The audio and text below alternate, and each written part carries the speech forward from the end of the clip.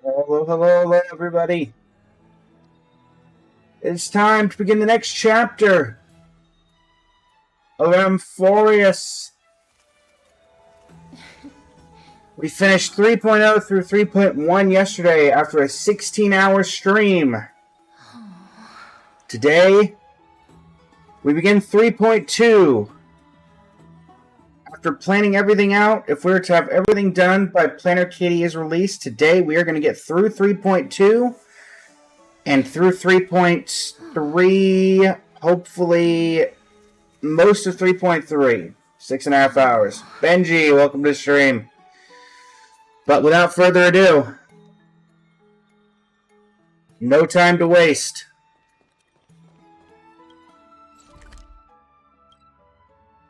We'll head to the Garden of Life and begin the story from 3.2.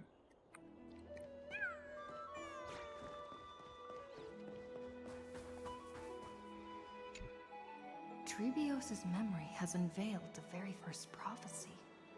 This is true. All shall bid farewell to one, and that person alone will witness the miracle.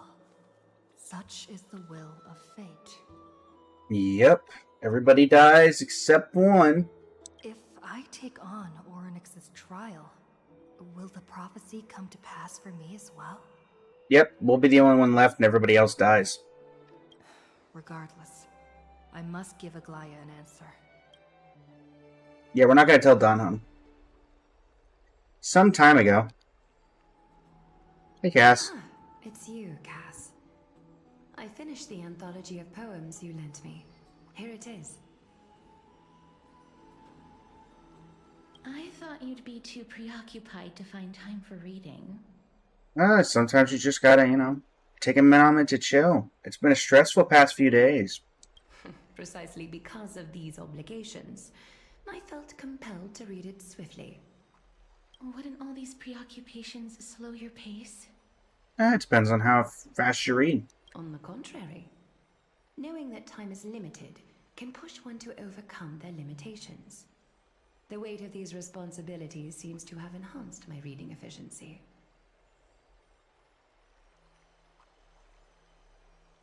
I understand completely.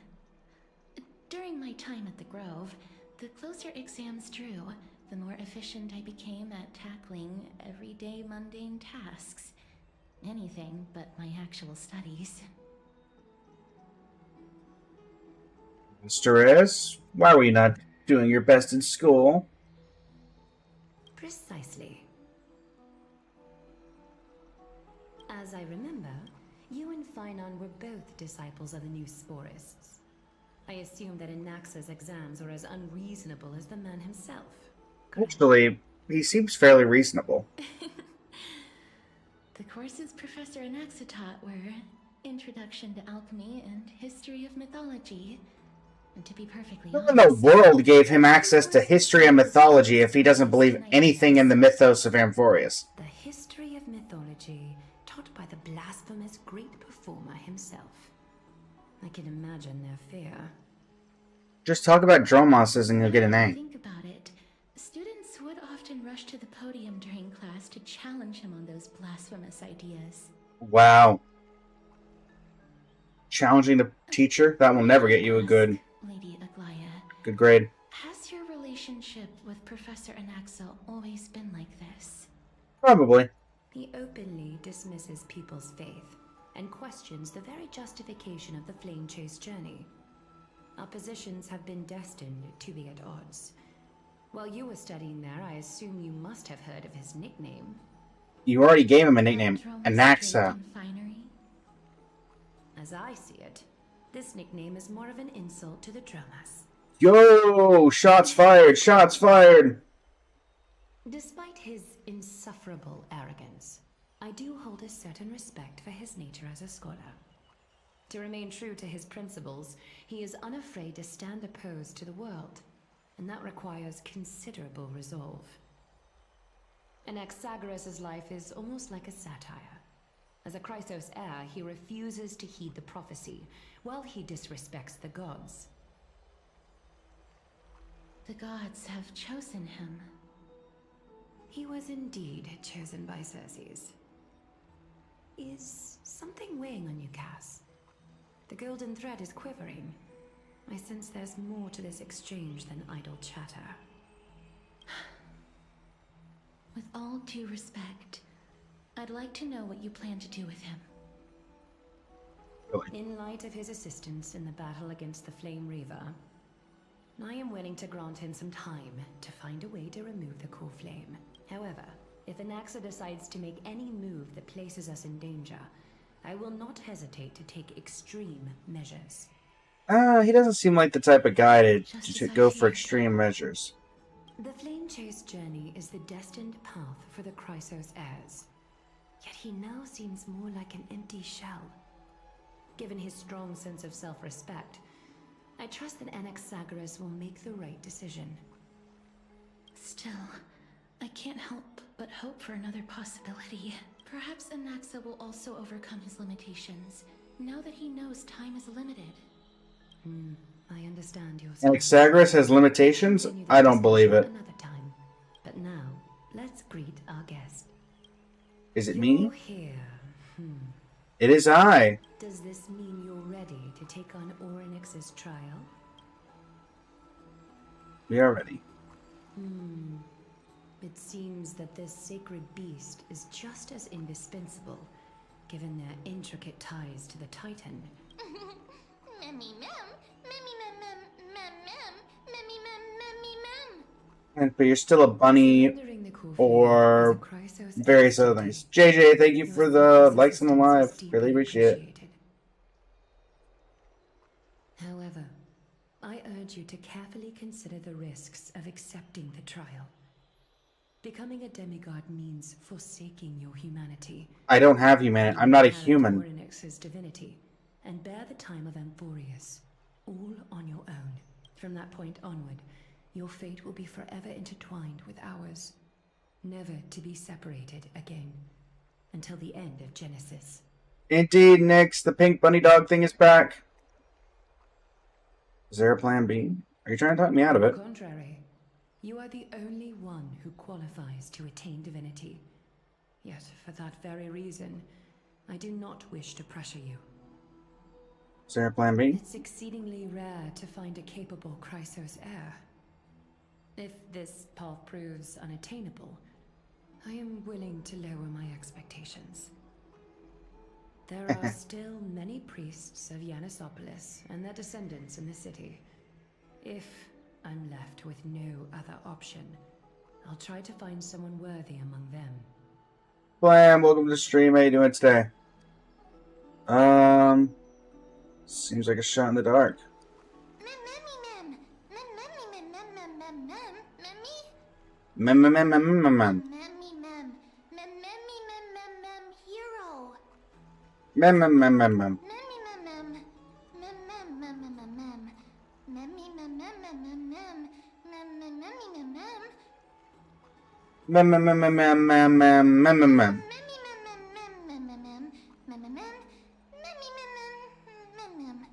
Mem mem. It looks like you know that Titan rather well.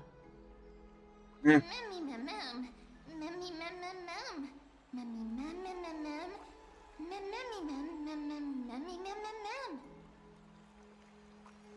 mem mem mem mem. Memories that exist outside of your own experiences. I can't explain why, but I can vouch for Mem's words. When I was in the abyss, I heard the Titan's groans, full of pain and grievances, yet without any ill will. I urge you all to make the right call. Since you've made your decision, go back to the bath chamber and get some rest. Trinen will call for you when the ceremony is ready. It is difficult for me, as the guide, to absorb sorry, myself Vlam. in blame for things to have progressed to this point. Time and again, you have risen to the occasion for Akima. Nearly rewarding you with some honeydew is no longer able to express the extent of our gratitude. When the dust settles, I hope that we'll have the chance to have a long chat regarding your return journey and the curse of the sky. It's about time that we lift the taboo and discuss things openly. Okay. Before leaving, I should go and say hi to Castris. Hi, Castris. You kill me? That's what we figured out. They were teasing that at the end of the last one. May everything go well for you and Mem. Subtitles, Flam. Everybody gets to read the subtitles. You need a glyph or something as well? It's nothing. I only came to discuss some matters with Lady Aglaya. Previously, I lent her an anthology of poems that Lady Trianne had gifted to me. Tracing back, this anthology was something left for Lady Trianne by a bard before their passing. Although personal properties should be cleared out once their owner has passed on, Lady Trianne gave this book to me since she knew how much I like to read. Is this book very special? No, it's just an ordinary book. It's definitely not some kind of unique copy. It just contains an allegory. In a faraway land, in a city known as Styxia, a dragon corrupted by the Black Tide descended one day, swooping upon the city like death itself. It swallowed the princess of the city whole before it was suppressed. After taking down the evil dragon, the warriors discovered that the princess's life had already met its end. Overwhelmed by grief, the queen hired an alchemist to resurrect the princess using the dragon's flesh and blood. However, having lost memories of her previous life, the resurrected princess turned into an evil dragon herself and wreaked havoc on the Yay, Lewis, city. thank you for likes them alive. As a result, the prosperous Styxia met its demise. A dark story.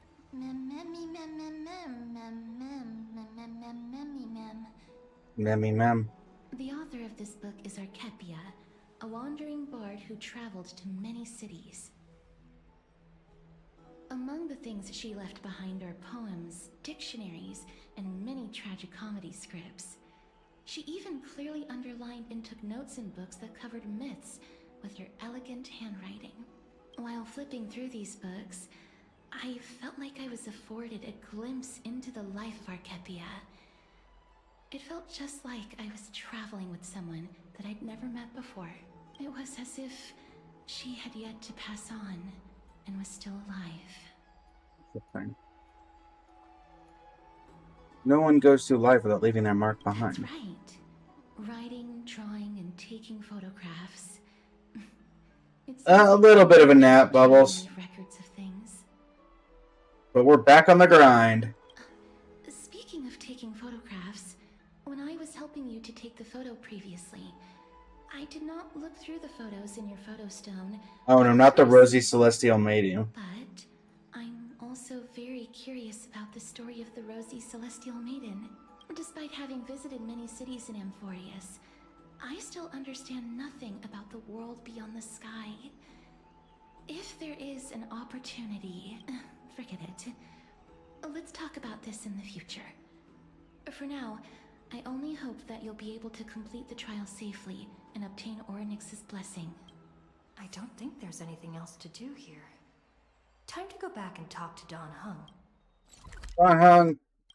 Teleport. It's weird that they don't let me teleport to my room. They put a teleport right outside, so sure. But you know. I'd love to go in and take a look. No. Stay out of my chambers. Vinan, what are you doing in my room? Citizens Assembly? That's right. Oh, partner, you're back just in time. I'm not your partner. Something that the both of you should probably know. I still don't trust you. More trouble? I wouldn't call it trouble. I just think it will be favorable if the both of you understand the situation in Akama better. Do you Okay. remember the Council of Elders that was on our heels previously? It seems like they've made their move. Okay, what was their Some move? Background information for you. The Council of Elders is an authoritative body in Amphoreus, made up of different city representatives. They hold legislative power over the Holy City, and are in charge of presiding over the Citizens' Assembly held once every few years. This is the most important social event of Akima. It is highly influential, and can even affect what happens to the Flame Chase journey. So Glad doesn't actually call the shots? Despite her vision and wisdom that spans across thousands of years, even she cannot win over the hearts of everyone. Tell me more about the Citizens Every Assembly. 5 to 10 years, the Council of Elders organizes a Citizens' Assembly at Dawncloud. During the assembly, the representatives will vote on major issues, such as whether the Chrysos heirs led by Aglaya should still hold the right to govern the Holy City, and whether the Titan's conquest should continue. It sounds like some sort of system to balance the heroes and the mortals. Let's look that way. That is correct. However, the problem lies in the fact that there are ill-intentioned extremists in the Council of Elders. They view the Citizens' Assembly as a way to restrain the Chrysos heirs and hope to take complete control over the Flame Chase journey. We can refer to them as the opposition. During the assemblies held in the past 100 years, the voices supporting the opposition have been growing stronger in the shadows. It's only thanks to Aglaya that the Flame Chase journey has been able to continue to this day. We kind of get it. Citizens' Assembly is just In 100 years, you haven't accomplished the goal, but this so time, people have started to seems lose be a faith. new variable to the situation. Us? No. Although we might be mentioned, the Council of Elders has another target in mind. Oh, and Axa. I'm afraid that the Council of Elders might want to take advantage of Professor Anaxa. That would make They'll sense. surely take back Circe's core flame, but with Anaxa's current condition, it's so unique that nobody knows how taking the core How's it flame going, will Zeno? affect him. He has always been someone that is only concerned about his own research. I'm certain that he must want to escape from the monitoring of the Golden Thread and protect himself. If the opposition were to offer an olive branch at this time, I don't think he'd take it. You suspect that he might betray the Flame Chase journey and defect toward the Council of Elders? I don't think he would so necessarily betray it. He was never on their side to begin with. Anaxa has never believed in the prophecy, so technically Exactly. it cannot be considered a betrayal. However, he has taught many Chrysos heirs, and has long been considered an important ally of Akima. I truly do not wish to see comrades turning on one another. I have a better understanding of the full picture now. Is there anything that we can do? As I believe in his character, I plan to plead with Aglaya and try to buy more time for him. Then, the greatest way in which you can help is for you to know what I am fighting for. We understand. Thank you for being honest with us. Things are piling up again. Seems like he's You and Mal gonna be are in tied for a up rough in ride, this this trial, Anaxa. while I'm preparing to visit the Grove to uncover clues about the world beyond. None of these things seem like they're gonna be that easy to deal with. Allow me to apologize for the fact that we always seem to be troubling you. Go and rest and regain your strength. Alright, Vortex Right. time. You can read this scroll if you want to find out more about the Council of Elders. Study of the Citizens' Assembly. I think we get what we need to know about them. Rest up and prepare to face the trial.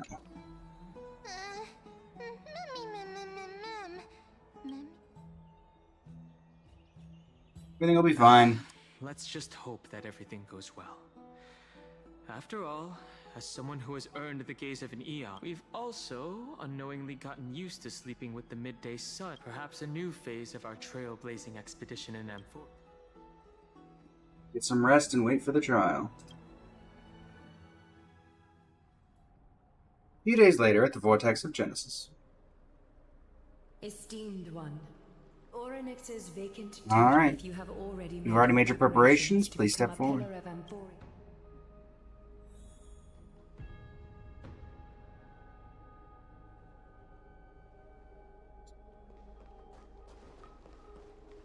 Little Gray and Mem, You mean in Mem? Thank you. thank you. Your resolves cannot be questioned. Motto going a bit crazy, everybody. We get ready to assume Orynyx's divinity. Ready to assume Orynyx's divinity. The divine position of Orynyx has already been. We can feel the space of the trial closing. As there isn't much of their soul left, we'll have to complete the All right. ceremony before their... Let's begin.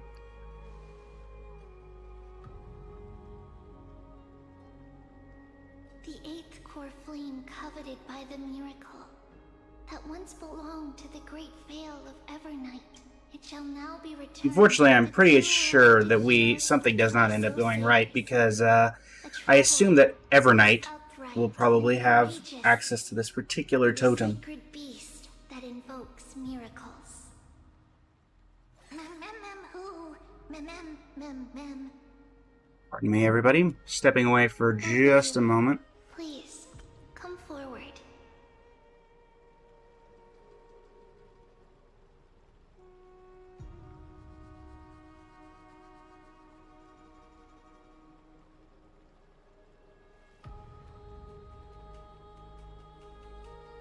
Never mind.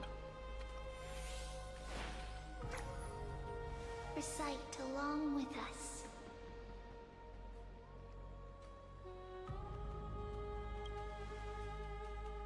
O Majesty of the 12 Titans, pillars of the we seek your divinity to mend the rifts of the world.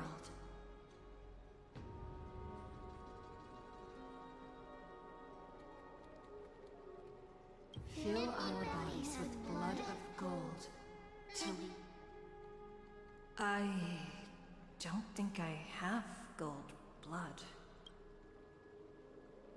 These are just words meant to make the prayer seem more solemn. Please,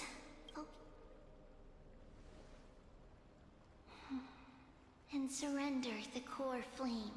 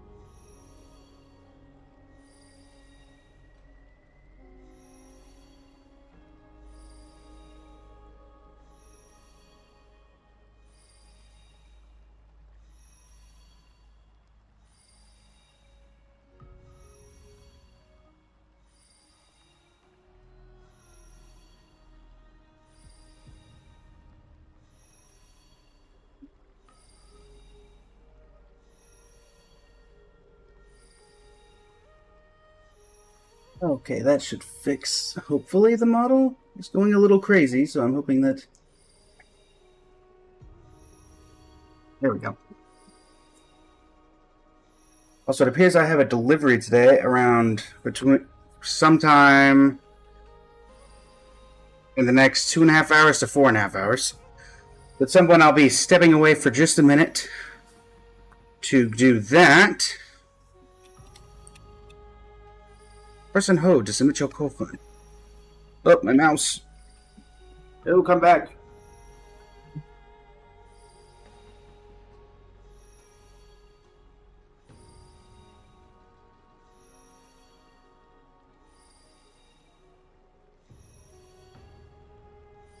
There we go. There's the mouse. Alright. Oh, the tediousness of having long-haired models. Would you stop that? Thank you. Alright, well, this is clearly not going to go well. But here we go.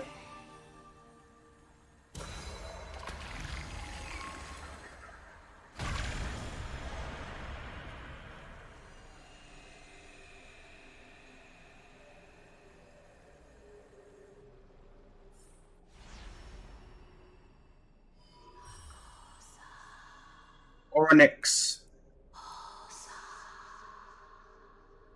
Okay. Oryx. Their soul has been waiting for a long time. How did you die? Was it the Flame Reaver? Perhaps they're also quietly waiting for the arrival of their successor. Somewhat curious what their soul is going to look like. Wait for my return, my friends.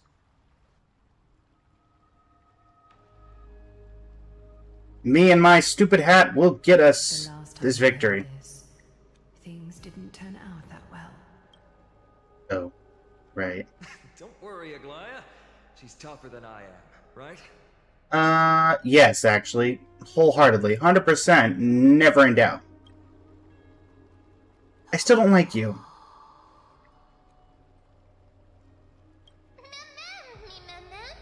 Mem.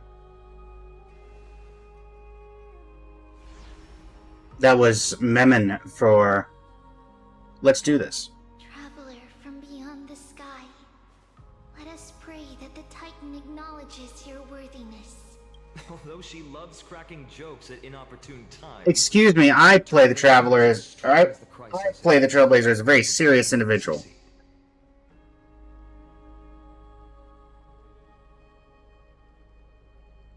I do not agree with the trash can philosophy.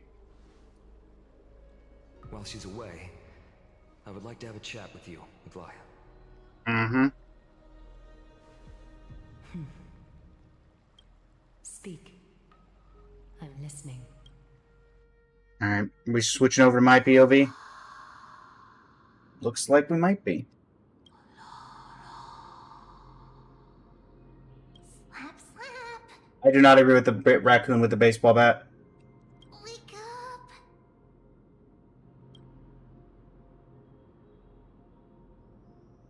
Okay. How is it? How do you feel? Wait, why are you talking? How are you able to talk? What? I think that it's amazing too. Testing, 1, 2, 3. Testing, 1, 2, 3. I mean, technically, Mem has been speaking. Now Mem just speaks coherent. I have such a cute voice. It must be because of all the memories that I collected. They allowed me to grow beyond expectations. It does look that way. Also, listen. The words of the Titan are becoming clearer. Oryx. Mother, it hurts. Have I finally reached the end? Are the years of isolation coming to an end? Or next. Oh, how heartbreaking. Ever since the figure draped in the black cloak robbed them of their core flame, they have been relegated to waiting in isolation, in such a confined space. We are going to help alleviate their pain, right? Hopefully. Memories broken. Mother, where? Mother? Oh, this is what this temple looked like out in the old days. Why is this here?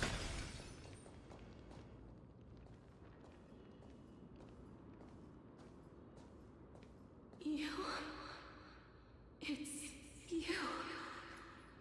I remember you. Skyfather has gazed upon you. Mother is calling for you. The Skyfather referred to Fweely.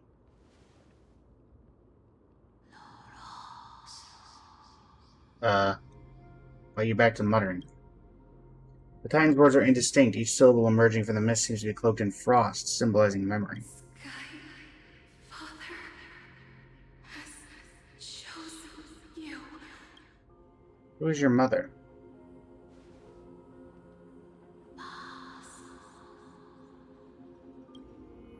A majestic voice pierces through the golden mist, reaching the unseen mountain walls of the distance. Reflecting and returning to your ears is an echo. Within the echo, you can make out the cry of a baby. Mother is no longer responding. We've come to you because of something important. Something important. An important matter. Orynyx, listen to me. Aren't you tired? Throughout the long years, you have always been protecting the fate of Amphoreus. Each time people draw strength from within their memories, every single ripple falls onto your shoulders. There's no need for you to bear this any longer, Orynyx. From today onwards, someone else will bear time on your behalf. This is why we have come. Could we not have a slightly more solemn expression for something like this? We just look smug, which is not fit for the gravity of the situation in hand. Freedom. Freedom. I want freedom. Oh, poor child. Everything will be fine. Let us help you. You can have a good rest now.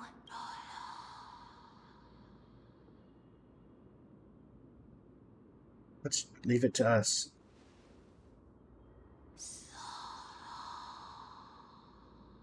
You have potential, strength, willpower, powerful, and tenacious. But you lack something. Just What? one thing. Lacking something. What is it?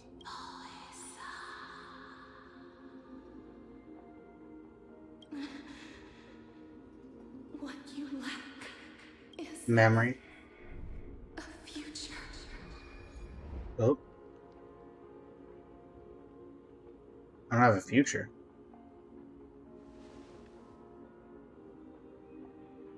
Future? Traveler from the sky. You should have dissipated already. The gaze from Sky Father. Stabilize your form. Because from the moment you crossed the sky, your life was cast away. Oh, I'm dead. You are simply a collection of walking memories. What? How is that possible? You mean that I'm already dead?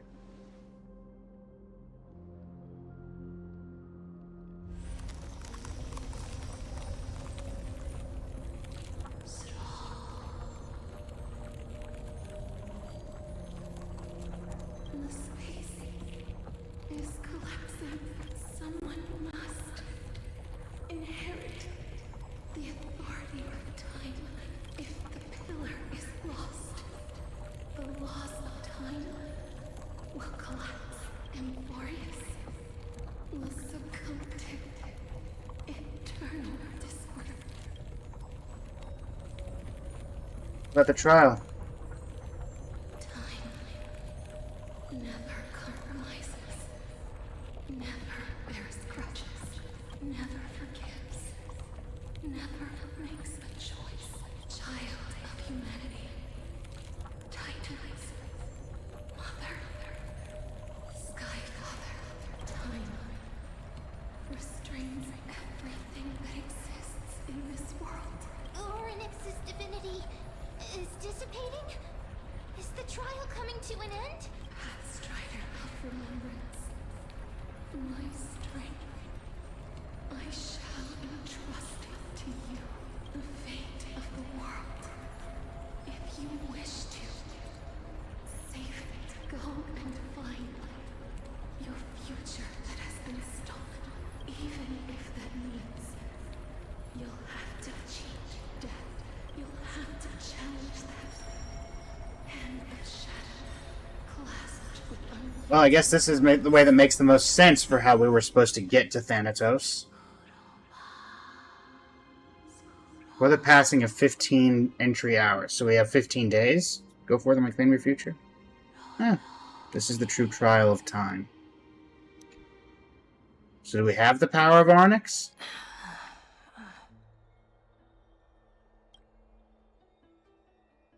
You're finally awake. We need to have a talk. I'll keep it simple. You succeeded. Orynyx has entrusted you with their divinity. Now you're no different from a demigod of Amphoreus. However, Mem has told me about what happened during the trial. They're still explaining things to the others and told me to bring you back to your room to rest first.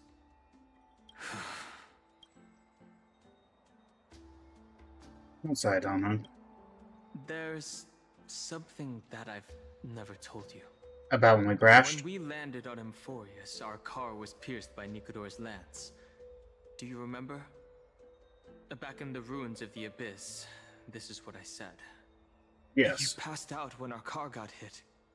I blacked out too, but not before dragging you out. It's a good thing we were in the car, or we would have been crushed to pieces. Was I crushed? Actually, my account kind of made light of the situation. What actually Did you know I was dead? Much more complicated. You were severely injured back then, with several wounds still bleeding profusely. I struggled to carry you out and used the last of my strength to stem the bleeding.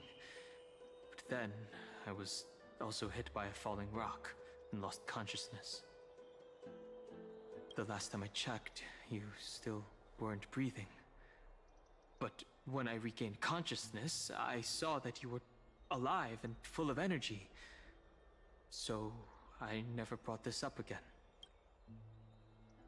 Exactly. Did I come back to life? I'm not sure whether the gaze of Fuli has anything to do with this matter.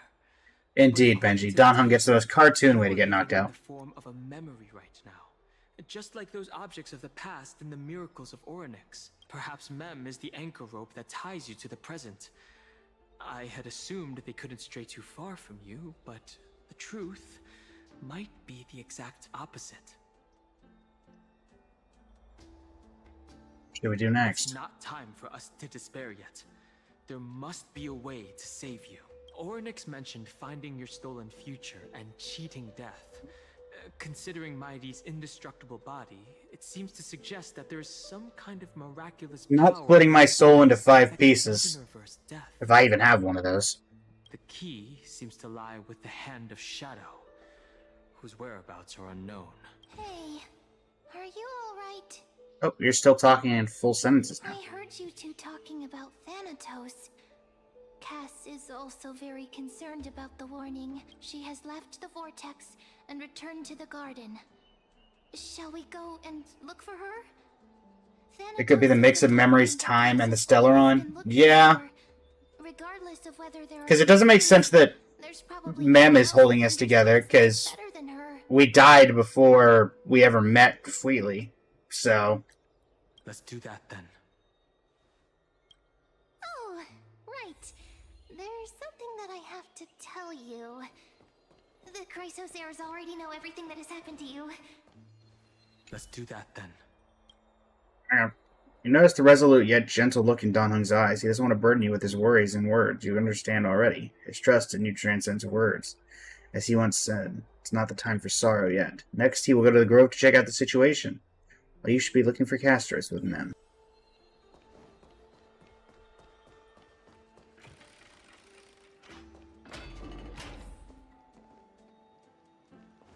Am I going?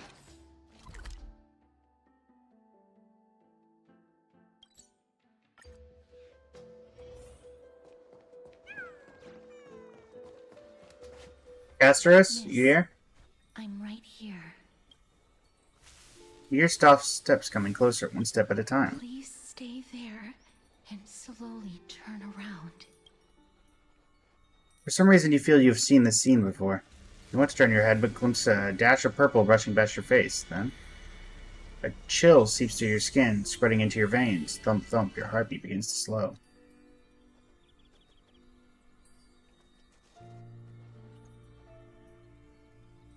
Remembering the near-death experience, you gotta stay on guard. Your vision blurs and the cold reality fades into a purple ocean. Then... Please pardon me. Subtle fragrance of an unnamed flower fills your senses, its sweetness making you forget the need to breathe.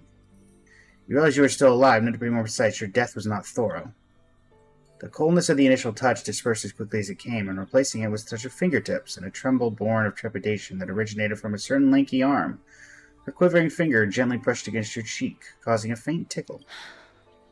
Just as I expected. I cannot feel anything. Are you checking for a pulse? Castor's just shaking. Back at the Grove, I was puzzled as to why you were not affected by my curse. I thought that it might have been the special ability of a traveler from beyond the sky. Never did I expect that this would be the true reason. I'm sorry. I should have noticed that something was amiss earlier. You had no way of knowing. None of us My did. abrupt behavior just now offended you. I hope that you can forgive me. I'm just thinking, if your soul has really left your body, as a mortician, I might be able to trace where it has gone to. Cass, did you find anything? My apologies. Not as of yet. Perhaps I have overestimated my capabilities. But, miss, would you be willing to let me try again? This time, I'll increase the area of contact slightly. The thing keeping my soul together is this hat. It might be different this time. There's no harm in trying I again. have, never touched the living in this way before. If my actions What do you mean by are that? in any way disrespectful, I hope that you can forgive me. Castor once again places her palm on your face. Her shivers calm somewhat this time. Did you discover something? I seem to have caught a glimpse of something. Your soul is currently roaming someplace and cannot find a way to escape. Well, I guess that proves I have a soul. But perhaps it might not be a bad thing. If your soul is still wandering around, it means that we still have time. We have a chance to find it before the fingers of Thanatos sweep everything away. Clues. Just a few more. I need more guidance. Okay. The connection has been severed. With my strength, I'm not able to trace it. It was me. I was a little too hasty. Don't worry, miss. Although we currently have no leads, I will do my best to search for the whereabouts of Thanatos, bring back their core flame, and personally return to you the life that you have lost too soon. I know that I'm lacking in confidence, but I hope that you can keep this promise of mine in mind. Before I manage to deliver on this promise, please do your best to hang on.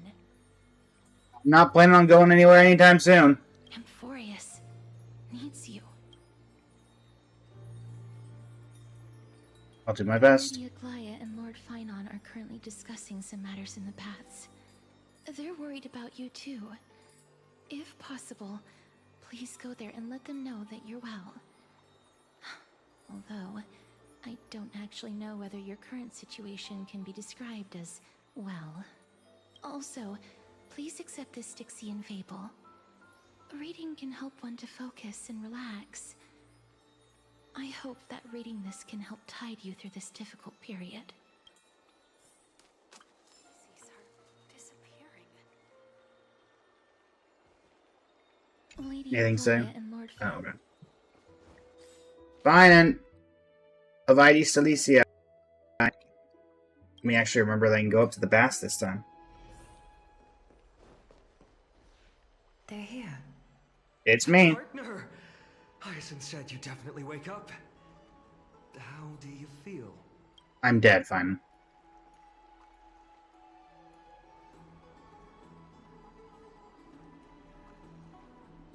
So, the entire world now knows about this. I beg you, please forgive me. You've completed the trial of time.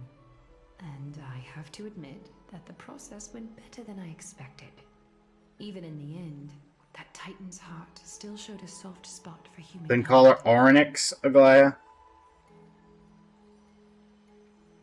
However, I never expected that. Two people who have cheated death would appear in Akima at the same time. I don't know if that dawned on cheating death. Oh, Mighty. Mighty has been in Akima for such a long time, but has no one thought to study his indestructible body? If there were even any minor breakthroughs, we wouldn't be as clueless as we are right now. Many have had this idea, but so far, there have been no results. If it were successful, Thanatos wouldn't have disappeared without a trace. Nevertheless, now is not the time for us to give up. At the very least, we can still see a glimmer of hope. Cypher. If anyone in this world knows the whereabouts of death, it would be her. What? I'll try and get her to return to Akima, but do be prepared for a less than ideal outcome. Please understand that throughout the history of Amphoreus, no one has ever managed to escape the clutches of death. At the end of time, Thanatos silently awaits all. Thank you for your help. It is my duty. We too require you to bear the divine position of time. But before that, just... What's wrong, Aglaya? Omens always come in pairs. A tiny air current will eventually brew into a storm that tears the sky apart. It's Anaxagoras. He has initiated contact with the Council of Elders. In the end, it has still come down to this.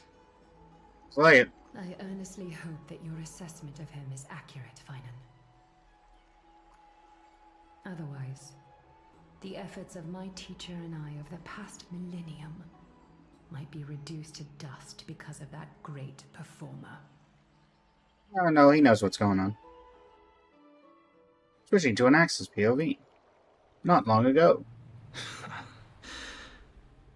Are you wandering amidst death? Here again.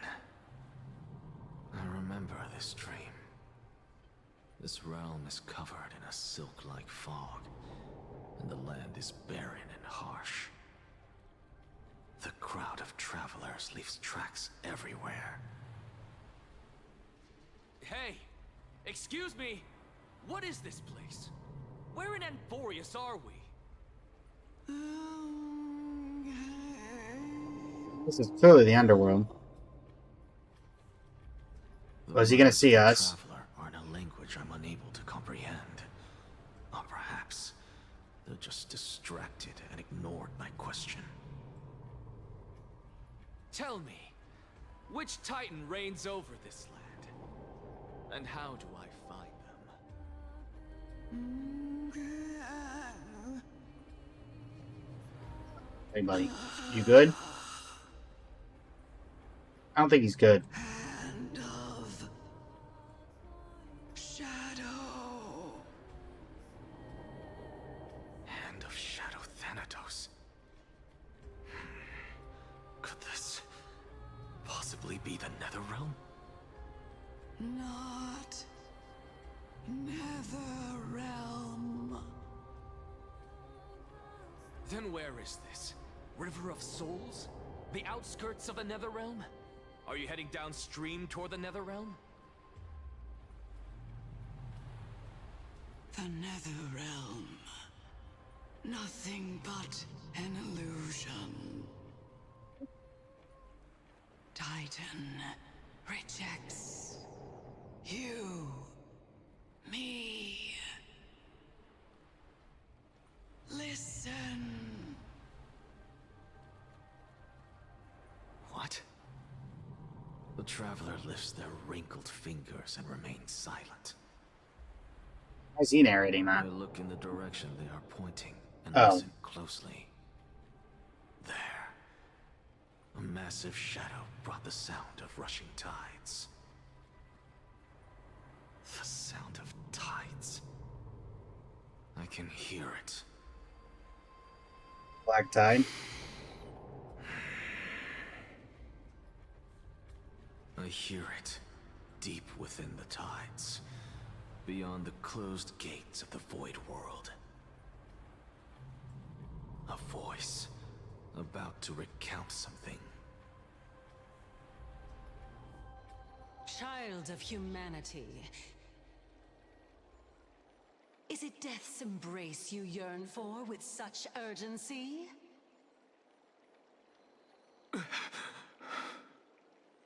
Oh, you have awoken. Welcome back to the mortal realm. Your consciousness is dissipating much faster than I expected. Ultimately, it seems like the Titan's core flame is incompatible with a mortal body. You think? How much longer can my consciousness remain in the mortal realm? In my estimation, at best, you'll see 15 more entry hours. How convenient that that's the same amount of time. 15 days and nights. What is it? Are you finally True, Benji. He can fall asleep while starting to standing up. That is attach quite to the impressive. world now? On the contrary, 15 days feels a little too long for solving a singular problem.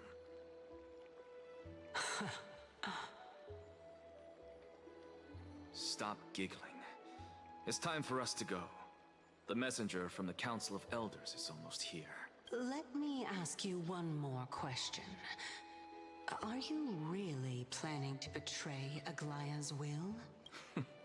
What betrayal is there to speak of when I was never loyal to her to begin with?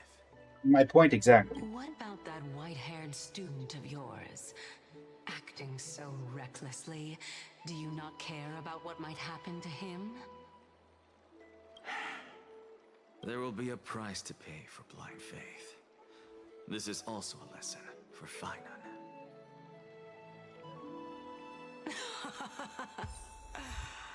You truly are a strict teacher.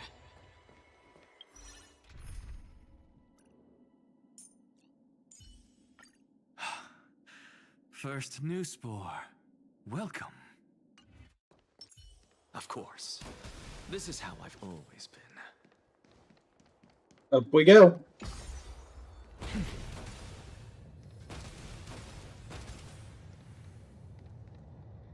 How am I supposed to grab that?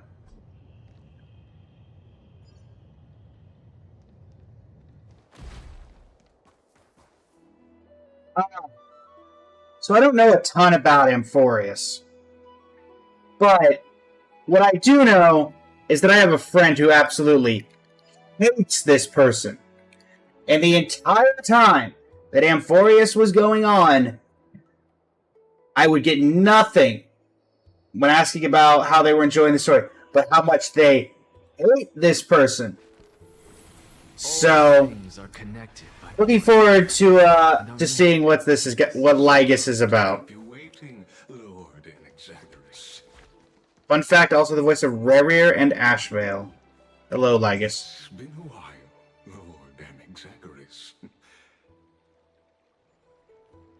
I greet you on behalf of all the citizens of Akima and express my deepest regret about what happened at the Grove of Epiphany. It's you. Do you know?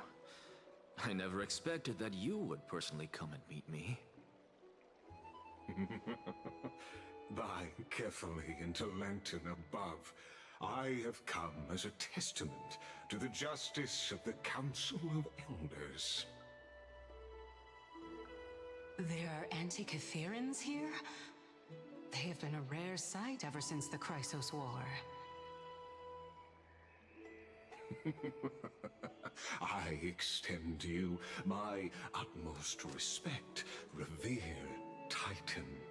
I am Lycurgus, though you may call me Lygus, holding an honorary position within the Council of Elders in Akima, and as the Theoros, I stand to protect the right of all upright citizens to express themselves freely.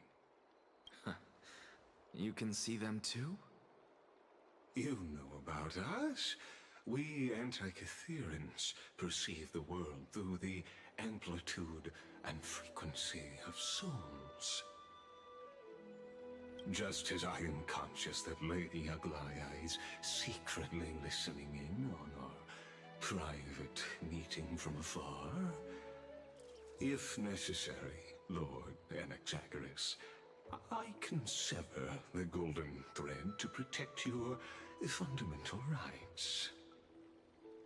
Wait a moment, everybody. Apologies again. Be right back.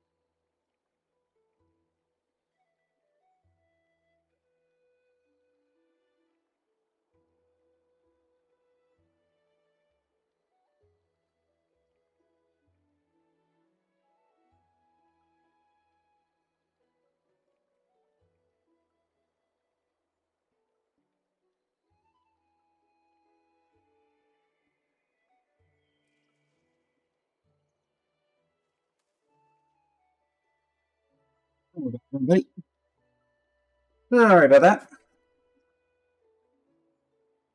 There we go. Da-da-da-da-da. And live. Perfect.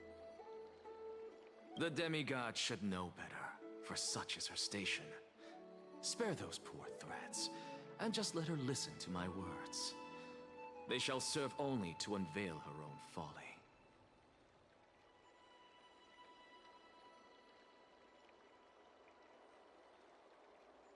May I interpret this as you having a countermeasure? I would expect as much. I need not any plan, because she can do nothing other than petty espionage. As the Citizens' Assembly approaches, and with Orynyx's fall, any attempt to capture the core flame within me will only usher chaos and calamity. A truth she undoubtedly comprehends. Bro. While I, Anaxagoras, serving as the Grove's special envoy to Akima's Citizens' Assembly, have long known the extent of your abilities. Let's forego the formality of asserting authority, Lord Lygus. Lead the way. Very well. Surely Lady Kindness would appreciate such assertiveness in an ally.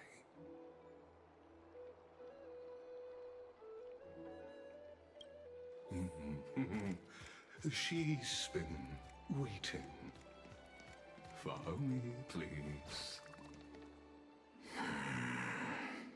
Is there something on your mind, Lord Anaxagoras? Nothing, really. It's just a question that I contemplate every time before I ascend to Dawncloud. For the Titans, does the falling equate to death? Ah, a pondering truly deep. Time is on our side. Do you mind sharing your reflections with me? While all living beings must ultimately face their demise, Kefali has yet to meet theirs. Their journey continues unhurriedly along this long path. Are you suggesting that Kefali may not have truly passed? Yes. For dying implies an ongoing process, an action, whereas death signifies a static state, a definitive termination. In contrast to mortals, Titans exist on a grander scale of space and time, thus elongating their passage into death. The notion of their fall is but a misinterpretation born of mortal ignorance. Ah, an intriguing concept, albeit challenging to substantiate. After all, Kefali has maintained a profound silence ever since the era Arasa, while scholars and priests alike have conveyed the message of the gods' imminent fall. Perhaps the gods in their arrogance deemed it beneath them to reveal their perspectives to mortals. Nothing like two intellectuals having a conversation. Could you elaborate on your statement? Circes, the kin of the Skyfather as recounted in myths, now resides within my brain. Were I to inquire, Kefali would have no cause to refuse. Oh. That very well could be true. But what if the world-bearing Titan still chooses to remain silent? In that case, the myths crafted by the people of Amphoreus are nothing more than pitiful jests. It's worth a try. I believe, and I'd love to witness the fruits of your theory and the change it may bring to this imperiled world. Because I completely concur with you on this aspect. If the Titan has indeed met their end, any response from them would be impossible.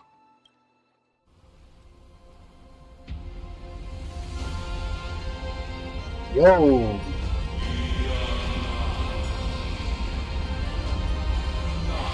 What?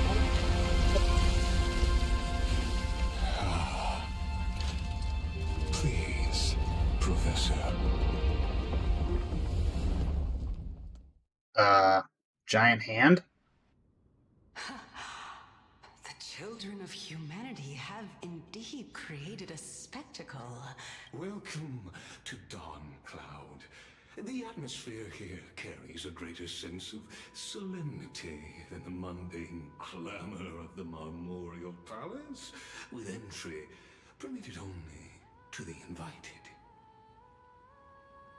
Indeed, a hand is an elevator. Esteemed beings grace this place, and among them I've received priests, scholars, warriors, and now we even have the honor to be in the presence of a Titan. Oh, what a joyous occasion. Once deemed a blasphemer, now a surrogate for revered divinity. The honor should rightfully be mine, shouldn't it? I'll notify Kindness and the others of your arrival. Kindly wait for a moment. A soldier will be here to guide you shortly. In the meanwhile, you're welcome to explore the vicinity, but kindly remain within the guard's view. Delaying the crucial meeting is something none of us wish to see, I presume. I'm well aware of Kindness's methods. There's no need to emphasize that. As you wish. Your cooperation is much appreciated. Alas, I had hoped for a brilliant plan from you, but it turns out you just left one cage to enter another. Save your concerns. I know very well what I'm doing. I shall depart to explore the surroundings then. Now that I look around, I wonder if there are any murals bearing my portrait around here. I'm quite intrigued to see how the children of humanity beyond the grove perceive another Titan. Off you go. I won't be joining you. This Titan appears to be quite at ease. I should investigate the Council of Elders' recent activities first. Be aware, I can hear you perfectly well from here. I'll say she's in your head, so I mentioned she could hear your thoughts.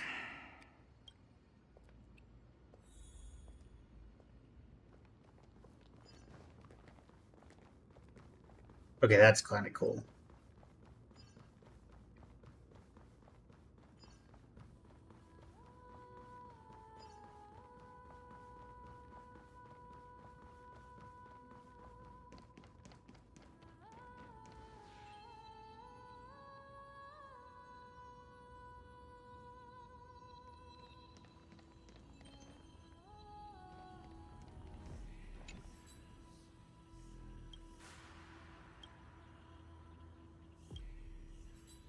Aye, Captain. I can't hear you. Aye, Cap. Was that a SpongeBob reference? Never watched the show, but I do remember hearing that intro at one point. Alright.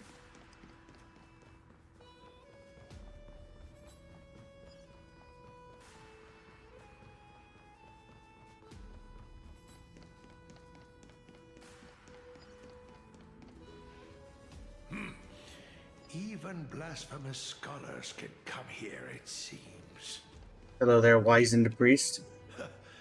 Anaxagoras, I thought that you had died to the Black Tide, just like the other scholars. Clearly not. As Kephales's priest, are you not aware of the decorum of respecting the dead? Surely you jest. You blasphemous heretics are not worthy of respect from the Supreme Being. Let me remind you that you're currently in Dawn Cloud, so you'd better keep your deranged language to yourself. I am no longer that altar servant from years ago, who could only acquiesce to the commands of others. Now, I have plenty of ways to deal with people like you. I'm not sure whether I should laugh or cry right now. I can't believe that a follower such as you could have been made by a creation titan. As I see it, a dead Titan can't provide you with this level of confidence, right?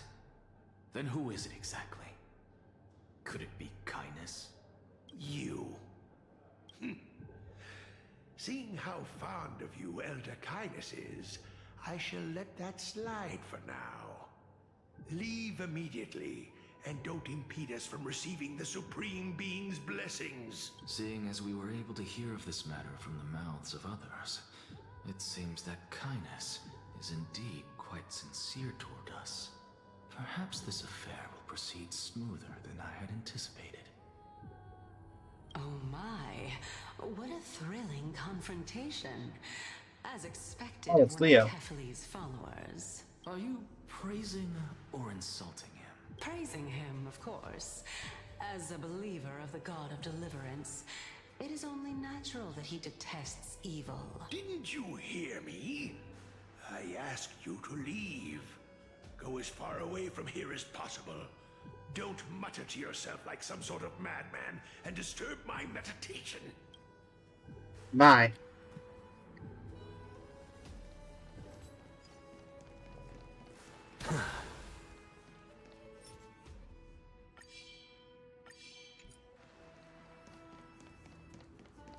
Coming through. Professor Anaxa! Over here! Hello, young scribe. Professor Anaxa? Word has it that My the name is Supreme Anaxagoras. valiantly perished resisting the Black Tide. To find you here safe and sound, thank the fates. You could say it's the fates toying with us.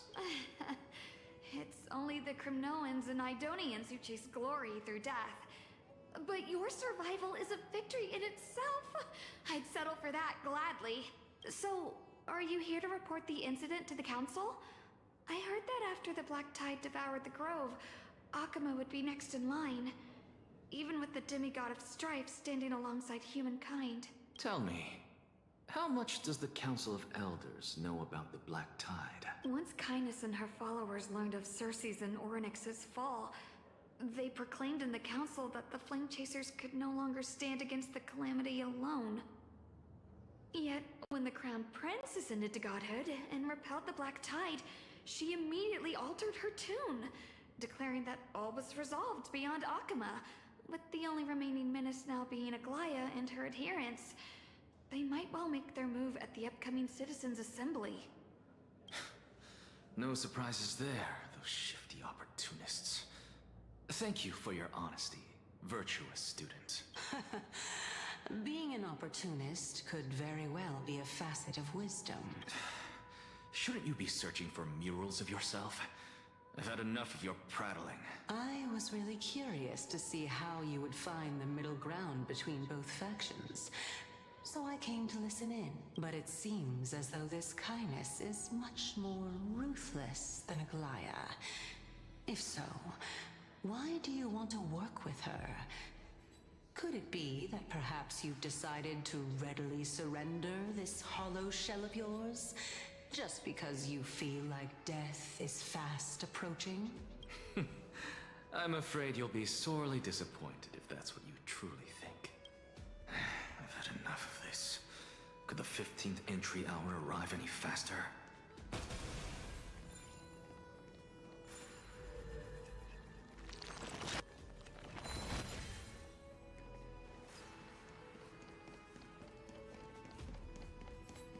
Circe's. Oh, my. Could it... Every plant, every tendril, no, even every leaf could be the embodiment of Circe's. As a result, mere mortals who did not know what the Titan actually looked like chose to paint them as a giant tree instead. Their wisdom was portrayed as fruit, to symbolize how they shared their knowledge equally among the masses. Such exquisiteness indeed. Happy with your interpretation, Circe's. This mural is quite abstract. I really can't tell whether you are praising or demeaning yourself. Now I'm quite curious whether the Reason Titan has studied figures of speech before. Of course I find such stylistic devices interesting. For all we know, this could be the answer to the question, what exactly are we? I, for one, am not willing to admit that I could look this ugly. Was this the reason why you failed in your attempt to refine my soul when you were ambushed at the Grove? Since you are aware of this, why did you save me back then? From my perspective, this point alone was enough to separate you from the average person. How do two lunatics coexist in the same brain? Therefore, it seems that your journey to Dawnfloud this time is not just to seek protection. What, then, is the intention behind your actions? The entire plan is stored in my memory. So why don't you look there? Then don't mind if I do. 1 year old? 2 years old? Oh my! Even a member of the preeminent Seven Sages must hug his Dromastal to sleep? How interesting. That's enough. How unusual. Your soul is actually trembling. This must mean that behind this toy hides a secret that nobody knows. Right? Since our days are both numbered, I don't mind telling you more about it. This is a present that my sister gave to me. It's a doll that was made to look like our family pet.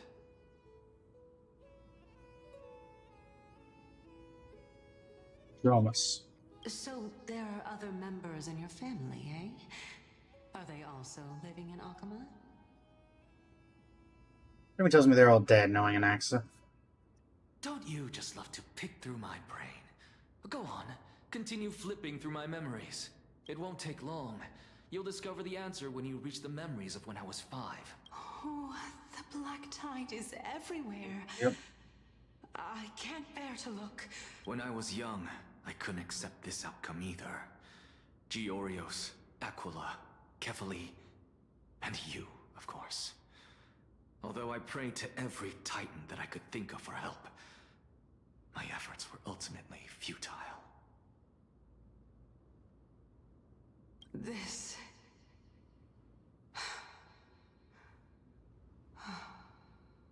Could this be the inception of your research into alchemy?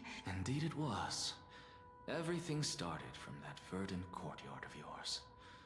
When I was pursuing my education there, I naturally also came to learn of the Thesis' theory as well. Oh, I remember that person. He was the one to come up with the concept of souls, right? Not only that, he also believed that life, as well as the composition, movement, and transformation of matter, all stem from souls themselves.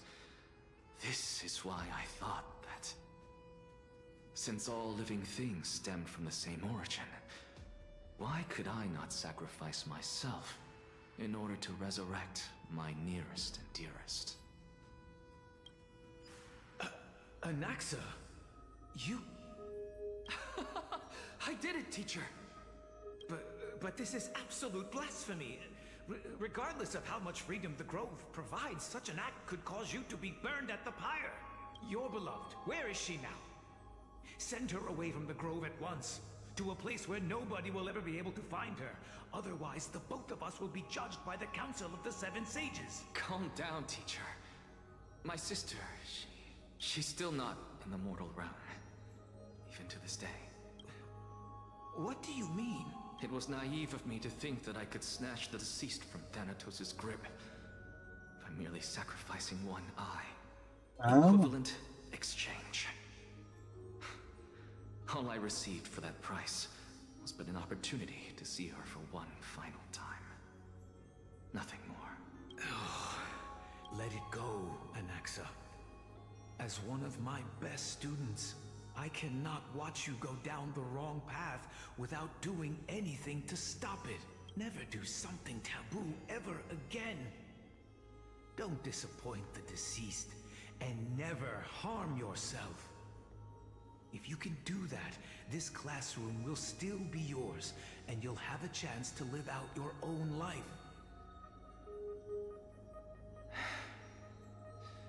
Since I was able to see her one last time, I have no other desires. You're right, teacher. It's time for me to start a new life. I am sincerely glad for you, child. Now then, what topic would you like to study? Blasphemy against gods. I wish to continue Thelesis' research. Continue the research into souls, but you know that the Grove has long since understood his philosophy like the back of their hands. Even if you continue digging into this subject, your efforts will likely be futile. I doubt that, No, considering... teacher. After my fleeting glimpse of the deathly fog, I finally understood a single truth. Since ancient days, our understanding of the souls is but the tip of the iceberg. I may have lost an eye, but my view of the world has become clearer than ever. I have grasped the truth with my bare hands. Watch as I turn this farcical world upside down. Who would have thought such a secret lay concealed beneath that hefty eye patch of yours? However, this story doesn't seem to be connected to your plan. In fact, I'd say that they aren't related at all. The answer lies within the tale. If even you cannot understand it, perhaps you should relinquish the divinity of reason to me. After all, it'd be a waste for you to hold on to it. My story ends here. Now it's time for you to tell me your secret. After all, this is what equivalent exchange means, correct? As expected, you laid a trap for me to step into, unfortunately. Even if I was willing to talk about my past, I may not know more about it than you do. Oh? Are you saying that the renowned Reason Titan is now admitting a lack of wisdom? The Reason Titan is about reason, not wisdom. Disappointed by this. Child of humanity, remember this. Being cognizant of one's ignorance is the greatest wisdom of all. Now I understand. No wonder you asked me to answer your random, nonsensical questions. Not only that, you're the only one who can shed light on my query. As the saying goes, onlookers see most clearly. Is that so? Lord Anaxa.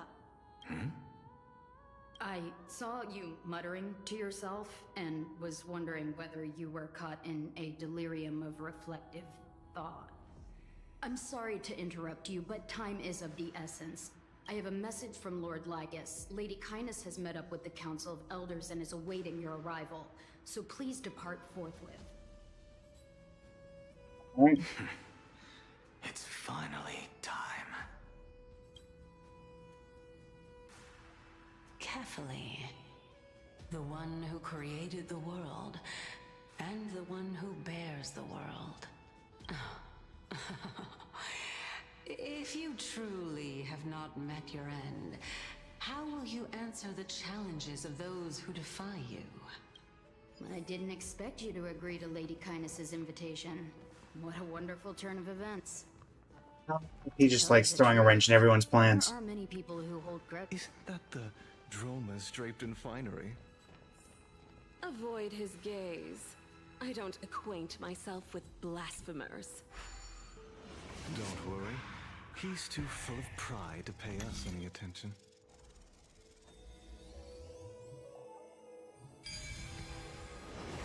Oh, here we go. A student of Empedocles? I hear that his views run counter to the Venerationists. This is what being a scholar is about. A collision of ideas only occurs when there are differences in beliefs, and it is such collisions that lead to progress. Yet, in my view, there are only right and wrong perspectives, neither of which can coexist with the other. Welcome to the Demigod Council, esteemed guests. Lord Anaxagoras, oh, I've heard so much about you. head of the Nusporists of the Grove of Epiphany, notorious blasphemer, a Chrysos heir who bears Circe's core flame, a survivor of the Grove calamity. Did I miss anything? Well, if so, please be so kind as to enlighten me. Since Lady Kindness is already well acquainted with me, I won't waste any effort introducing myself again. But then again, perhaps the customs are different here. Back in my hometown, there is a form of etiquette known as honoring guests. The host will welcome their guest with warm hospitality by treating them to fine wine and a cozy bed. And yet, ever since I arrived, I have not been welcomed with warm courtesy or ceremonial gifts. Instead, I met with intense scrutiny. Even more absurd, the host has sharpened their blade and instructed their servants to What did you expect of the same person who is a notorious assassin? Perhaps you intend to cut open my heart, retrieve the core flame, and then hold a grand feast for all of the guests. Everyone, stand down. Thank you for understanding. I am but a feeble scholar who is not used to the stench of avarice. Alright, I'll hate them. No need to be humble, my lord. From my perspective, your courage and gumption are worthy of the reputation of the Seven Sages. Your bravery is more than adequate to accomplish our perilous endeavor. So, you wish to start a war? Well, since the Chrysos heirs are calling for war, we will respond in kind. Conflict is inevitable. Since Aglaya endeavors to suppress the virtuous commoners with blood of gold, we will not hesitate to display the rights and mettle the citizens of Akama are so entitled to. As to your question of whether peace is still a viable option, well, to that I can only say this. Everything hinges on the next citizens' assembly and whether they have a sudden epiphany amid the clamor of the masses. And since you, as a Chrysos heir, accepted our invitation, you have indeed given us a glimmer of hope. What brazen arrogance. What you're saying right now is worlds apart from what you were saying before you retired your cleaners. I don't deny it. After all, they're responsible for cleaning up any threats, and just a moment ago, you were on the side of the Chrysos heirs. But now that you're an ally of ours, we can continue talking somewhere else. As you know, these walls have ears. I was fortunate enough to have the opportunity to discuss a treatise about the Venerationists with your teacher, Empedocles. Yet, it seems you subscribe to the Nusporists instead, Lord Anaxa. I've heard that this school of thought is one with many detractors. It's normal for ideas to have supporters and dissenters. Just... Welcome back to the hub of the Demigod Council, Lord Anaxagoras. Surely you remember that countless eloquent orators have stood in this spot before and emerged victorious by stoking public sentiment with their words. And yet there have also been innumerable blasphemous philosophers who set themselves up for failure because they refused to defend their actions. This tiny stage is the most profound embodiment of Akama in centuries. In 15 days, this site shall also become the most important, as well as the final there's a core flame in that cube. in Akama's history. May the both of us carry out our duties with honor and lead the masses back toward the Era Chrysia, a golden age with no death, strife, or trickery. Oh my, 15 days and nights. That aligns perfectly with the date of your demise. Could such a coincidence truly exist? Using death to prove myself fits my intentions perfectly. What strong conviction you have, as expected of the hero who dared to stand up to the Gold Weaver. As expected, she misunderstands you. That's enough, Lady Kindness. Dispense with the niceties. I only accepted your invitation so that I can serve the commoners alongside the members of the Council of Elders. Don't test my patience with such superfluous formalities. Well, you say that now, but surely you also require my aid as well, so that you can stay alive even when being pursued by the Golden Thread? You worry too much. She won't show her hand too freely, as she still needs to garner support from the masses at the Citizens' Assembly. Even someone like me can tell that only a sliver of her humanity remains. Surely you're not asserting that she will definitely act in a rational manner. Yeah, she's incredibly rational. Doubt aware, Aglaya covets the core flame that I possess, which makes it the bargaining chip that allows me and the rest of you to negotiate with her. However, in return, I'll need the Council of Elders to support me as much as possible. Naturally, this includes the guards as well. You're well aware how valuable Cersei's core flame will be in the era Chrysia that you are desperately pursuing. Talk is cheap, so you'd better act prudently as well. I understand. After all, this battle of wits is just a means for each party to acquire what they need. As long as your request is reasonable, the Council of Elders never shortchanges its allies.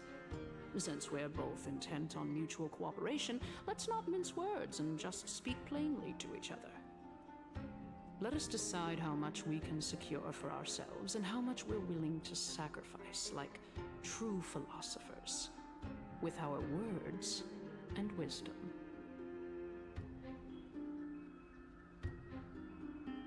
Let's begin then. Continuing from the earlier topic, let us discuss our common enemy, Aglaya. She is the second most experienced Chrysos heir across the Who's the whole first, Tribios? Akama, who has gradually lost her humanity to the ravages of time and the ablation of the core flame. A formidable opponent indeed. Admittedly, there is ample reason for her to take your life. Yet your previous reasoning is quite sound. As a seasoned political animal, it's unclear whether she will actually cross that irreversible boundary. Moreover, she still needs you alive so that the Titan's trial can be completed. Is there anyone present who can swear by the sacred vow of Kefali and guarantee that you weren't in league with that woman before coming here? Are you just trying to pull the wool over our eyes and aid her in her savagery? She needs vassals who will do her bidding without question. She's prepared to execute me. I She's believe prepared to you're execute me. aware of Castorus the Executioner. Long before I returned to Akama, Aglaya had already dispatched her to monitor me. If I weren't able to reach this place in time, I would have been forced to meet Thanatos first. As compared to a comprehensive plan with uncertain results, if you decide to cut open my chest and remove the core flame, wouldn't that settle her nerves even more? Everything is in place. She just needs the right timing. I understand what you mean. At the very least, the both of us agree that this tyrant who wallows in extravagance and greed is the greatest threat to achieving peace in Akama. The Council of Elders is willing to defend your right to live, just as we defend every oppressed citizen. However, I regret to say that sentiments in favor of the Chrysos heirs and Aglaya are only growing in magnitude. The peace that we are aspiring toward, as well as everything that we hold dear, will be destroyed completely. The city will be burned to ashes, and the citizens' blood will be shed. Tell me, what are you willing to do for our esteemed citizens so that they can vanquish the enemies of our fine city.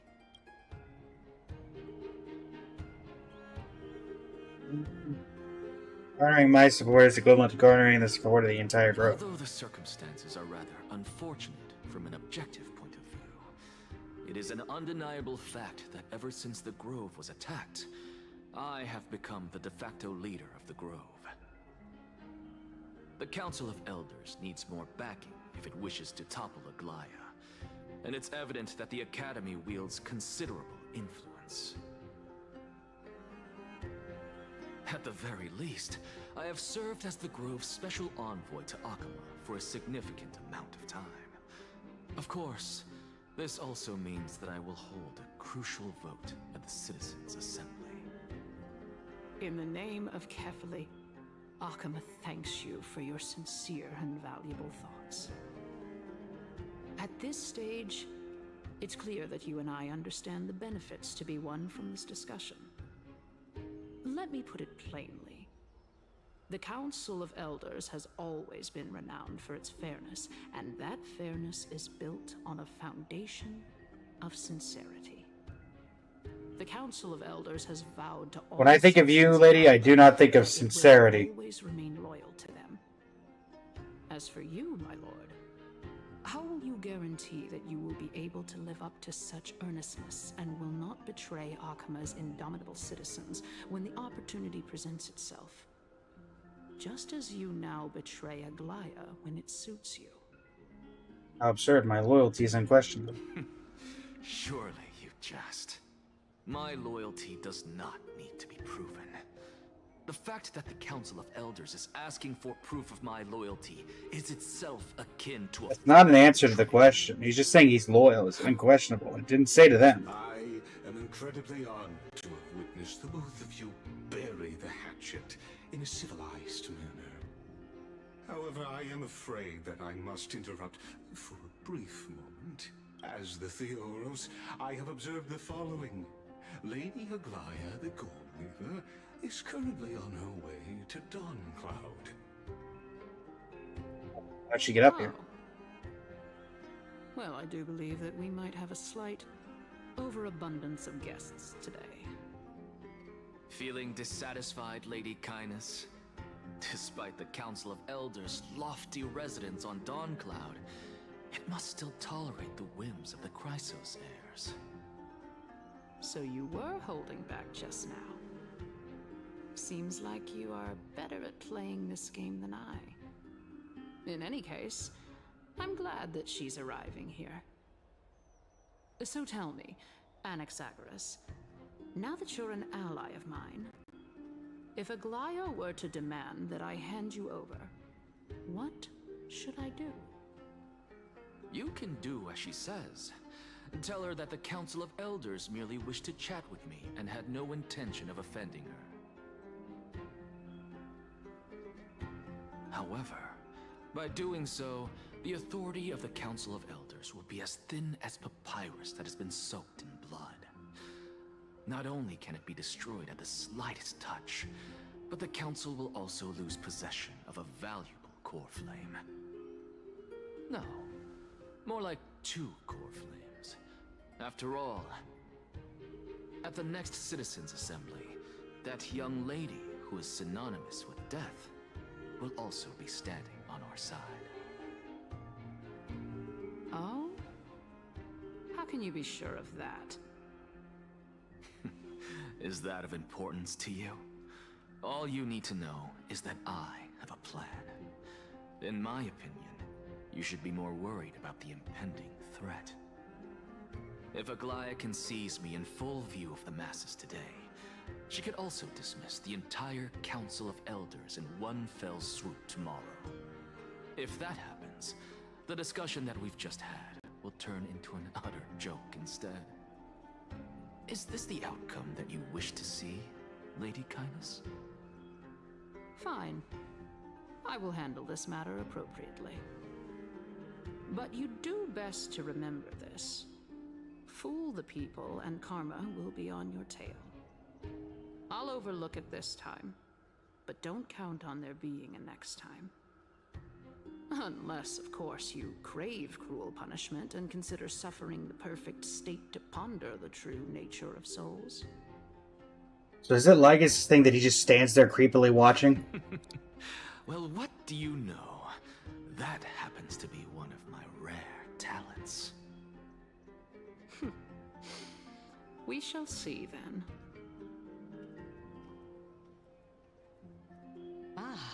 I've got to say that you've managed to really impress me again. But shouldn't you be going after more? Dying to know what I'm after, hmm? I mean, I'm the reason Titan after all. It is in me to ask and seek answers. Easy there. You'll learn the answers soon enough. I didn't bring it up with her purely because she doesn't have the means to give me what I truly want. Lygus? It's as they say. Still looking creepily. See most clearly. The true masters of Dawncloud have always been the Theoros, who watches over everything.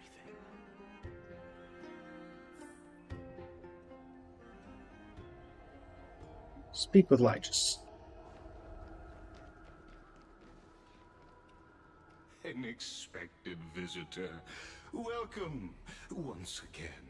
You know, you could actually skip all the pointless debate and come straight to me to seek an audience with Kefali. I have no reason to refuse you, do I? You may not, but Kindness has. Whoever gets hold of Kefali's core flame will get to rule over Akama. She's wary of me, so naturally I had to gain her trust.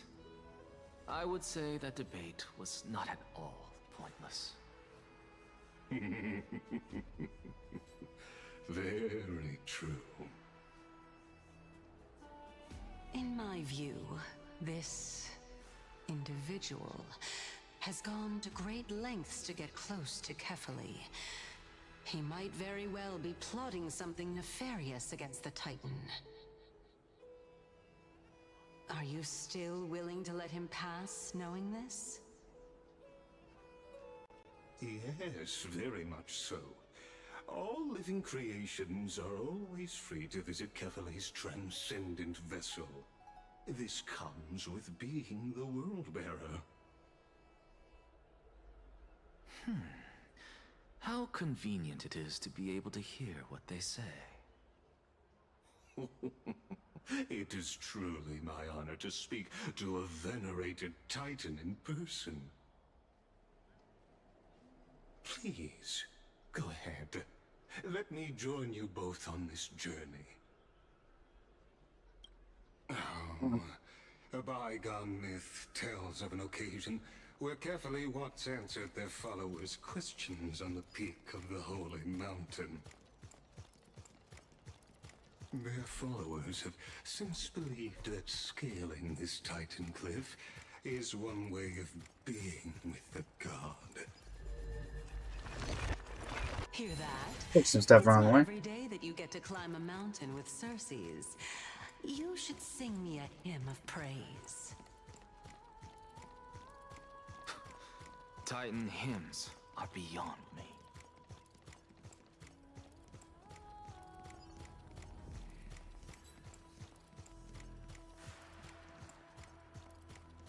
Long Lygus. Go on ahead. Take this Yanis shortcut, and the long pilgrimage stairway will be waiting for you at its end. I have to admit, I never expected you to not ask me anything. Not even my motive. Because I know very well what it is you are after. As the saying goes, a gentleman helps others achieve their goals. I have a feeling that your theory will be validated at the end of this journey. I believe Kefali will not deprive you of your right to ask your question, especially now that you're on the brink of death. You must be closer to Kefali than anyone else. Wouldn't you agree? I hope things go as you say, then. Putting a child He just likes to chuckle, huh? into a farcical world is bound to turn it upside down. It is my hope that you bring a much-needed change to this world, which is on the brink of destruction.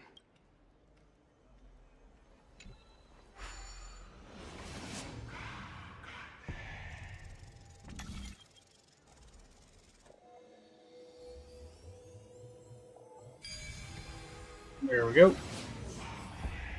Honestly, this is my first time going up to Dawn Cloud's peak. What a splendid view. Isn't it about time you recognize the magnificence of us Titans? Well, I don't see how this place is different from those temples in the city.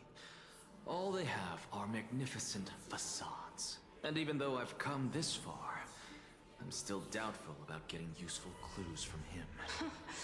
I must be getting ahead of myself to be expecting to hear something nice from you. That would be correct. Haven't you been in my head for some time now? It's high time you get used to how I feel about things. Alright, we're just a short hike away from Kefali. No time to waste here. So the intellectual debate from earlier was too draining for you, huh? If Amphoreus gets a new lease on life, you should focus on strengthening your body and stop shirking social interactions. Get him. Save your concern. The Titan is in sight. Can you make it? Why? Are you going to carry me up if I were to fall now? I know how far I can go, so just hold your tongue and come along. Fine then. I guess I won't say any more. I'll just wait till your soul dissipates completely to gain control over your body. Wait. Is that... Cersei's? Hey, look at that. Huh? What should I be looking at? Am I hallucinating? Or do we even get to see souls when we're close to dying? You climb the mountain and investigate the phantoms that appeared when the soul left the body. Oh? Why didn't you bring your favorite spear with you on this trip, Nias? Nias. Nias. I know I've heard this name somewhere. Huh.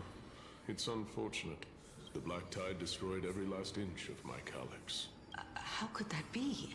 Even a creation of Georios, from their prized ores and molten fire, couldn't escape the fate of destruction? Hey, Cersei's. Do you know a certain Nias? Nias? No, not that I remember. How did you even think up such a strange name? I just saw him. Nias. A warrior-like figure who was just chatting with you here. No, I have no such memory. Could you be hallucinating?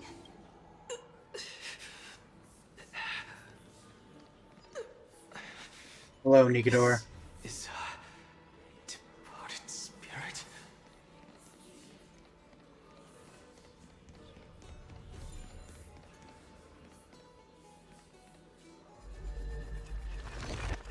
Going.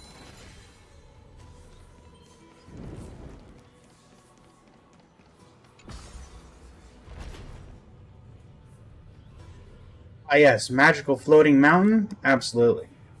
Regular bridge, and too complicated. Enough about me. Did Kaos ever reply to you? Well, regrettably. Seems like the price of becoming Something's different about the hair. heftier than we thought. Kaos. Demigod. I've never heard of this person. Which Titan's authority did he inherit? Look on the bright side, Nias. Since we've come all this way, I doubt he'd snub his old friends, would he? Let's just hope we mean as much as the world to him. Hey! Are you seeing that same hallucination again? Yes. It's still you and Nias, but you're now talking about a certain Chaos. I'm guessing he's one of your companions? Chaos? This name sounds just as strange to me. Never mind. I think I know what this is about. If things are as I thought, then they aren't hallucinations, but the souls of people. What? But if those are the souls of the dead, then what am I? Beats me. For all I know, you're just an illusion I conjured up in my dying moments. Well, unfortunately, that's disproven. As long as I take in more sights and hear more stories. Know your limits. Wander too far among the dead, and even I might not be able to save you.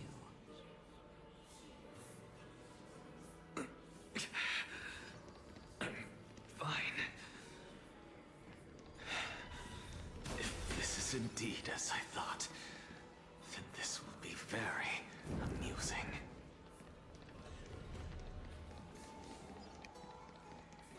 So...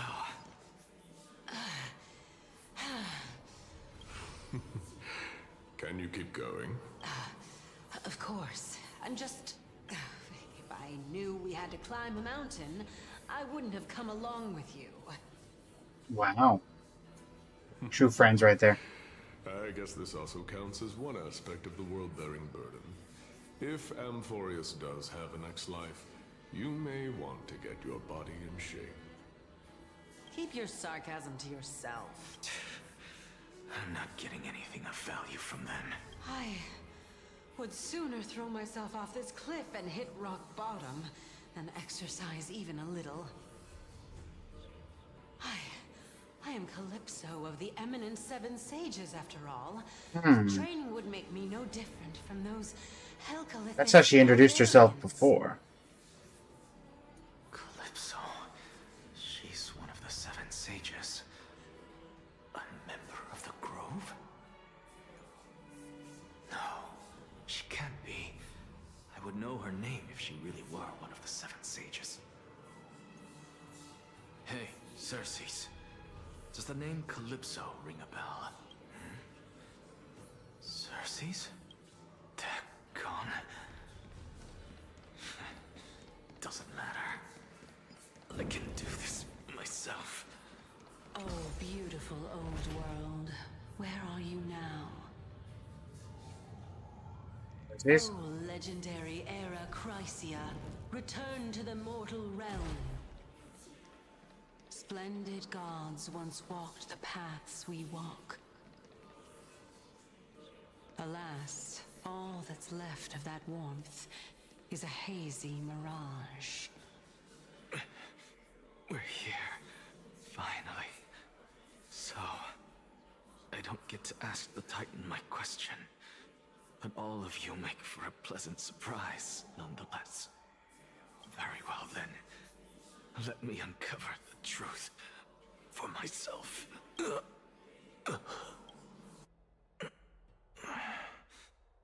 I still fail to make it in time? Huh? So, I'm back here again. This is... I can hear it. I hear it from the depths of the tides, behind the closed doors of the void world. A voice ready to tell me something. This time, the voice is a lot clearer than before.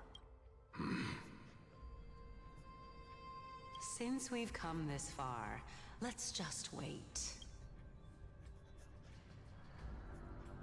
Lord Nias and Miss Calypso, are you both here to visit Chaos too?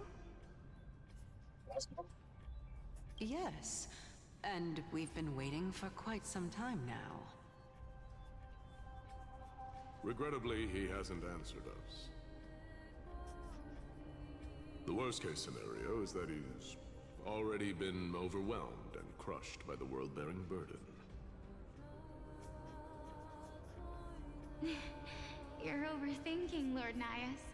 I can still sense Chaos' soul in the area. No, that can't be. And besides, we both know Chaos' nature. A deliverer like him wouldn't fall so readily, much less give up on all that he holds dear. Isn't that so? Yes. I have faith in him. That reminds me. Why are you making this trip alone, Polixia? Polixia. Oh, my sister needs more time to make sure the flowers are fine. Sister. Such a pity. Hmm. Both of you have hearts kinder than anyone else. Oh. You were born. Gastrus has a sister. That's what she said Thanatos had taken away from her. Everything that I see and hear this time has left me shaken to the core. What may seem like a mundane conversation is in truth a once-in-a-lifetime exchange that has revealed the ultimate answer to Cersei's question. The conjecture has taken shape and must now be solidified into a theorem. Next, I only need to seek verification from Kefali. By doing so, I can answer Cersei's question and reclaim my body. But no, I will not do that. That isn't important, because another one of my conjectures, one that I have always dreamed of proving, has been proved right this very instant. Fusing a mortal soul with that of a Titan to replace said Titan is not a ludicrous idea after all. It's like Don Hung POV.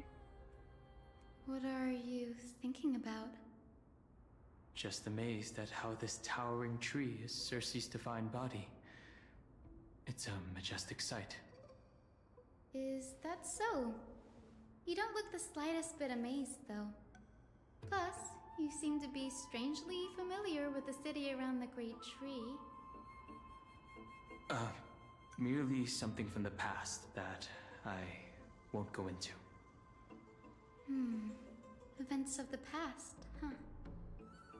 I was also a child when I looked up at Cersei's.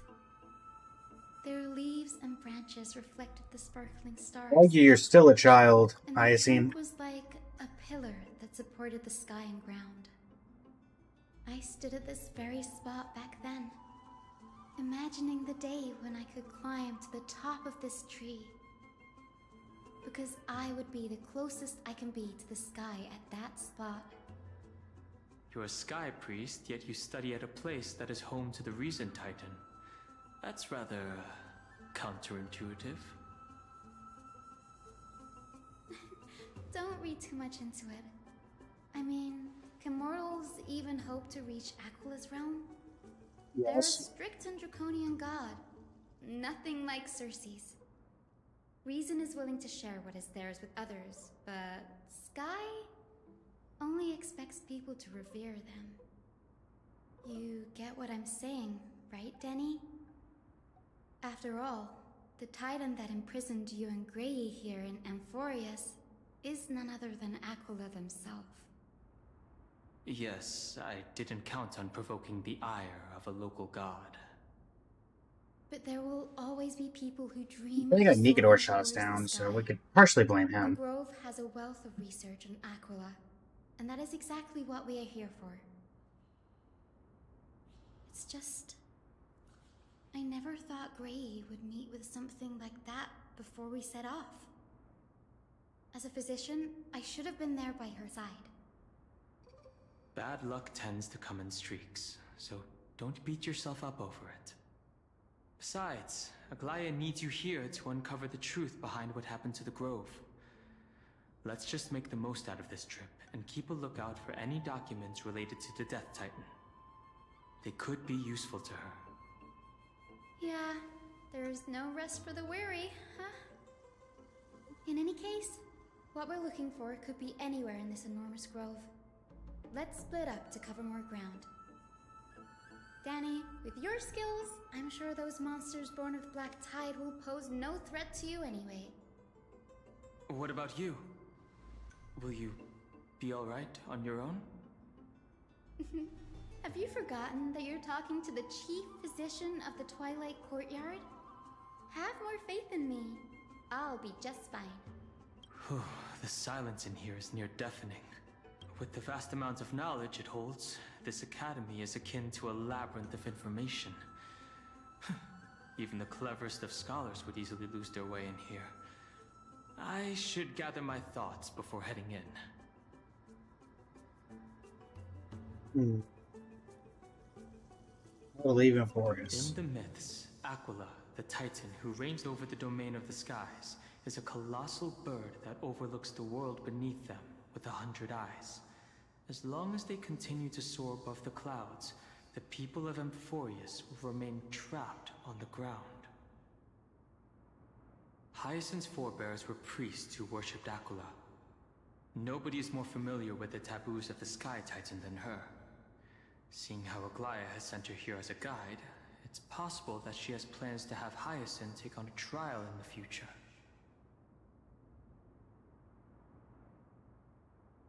Amphoreus is Titan mythology. In Amphoreus, Titans are a common topic of discussion. People create myths that in turn conceive Titans. It's a tricky task to keep an objective view when among the people of Amphoreus. Is there a way to step out of the situation and look at it from a different perspective?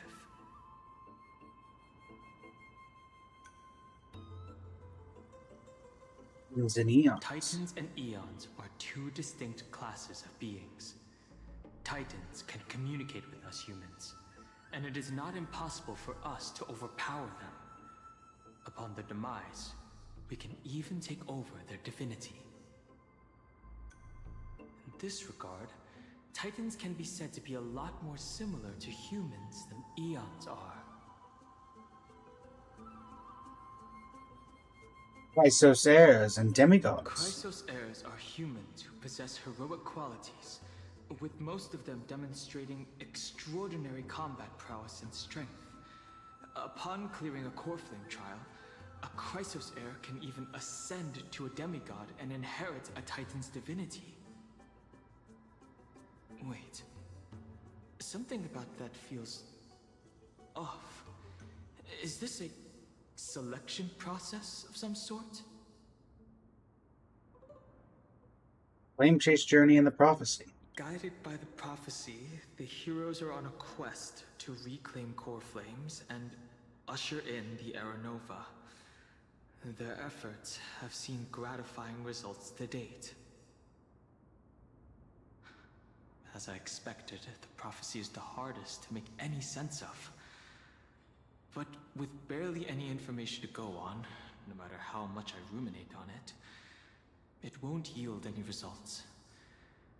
I should leave this for another time.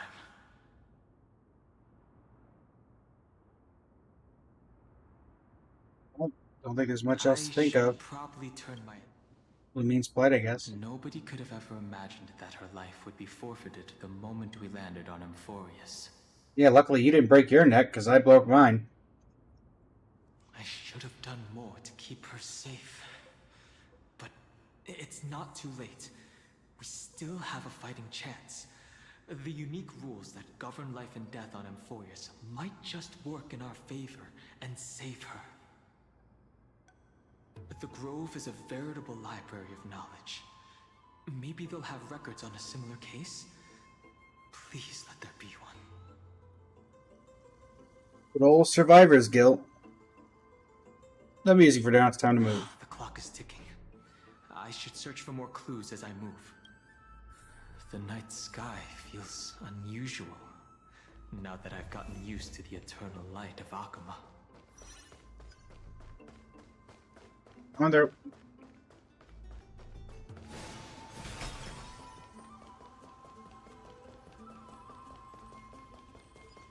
See, nobody's bothered to clean up the bodies.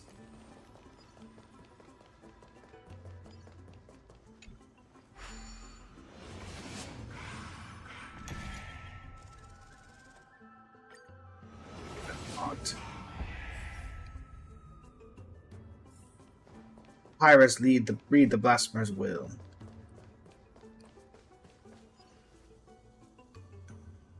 Black monsters are twisted in form, and their life is turned to ash together with their souls. It's impossible to figure out their form when they were still alive. These are the remains of a black tide monster. It does look different from the Titankin from up close. Yep. What's that underneath it? A scroll. Scholars debate. A recorded debate between venerationalist and Nusporus scholars. Most of it is illegible, leaving only fragments of dialogue. We all recall that state that dared touch the sky, but what were they really? Just blind masses manipulated by ambitious politicians who dared challenge the Titan's authority.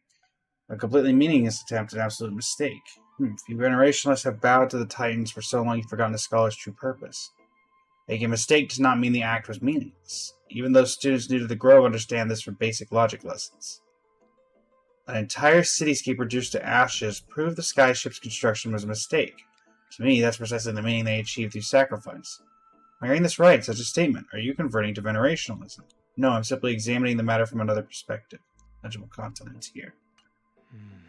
As I expected, the Grove doesn't forbid discussions about the sky. It's a debate between two scholars about the sky ships. Galaya also made mention of the ships when she interrogated us. A memory I'd rather forget. I'll hold on to this for now. With any luck, this journey won't leave us empty-handed. Huh?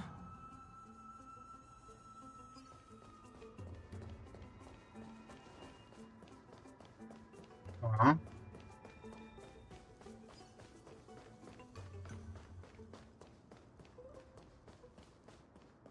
Excuse me. That's Hyacinth. Why is she surrounded by so many monsters? As much faith as I have in her, it's probably a good idea to help her out there. Really now? This is way more trouble than I could have asked for. Need a hand? Or you could sit back and watch. I can't tell if you're serious or not. But being hard to read isn't without its perks, I suppose. I'm kidding, Danny. Lend me a hand, pretty please? Alright, now let's get him! Let's get him! Don't worry, Hyacinth. I've enlisted only the most premium help to help you with your problem.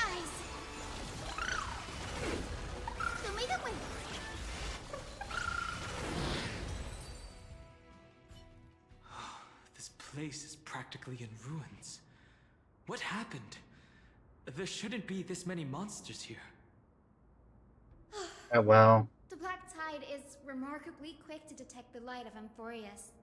So or rather, the blessings of the Sky Priest in me, might have unknowingly called them to me. Anyway, never mind that for now. Here, you might want to have a look at this. I found it around here and thought it might be of interest to you. A debate between two scholars, most of the legible leaving only fragments of dialogue. Well then enlighten me. What do you mean by examining from another perspective? Simply, you see. When we stand normally, the sky is above. When we stand on our heads, it is below our feet.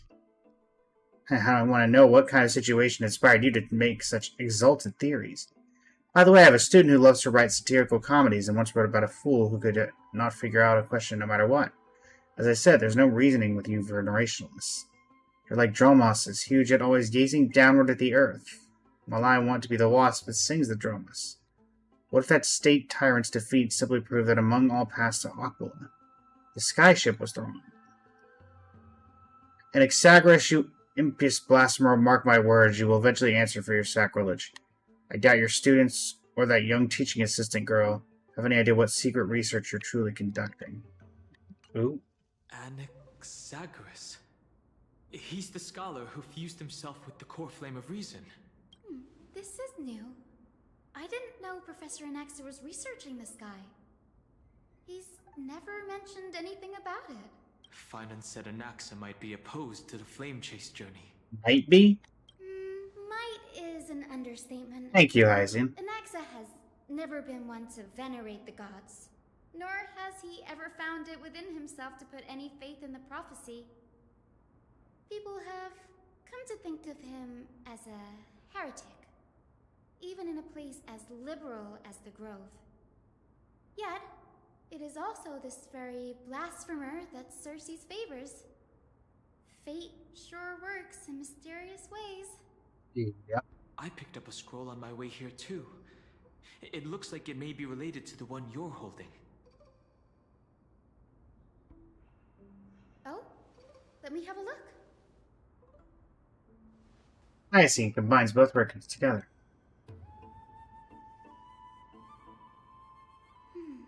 By the looks of them, these scrolls are records of two conversations that took place in the same setting, one after the other. There's still much I don't know about the Grove. Do you mind if I ask you a few questions? Sure, go ahead. You want to get inside where it's a little less dangerous?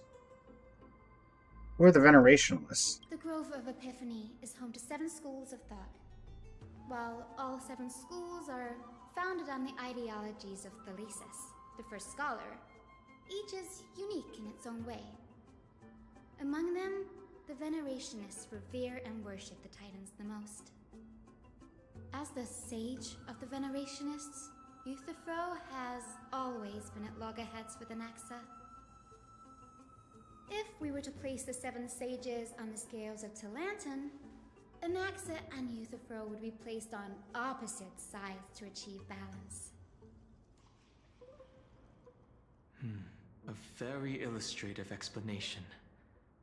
Thank you. Was it a mistake to build the skyships? Nearly everyone in Amphoreus has heard the story of the skyships by now. Aquila's stature is loftier than the heavens, and their divine retribution is merciless. That's why it's no use building giant skyfaring ships. Oh, but I do wonder if a supercharged mini Treaty cannon could slip past their watch. Oh no. That was a joke. Right? Right. What is Anaxa's field of study? Newsporists primarily study the application of alchemy in soul repair. Everyone considers Anaxa a blasphemer, but that has never stopped him from sharing his ideas, no matter how taboo. If you must say that he's hiding something, then it's likely what lies beneath his eye patch. I don't have any more questions. Anaxa often says that every failure brings us one step closer to the truth. That sounded just like him. To him, the crash of the skyship carries a different interpretation. The firmament is not impenetrable. On the contrary, it was precisely because the skyship represented the first step toward breaking free from the shackles of the earth that it provoked the wrath of the Sky Titan and brought divine punishment upon itself. It's a shame that the majority of the Grove's research on Aquila was headed by the Venerationists, with sacrificial rituals making up a predominant part of their findings. Discourse about more esoteric subject matters in relation to Aquila dwindled even further after the skyship incident. So much so that even the scroll is completely new to me. Don't worry about it. We'll just collect everything we can find on the Titans for now. There's something else that's caught my attention, though. This says that Anaxa is conducting secret experiments of some sort. That's what I'd like to know. What are these experiments he's involved in? Even I, the assistant Something blasphemous, professor, I'm sure. know Have you met the man? nothing about them. Uh-huh. I have a bad feeling about this. Could there be more to what happened at the Grove? Let's go find his secret research lab.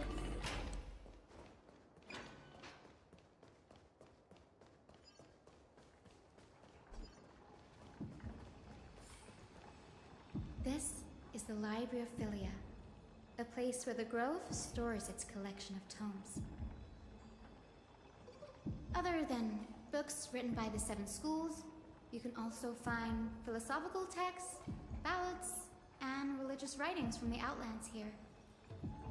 Cities that desired to learn from the Grove were apparently expected to contribute knowledge of equal value to what they saw. We've had more than our fair share of hilarious episodes over the years. For instance, it's said that the Erythrocheramists once borrowed a manuscript from a certain author, but ended up returning a copy instead of the original. What's more, the original manuscript was supposedly then hidden here.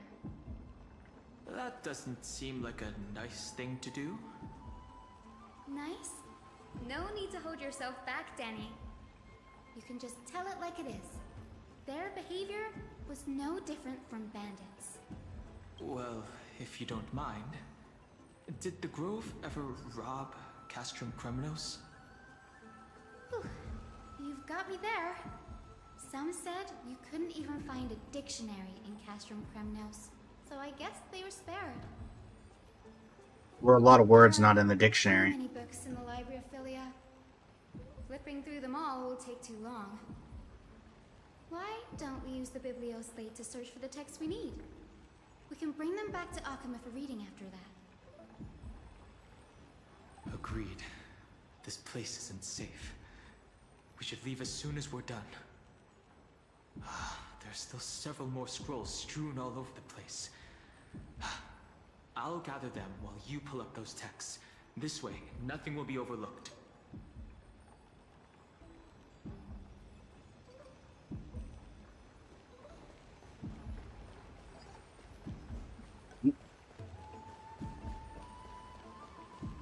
Down I go.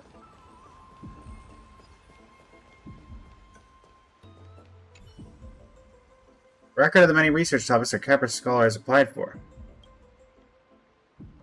Discovery that many mythical beasts renowned for their longevity actually resides in areas with poorly managed birth and death rate. Okay. Nothing helpful there.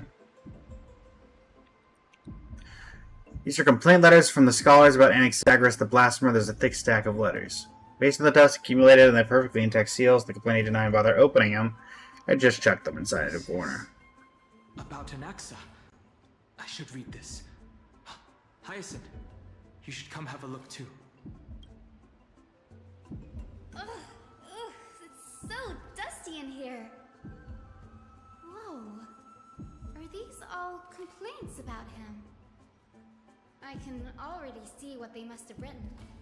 Anaxa has no respect for the gods. His very existence undermines order in our society. They're probably all things like that. Does Anaxa hold that much influence? Why else would they call him the Great Performer? When Anaxa established his school of thought, the first thing he apparently did was read his own work to everyone. That sounds like Anaxa.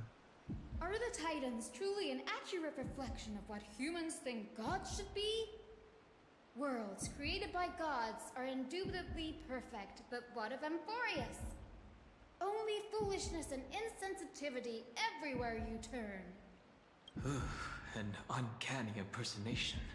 True. What happened after? They marched him straight to the seat of judgment before he could finish. Though what he took on in the end was more of a debate than an actual trial. He had to address every one of the scholar's allegations, or face expulsion from the Grove. The first allegation was... Do you agree that since the Titans created the heavens and earth, so the mountains, rivers, and seas must likewise be their creations? Am I supposed to put myself in Anaxa's shoes and answer that? No. Based on the history of the Flame Chase journey, humans have the potential to take over the divinity of Titans. Anaxa said the same thing then. Needless to say, his critics didn't take kindly to his answer, so they followed up with a second allegation. You claim to be studying souls, yet you are, in fact, defiling defiling them and committing acts condemned by the gods. Do you He's gonna have admit? said yes. That's a serious allegation. Did he really do that? Anaxa always wears an eye patch, never removing it, even when alone. Some say he used one of his eyes as an alchemical ingredient. Every being in the world owes their safekeeping to Kifili, and this is even more so for the Chrysos heirs who have divine blood coursing through them. If he has really done something of that nature, then it'd indeed be sacrilegious. Thankfully, they had no way to prove it, so it amounted to nothing more than an allegation in the end. One by one, Anaxa engaged in wars of words against those who would challenge him. Toward the end, a scholar asked him, "Anaxagoras, have you any respect for the gods?" It was only after a brief silence that he answered, "I have never denied that titans are meant to be noble constructs." Oh, what he didn't say, that the Titans are not noble, rings louder in this case. Yes, I'm not sure how that controversy was eventually resolved, but what's for certain at least is that Anaxa was allowed to stay in the grove where he continued his research, despite being regarded as a heretic. By the way, this stack of complaint letters has reminded me of a place in the grove. We may find clues there that aren't on the teleslate. I'm talking about Anaxa's alchemy lab, hidden between the cornerstones. Given the Grove's meticulous approach to archiving, could there really be such an oversight right under their noses? It's a well-kept secret. Among the 7 sages, excluding the nominal chief sage, each has a private sanctuary where they can conduct research undisturbed in their free time. Even the administrators of the Library of Philia are restricted from accessing those places and documenting the sage's research. But with the grove in this state, I'm sure Anaxa won't be mad even if we sneak into the lab for a short while. Right? These trees, they're like a maze. Oh, there. Pardon me, I need the elevator.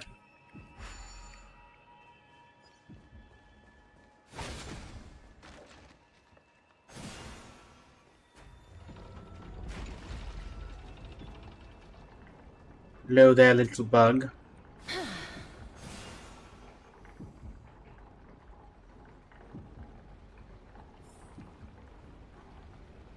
I would have had to have passed right by this, wouldn't I have?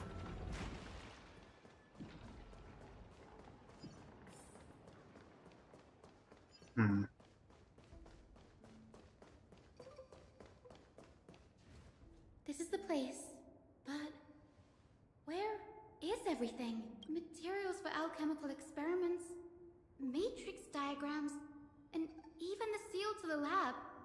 They're all gone. Did the Black Tide destroy it all? I think he has a hidden lab. No wonder we didn't see any defense mechanisms along the way.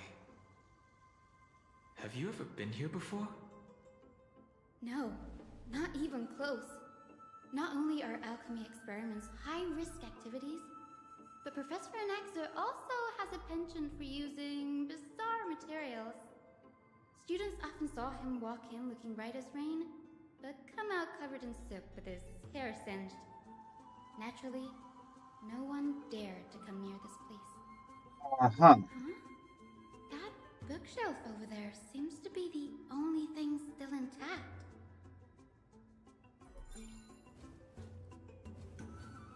That and this thing that I'm about to restore. And this flower pot.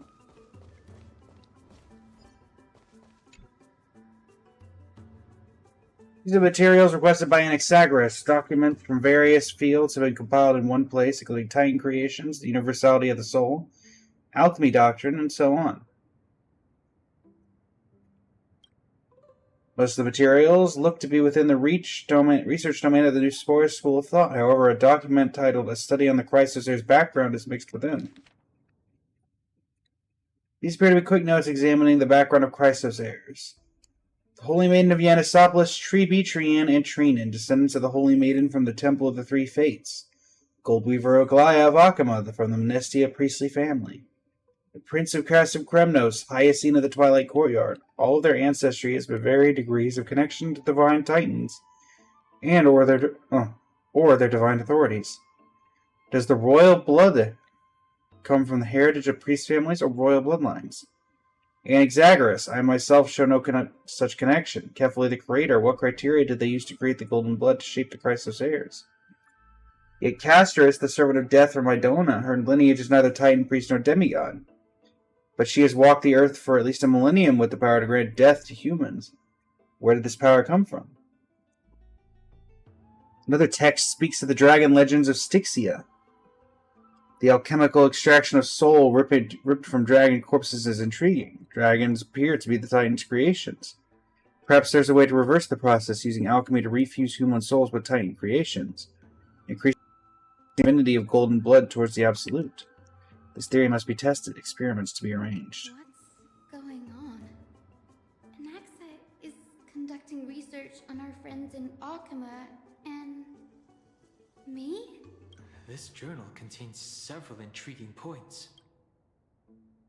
Creations of Titans. From the Abyss of Fate to Castrum Krumnos, I've seen many a Titan creation during my time in Amphoreus. Life forms created by Circes can also be found in the Grove. But fusing them with human souls through alchemical means? I can't even begin to imagine. Max and Albedo would get along great if they ever met. The Chrysos heirs. Max seems to hold special interest in the divinity coursing through the Chrysos heirs' veins, and has even conducted a thorough investigation into the heroes' backgrounds. It wouldn't have been so strange if he had focused only on Cassie, given her own curiosity about her origins. Plus, considering that the new Sporists have crafted omnipotent medicines capable of curing diseases, it also makes sense that he would conduct research on immortal Chrysos heirs. But now, it seems Anax's objective was never to create medicine, but to identify the origin of the golden blood and figure out its inner workings. It does look that way.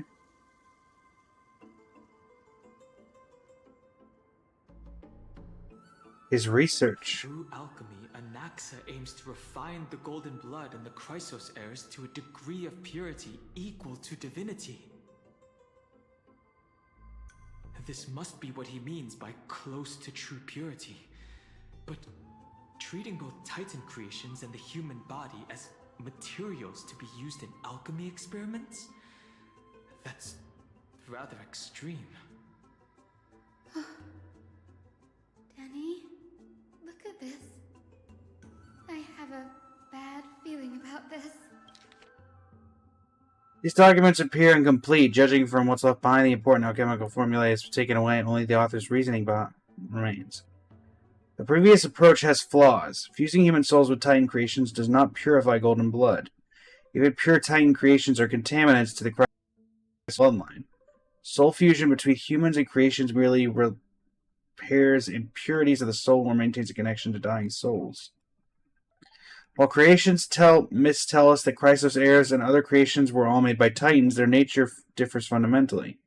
The Titans' creations are no intermediate products of an alchemical process, and the Chrysos heirs are closer to the Titans than their creations.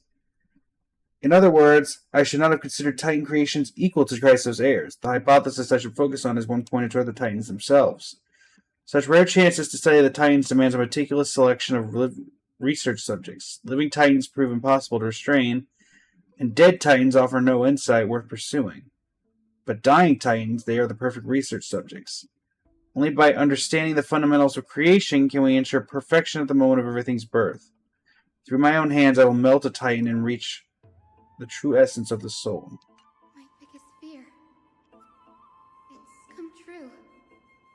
After going through his notes, I think I can piece it all together now. Anaxa was carrying out experiments on soul transmutation. Do you mean he's trying to reconstruct human souls alchemically?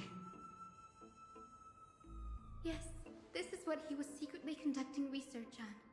Something he had to keep hidden from others. Compared to his public speeches, this is the real blasphemy. Oh, I just thought of something. What's wrong? Do you remember when the Black Tide was approaching? The Grove had planned to send Cersei's core flame to a safe place. But an accident happened along the way, and Anaxa lost his life in the process. But Cersei took over his body and resurrected him, which led us to the situation we're in now. That's right. But what if Professor Anaxa's fusion with the core flame of reason wasn't an accident? What do you mean? Put yourself in his shoes. Knowing that the Black Tide was closing in and your time was running out, what would you have done? Taken out. Cersei with me. I'd put my theories to the test, no matter the cost. Exactly. When the Black Tide came, the true reason Anaxa headed to the Luminary Throne was to transmute and fuse himself with the Titan's core flame. Did he succeed? No. Judging from how he reacted after the event, the results came as a surprise.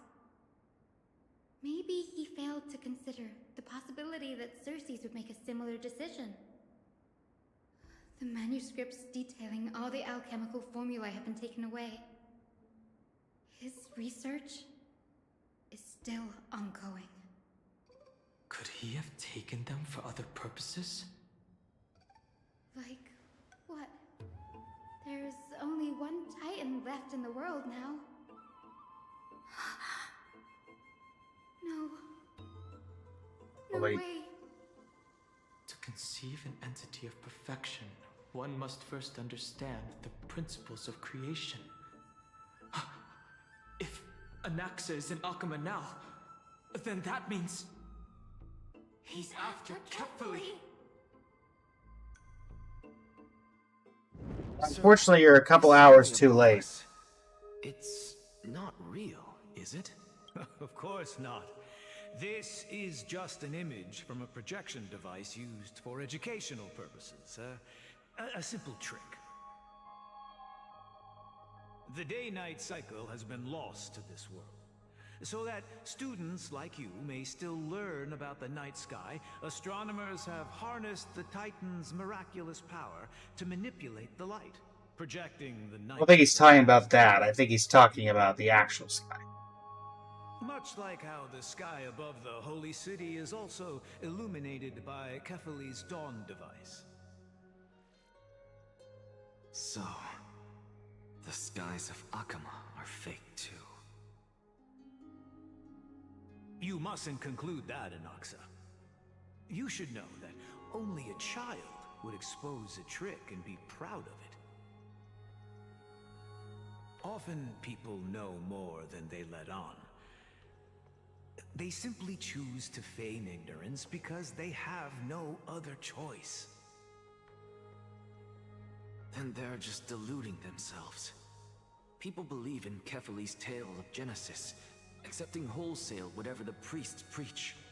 But we're different. We've already walked out of the firelit cave of ignorance.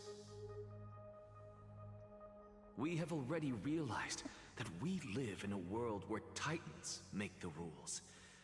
Even when we look at the sky, we're only seeing what they allow us to see. Rather than gazing at this mockery of a night sky fabricated by them for the rest of my life, why shouldn't I be the one to take control of the projection device instead? So much time has passed since you sowed the seeds of doubt in my heart, child. Many a night, I find myself penning down all my theories and wild ideas, only to burn them to ashes when I open my eyes in the day. Why? Because we'll face death by burning if word gets out? As a sage of the Venerationists, my soul has already become inextricably linked to the great tree. Every word I say and every move I make is certain to influence every leaf, every branch, even the tree itself. But above all else, my days are numbered. Instinctively, I have my doubts about the golden blood and the human soul, yet I have no means of verifying them.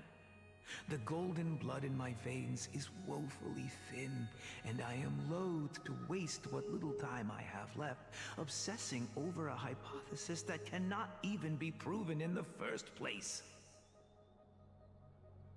But I can, sir. I can do it for us. The time is right. Give me all that I need, and I shall accomplish this grand feat on your behalf.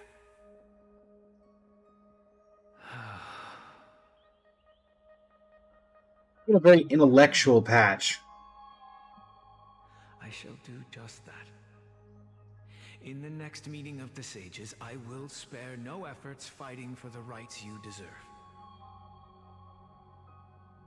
Go. Establish your own school of thought.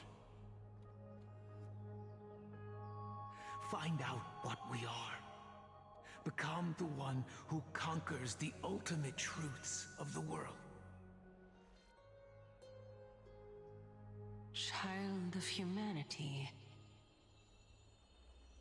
You didn't go to such lengths for an audience with Kefali. Just ask him a few questions, did you? No.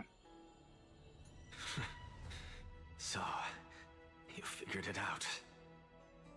If I were as foolish as a Dromus, perhaps I'd throw myself down and prostrate before their greatness, begging for the gods' prophetic wisdom. Well, sorry to disappoint, but I'm no Dromus. Alas, I am a human, standing tall on 2 feet, possessing both intellect and pride. Before such power, does it make any difference whether you're a human or a Dromus? Say so.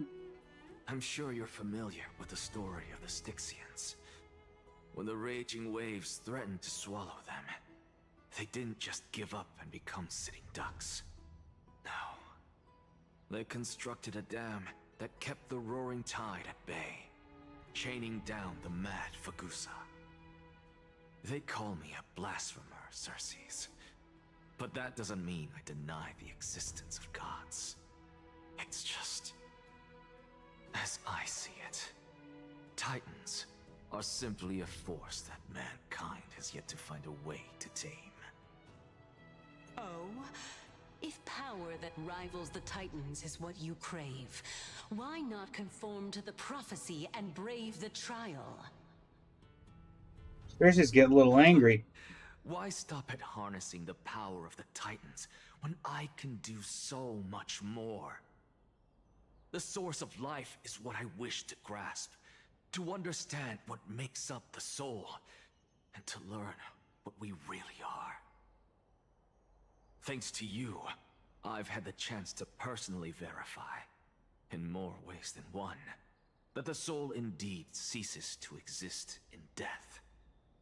But where there is death, there is life.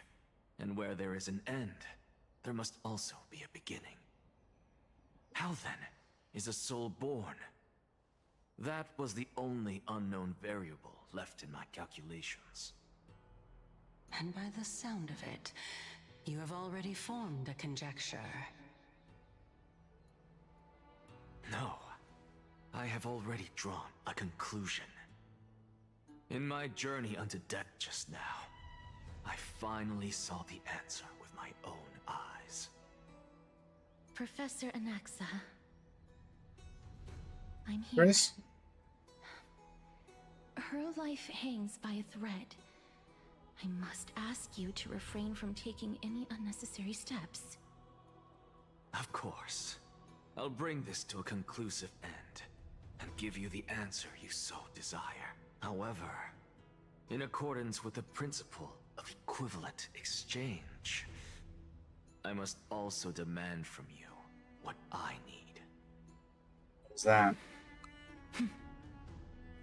As you wish. Don't you care to know what the price might be? It's a matter of uncovering the truth about the Death Titan and her survival. This may be the only time I can ever save someone's life. There is no need for me to think twice. I see. In that case, let the show begin. Indulge me. Am I correct to say that you intend to prove Thanatos' whereabouts and prove the nature of our existence now? Before I begin, I must confess I had been stuck in a cognitive trap all this time. As unrelated as these two propositions may seem at first glance, they are in fact logical equivalents. They are merely two different ways of telling us about what the soul is at its core. The reason I say this is, as I've mentioned earlier, the answer was hidden in my journey unto death. Professor, you were in the Netherrealm? Yes, I am but a living dead man now, but that's not important. What truly matters is, I overheard a conversation between heroes. That's not all. Remember how I said you were a part of that conversation too, Circes? And I've told you that I have no recollection of such an event. That was likely just an illusion conjured up by the mind of a dying man. Of course you would remember. Because that wasn't you. That was Calypso, one of the 7 sages of the Grove. Calypso? Huh? Oh, that's the name I made up on a whim when speaking to this girl. How do you know of it? And surely you jest. Don't you think I, of all people, would know if that were the name of one of the 7 sages under the shade of my tree? Don't you claim to know the Grove's past like the back of your hand? It seems you've lost even the memories seared into your soul. Use your head, Circes. Since all of this took place in the realm of the dead, it stands to reason their likenesses are of souls from the past. The living cannot step foot into that world, so who could they be? Think about Calypso. Why does she share your likeness, yet you have no idea who she is? The answer is evident, is it not? Those fallen heroes are the mortal incarnations of the Titans before their ascensions to godhood. The gods aren't master creators born out of thin air, and they are no different from humans, because they all evolved from one.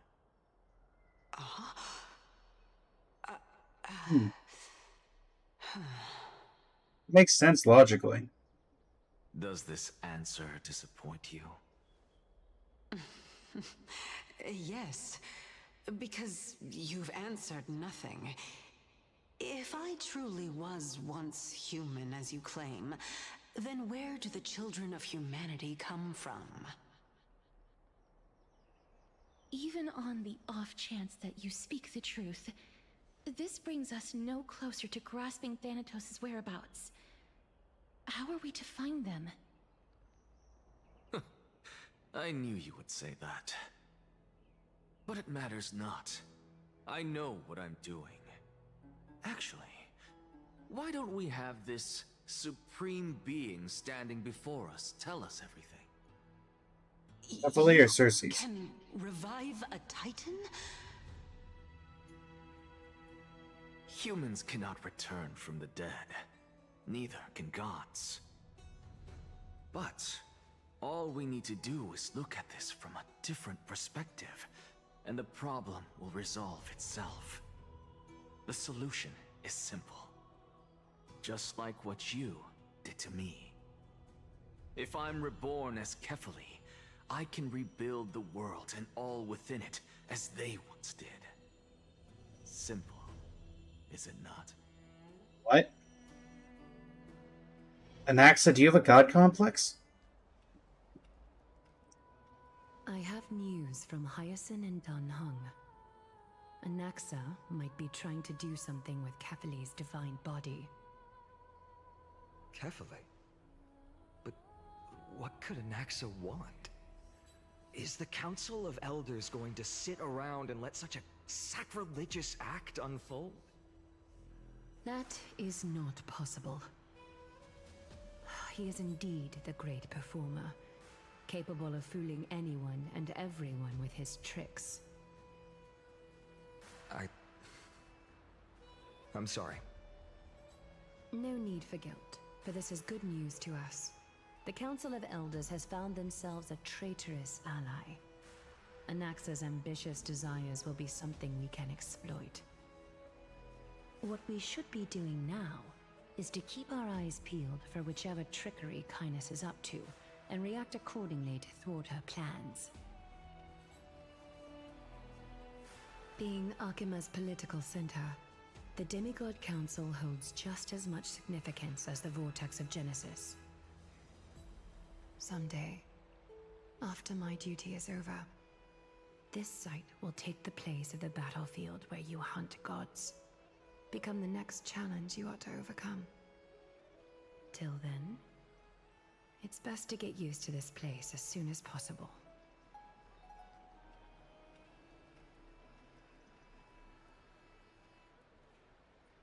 We will be waiting here for your good news.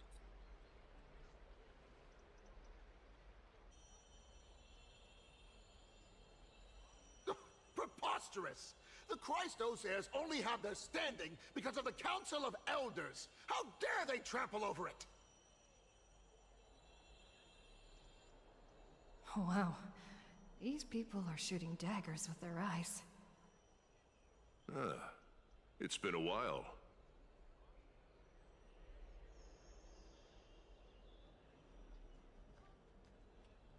Hello, Oleg of Amphoreus. What? That's fine. I recognize you. The young lord has nothing but good words about your courage. It has indeed been some time, Lord Krateros. What brings you here in such haste? Shh. Keep it down. Be more vigilant. See those duplicitous dogs over there? They do the dirty work for Kindness. Don't surprise me. I've already ordered my people to hold them back, but we should still lay low. Unless you're itching for a bloody fight to get a workout in. My bad. So, did something happen? Did you hear thunderclaps last night? Hooray, it's Acheron. Someone's coming to save us. It'd be hard not to notice thunderclaps in broad daylight. Thunderclaps are beacon signals of strife. They are a message from the young lord. He threw a spear bearing several words at Akama. Watch out. The Flame Reaver is back. Uh-oh. I guessed as much. We didn't actually kill them back at the Kremnos Arena. I figured this is something you would want to know. We Kremnoans never back down from a fight. So if you plan to take that thing down in a battle, reach out to me anytime. Buddy, you didn't barely survive your first encounter. My gratitude. I will let Aglaya know about this right away. Remind her to be on her toes while you're at it. That vicious Kindness has been unusually active lately. Not that unusual. We know why. Those lackeys she keeps undercover have been going in and out of the city a lot more frequently these days. Some even seem to be getting Kremnoans to defect to the Council.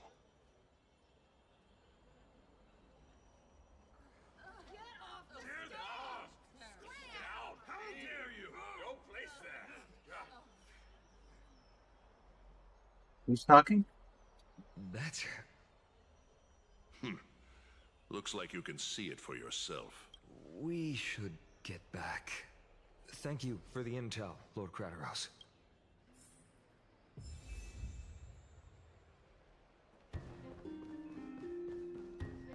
Turn to the Demigod Council and inform them by it. Carefully into lantern above, as the Theoros I have observed. This is Absolute Cinema? Aglaya, what happened here? I know about the poisonous fangs of that king snake through the golden threads. In the past, I would be confident about keeping her in check, but I admit I am now unable to do so. What do you mean? It is no longer about eloquence or arguments. I have been a demigod for far too long that I hardly have any humanity left. Before I realized it, I have become no different from these hypocrites, no longer capable of relating to the people. This has come a lot sooner than I expected. But perhaps it is time. I need you to step up, Finan, in order for me to retreat behind the scenes. Yes, this is my duty, but... It is far easier for the Council of Elders to fool many than just fool one person. Their so-called more support is no more than a ruse to distribute power using words instead of lances. There is no glory in winning this debate, but that makes having respect for humans so much more priceless. Finan, you are a Chrysos heir without flaw, capable of relating deeply with I'd humans. say he has some flaws. I appreciate what you've taught me, Aglaya. I hope we'll live up to your expectations and win this debate. It's gonna be like a game. Oh, you've done well, Lord Calictus. Let me take over and personally close this debate for today. Dearest counselors, let it be known that I sorely miss the blissful times portrayed in lyrical poems. Back then, Amphoreus was home to nearly 1,000 cities, each with their own local faith, while gods walked the earth and shared close bonds with humans. Yet, in the present, people from all over are forced to leave their homeland to seek refuge in the holy city, where they hope to rest under Ketheri's protection. All of us have long been in the same boat, with no way out of this plight. We didn't have a choice in the past, but now the Council of Elders brings to the table a new possibility. All I have left is one question for you. Would you rather strive toward the unheard of Era Nova, or return to the prosperous Era Chrysia of our past? Make your choice. Now, which of the two would lead mortals to an ideal future?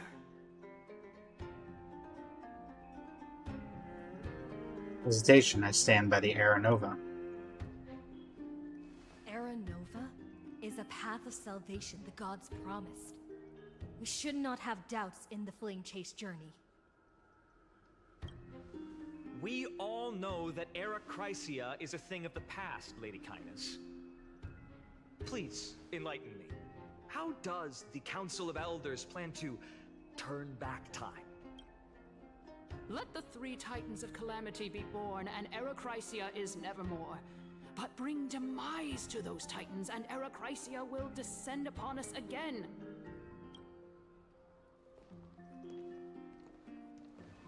Know that the Council of Elders is never one to make empty promises. Look at who we have on our side. Anaxagoras, one of the Grove's 7 sages, and Castorus, Idonia's goddess of death. With the help of these two heroes, I can promise all of you that Era Chrysia will exist once more.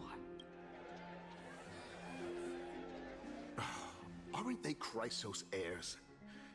They're supporting the Council of Elders instead? It's clear from the start that these heroes do not get along well in their group. All the more proof that Aglaya isn't fit to speak on behalf of every Chrysos heir. I am in favor of Era Chrysia. Era Chrysia! Era Chrysia! What? Lagus not gonna go. Era Chrysia.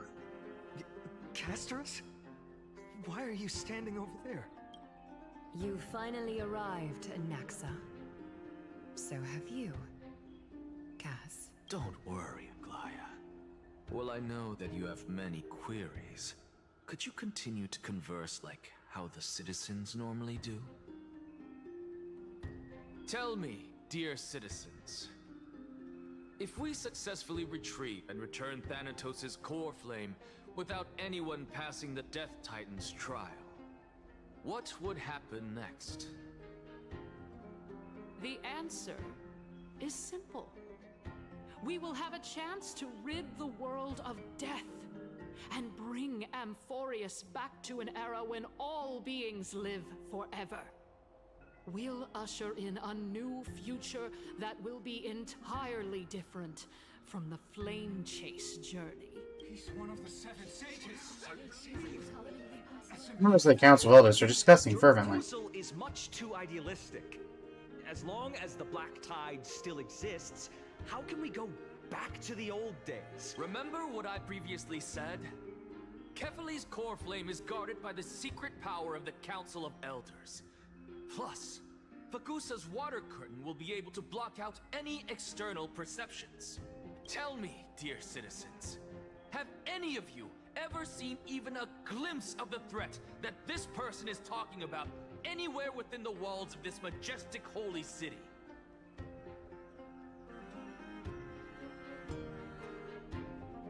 Survivorship bias. If we eliminate death, then there's no need for us to fear that flame reaver, right? Citizens, let's loudly sing the blessed hymn. Oh, beautiful old world, where are you now? Oh, legendary Era Chrysia, return to the mortal realm. After the destruction of the 3 Titans of Calamity, the flame chase journey will have to end.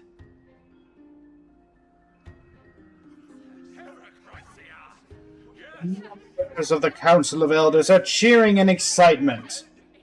So this is how liberty dies, with thunderous applause. This is bad. The masses are now totally riled up.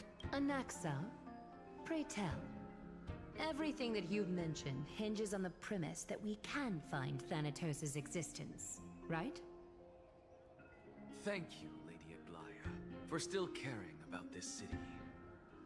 However, dear citizens, we are truly fortunate and blessed. For Castorus, Idonia's goddess of death, will surely find Thanatos under my guidance. What? With that, I solemnly promise that the core flame Lady Castorus brings back will be personally managed by the Council of Elders. Thereafter, if we are able to garner the support of all of you at the Citizens' Assembly, we shall spare no effort in ensuring that the Era Chrysia will return to our world once again. Members of the Council of Elders are cheering in excitement.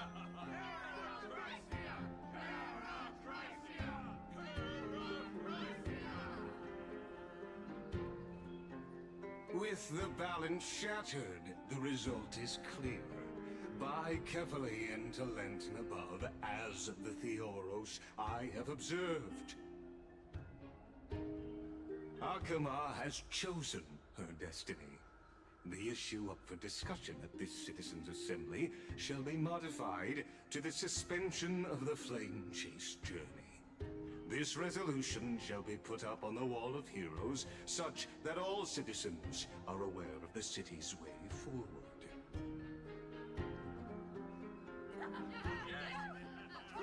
Members of the Council of Elders are cheering in excitement.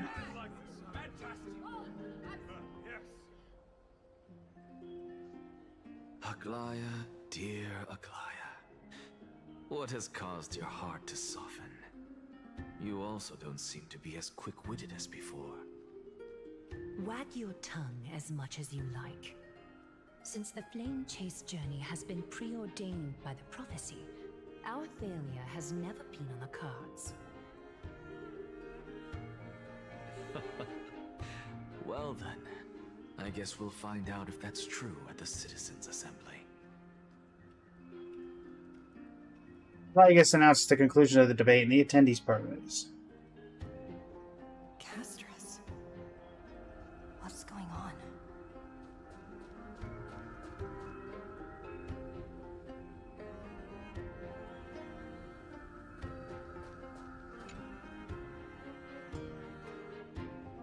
Well, it seems that when I sent you to look for Anaxa, I unintentionally facilitated your partnership with him instead.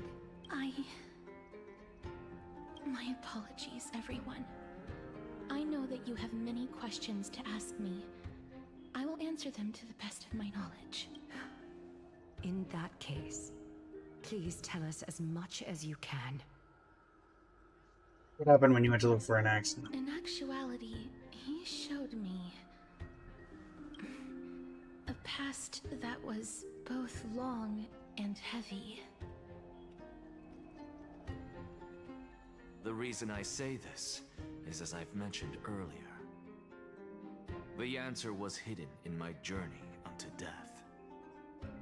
Professor, you were in the Netherrealm? Yes, I am but a living dead man now, but that's not important.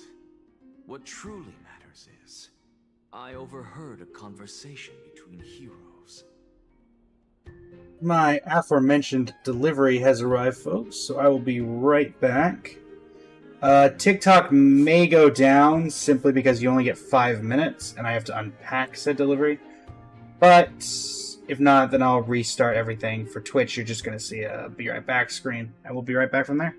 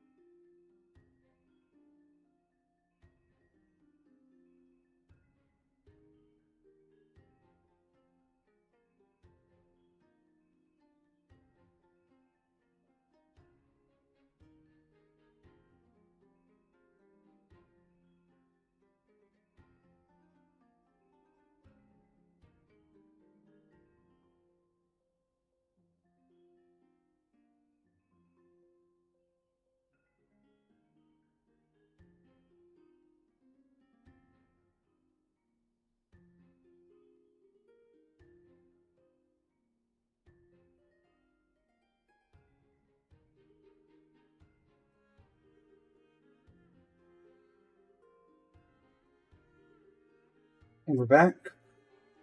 Sometimes it's just that quick. Continue, Anaxagoras.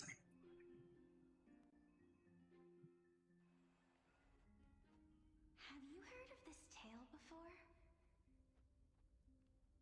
A tale about the ocean god's treasured pearl, our hometown. It was a seaside town which enjoyed the ocean breeze and glorious, peaceful times, thanks to the wisdom of its ruling queen. Until one day, an evil dragon descended upon the town. Its wings were large enough to blot out the sun, while its claws were sharp enough to rip the waves apart. Why does that look like the people of Castrum Kremnos on the right? Barged into the tall tower and devoured the queen's beloved daughter. It even settled itself in her bedroom, like a tyrant king. The queen assembled 300 warriors who managed to subdue the evil dragon by chaining it up.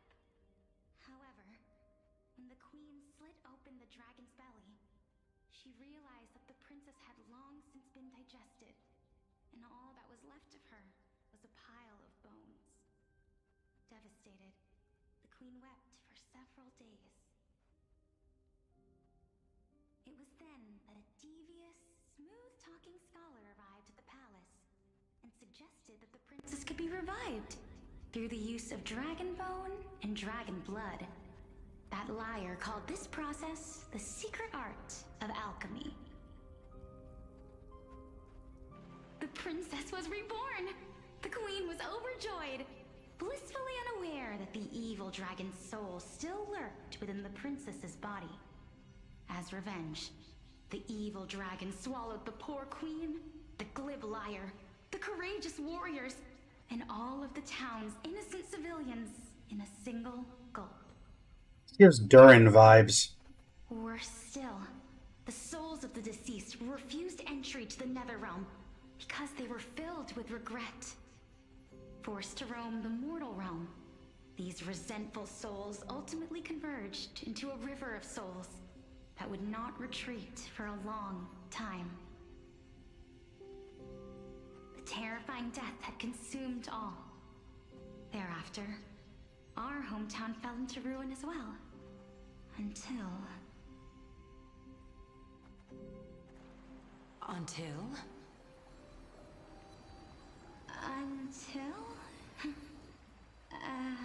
Actually, I don't know what happened next either. Oh my... It seems that you still like to whet people's appetites even after all this time, Pelixia. So, according to your story, this is how I used to look? It's practically a mirror image. Congratulations, Circes. You're figuring out the obvious. A miracle that I created with alchemy. As for what it is and how I was able to accomplish it, I'll keep the answers to myself for now. Oh, my goodness. Is this cliffhanger really necessary? He just likes messing with you. To be fair, I enjoy messing with you, so. Quiet, Titan. Continue to enjoy this splendid play, and the truth will naturally reveal itself. Dragon, huh? I've heard this legend before. In that case, what do you think of it? I think that this so-called alchemy was a tenuous analogy added to the story by future generations. After all, you've never heard of a tradition of alchemy in your hometown before, have you? Indeed. Before I left home to pursue my education, I never even knew that anybody was looking into this area of study. Therefore, we can just treat this tale as a fable told to young children. I mean, it is the spitting image of Castris, besides the scarring on the head. If so, what moral is it trying to impart to the kids? I guess it might be the concept of equivalent exchange? Oh? I thought Hmm. Memorial might be closer to something like Honor of the Dead.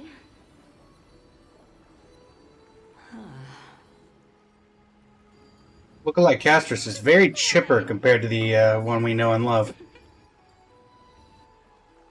No, I merely realized that we're both thinking of the same principle. If life is priceless, then there is hardly anything else in this world that is of equal weight to it, right? Indeed. As expected of the wisest scholar in the land. Anaxagoras scoffs in the distance. You flatter me. Why don't I ask you a question as well, as a form of equivalent exchange? Of course. What is your question? If I imparted my knowledge of the art of alchemy to you, would you use it to resurrect someone you loved? What? What kind of strange question is this? I got it. You're just trying to get me to tell you whether I like anyone, right? Let's just leave it at that. That was rude of me. Yes, I would. Oh? Death is inevitable. In the days to come, I'm certain that someone whom I cherish deeply will leave me for good. If such a mighty power really existed, I think I would use it without hesitation. After all, you, me, and the rest will all have to face that fateful moment eventually.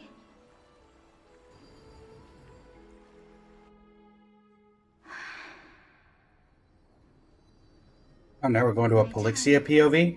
Is finally here. However, perhaps because of my firm belief in the immeasurable value of life,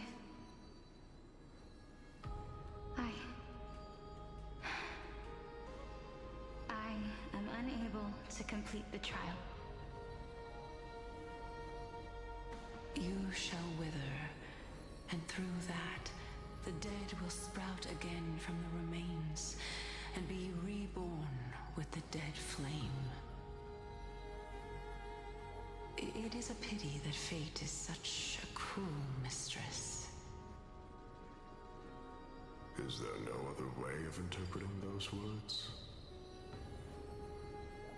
I'm afraid that the meaning is clear. Between my sister and me, one must pay the price.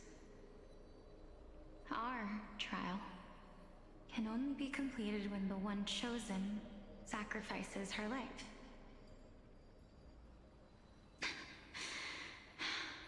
I'm afraid that the prophecy might even have selected a pair of twins for this exact purpose. Fortune makes fools of us all. Over here. Once My sister is prepared all to of the core flames but one are done, and yet, I can't do the same. How absurd. My time is almost up, but I'm still afraid to welcome death. What should we do? If I'm ultimately not able to make up my mind... Since Chaos is willing to guide all of us and leave this trial to the end, there is still plenty of time for you to ponder. That's right. Don't allow the fog of an uncertain future to cloud your mind. Also, why the 3 question marks? We know that's Nias. Trial, prophecy. The topics that they're discussing seem familiar. But these 3 people must not have left their names in the epics. Otherwise, I would have some recollection of this. Amphoreus' history before the Titans were born was complete chaos. Is that not strange by itself? I have long held 3 hypotheses about this. However, let's continue watching for now. Calypso, Polixia, and this warrior. I seem to have met him somewhere before. Regarding this matter, Nias, are you confident that you'll complete your trial? I was about to say, we know that's Nias. Of course. Though, I am worried about what will happen once I've emerged victorious.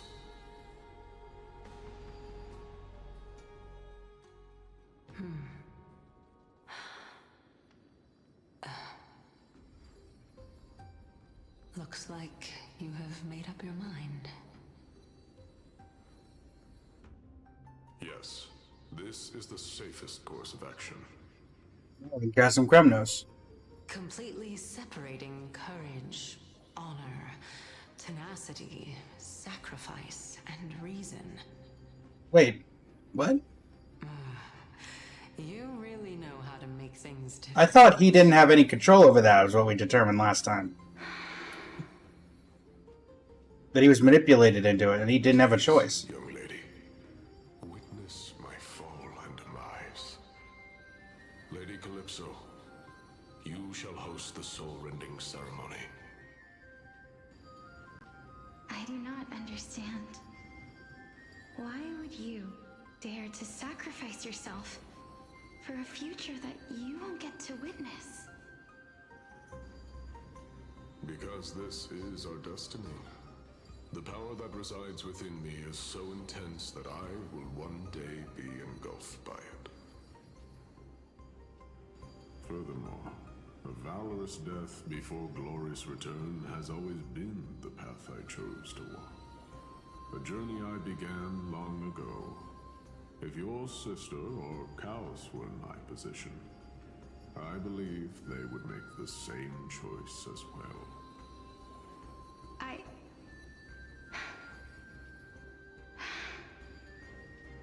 I'm not that brave. I don't know how I'm supposed to face such a serious affair.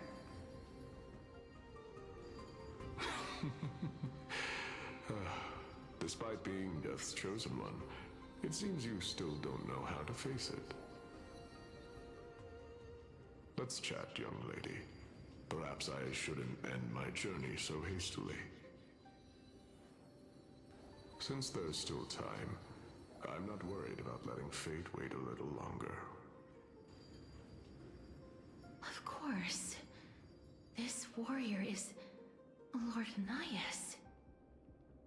As the embodiment of Nikador's divinity, he entrusted his life to us and allowed humankind to end his madness. That means that what I'm currently seeing before my eyes is in fact... Looks like one hypothesis of mine has already been proven true. These heroes are the true forms of the Titans, before they attain their divinity. If so, the chosen one of death that he speaks of is actually... Polixia? Is the previous form of Thanatos? But her appearance... If this is true, as long as we can find out where she went, we'll naturally be able to figure out the location of the Death Titan.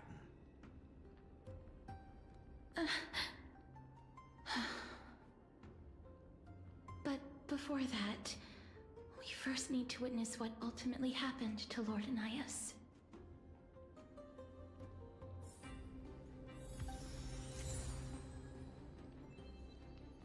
Memory shown by Axa.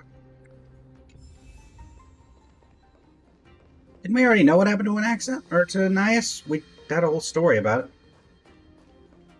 Sealed within this statue is undoubtedly his sacrifice. They use their own body as our city walls, keeping out and protecting us from the pervasive spread of madness. They are acutely aware that if the end times were to arrive, there would be nothing left in this world to conquer.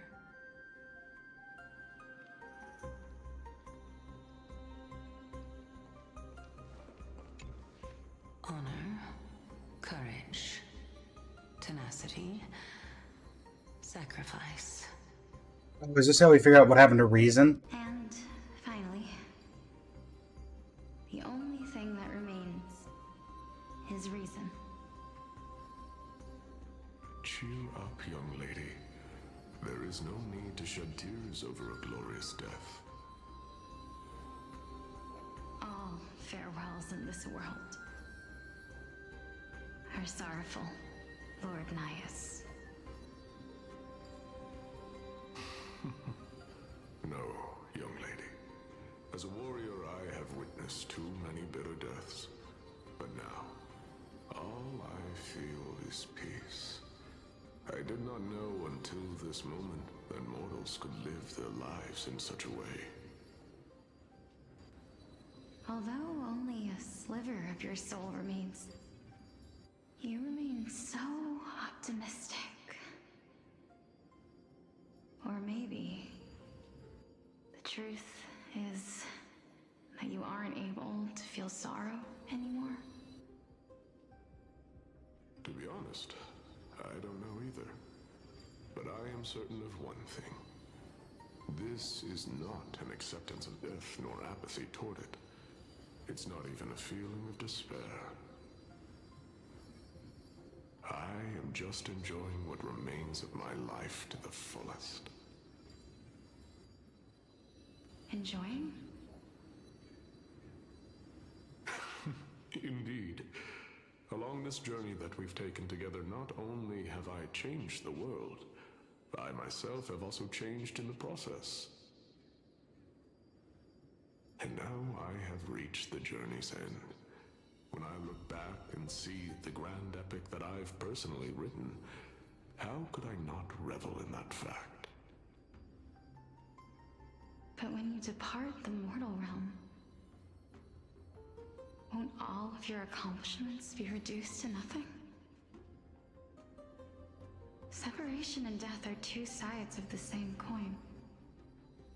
Reconciling this doesn't come easily for a mortal.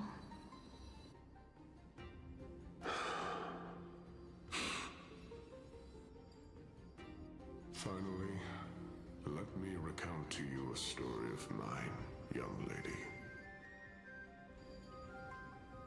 The first time I returned from the battlefield, I felt extremely hollow.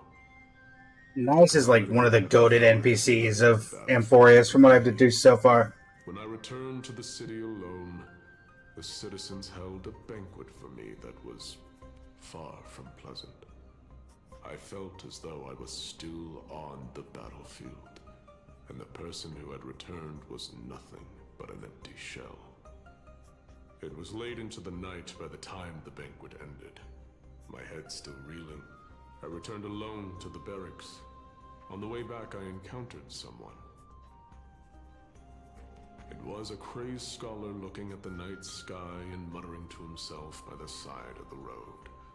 Although I tripped over him and fell, I wasn't angry in the slightest.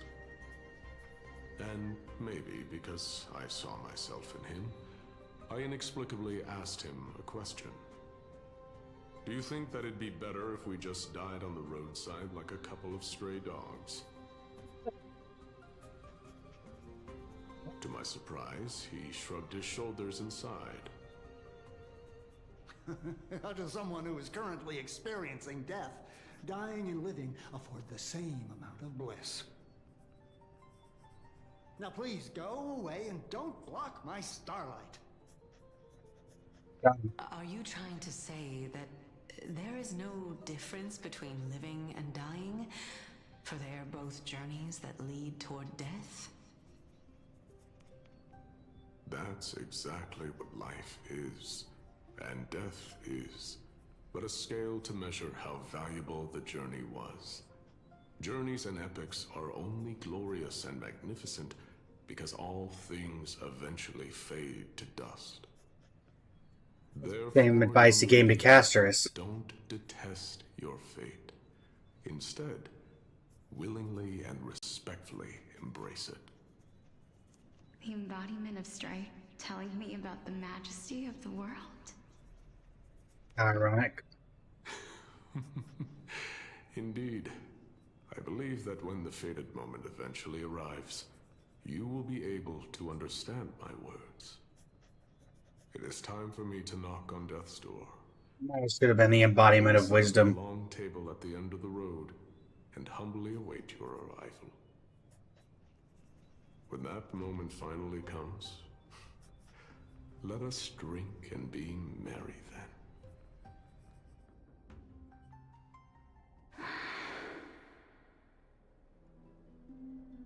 I knew this day would eventually come.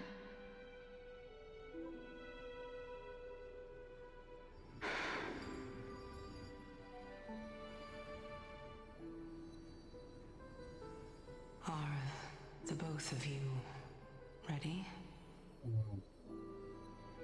Mm-hmm. Polixia, Castorus. I'm here.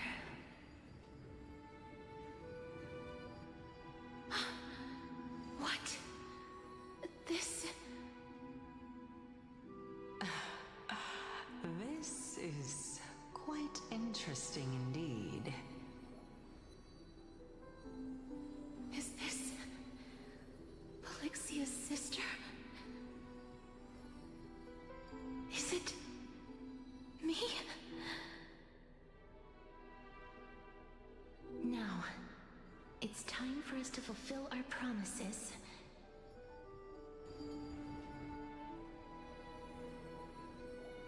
Are you afraid?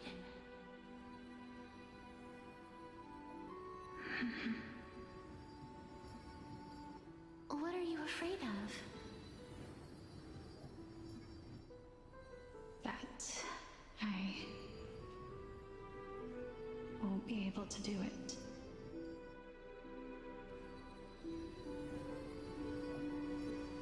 You shall wither, and through that, the dead will sprout again from the remains, and be reborn with the dead flame.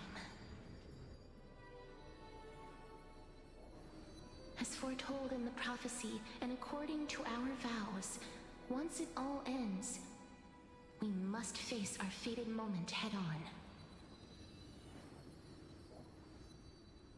Even if it was prophesized, do we have no say in the matter?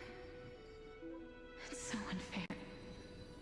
Why are we the only ones who are forced into mutual destruction? Let me do it, sister. Let me be death's sacrifice. I was never long for this world anyway. But you're different. I was the one who wasted your life after all. Whoa. You're wrong, Polixia. Family's never a waste, I'm guessing is where this is going. I don't think that my life was wasted. Just the opposite. When I finally arrived at this destination and looked back at the journey I took, I discovered that flowers had long since bloomed along the path I walked.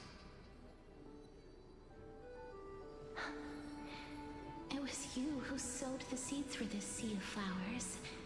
One that is more beautiful than the promised land at the end of the world. Besides, I have lived a fulfilling life. Even though I was fated for sacrifice, none of the things that I've experienced will dissipate. Instead, they'll forever live on as memories inside your head. Will they not? How could my memories of you ever compare to the actual you? Well then, tell me. What exactly are we?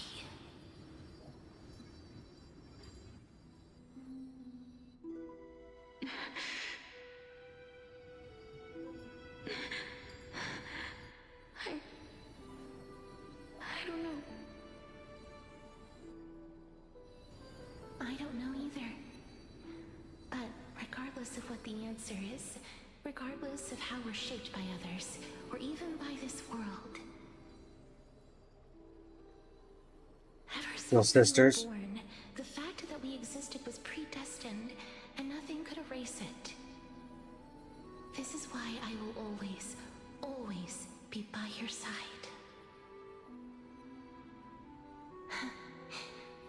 We're twins, after all.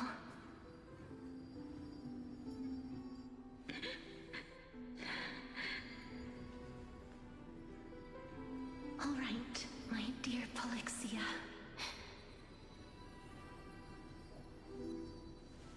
It's time to extract my heart and light the flame of death.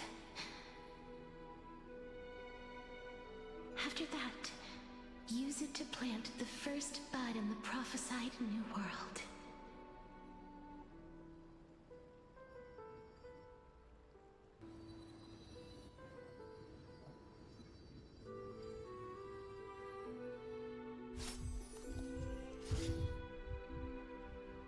If I imparted my knowledge of the art of alchemy to you, would you use it to resurrect someone you loved?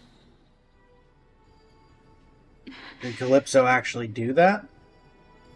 Death is inevitable. In the days to come, I am certain that someone whom I cherish deeply will leave me for good. If such a mighty power really existed, I think I would use it without hesitation. Even now, my answer remains the same. This is why, sister, I promise you, in the prophesied new world, I shall plant the first bud on your behalf. Go now. Return to the ocean god's treasured pearl, our hometown. I shall open wide the entrance to the Netherrealm and grant you a second life. The living beings on this earth shall respond to my call and lead you to the sacred daylight. Remember, do not look back on the land of the dead, and do not stop moving. In the new world promised by the prophecy, march toward your new life. As for the price of our equivalent exchange, let me be the one to pay it. Everybody, we've come to the end. Unfortunately, I am not compatible with the Supreme Being, so I was unable to completely fuse their soul into my own body. However, being able to glean all this from them is exciting enough. I'm certain of this now. Before the Titans that we are well acquainted with were born, a group of heroes roamed the land. These heroes followed a prophecy and Flame Chase Journey? divine authorities one by one, until they eventually became the pantheon of the new world. Just like the Flame Chase Journey of today, Amphoreus' history is cyclical in nature. Huh. What a startling revelation. This means that the demigods, who bear the core flames, will also become the new titans at the world's end. thereby shaping a new world? I believe that this is the truth behind the Era Nova, as mentioned in the prophecy. This is utterly unbelievable. Besides, those twins in the past, even if they really are Thanatos, their whereabouts are still unknown even today. I'm looking at one of the two Are twins. their whereabouts truly unknown? Didn't Polixia mention that seaside town, the birthplace of alchemy and the tale of the dragon? In our world, there exists a city which perfectly matches that description. Styxia. But the people there worship Vagusa and bear no relation to Thanatos. I have also never been to that place, as in the time of Idonia, it had long turned into underwater ruins. Take this. This is... The new Sporist masterpiece, the Philosopher's Stone. It was made by transmuting all of the sage's wisdom into a single entity. Is that you? With their flesh and blood as its foundation. Remember, I've mentioned before that the art of alchemy is all about conversion, tempering, and ascension. This process also applies to the pursuit of truth. Regardless of how unbelievable this sounds, the truths of the world have been refined from the impurities. Think about the story of the dragon. This stone will lead you to your real hometown, allowing you to reform the door to the Netherrealm and discover Thanatos' fate. You still look as confident in your victory as ever. But what if your conjecture is wrong? Simple. I shall merely admit to the entire world that my experiment was a failure. However, my line of thinking will not fail because I have already planted the seeds of doubt into the hearts of the masses. Actions speak louder than words, Castoris. With the assembly about to begin, don't forget the promise you've made. I've already searched for so long. I'm willing to try one more time. While we converse, her life is also slowly slipping away. But before I leave, I have another question. What exactly did we witness just now? I think we already answered that question. That was the world imprinted in Kefali's soul.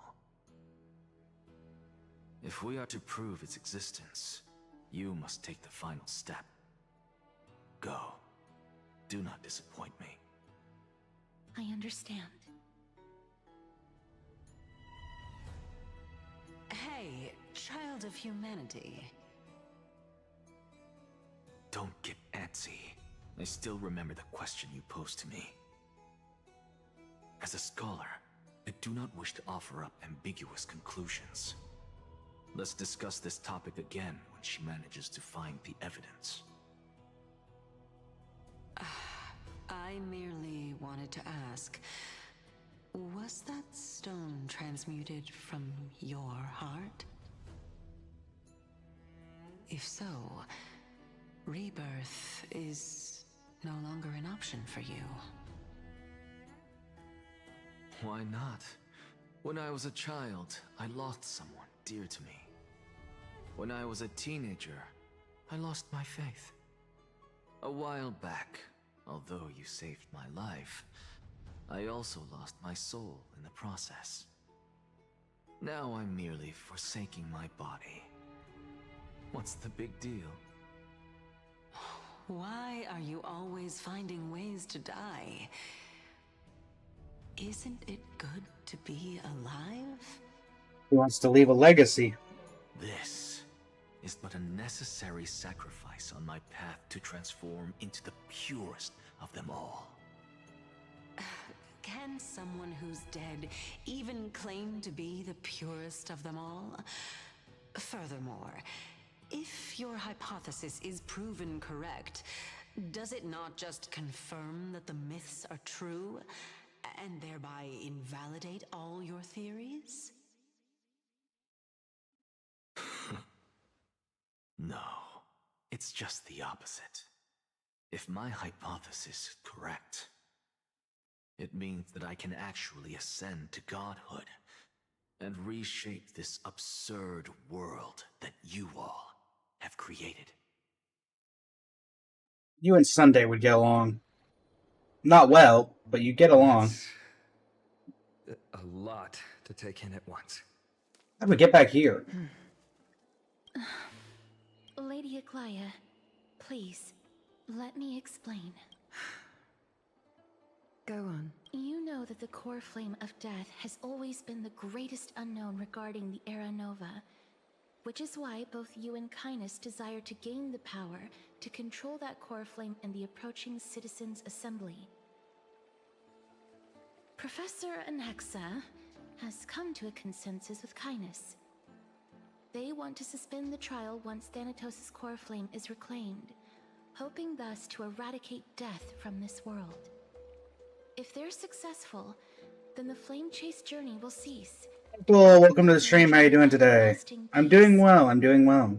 We are speedrunning, quote unquote, Amphoreus. Your wishes. So long as we do not usher in Era Nova, the Black Tide will never be eradicated. Even with Lord Mighty on the front line, and the Black Tide not posing an immediate risk, the danger nevertheless remains. Honestly, it's difficult for me to assess the pros and cons in this decision. But someone must bring the core flame before we can begin negotiations over it. True. The Titan could be very near. I cannot let this chance slip by.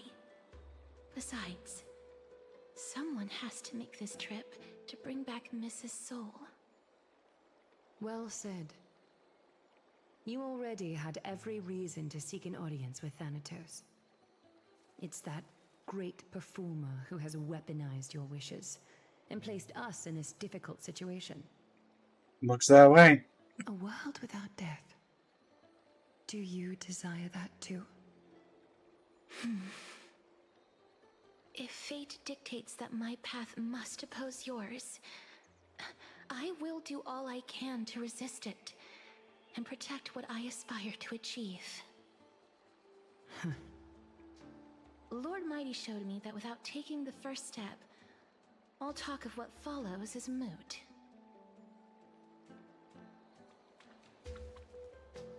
Unsure of what to say, but offer a smile.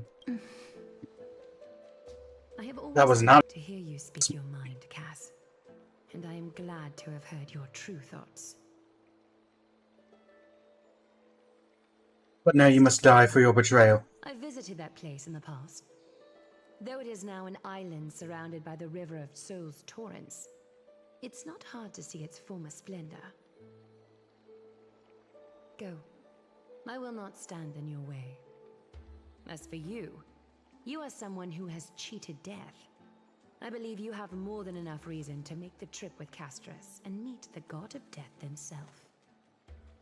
Casterus, I too look forward to your journey. I wonder what kinds of new interpretations your completed story will bring to the Flame Chase journey. Thank you, Lady Aglaia. I hate to put a damper on this heartwarming moment, but if Styxia is now an island surrounded by the river of Soul's torrents, then how do we find a way in? Lady Treby is probably... Oh. The answer is quite simple. Oh? In the myths, Zagreus once made the domain of the dead their treasure vault. That is to say, they could enter and leave the nether realm as they pleased. Oh, Cypher. And if they could do that, then it follows that the demigod who inherited their divinity must be capable of the same. I'll see you at Marmorial Palace at Action Hour tomorrow. Cypher shall be your guide to finding that ancient city. Tumultuous day finally comes to an end. Everyone disperses, each lost in their own thoughts. And we're approaching the last of the quote-unquote main cast of the Chrysos heirs.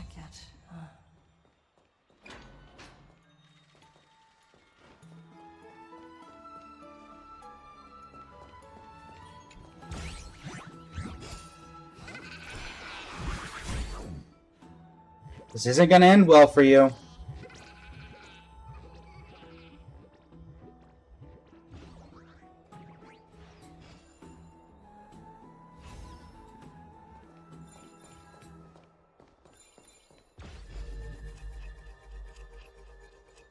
Come here.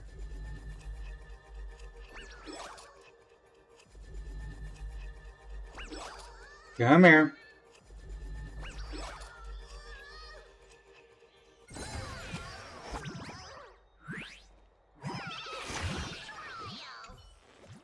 Give me that.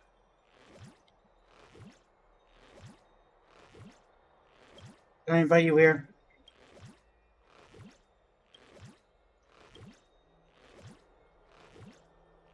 Valentin has no interest in this.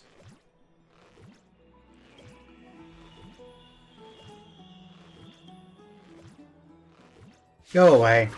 Okay, fine. That's even worse option for you, but alright. Have some sunshine. Dispel the gloom. Restore the skies. Flowers bloom for tomorrow. Memories waiting to be woken up by a shooting star. Remember me with love.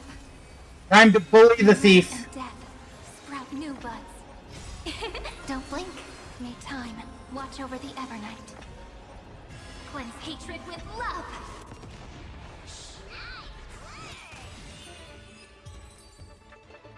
Bye.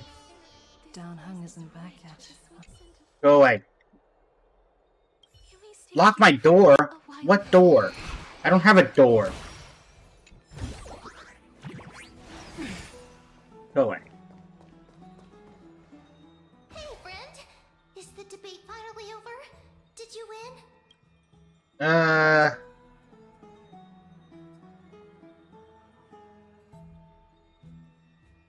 We managed to win ourselves a glorious defeat. Glorious defeat? You sure know how to look on the bright side. Well, moving on. I was hard at work even while you were at the debate. I borrowed a mountain of books from Cass to see if I could find a way to solve your problem. Let's see. I still have only 32 books to go. It's okay, ma'am. I found a way. Really? Oh, that's fantastic news. I knew it. Hard work always pays off. Especially if you're as diligent as Mem.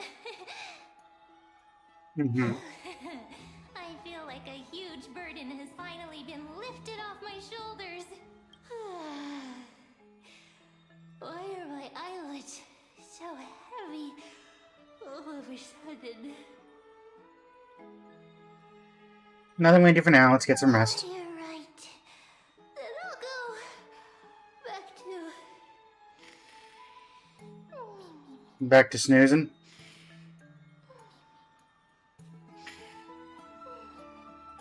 I will say I do find it funny that Mem snores in Mem. As was their custom, Mem, with astonishing dexterity, slipped back into their secret little hideaway. Good night, Mem. Good night, Hakama. It is nighttime now, right? Something like that. Later, somewhere in Akama. Cass? What a surprise. Lady Treeby. Is something troubling you? Yennefer, welcome to the stream. How you doing today? I just wanted to speak to Lady Trian for a bit before I set off. No matter how breathtakingly beautiful Styxia once was, the place is now the domain of the departed. There is no telling what we'll encounter there. I don't want to have any regrets. Has anyone told you that your eyes are sparkling today? Is that a figure of speech? In the past, when you did smile once in a while, all of us could see that your heart remained troubled even as you smiled. Lady Treeby, you know perfectly well that see you tomorrow is nothing but a white lie. I hope your toughness is not a mask hiding a lonely heart. Cass, you hardly ever talked of your past. None of us knows what you went through, apart from Maggie. But we know it must have been filled with pain and hardships, as it is the fate every Chrysosaur is destined to live out. We are just happy for you that the core flame you're meant to inherit has finally surfaced. Isn't it a little too soon to say that? But you already know where tomorrow is, don't you? There is no need to rely on anyone else. Just give it your all and leave no regrets. We have always believed that your embrace is just as warm as everyone else's. Because we embrace others to comfort them. And Cass, you're the kindest Chrysosaur we know. Really? Over Hyacinth? Lady Treeby. I mean, she's definitely up there. This feeling, it's hard to put into words. I suddenly found myself with so many wishes. So much I want to accomplish before setting off. Then go do it, Cass. Trian was actually working on a surprise gift for you. It's a pity she didn't get to finish it. But now Trinan and I are working on it, and we'll make sure to give it to you. So, let's meet back here when you return from Styxia. Safe travels. See you tomorrow! I don't get what people meant when they said that you never can hear "see you tomorrow" the same again. Who could it be? Danny? Actually, Danny wouldn't knock. He lives here. It's me. Oh. Yes. I hope I didn't wake you. No. Sleep is a luxury when you're at my age. It's another mission from Aglaia. No. I'm here because of private matters, actually. If it isn't too much to ask, I'd really like it if you could come along with me to retrieve something. Sure. Aren't you going to ask me what it is? No. It isn't a long way from here. Shall we? Again, unlike some Chrysosaurs, you don't get on my nerves, and you've given me no reason not to trust you. So...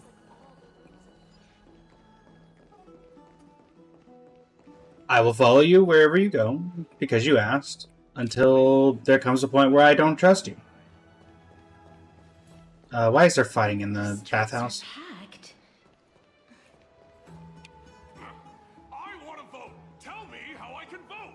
Take your ceramic shard engraved with the Kefali rune, select the Council of Elders in your heart, and pray silently until the shard registers your choice. Then toss it into the Dolium. The Council of Elders? More like the Council of Buffoons?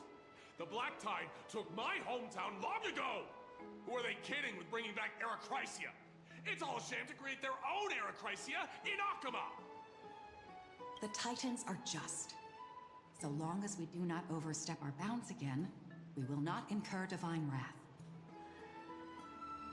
Oh, please. The time when these deranged Titans should have vacated their spot to the demigods is long overdue. You'll see soon enough, you old bogey. Well, that's just rude. And I pray that Talanton smacks some sense into you with their scales. We shall see how this turns out. That was quite a spectacle. Just another peaceful day in Akama! I suppose peaceful peaceful is technically correct if no actual violence happened. Yep. To this day, I still find it almost unreal that Akama is the only place illuminated by light amidst the crumbling ruins of Amphoreus. And its people are even holding votes to reconcile differing opinions. This peaceful sight is making me forget that this is the end times. This is what the Flame Chase journey is all about. Before coming here, I had lived for many years in Idonia, a city of rime and frost. The people there were devotees of Thanatos, and were well known for their unique burial rites and traditions. Traditions that I played a major role in. Because of the curse on you. Yes. You now know me as the Mortician of Akama. But back in those days, I was Idonia's Maiden of War. I was trudging across the frosty plains on my own when the Idonians found me. They saw the curse in me as a blessing from Thanatos, and believed that my hands could correct the Arachrysia's mistake and lead them to meet the great god of death. They provided me shelter, but in return, I was expected to grant merciful deaths to war captives, prisoners bound for execution, and heroes alike.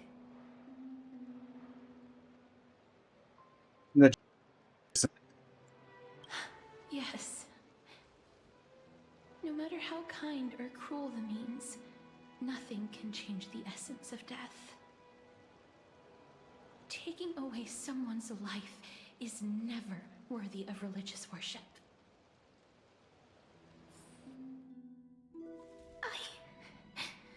I can't do it. Their voices, they pierce my ears. The pleading, the thanks. I know that feeling, child. I was once as lost as you are now. But you must respect those walking towards death. Just like how you should respect yourself as the Holy Maiden granting humans glory and liberation. What you're asking me to do is no better than the task of an executioner. And yet you want me to respect myself. No matter the titles, I am still taking away human lives. This won't be the first time that Idonia's fanatical nether warriors have faced death. On the contrary, recruits new to the battlefield often run away from their first fight. Death is the mightiest and gravest power in this world. The fact that you can wield it means you are deserving of respect. That's such a twisted reason. Then let me tell you a story. In Idonia, the great swords commonly used by executioners are called Draconian, in memory of Drakon, an elderly executioner. The sword has 3 air holes along its body. If the sword is swung down swiftly and accurately, the holes would make no sound, and the executed would also depart this world quickly and painlessly. But should the executioner have any hesitation, the holes would produce a piercing whistle. On that cue, the screams of the executed are sure to follow. Every executioner after Drakon is to hone their sword skills every day in preparation of future executions.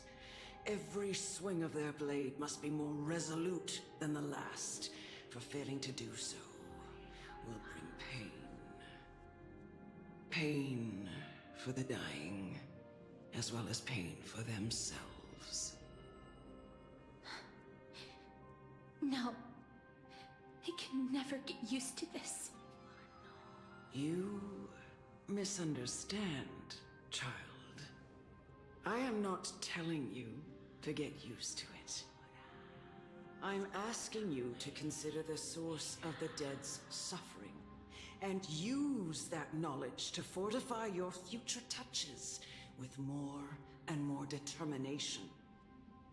Go, walk with the dead and love them as you love life. Then you'll no longer hear those noises. Yeah, I wouldn't be hanging out with these people casters. Please, don't kill me. I don't want to die.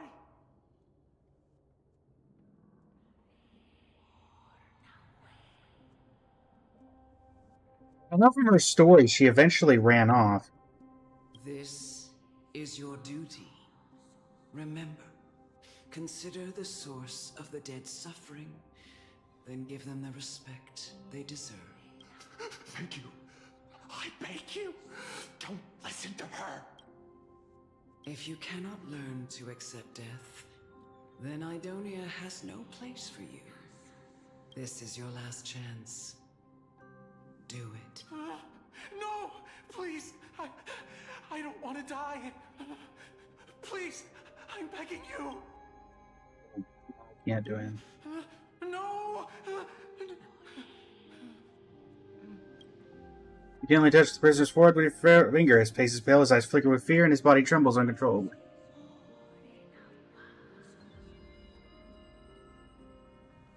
Didn't she leave when she was a child, if I remember correctly? It's because of fear, anger, and hatred, or is your so-called merciful touch of death simply a lie? Dark purple models spread like petals across the death row inmate's face, then seemed to be submerged by spring water, flooding his bodies, and the cries that had once begged for mercy slowly turn into a sigh-like whimper, as he murmurs to himself.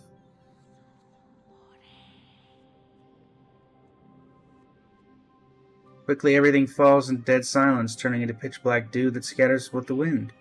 You hear your own heartbeat drown out the sound of heavy breathing. May you gain some insights through his sacrifice.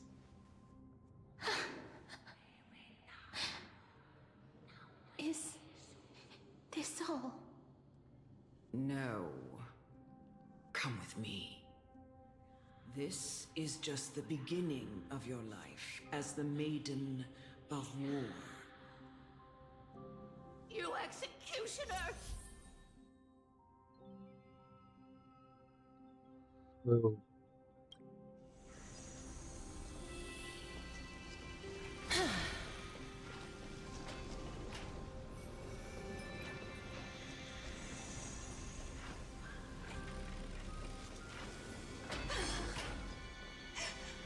Holy Maiden!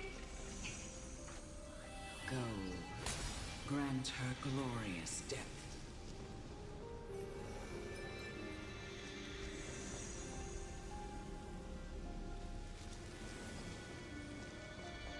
Any way around this?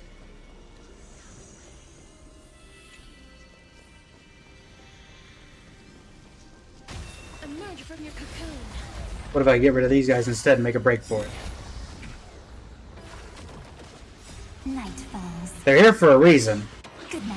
Otherwise they wouldn't be interactable. Restore the skies. Have some sunshine. Meet again.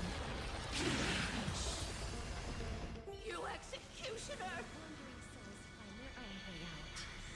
Well, I tried.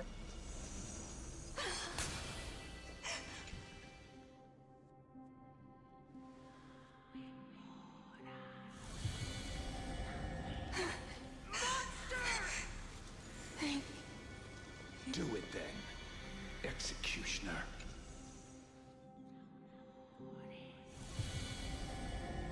I curse you to live in eternal pain. Please.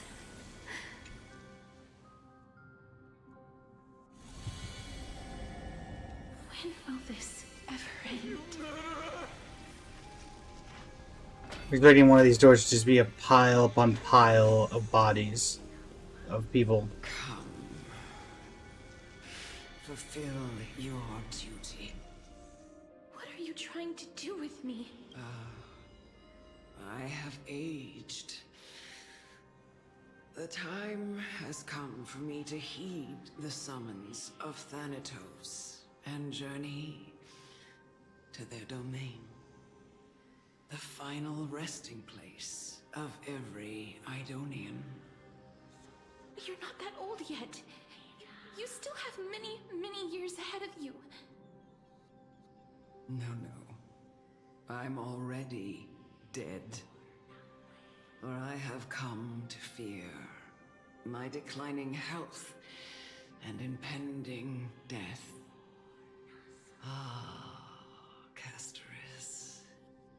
Will you give me one last chance to charge towards fear and prove that I am no coward?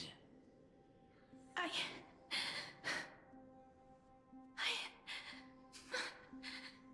can't take this anymore! Child, it was I who brought you here from the frosty plains and set your farcical fate in motion. It was also I, Chief Executioner of Idonia, who forced the heavy duty of executing others onto you. I've always known that you have doubts and even anger about my faith and about me. I never had a choice. Indeed. We essentially abducted you. Yet What you a surprise. ended any sinful life with just a touch of your fingers. Shouldn't it be easy for you to escape from here? I'll never do that. It doesn't matter how lightly the Idonians take death, or how readily they accept it. I simply can't do it. I knew I was right about you. What do you mean? I've taught you and cared for you as my own daughter all this time. That's how you treat your own daughter. I wouldn't want to be your kid. Blessing that's been with you since your birth. I know no one else in the world would understand the weight of life and death more than you do. In the eyes of an Idonian, death is the end of all life.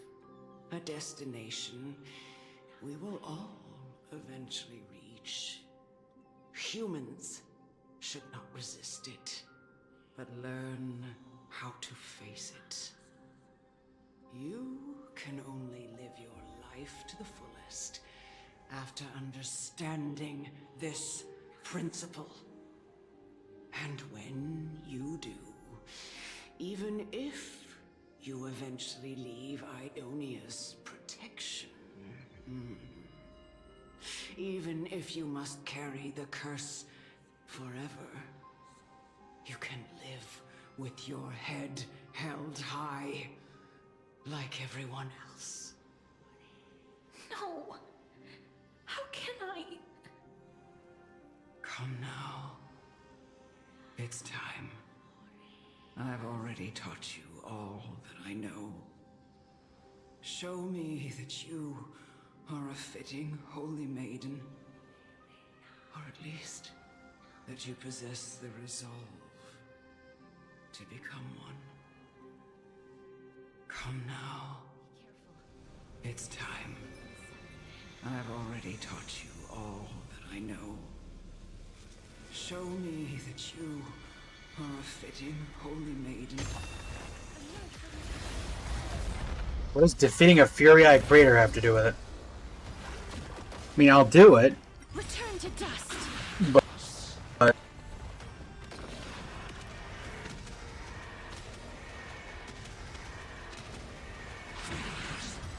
I just don't see the point. This was the last time I followed her command. I gently touched the elderly woman before me. The executioner, who had seen too much death, died the same way as everyone else. A gasp for air, a wistful look in her eyes, and a barely perceptible tremor in her fingertips. Elder Amunet, the person who tried to teach me about death, ultimately vanished like dew in the morning mist. She spent her life embodying the beliefs of the Idonians, and when death finally came, she embraced it exactly as their doctrine had taught. I have nothing but respect for her. I erected a cenotaph in her honor in the marshes outside Idonia's city walls with the others I had laid to rest. Then, I set out once more in search of Thanatos. It was a long, long journey. I heard so many discussions about death along the way. Life finds meaning in death. The world improves because there is an end. It seems the most terrible darkness in this world. Everyone talks about its heavy weight. Some resist it, some worship it, and some even revere it. How did it disappear to Titan become the deepest fear of humankind? And why do they haunt my dreams? I continued my travels to seek an answer. Initially, I was running away. Then, I started searching for it. And now, at the end, I just want to know if my touch, if my embrace, can do more than taking things away. Can I make anything? Can I leave anything behind? I don't want to die. Please, I'm begging you, just let me go. I don't want to die, please. I don't want mercy like this. Just let me go. I need it. I don't...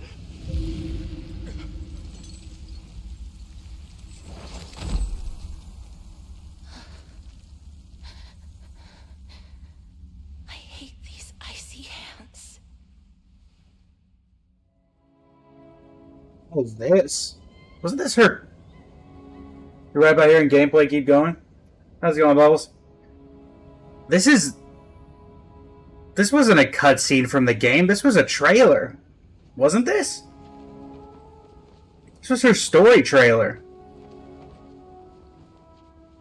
Surprised they put this in the game.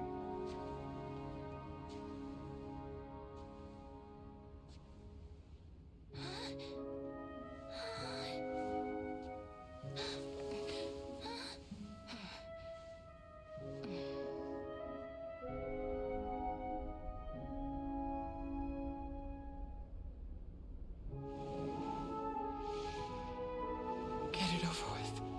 End its suffering.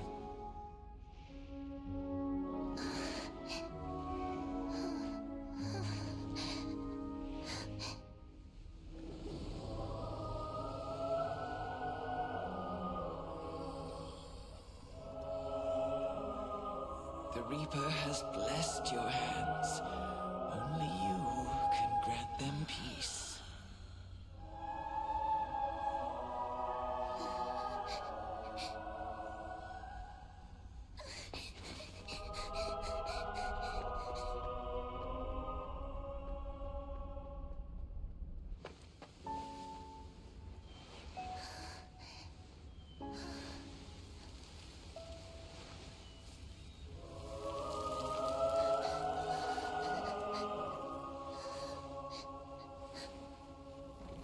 Embrace death. Walk alongside it.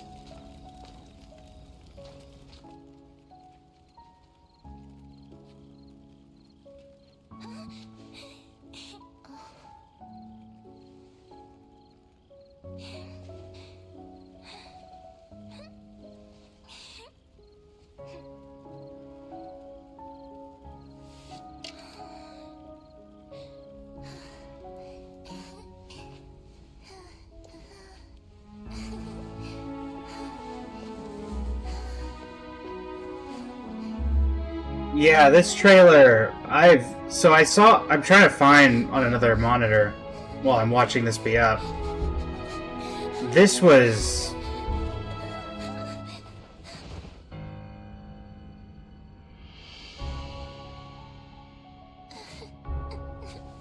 Yeah, this was an animated short. So I'm surprised. This is like a 7-minute long animated short. Which is why I'm surprised that they put it in. Unless they didn't put the whole thing in. No, they put the whole thing in.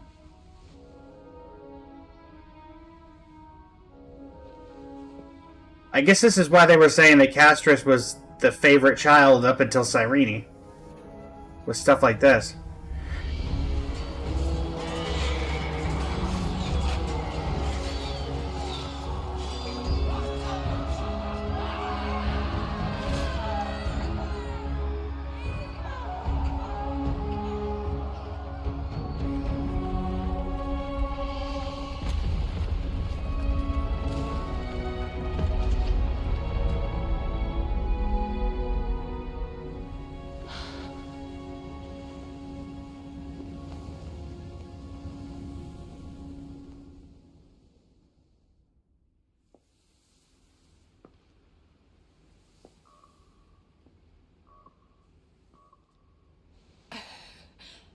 Is that you, Castris?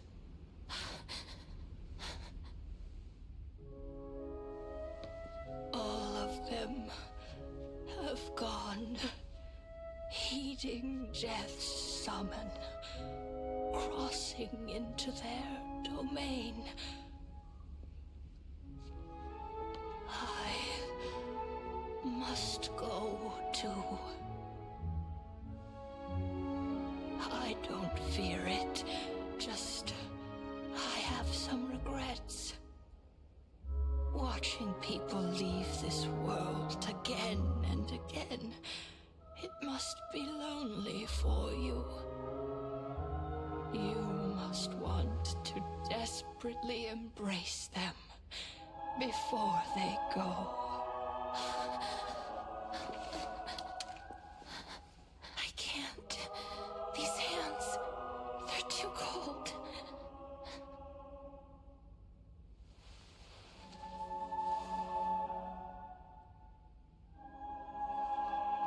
But Big Sister Castris, your hands are so warm. Just like anyone else's. So go on. Don't hold back. Give me a warm hug.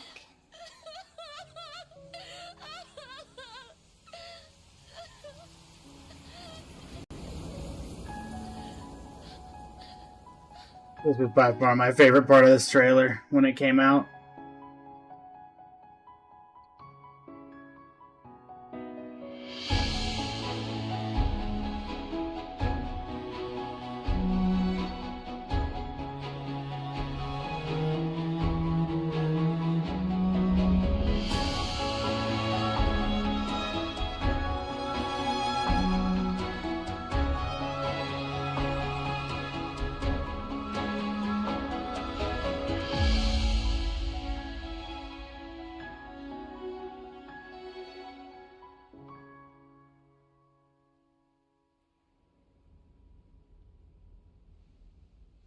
Indeed, also, and to continue to see the beauty in the world even though being still broken.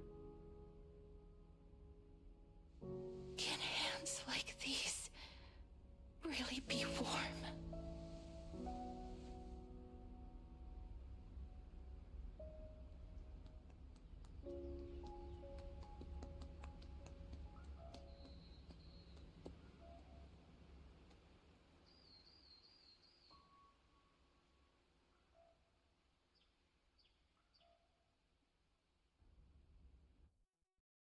On the day that Oryx's trial ended, you must have had many questions. I felt just as confused. Why, as someone from beyond the sky, were you so cruelly dragged into Amphoreus' fate? I wished I could take action, but no matter how hard I try, I cannot simply interact with the living as ordinary people do. Even when we brushed against each other unintentionally in the grove. And it was obvious that nothing had happened. When an almost unattainable hope finally welled up in my heart. When I thought that perhaps my touch would no longer bring sorrow, fate declared to me, it wasn't that the curse of death had finally been lifted, but that your soul no longer belonged to this world, and there was nothing left for my hands to take. Nothing. And did I really think this time would be any different? It's not that I don't understand this reality, just that I'm unwilling to accept it. Having walked such a long road, I am still unable to find the answer to life and death. I am resigned to eternal despair.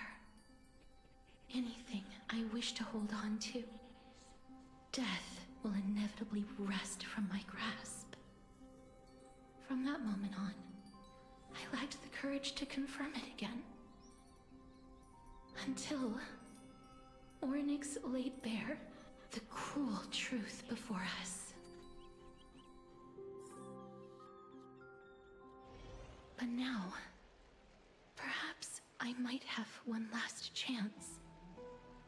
Long ago, Trinan read a prophecy to me.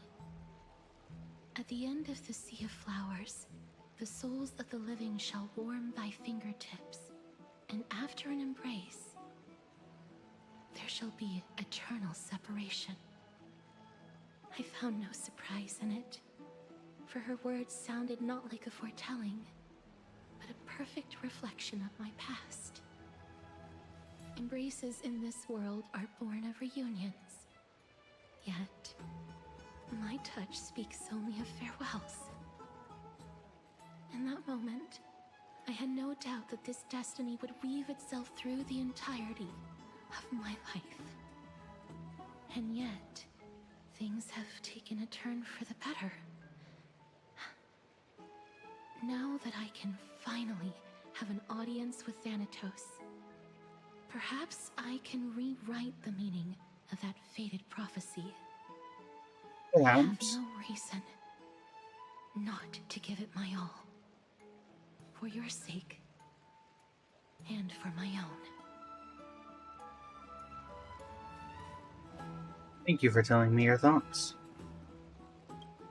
With that, I won't have any regrets.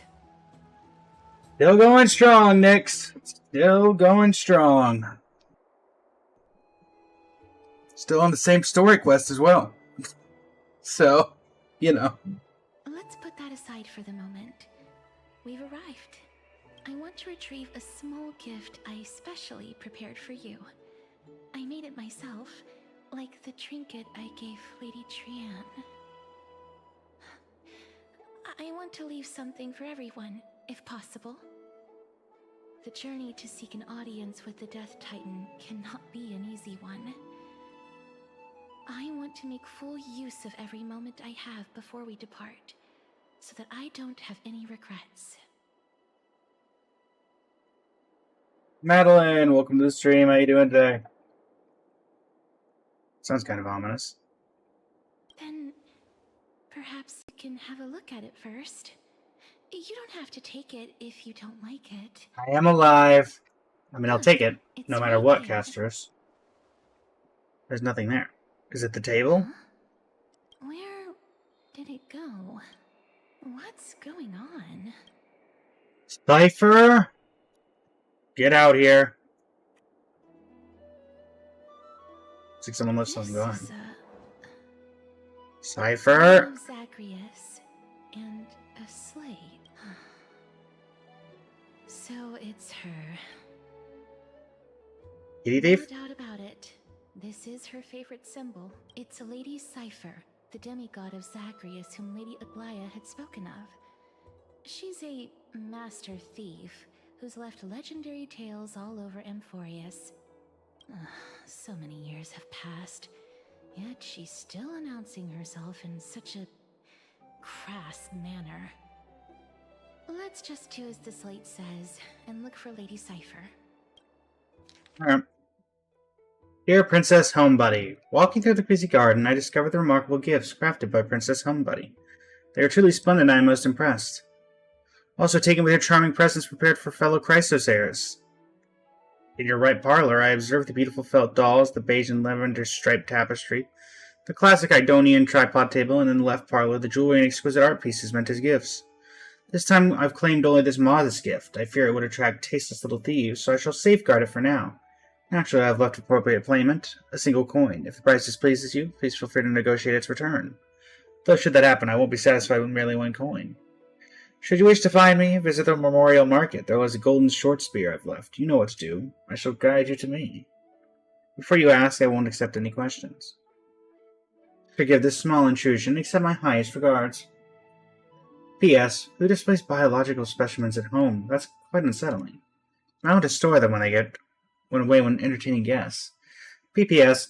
Despite your considerable investment in the Idonian ossuary hanging in your parlor, I regret to inform you that it's a fake. The original was craftily switched by those cunning scholars at the Grove of Epiphany. The full story can be found in the yet unpublished Memoirs of Cipher. Sincerely, Kitty Phantom Thief. Alright, Cipher. About time I finally met you. Because everybody keeps telling me that I'm going to really enjoy you. So, let's see if that ends up being the case. Look, it's right there.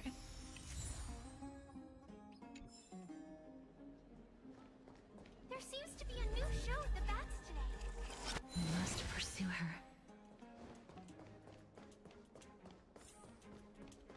Coming through.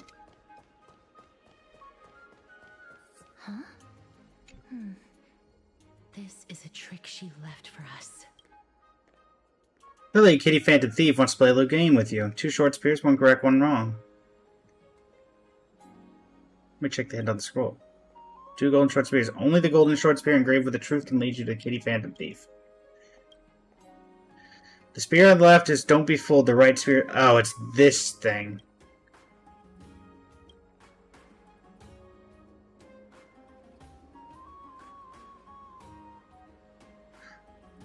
Okay. It's this figure. Left spear is engraved with the words, don't be fooled. The right spear is engraved with lies. Alright. If the right spear is engraved with lies, then... Also, wait, is it my... Hold on. Okay, this one's the right. Okay. So I could say, is it my right or your right or what? Both spears are engraved with the truth. So if this is lying, then that would mean both of them are lies, which would mean both of them would take me to Cipher. Or the paper's lying.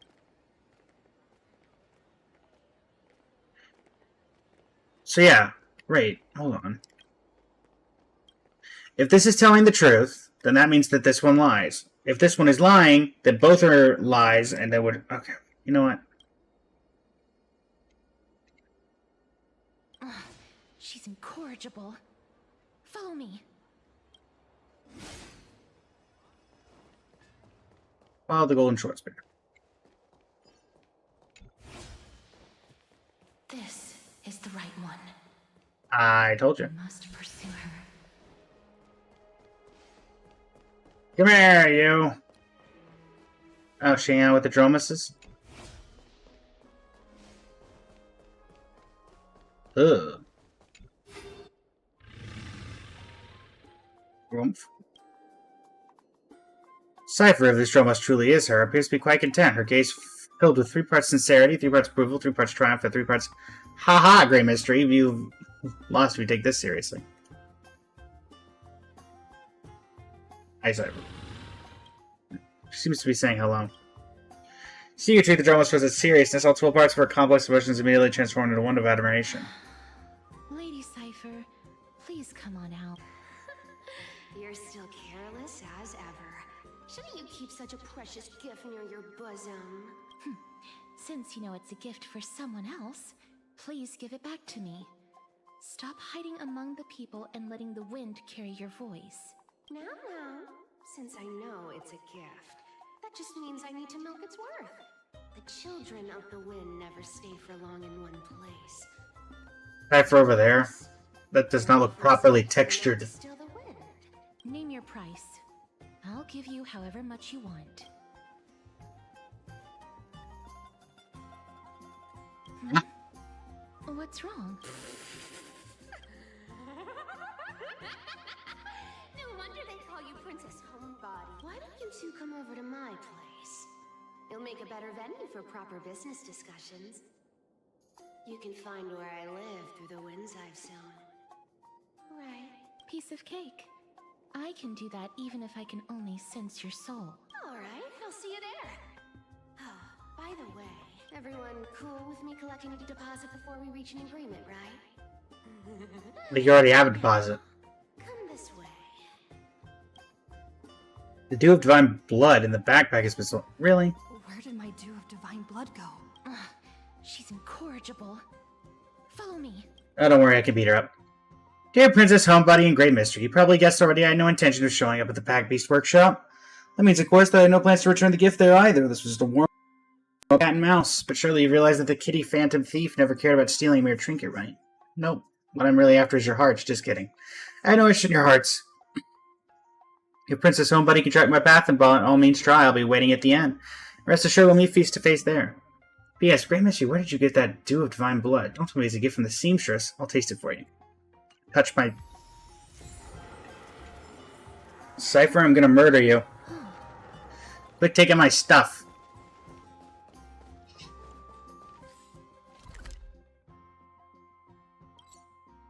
Are you on the rooftops? You're on the rooftops! She's on the rooftops!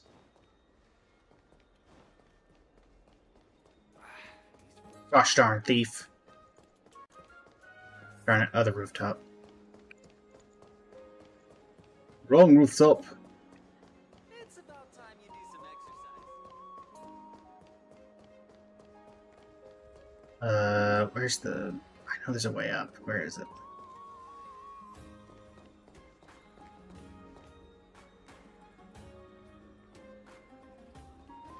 Me trying to remember. Not the NPC telling you need to get... Yeah, I know, right, Madeline?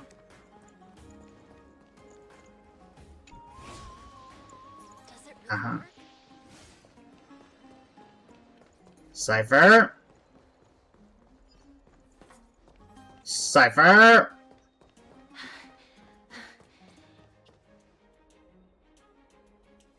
Over here! Over here! No, not that way! This way! Come on.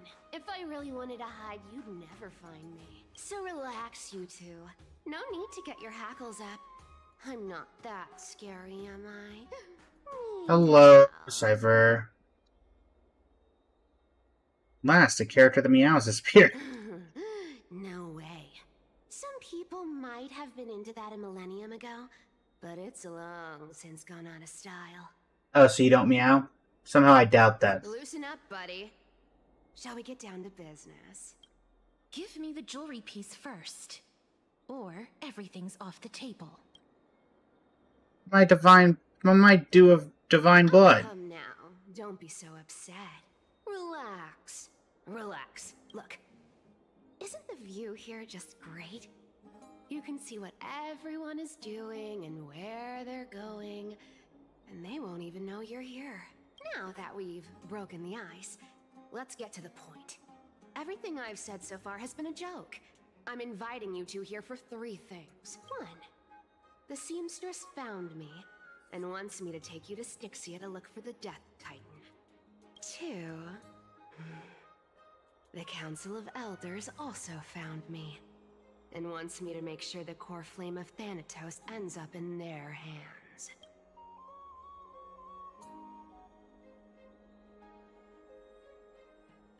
You're that famous? Of course. I may keep a low profile, but I'm still a bona fide demigod. And last, but not least, I'm telling you that I'm not interested in doing either of those things. Don't go look for the Death Titan. The end. Some time ago. Whoa, this is some high quality stuff, and this room is full of it. How much are these worth, Did you get all this through that Aranova gimmick? Aglaya? Some of it is family fortune. while the rest came from my business as a dressmaster. Don't liken the flame chase work to your shady dealings. Wait, so Aglaya's loaded? Well, I should have busted down your door instead of going around like a thief. Well, spill. Why are you giving me so much money? Payment for doing work. You're worth this much.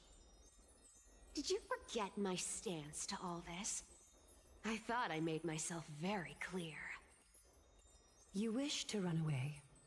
Run away from your responsibilities, from the prophecy, and from your destiny. You shall walk with greed and die over petty change. I understand this prophecy weighs on you immensely.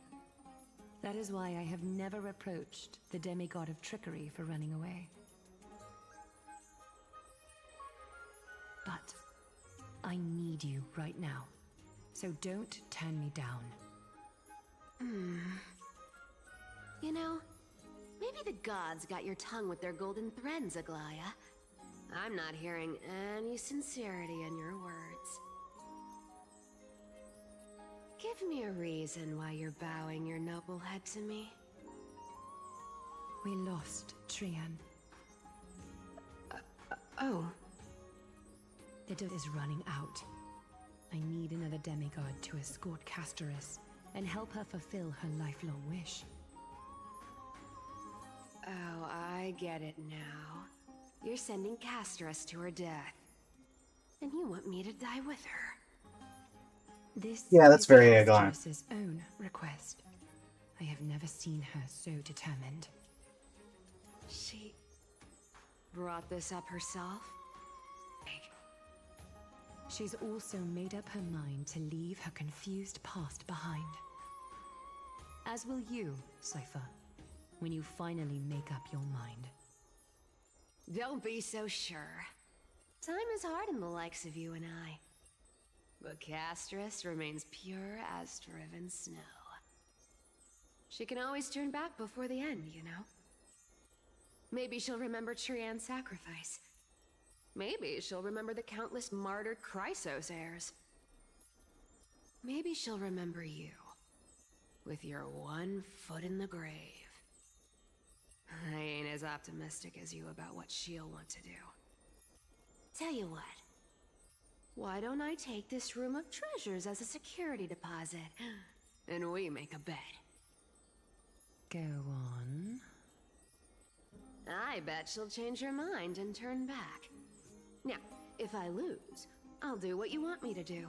Return this deposit to you, plus giving you another room full of treasures.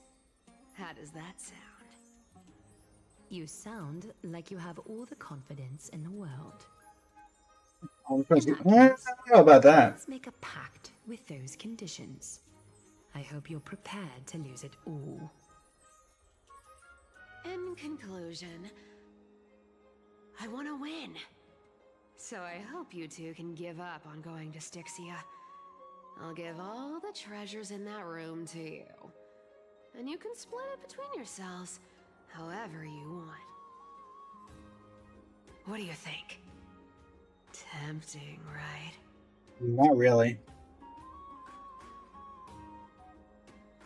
I'm almost dead. What use do I have for money? Decline.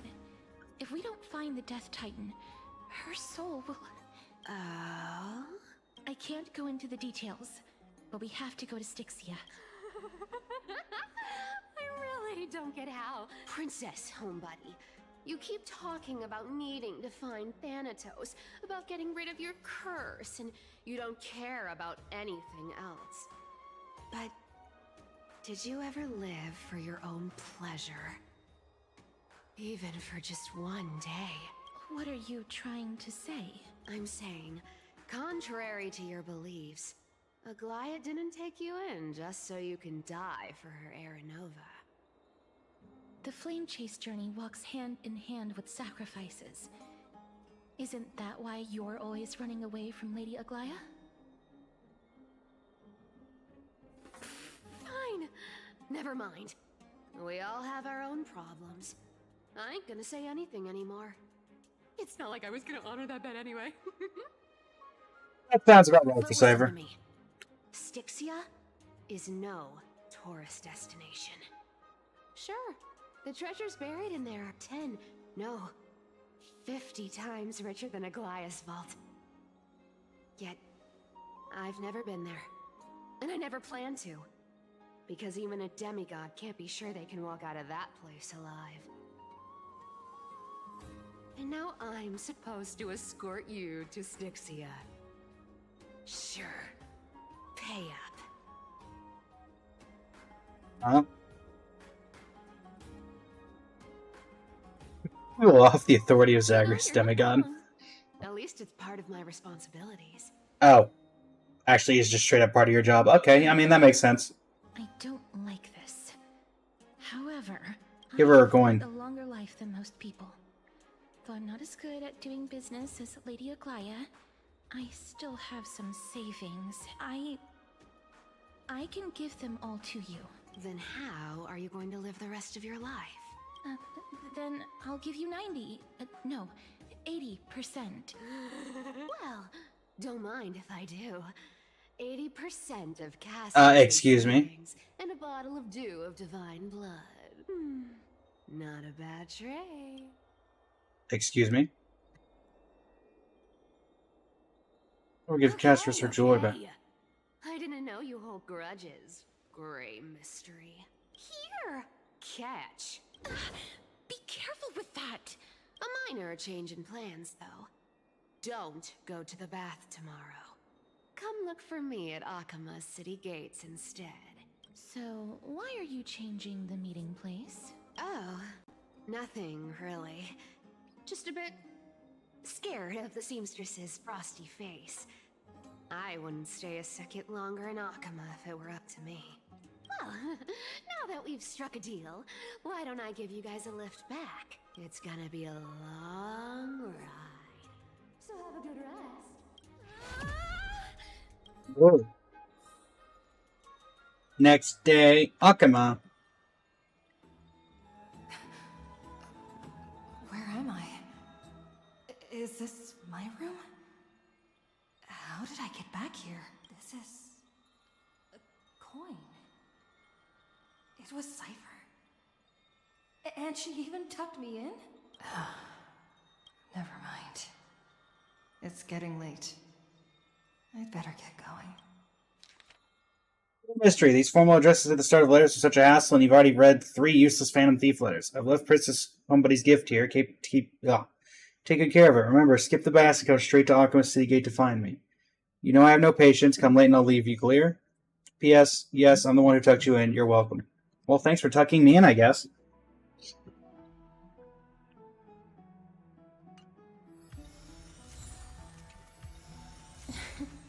Oh, hey, I got my dew of divine blood back.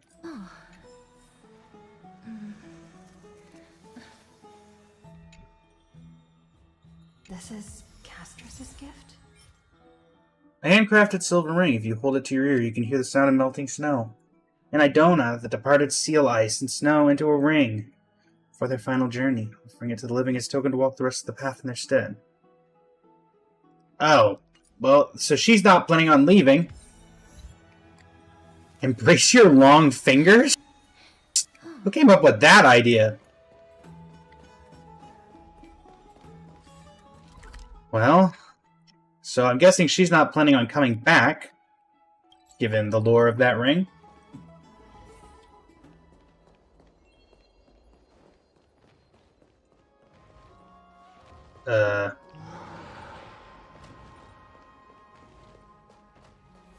I think they're the Titankin of Mighty now, I would think. Cyphera? Bright and sunny. Just the weather for farewells. You're here? Why wouldn't I be? I'll go give Aglaya a heads up. No need, I already told her. She's fine with it. You sure know how to put me in a spot, Casterus. I need to travel with you, but I can't touch you. What a bother. Sorry. Aw, I was just teasing. Don't take it to heart. Did you know that the legends say you have to put an obol into the mouth of the dead or over their eyes if you want them to successfully cross the River of Souls and enter the Nether Realm? That's the fairy fare for entering the Nether Realm. However, I honestly won't ask you to pay this time. I'll pay. And then we'll just have to go through the motions.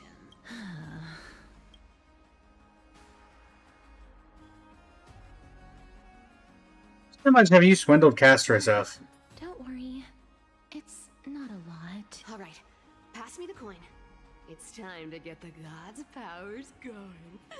A fleet-footed trip to the Nether Realm. Here we come. Oh, one last thing before we go. I gotta give you this piece of advice. Especially to you, Princess Homebody. You can't catch the wind by waiting. You only live once. So make the most of every moment you have. You say that, Madeline, but we don't know how much she had saved. Get ready. Be steady. Hi, your turn. Don't be nervous. After all, it'll be gone in the blink of an eye.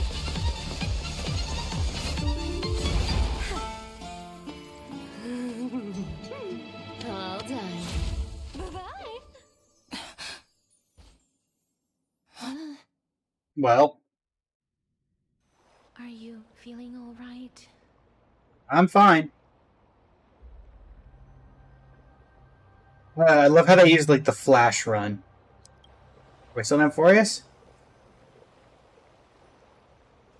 She's the demigod of trickery. When she flips the coin of whimsy into the air, she gains incredible speed that lets her travel anywhere in an instant. Just like how she I don't know how she got you here. of lingering here for even a second longer. We can only depend on ourselves for the rest of the way. Don't worry. Mem's here to help. Hey, Mem. Can you teleport too? Being cute isn't my only forte. I'm strong too.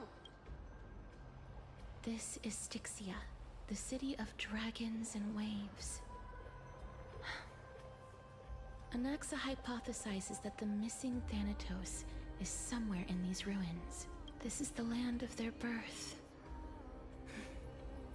Or perhaps of their death. How would we find them? Anaxa had used a secret alchemical art to temporarily fuse his soul with Circe's and Kephae. And when he was on the verge of death, he was pulled by Thanatos and caught a glimpse of the flowing river of souls. This alchemy, considered a sacrilegious act, might actually make the souls of mortals and titans attract each other. Even though Thanatos has been missing for 1,000 years, and even their followers haven't been able to find them. Perhaps that special attraction could summon them here. Oh, so are we going to use that Philosopher's Stone to conjure the Titan? I guess that's the only way. The only leads we have now are the name of this city and the fairy tale about the dragon. Thanatos is even more mysterious than I am. Indeed. Even one as erudite as Anaxa could only point us to this place, and no further. We will be entering the unknown as soon as we take our first steps. But that won't be the first time in my long journeys.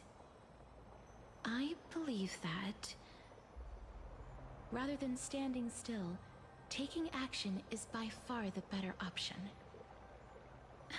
Perhaps fate might take pity on us today and show some compassion. Rule Knight oppresses unfortunate mortals. Go back whence you came. Go back. Ahead. Mr. Spears lodged in angles, then thrown here from afar. Don Hung once said, "Cloud piercer never leaves my side," but in hindsight it sure has left his side plenty of times. Well. Down there, don't you? What a beautiful butterfly. Is it talking to us? This is a eulogistic butterfly. They are found in places where many have met their demise. In Idonia, some think of them as manifestations of Thanatos' benevolence. By turning the lingering obsessions of the deceased into these creatures, it is as if the Titan has made life into a specimen. Others think of them as Thanatos' messengers that guide the departed to the nether realm. The second theory sounds more believable. After all, the things they're saying are rather, direct. That's an understatement of the year, man.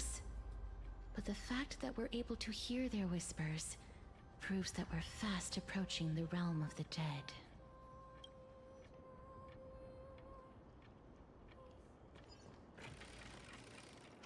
In we go.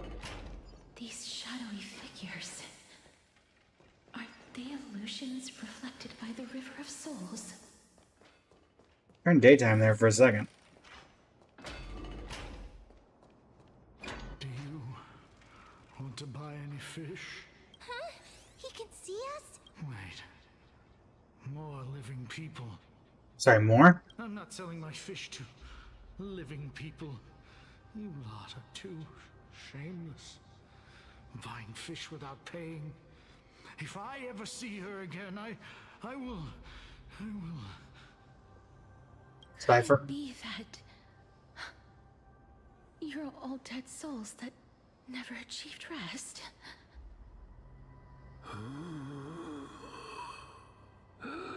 The nether realm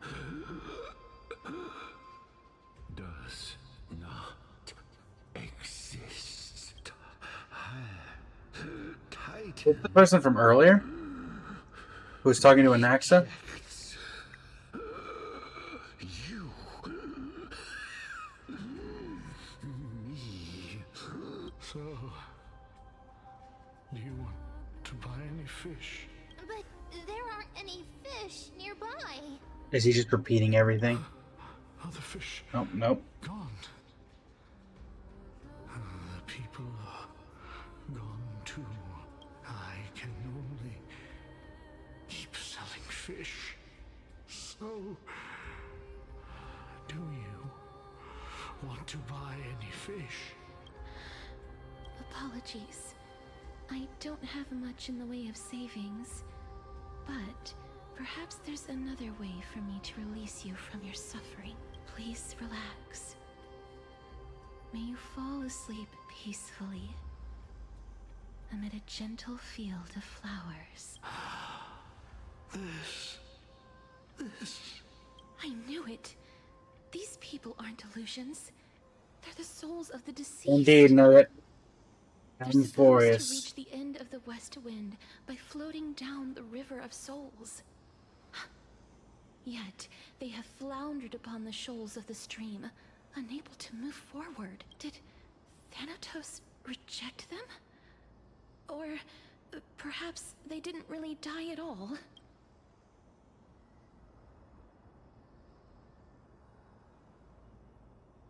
Are they in the same situation as No me? idea. This circumstance is completely unprecedented. Hang on. Didn't he say more living people? Yes. So that means he's seen other members of the living apart from us? Correct.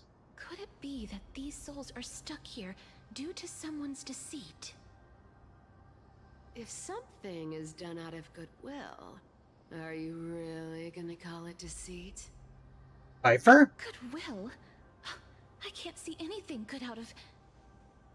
Wait a minute. Lady Cypher? That's me.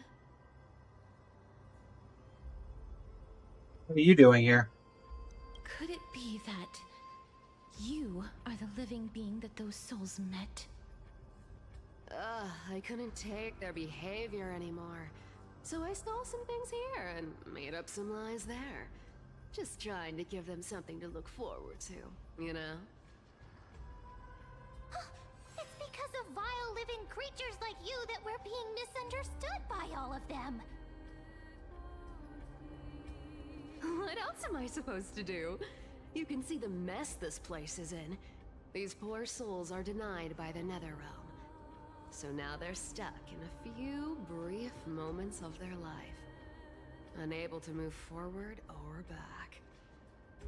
Did you see those two blacksmiths on the way? They've been here for as long as the sun's been around, wailing over and over about casting a shield. Styxia is so freaky. Then why have you come back, Lady Cypher?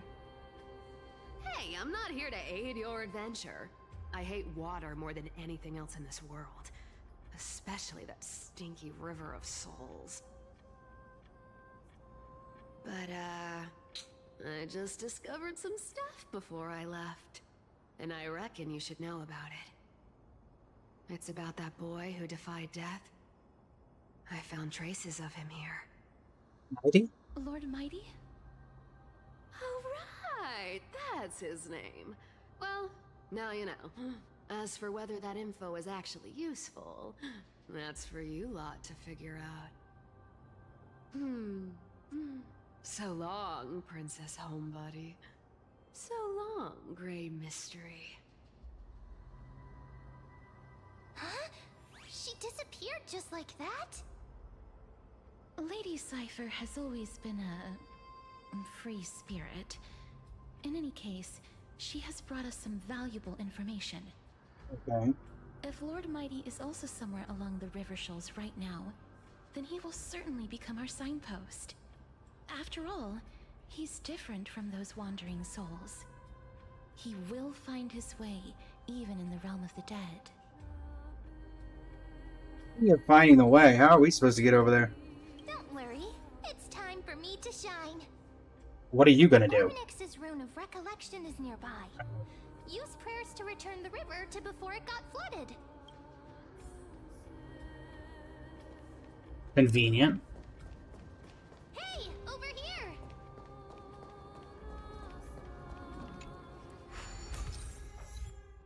Fall effect. Interact with the rune base to obtain the rune of recollection. With the rune in your possession, the miracle orb's illumination radius moves with your character. So that we saw that at the very beginning of the game when Tribby had it. With the rune of recollections,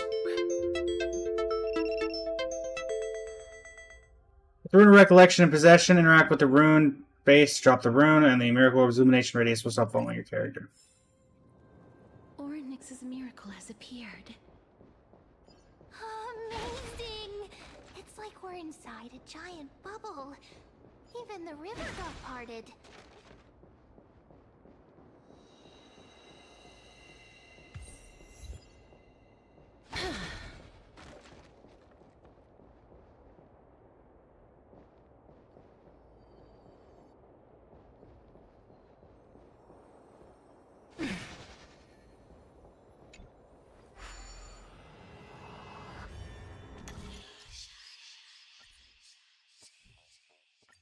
This is just a regular puzzle. Need to work on.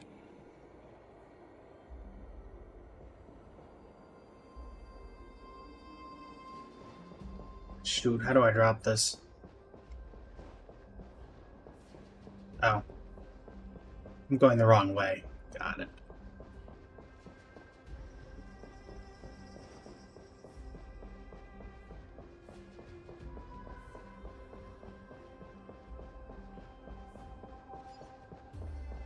Huh. So this path actually didn't exist back then? There's a ladder, but unfortunately we have not. There are wandering souls of the deceased here as well. We must first return to the present before we can communicate with them. Ah, by the looks of it, you must be the foreign warriors that the Queen had mentioned, right? Since the current campaign requires the utmost care, I wasn't able to make time to welcome all of you. Please, forgive me. Foreign warriors? A priestess, a warrior, and a divine beast. You look identical to the blessed saviors that the Queen described. Viper? My pets. I'm actually the hunter class. Oh darn, no healer on the team. Campaign? Who are you campaigning against? Nobody knows. As of now, of the scouts that went ahead, only one has managed to return. He says that the land ahead is a forbidden land that should not be approached, as it is the doorway between the netherworld and the mortal realm. As for the rest of the scouts, they've completely lost their souls and are decaying by the day. While there is still dissension within the city, the scholars agree that this calamity was so unprecedented that it needed to be given a new designation. Black Tide. An unprecedented calamity. Could it be death? It seems that you have indeed heard about this.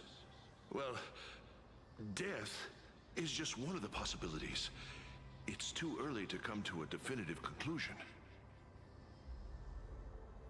A world that has never seen death.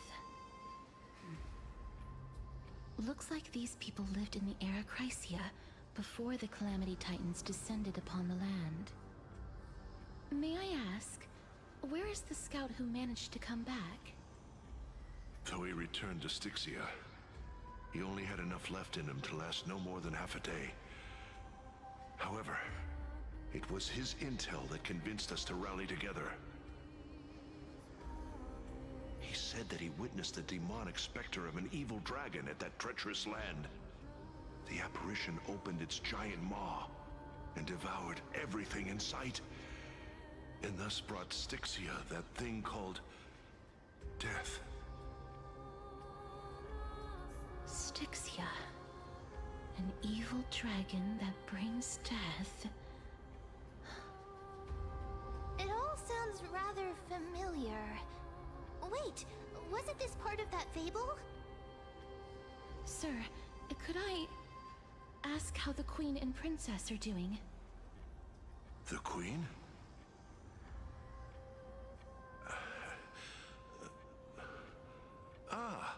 By the looks of it, you must be the foreign warriors. Well, that the you've Queen reset. mentioned, right?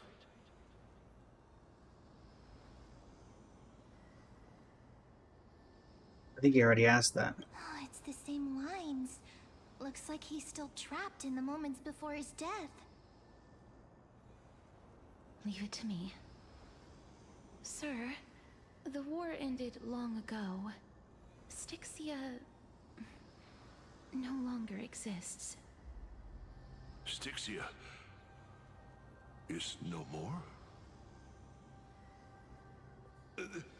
This cannot stand! Newcomers, hurry up and go take your positions!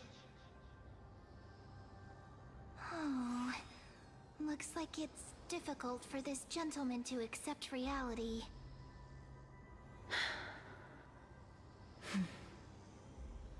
Sir, I am the Maiden of War, sent here by the Queen herself. If you accept my blessing, then today's battle will be smooth sailing. Maiden of War? I've never heard of this. There's little time to waste. Please don't take too long. Don't worry.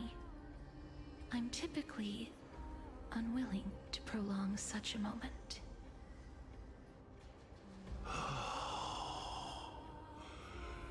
Is it over? Have we won?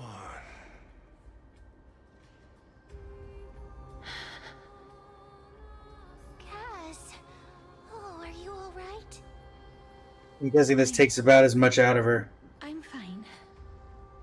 I just didn't expect that I would still have to embalm others, even in the realm of the dead. Is this a remnant of his soul? I mean, that doesn't look like something I'd be touching, but... Check the soul's remains. Well then, why should I place my trust in you? Aglaia? Holy maiden from afar. Oh. Wait, this is... I don't quite understand what you're trying to say. Since the prophecy has already pronounced your name as Chrysos, heir of death, Akima ought to treat you as an esteemed guest. However, you seem to have no intentions of concealing your involvement with the Council of Elders, while most likely being aware of my issues against them. I cannot deny your claim. It was the Council that offered this room to me, and they had only one request. They want the curse of death to be completely subjugated to your will. I was agreeable to that request. But why? I am unable to rid myself of this innate curse. However, from this day onward, I shall use it according to your will. I will never make any superfluous moves on my own. I see. So that is how they plan to control the Flame Chase journey. They have shifted the heavy responsibility of granting death over to me. If I ever become obsessed with executing people, they will then have ample reason to terminate the Chrysos heir's journey. And yet, you seem to not mind. This is quite surprising to me. That's because the fate that we were born with is a burden far heavier than that of an individual's life. I've woven many unforeseen events into the tapestry of fate. This is but one instance. Tidy up your precious garments and come with me. Akima welcomes you, Castoris. It's good to hear a sigh of contentment as this comes from the mouth of some colossal being. Then the scenes of the past abruptly dissipated. We'd find vestiges of memory here. Maybe they've got something to do with Ornyx's rune? Perhaps, but I do not need a reminder from them. This memory is one that I will never forget. Why, I trust you unreservedly. I really want to repay her for that trust, but why would this memory appear right now? Is this really Ornyx's power?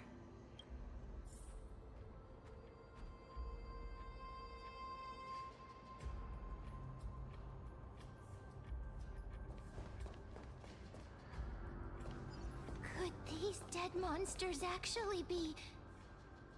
If Lady Cypher is to be believed, this could be the handiwork of Lord Mighty. He's still fighting against the Black Tide, even in the Netherrealm. Gotta take that with me, but I can't get it over here.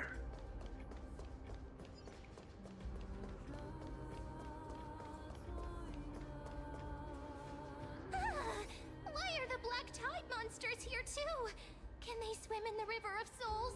Even Thanatos wouldn't be able to accept Black Tide monsters into their realm. These traces seem to suggest that anybody who trespasses upon death will pay a heavy price. We're also here to trespass upon the Titan. Since the realm of the dead must remain peaceful, it's imperative that we rid the place of such discordant noise. Please stay back. Can do. Let me deal with these enemies.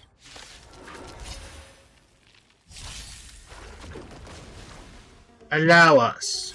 Night falls. Ba-da-ba-ba-ba-ba. Dispel the gloom. Restore the skies.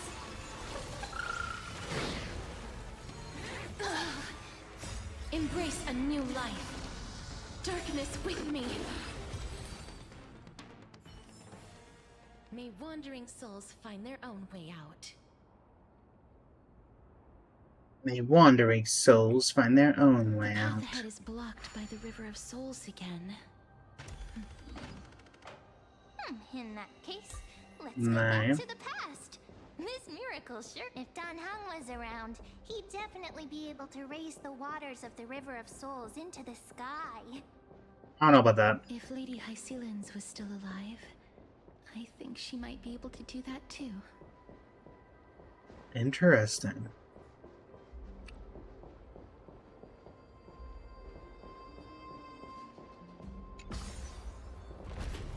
So is that's the first name drop of Hycelens. So then at this point, the only Chrysos area that we haven't heard about is Ceridra? You seem to be able to discern both the past and the future.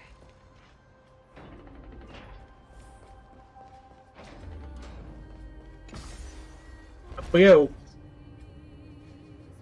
Trying to think if I'm missing any Chrysos areas. I don't believe I am. I think Cypher's the only one that hasn't been mentioned. Or Ceridra, sorry.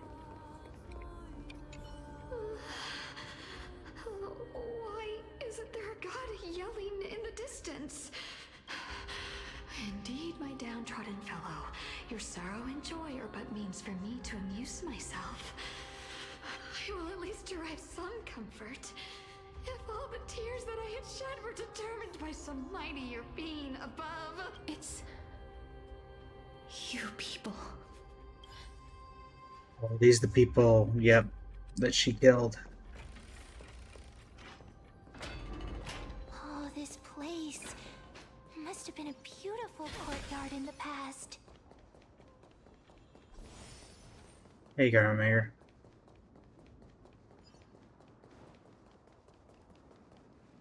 Please excuse me. I am but a scholar from a distant land who had the misfortune of falling into the River of Souls and turned into a member of the dead. Huh? This one seems to know that she's already dead. Oh, I was merely speculating, but it seems I was right. And you... I recognize you. You're the Holy Maiden of Death from Idonia, right? I'm sorry. I cannot bring you back to life. However, should you desire it, I can end your prolonged limbo. I'm well aware of that. Even if you were able to revive me, I would never choose that option. That's Why not? because I didn't fall into the River of Souls by accident. Instead, Yep, that would explain why you don't want to be revived. Now, why'd you do that? Why? if you could see the life I've led, then you would not reproach me so. My life was far too miserable. But I did not expect things to stay the same even in death. What a joke. In escaping my mortal life, I've entered a millennium of pain instead. Circe's above. What cowards humans are. For we fear both life and death simultaneously. I'm sorry.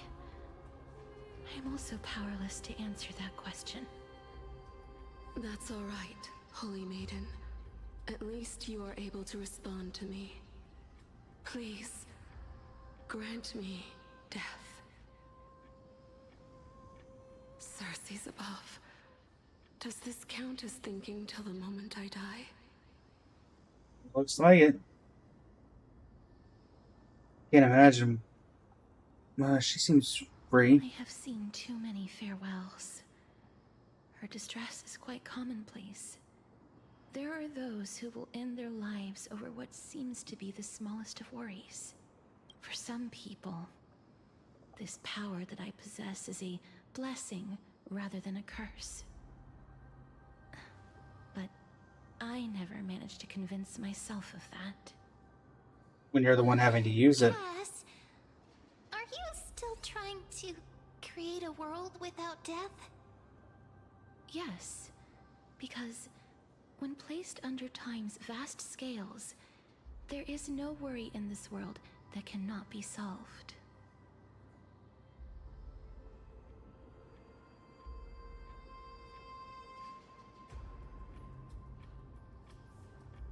I should chat with Don Hung about this.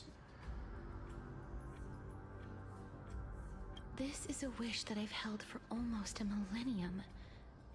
My mind might have changed once upon a time if people managed to strike up a friendship with me. But I've never been more firm in my conviction. Now that I've learned about your near-death state, it is my duty to wipe death from the face of this world.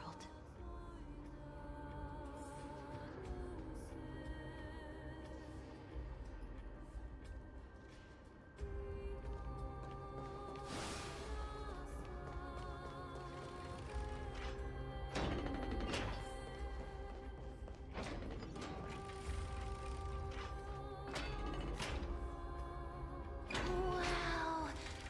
This place is so spacious. Is this the kingdom's vault?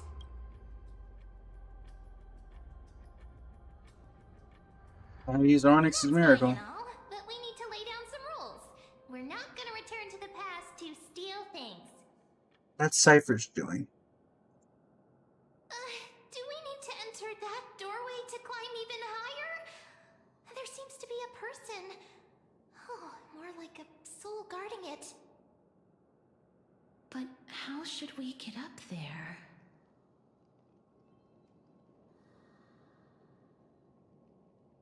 We turn around and leave. Oh, well, I could if I wanted to.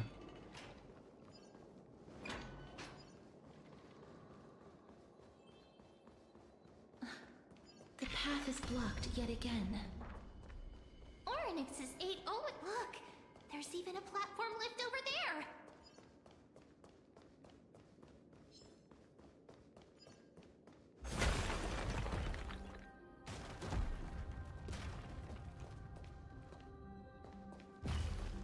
That didn't do much.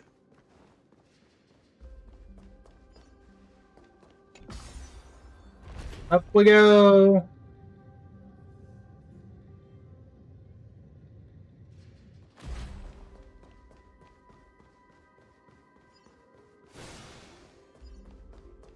The power of gods, but I cannot break 2 bookshelves.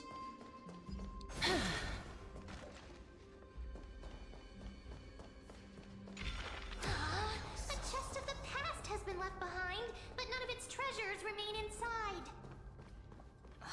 I'm crying. We crying?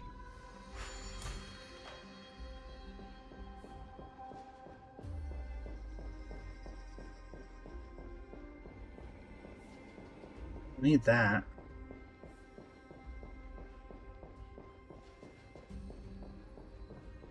You suggesting I...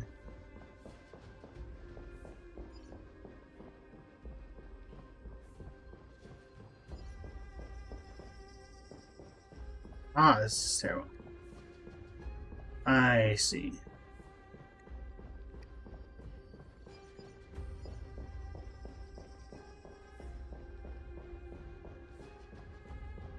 Wait, what if the miracle suddenly loses its effect? Mem, do you really want me to answer that? We fall. And you fly, so it really doesn't matter, does it?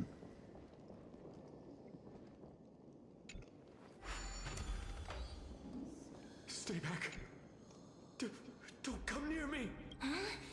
Why does he look so panicked? Did the black tide monsters frighten him? Or is he actually scared of his own extraordinary power?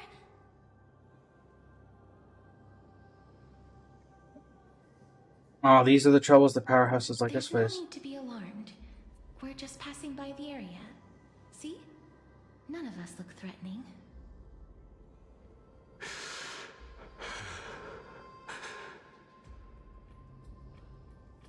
You have a point. Although...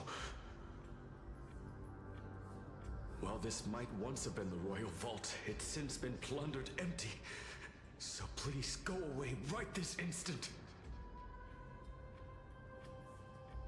Piper? You've misunderstood us.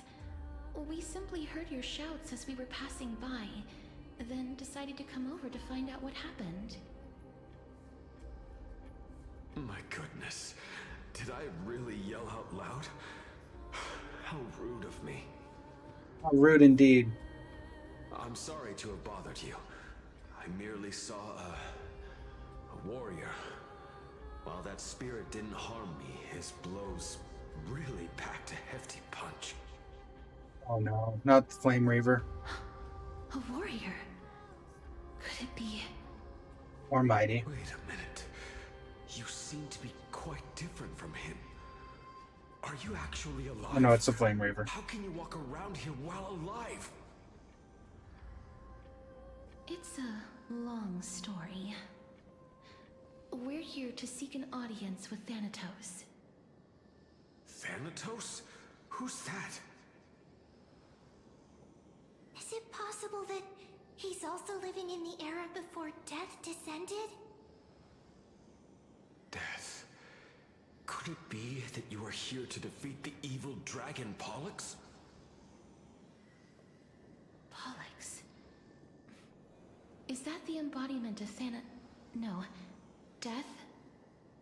According to the warriors under the Centurion's command, that evil dragon has been dead for quite a while. The curse that condemns people to death didn't originate from it. But they saw a girl within the dragon's embrace, and she is the true Reaper.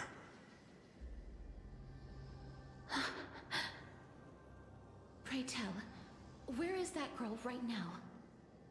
I've heard that the Queen spared no effort in bringing her back to the castle. Her Majesty intends to control all of Amphoreus with this unprecedented power. As for whether this rumor is true, well, no one knows. You have my thanks for the invaluable insight that you've given us.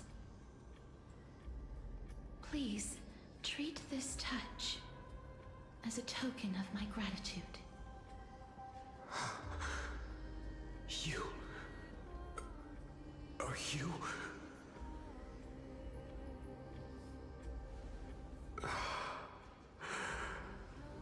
Thank you. Happy to help.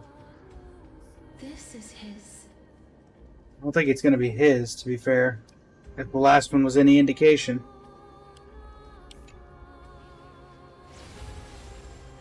Then you granted him death? That isn't like you. You would have refused even if I commanded you to do so. I... don't know. I did it out of sympathy, believing that I wouldn't be racked with agony, but... I am still in a state of turmoil. Sympathy? Sympathy for that youth who triumphed in every battle? That young man was favored by Talantin, who taught him a move that will defeat any mortal enemy with a single blow and emerge victorious every time. He could rely on that move to always achieve victory during Era Chrysia. However, now that death has descended upon the mortal realm, that divine swordplay also means he can send others to death at will. In other words...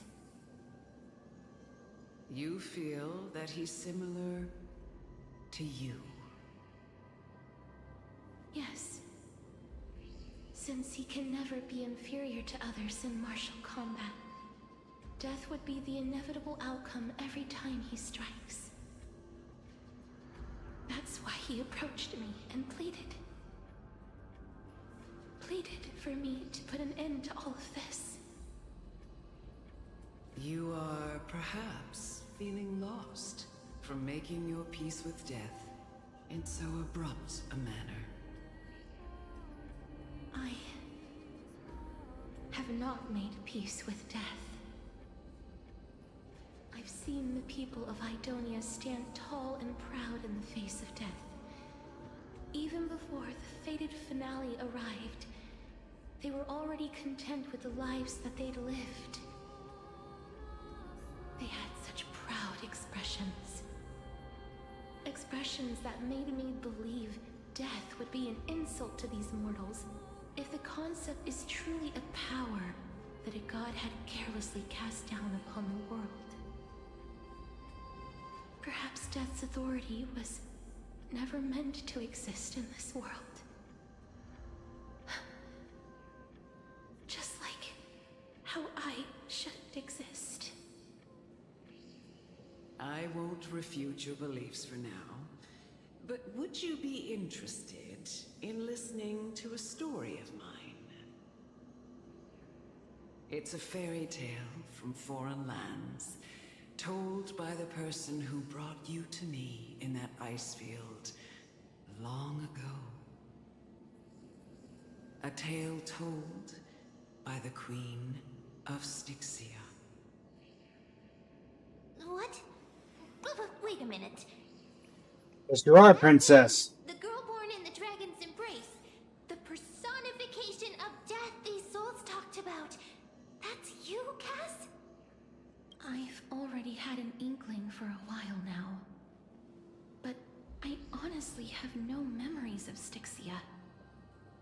My memories only begin after Amunet brought me to Idonia. Well, onward we go.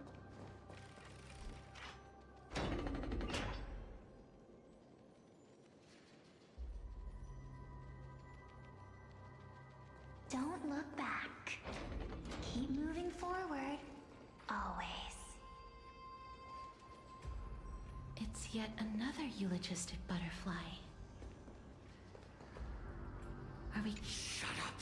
Just shut up! Even if that girl is evil, there's no reason for you to... It was the both of them, who trapped us in this crevice between life and death. Don't be scared. They haven't noticed us at all. Hi.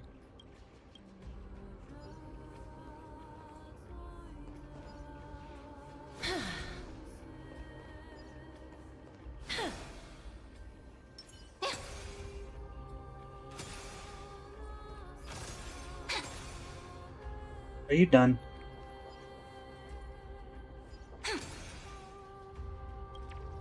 Bye.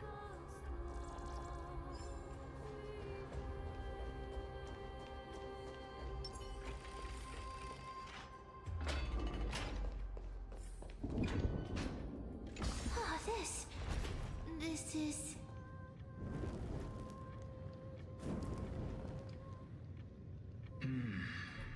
Living ones? Hello there, alchemist.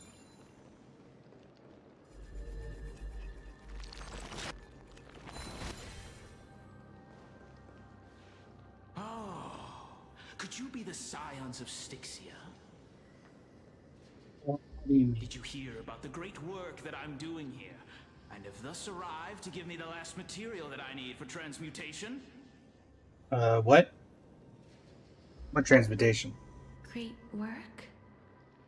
Have you heard of the great name of Pollux, perchance? Yes.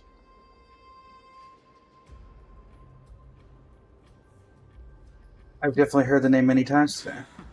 You have? Then that's good. During the Age of Myth, a time likely before your birth, I was the unsurpassed zenith of alchemy that none could reach. On the shoals of the River of Souls, I shall make Pollux soar again and bring death back to the world. Why would you do that? Didn't that dragon already bring death to the world? Oh, looks like you don't know the whole picture.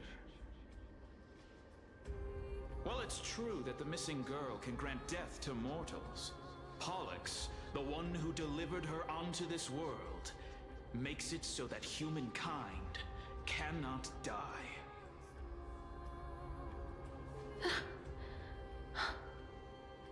So, it's just as I feared.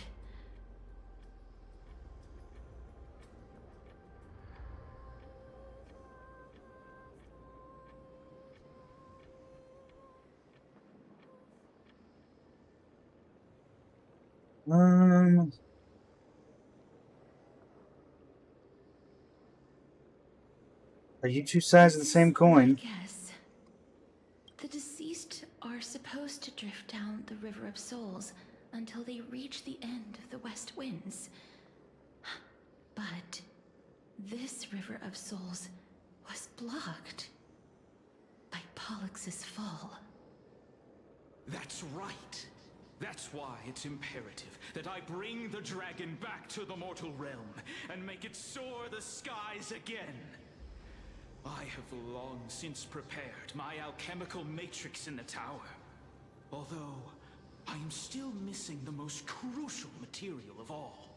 What is that? That final ingredient, the final sacrifice, is none other than the girl who lives out her days with death. Huh?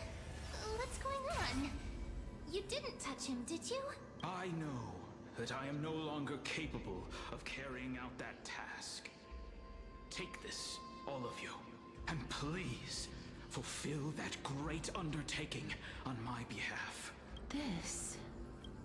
We had been inebriated in Fagusa's feast for too long before we began to seek divine bestowed death, so that we could be freed from the whims of fate. However, that brought doom upon us. Instead of summoning a supreme god, we encountered a monster that cut off the River of Souls. That detestable dragon Pollux denied all the dead from the gates of the Nether Realm. Unable to rest in peace, these departed spirits engulfed Styxia like a roaring tide. As a result, my city and its people no longer exist. That child is the only person whom I managed to save. Born within the evil dragon's abdomen, she has possessed the talent of death since her birth. She must have been granted to us by the gods as a chance for us to atone for our sins. Please, you must nurture her to adulthood and prevent her from experiencing all of the suffering that we went through. I promise that I will care for her as a mother, that I will protect her from the evils of death. Oh, yeah, that went well, didn't it? My Fagusa above, thank you for your kindness. As her mother, please bless this child with a name before I am swept away by the River of Souls. Please, let me know how I should address her in my next life. Protect her from death, proceeds to make her kill a bunch of people. Like how a transient raven butterfly, a fleeting papilio castor, perches on the twig of death. Castorus. That shall be her name. That's where my name comes from? That did not sound like a roar. What is making that ruckus?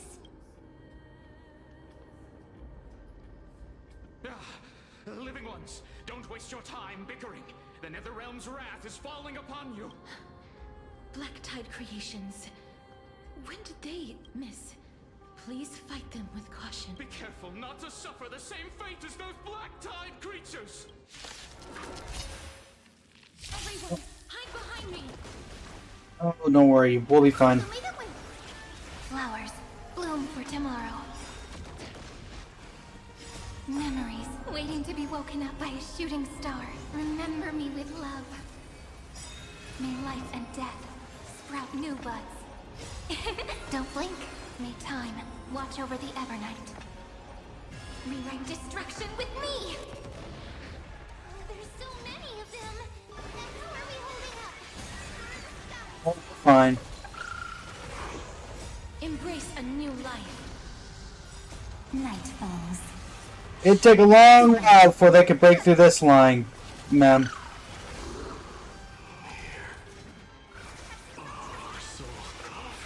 Mighty? On their triumphant return. Mighty? You? Lord Mighty?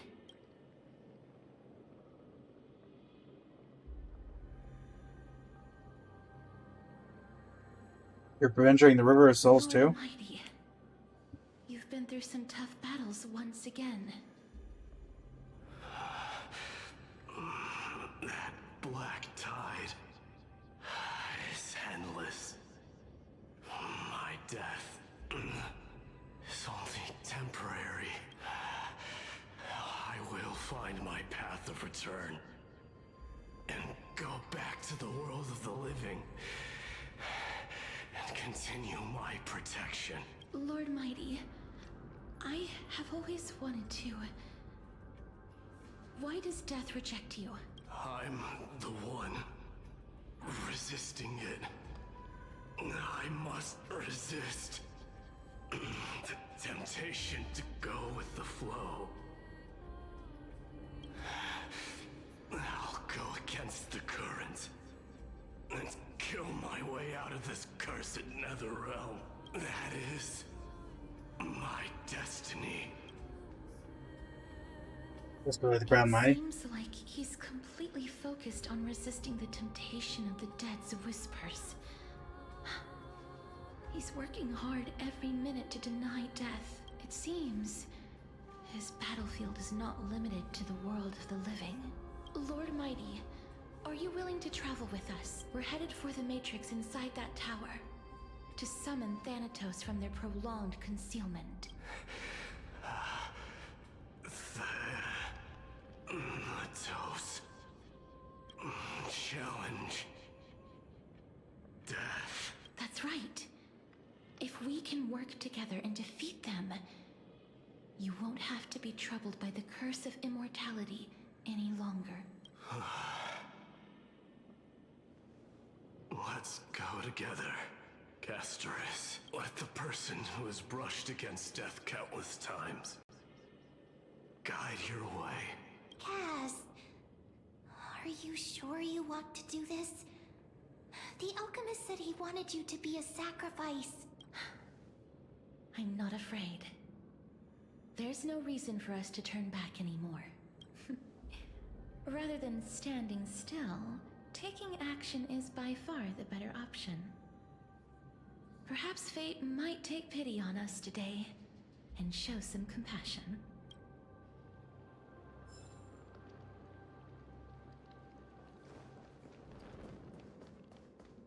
We go.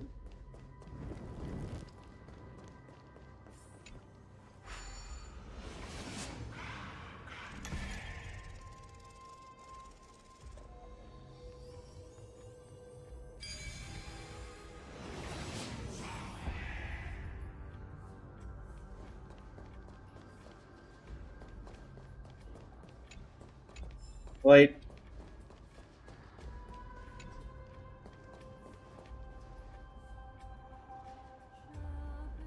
Where you were arrested and broken chains, remnants of the path that once led to the tower. This is going to be difficult. You guys from Kremnos also have this? I'm familiar with this kind of mechanism, but I've never repaired broken chains. If I was more powerful, I would be able to carry one person with each limb and fly the four of us to the other side. The Rune of Recollection is here, but I can't find a miracle orb anywhere. so weird. Oh, could it be in that collapsed tower in the distance?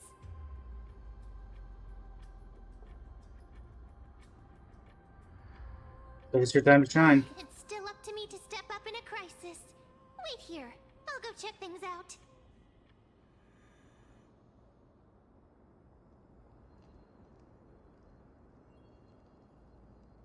Ready? Ask Mem to use Onyx's prayer. Just shout for me when you need my help. Go, Mem. Just leave it to me. Go, Mem.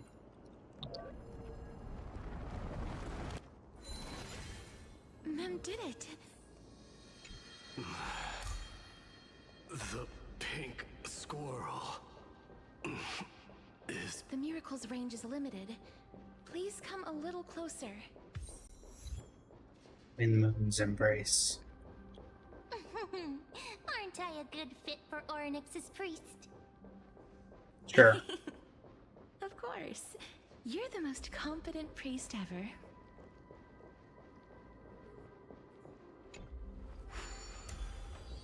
The alchemical matrix should be behind this door. Wait, is that Trianne? Is that... Wow, there are so many of you! It's little Cass and little Gray. Oh, there's also little D and the pink puppy! Trianne? Aren't you... And mighty, I get it now. Get what? I'm getting even more confused. Wow, they really killed her just to bring her back to watch us keep her die again.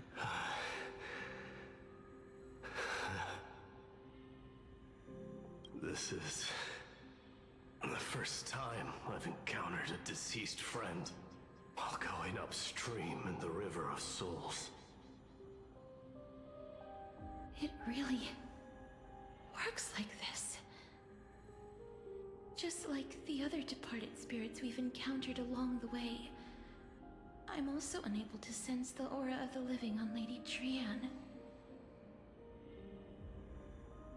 Yup, you're right. Trianne already knows that she'll not be able to return to everyone's side. But Trianne believed that little Cass would eventually return to the Netherrealm. So, Trianne has been standing here, at this spot closest to the world of the living, and waiting for little Cass. Oh, it must have been very tough for you.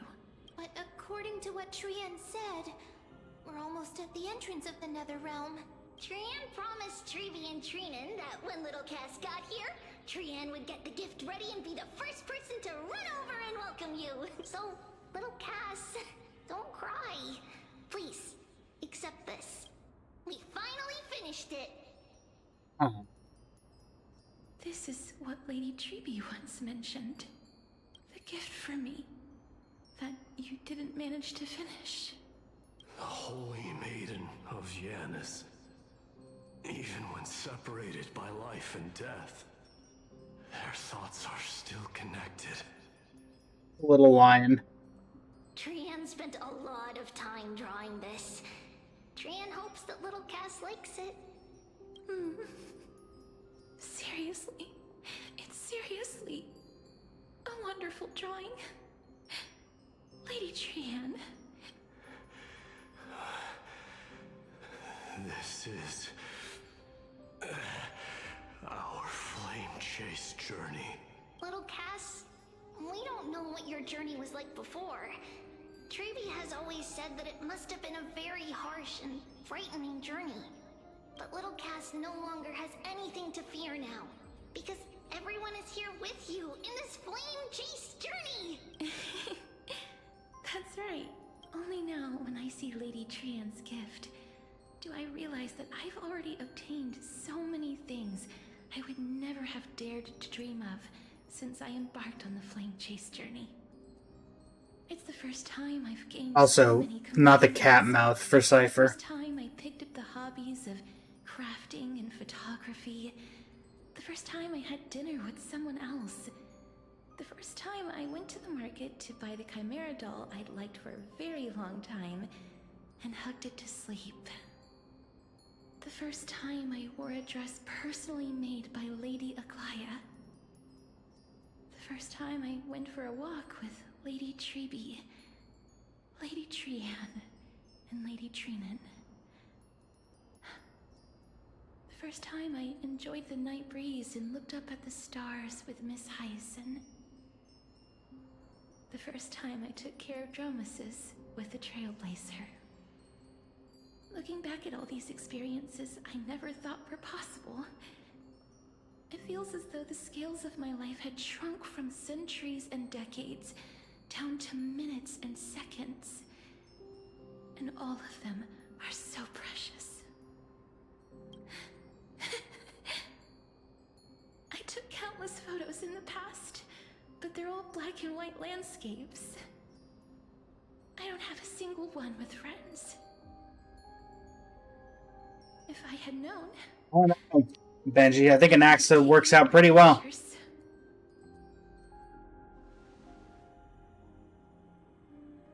Shall we take one now?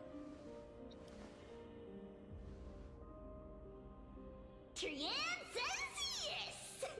Trian likes little Cass and would love to take a picture with little Cass. Sadly, being departed souls, our images cannot be captured in the world of the living.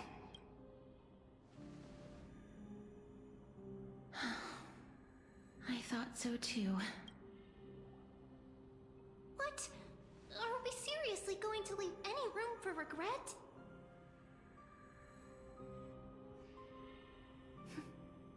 There won't be any regrets. This vivid drawing surpasses any photograph from the world of the living. Little Cass smiled. Treby, Trinan, and Trian's wishes finally come true! I remember you once said that fate is not the flowers that bloom at the end of the road, but where people tread beyond the gate. Now, the path that belongs to me is about to reach the end. Thank you for bringing me the final key. Key? Little Cass, why are you talking in riddles all of a sudden? I have a feeling that soon, this gift of yours will become the key to saving Mrs. Life. Wow, that's amazing! Then keep smiling and carry on bravely! I will say it's nice that they didn't keep with... They went with the purity of the soul. So, for example, for Treby, because she was barely able to talk in coherent sentences because she was losing her mind at the end of her life, that when she died, her spirit, I guess it kind of got back the power it had when she was alive, or at least she regained her sanity, I suppose, to an extent. That's nice. Little Cass, Little Gray, everyone, see you tomorrow! The blinding smile, Trian's golden form disappears in the thin fog of Styxia's moonlit night. Lady Trian. The aura of this place. We have indeed reached the end of the stream of souls. If I go any further, I might lose myself. I must leave now, for the black tide still wreaks havoc in the realm of the living.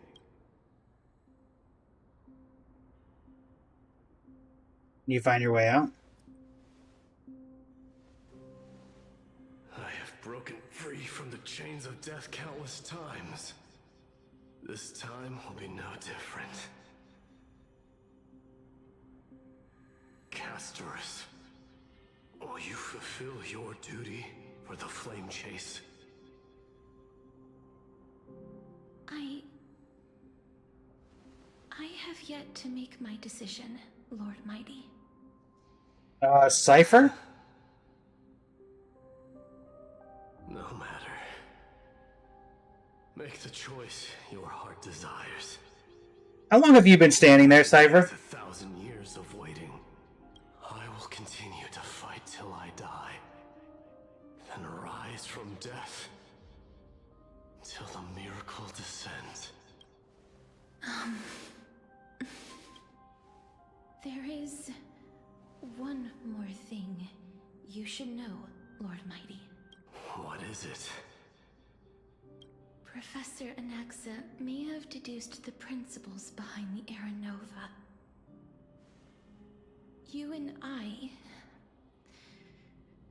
may be reincarnated Indeed. as strife and death in the next cycle, becoming calamities wreaking havoc upon the world. I see.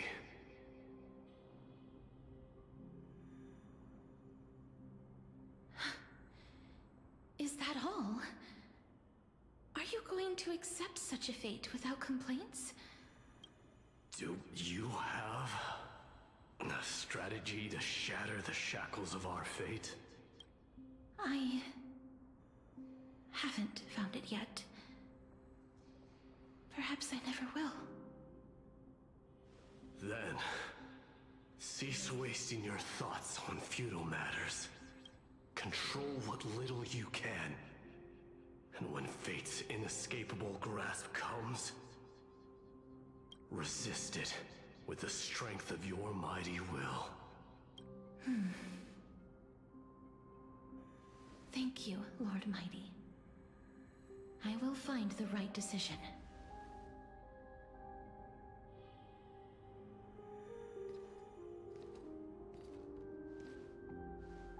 Again, are we gonna talk about the fact that Scythe... Strife. May you meet a fitting end. This must be the alchemical matrix the spirit mentioned. Let's see. We need to insert Aquila's sky, Georios' earth, Kefali's fire, Fagusa's ocean, and Nestia's love. It seems our sweet Princess Homebody has made up her mind. In that case, seamstress, I suppose I no longer need to deliver your message. My time is rather precious after all. Whether you wish to break free from death or not, please, follow your heart. By the promise you once made, I ask that you fulfill your duty one final time.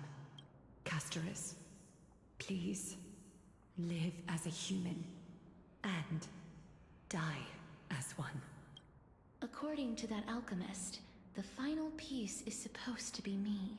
However, he is not privy to the past, and therefore cannot see the full picture. The past? I saw the twins of death in Kefali's memory, and now I am certain that I was one of them. The trial of the Hand of Shadow demanded taking the life of your family. I died during that trial, falling before the gate to the new world. And my sister, whom I never met, became the Titan Thanatos of this cycle. She was consumed with regret over my death, so she used the Titan's authority to reforge my soul. Yet, it also means she has never revealed herself to anyone, hidden away from the entire world. That's because the Titan she became already fell at the start of everything. They died for me, and now lie in slumber in the River of Souls. You mean... Pollux? That's right. The River of Souls is no material river. It cannot be blocked by ordinary means. Only a divine corpse can prevent the dead from reaching the next world. And that's why... we have to awaken Pollux from death before we can retrieve the core flame of death. We have to reforge its body with the power of alchemy.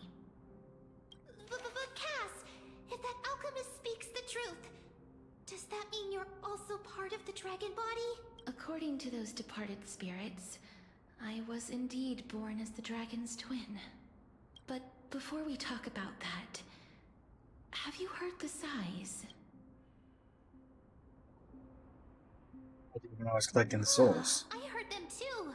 So what are those? I think it's probably the sign of Pollux's wish being fulfilled. They must have realized how heavy a price they'd need to pay when they used their divine authority to resurrect a dead woman. That's why they exerted every ounce of their strength to send me to Styxia, a city that called for death, a land where none is hostile to death. They never saw their wish fulfilled and fell so prematurely, all because they wanted to give me a new life. Pollux must really want to know how their sister has been after giving their all to save her. That wish is the reason Pollux's soul still lingers in the mortal realm even after their fall, quietly watching and documenting every detail of their sister's life. Ah! So instead of picking up objects on the way here, we were instead showing things to a strand of yearning that lingers here. Now, we must weave these yearnings together and restore them into Pollux's complete soul. but all of this is just a hypothesis, right? What if we go through with the ritual and it turns out totally different? That's fine. As Professor Anaxa often reminds us, such is the nature of alchemy. The true outcome can only be known once the process is complete.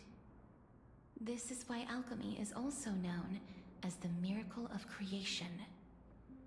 Now, the puzzle of Pollux's yearnings is nearly complete, with only one final piece remaining. I shall reveal what they have been yearning to know in the alchemical matrix. I will show them my whole life since I left Styxia. Lady Trianne has already drawn a picture of my entire life, and it is now in my hands.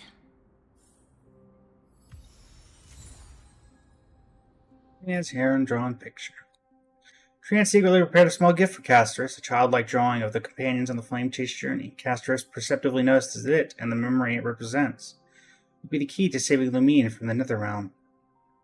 But little Cass no longer has anything to fear now, because everyone is here with you in this flame chase journey.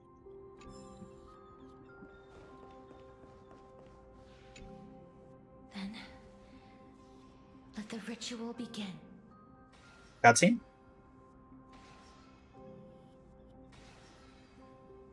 And now, the objective is complete. That is all. Such is what Professor Anaxa always says after preparing for an alchemical ritual. And now, Pollux, I shall lift you from the river of souls and reforge your soul. Perhaps you will be disturbed by this, and your body may become horrifying to behold. But if even the slightest trace of your soul remains, the soul that once ferried me to this side of the shore, then please, look at me. I wish to thank you in person. I have obtained everything you sacrificed your divinity for. Lady Almanette. Did she recognize you? Oh, she must be the first soul we can communicate with here, right? I'm afraid she is just another spirit trapped here, like the rest of them. The only difference is that I was there when she died. Please, go on. I'm listening. Are you about to tell the story of Styxia? Yes. You're just as smart as I imagined, but... never mind. Now's not the time. There's no need to worry, Elder. Take a look around you. You're already at the resting place of the dead. The world of the dead? But how? I understand that you chose to remain silent about the story to protect Castorus, the girl who coexists with death, but you no longer need to hide that story. I can assure you that you have protected that girl's life well. Oh, Well, in that case, let me begin. Styxia, the pearl of the ocean, plagued by unwarranted calamity and ravaged by death in the fairy tale. It was the first city-state to shift their faith towards death, even before Idonia did. From where you stand now, I suppose that's a bit hard to believe. Right? Indeed.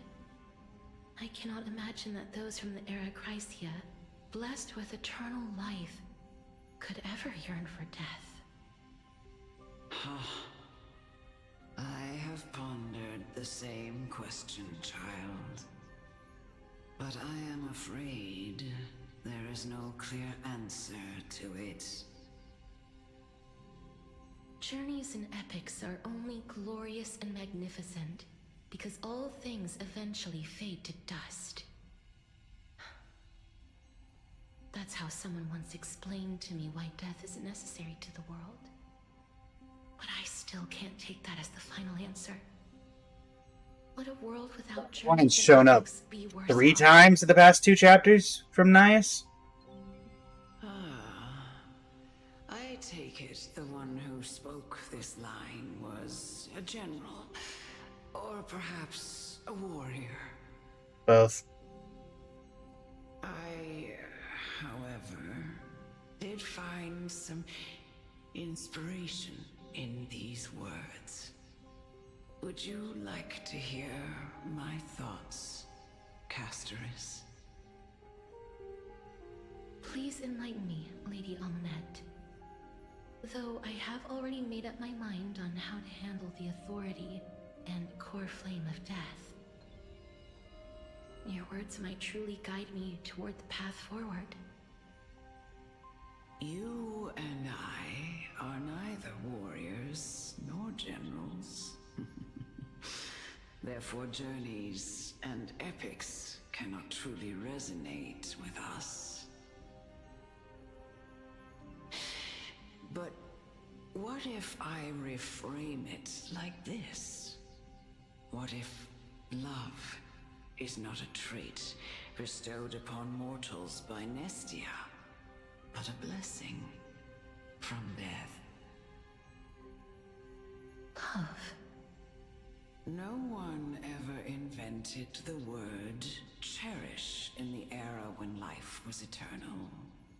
For all the good things in the world can be revisited endlessly, and every bond formed carried no risk of being severed.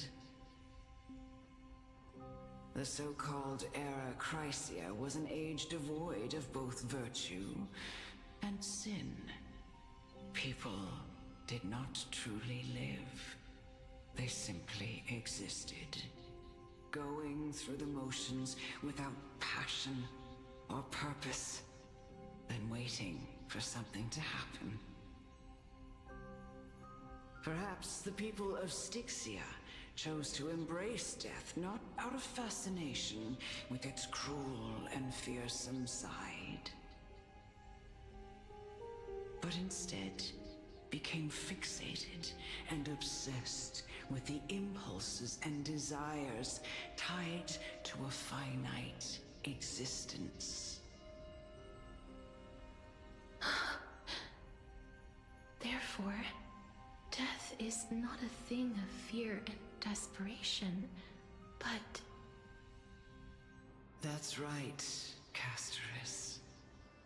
It is the reason we shed tears when parting ways, and also the original spark that ignited the passion of mortals.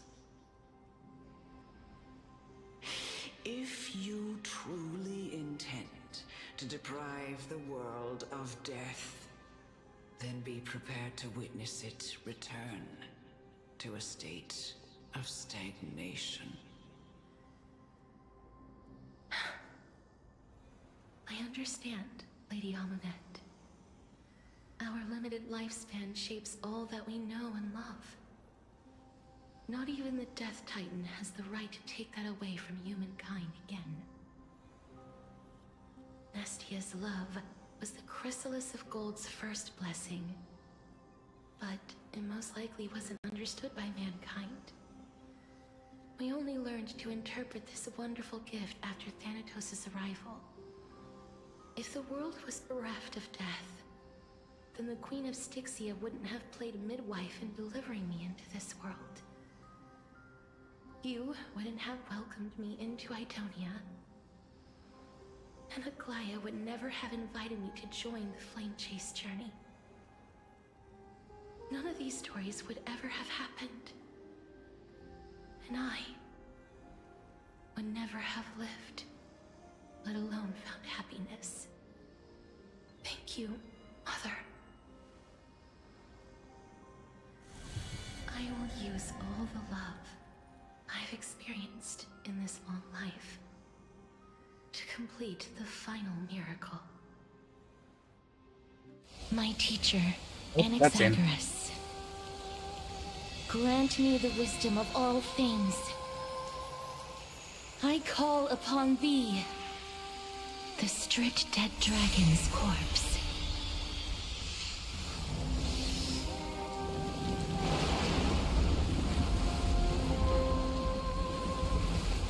Rises from the earth, falls from the sky. As above, so below. This is the greatest power of all powers. Unstoppable in this world.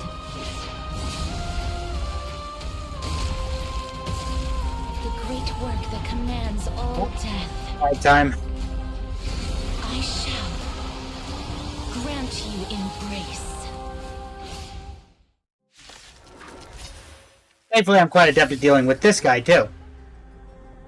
Not to mention, this is the Casterus boss, and I'm playing the Casterus team, so... Everyone's been waiting for us. Next time it rains, I'll be there, umbrella in hand. This for Bubble, this for Bubble. Is the girl who once saved my life truly gone? Or will you show yourself again once we eradicate this hatred and regret? Down you go! With me. He's still in there. I know you're anxious. Oh gosh. That literally melted through that HP bar. To weep in grief. I will grant you peace.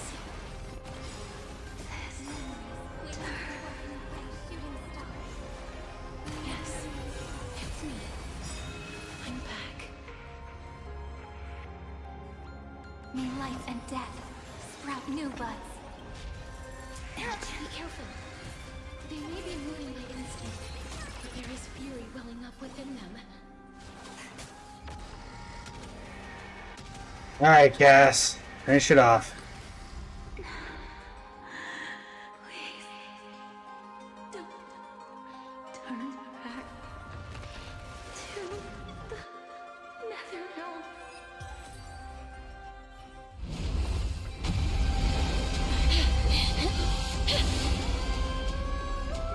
Oh, that's how water physics works. Sleep in peace.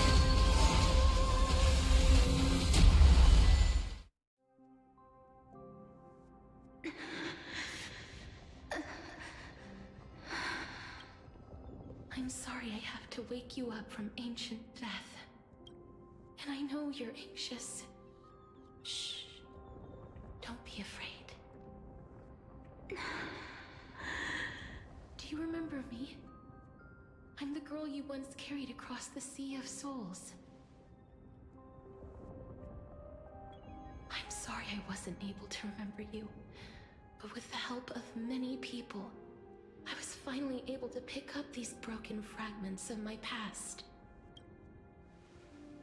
I'm back, Pollux.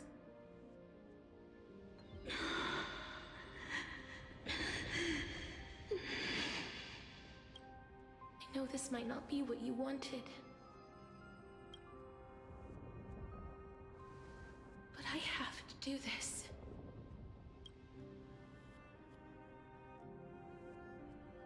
So please, carry me across the Sea of Souls again and return me to the Netherrealm, just like you did in the past. Please take me to where the core flame of death rests.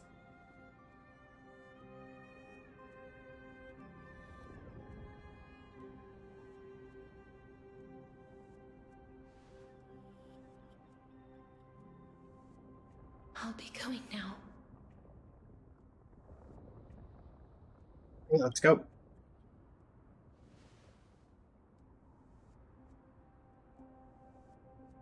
They may look scary, but as long I think I'm running out of time here, casters. What's happening? What's wrong? Feel dizzy. Are you... What's wrong with her? Her time is almost up. If I don't go now, I'm afraid her soul will return to Thanatos' embrace before me. What? Oh no! Is there anything we can do? Don't worry. I promised I would ask Thanatos for the Trailblazers' right to roam the Earth again. Mem, stay here and keep a close watch until I return, alright? Alright. I'm the best at taking care of others. Go on, Cass. Make sure not to leave yourself with any regrets.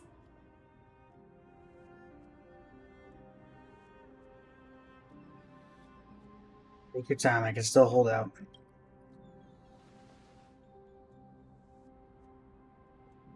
It's a deal then.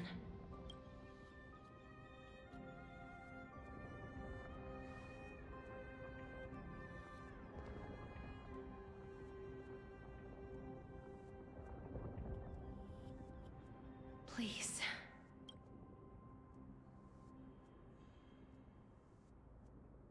Wait for me. Though you sit in your little dinghy, eager to hear my song and follow closely behind. Venture not with me into the vast sea, for perhaps, without seeing me, you will lose your way in the ocean. After all that, you still ended up back here.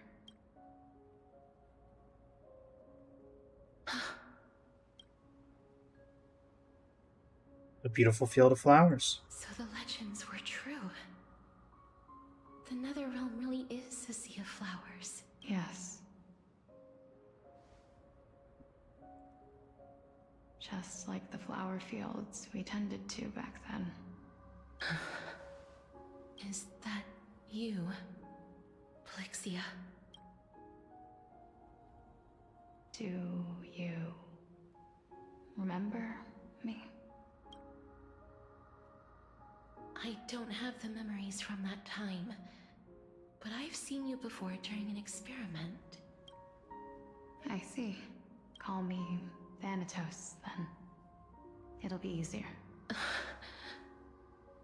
However, since you recognize the name, you must already know everything about Thanatos, right? Yes. I'm here to reforge the order of life and death in Amphoreus. You know, my sister was a sympathetic, but rather sensitive person. Whenever she didn't want to say what was on her mind, she would avoid eye contact and look off into the distance. Just like what you are doing now. Can you tell me about the last Era Nova? What did you do, Plexia?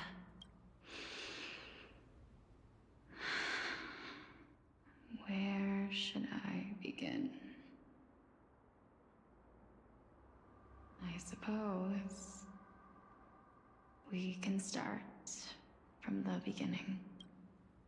A long, Gotcha, no worries, long time Malin. ago, there were a pair of like-minded twins. As foretold in the prophecy, they were chosen to be successors to the god of death. But fate was cruel. The price of attaining divinity was to take the life of our closest kin with our own hands. That trial was indeed recorded in that memory. Then you should already know that my sister voluntarily gave up her own life, so that I could ascend as the demigod of death. But I couldn't accept that. Why did we have to kill each other for a future she'd never see herself? That's not fair. So, while weaving the laws of the new world, I shattered the forbidden bottom line for life and death. I reshaped my sister's soul and took the form of the great dragon Pollux to carry her up the River of Souls and back into the mortal realm. But our fates were already decided and manifested in unexpected ways in response to my futile actions. Aging is an unbreakable law of nature laid upon humankind, created at the same time as death. When the living die, their souls will meet Thanatos, who would determine where every soul goes. If the Reaper raises their left hand, the soul is granted death and allowed to enter the Netherrealm to await reincarnation. If they raise their right hand, the soul is rejected by the Netherrealm and returned to the mortal realm to continue walking the earth.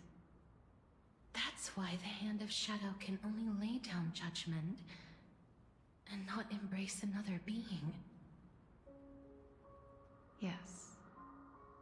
Death was originally a pair of hands, but they were split in twain when we reached the mortal realm, never to touch each other ever again. The half of Thanatos that represents life, the undying human who grants death, that was the curse I forced upon you. Then, what about you? As the half of Thanatos representing death, I shoulder the fate of defying death. I died the moment I entered the world of the living. From then on, my Titan also no longer existed in this world. The cycle of life and death stopped. Souls were denied their audience with death, and were left stranded within an ever-rising river of the dead. What irony. My selfish desire to save your life gave you and the world a fate far worse than death instead. Then, what was left of my reason was left behind in the Netherrealm, where I've been taking care of these flowers day after day, until there is now a sea of them, all while mulling over the subject of life, death, parting, and enduring an endless loneliness. Fate is absurd indeed. Our lives were a mirrored image of one another, like a pair of hands. Even so, we arrived at the same destination. We walked different paths, yet experienced the same pain. I had hoped that maybe you would at least have a good life in this cycle. I'm sorry. I lived my life well. It didn't go to waste. As far as I'm concerned, you did nothing wrong.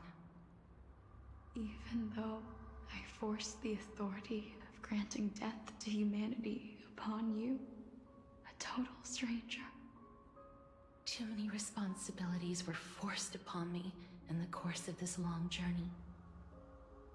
I was once lost, even upset.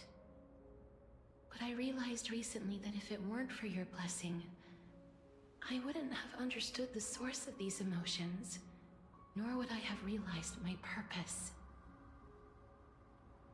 I wouldn't have made it here to reunite with my missing half. And we wouldn't be discussing our past while sharing the same view of this landscape. I wouldn't have understood the meaning of our existence. The meaning of our existence. This sea of flowers blooms on dead land, because we sowed it with the seeds of our separation and watered it with our tears of loneliness. Yes, the only thing death is allowed to create are flowers that bloom from blood and tears. That's why Thanatos cannot create living beings at will, nor can the Hand of Shadow determine a person's remaining days. Because the life and death of mortals should never be dictated by another's will. Are you saying there's no point in Thanatos' existence? No. No single being can bear the scales of life and death on their own. Not even a god. Life and death weigh equally heavy. We both know that now, don't we? You, too, must have had a difficult life. We've taken quite the ridiculous journey together, haven't we? I had a feeling, even back then, that we would meet again one day.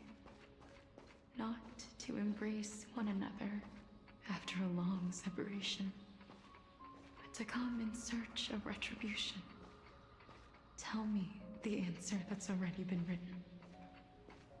And let us draw this scene. It's been far too long.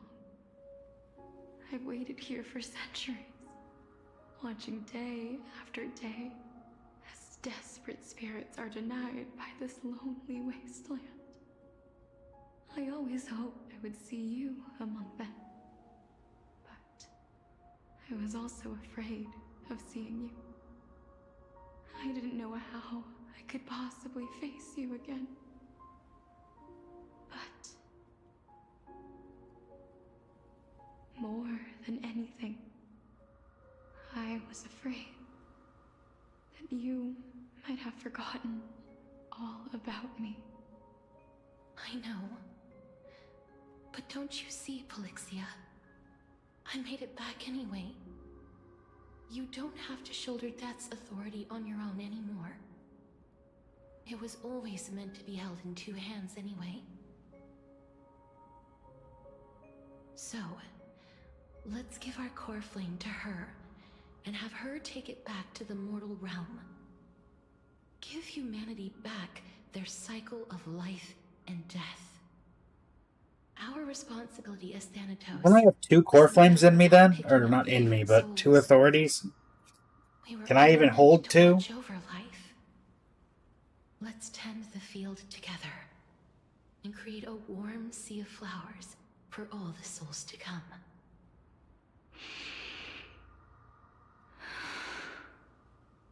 What do you think, Polixia? Are they gonna change to Polixia? Yes, just one last step. You shall wither, and through that, the dead will sprout again from the remains, and be reborn with the dead flame. As foretold by the prophecy, Thanatos' authority is only destined for only one person to wield. As the Chrysos heir of death, as their demigod, as a titan, our fated moment has arrived once again. Just like before. Yes, just like before. But unlike that time, the ones undergoing the trial this time are prepared. You've made up your mind? Yes, as dictated by fate. But I won't be afraid. Oh, think about defying fate. Why are we so fine with fate? Complete your trial in this life. Grant me the embrace of death, and light the spark of life ablaze. You've been tempered by life and death. I know you'll be able to give this wasteland its first breath of life. Like a raven butterfly, flying swiftly into the netherrealm, perching on the twig of death.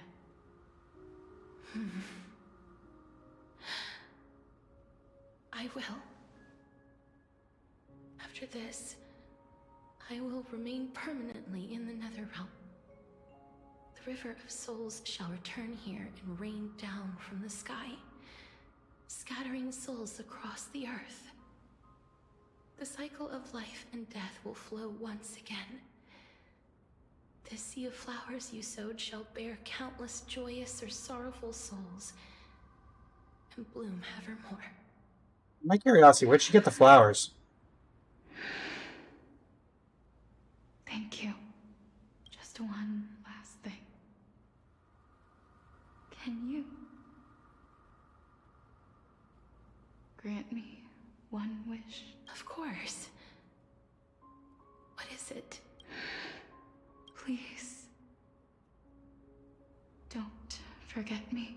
I promise you, when we meet in the next world, even if I have endured another reincarnation, even if we do not know each other's names, I will still hold you tightly in my arms. Just like what I did when we were born. Casterus. Casterus, you're as beautiful as a fleeting butterfly.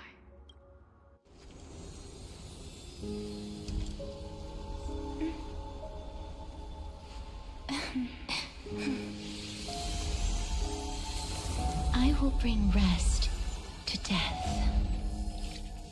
And from now on, stagnant life will once again flow.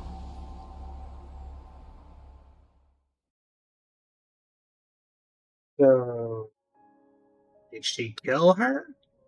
Is that what we're going with here? At the same time in Akuma. Time flies. In the blink of an eye, the 15th entry hour is already at hand. Bro. When this farce is over, your soul will be placed on the scales of life and death. Are you ready? Looks like it. No need to ask so many times. Of course I am. Then why do you drag your feet? Is your fear of crowds holding you back again? A great performer has no fear of crowds. I simply find them too noisy. Paying attention to conceited fools like them would be an utter waste of my time. Such harsh words. As I see it, you are no less arrogant than they are. We got you there. I couldn't agree more. Never mind, she doesn't have you there. Oh. I did not expect to hear that from you. Are you not going to refute me? I know myself better than you think I do. At the very least, better than a stowaway like you. And they say men whose ends are nigh have but kind words. Well, that is exactly why I chose you.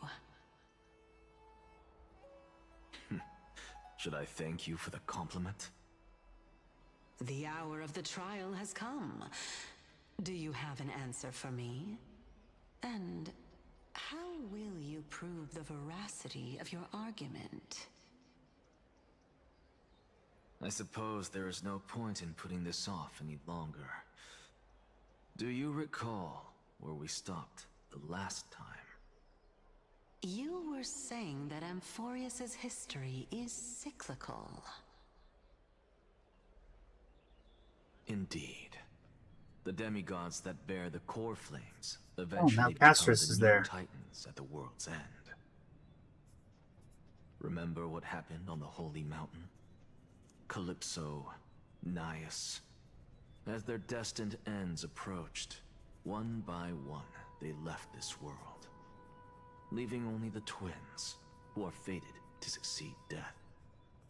Unfortunately, while their journey is consistent with ours, you and Calypso, as well as Nicodor and Naias, act as supporting evidence. I can only come up with a rough sketch for my theory of a cyclical history. For all the pains I took to reach this point, I had already lost hope of ever obtaining definitive proof. After all, the past is in the past. Proving that we are the legacies of heroes of the past is a hopeless endeavor. That is, until I met a girl named Polixia and her sister. If Castoris was truly sent from the past to the present for the Titan's self-serving reasons, then having lived through 2 cycles, and with Styxia as the pivot, she will no doubt be the link to connect all of this together. If the Twins of Death can bridge 2 cycles to reunite at the shores of the Sea of Souls, then my hypothesis will no longer be just a hypothesis. And you too will get the answer to your question. Well, that is all well and good, but how can you be so sure? If there is even the slightest error in your hypothesis, the girl will be shattered. It matters not. The most important quality a scholar must possess is foolhardiness. If you are overly cautious, then you'll never have the gumption to make the first step, and change will never come. Besides, I, an Exagoras, am destined to overturn this farcical world. Come, let us go and teach those pathetic worms one final lesson. Lament on stream of souls. Dream bubble and slumber. Dream bubble. Fine. So they are leaving. What do they do? Those Chrysos heirs who started this terrible war hear you. Let them hear the voices of the people.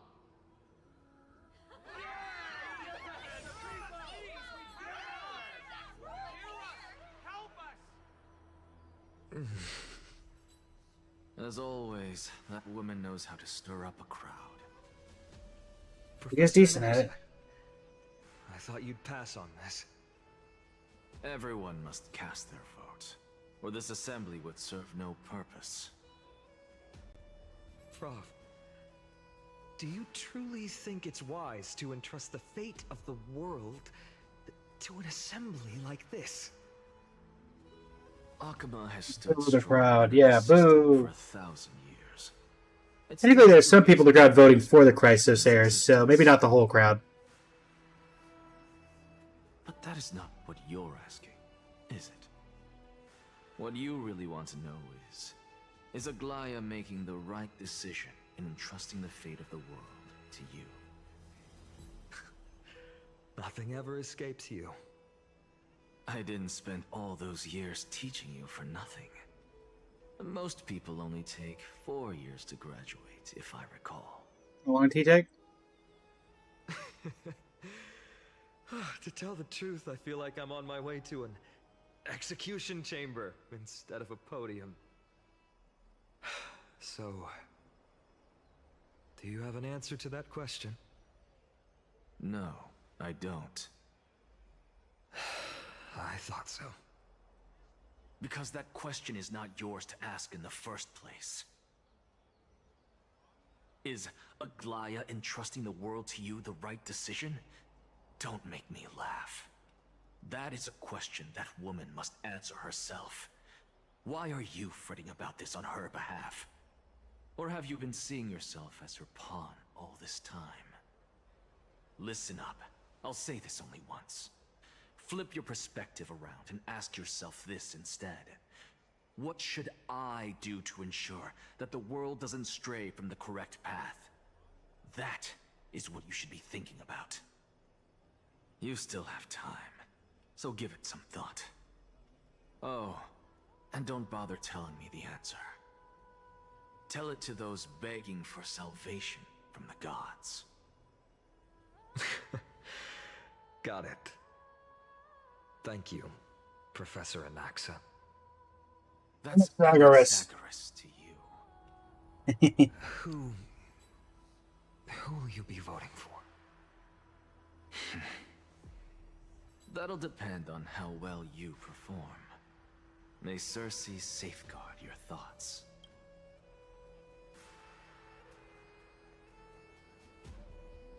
Pick up the message-bearing soldier and take a seat in the special seating section. Lord Anaxa, you're finally here. The last speaker for the assembly will be taking the stage soon. The resolution will be passed after that. Lady Kindness has reserved a special seat for you. Shall I show you to it? Lead the way. This way, please. I actually don't necessarily find things remaining the way they are. Elders and citizens. Hello, Largus. If you please. As the Theoros, I present to you Finan of Ides Elysiae, virtuous citizen of Akima, and the last speaker of the assembly. You know, I was about to say, maybe I'm being too harsh on Finan for always being introduced as Finan of Ides Elysiae, because Lygus is always, as the Theoros, but then he went and just announced Finan as Finan of Ides Elysiae. So maybe I'm not being too harsh on Finan for that introduction. Much obliged, Lord Lygus. I remember him. He's the penniless lad working for Aglaya. Where's Lady Goldweaver? Why is she sending this guy to give the last speech? Is this really the end of the Flame Chase journey? Can this dude really face down Kindness? I actually don't necessarily find things remaining the way they I like how the crowd chatter is the exact same. It's not changed, because it's the same person saying things. Dear citizens of Akima, as you look upon me, so too do I see you.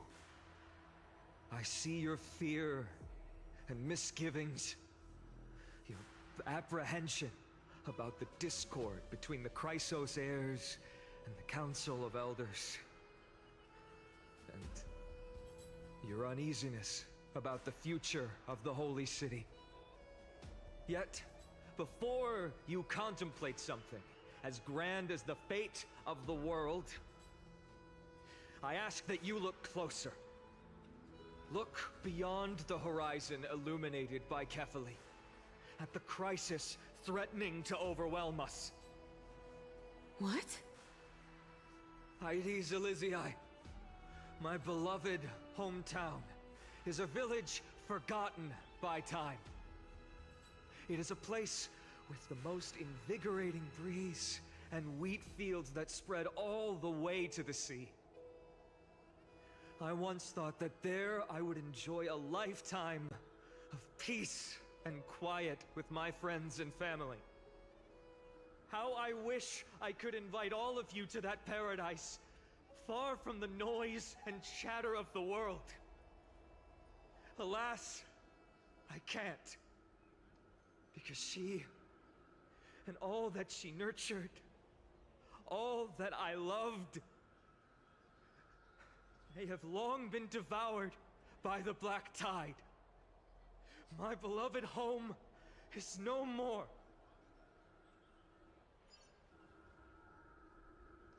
Continue. I will never forget the day the black tide struck. My father, Hieronymus, fought with a broken sword to his last breath to protect his child. My mother, Aldada, she was ripped apart by monsters. Also, I might live to stand before you here and now. Galba, he was a hunter, But in the end, those arms that once drew a bow instead embraced Piso, his beloved son, as they both breathed their last. Pythias, the teacher, risked her life to save her students, but a burning beam fell on her, crushing her. And what of Livia, her daughter? Did she make it out alive? No, she didn't. Livia, Piso, and so many other children. My childhood friends. They were all swallowed by the black tide and turned into monsters. They kept saying the same thing over and over. Even up until the final moment, I finally steeled my heart and granted them eternal peace with my sword. Why, Fina? Aren't we the best of friends?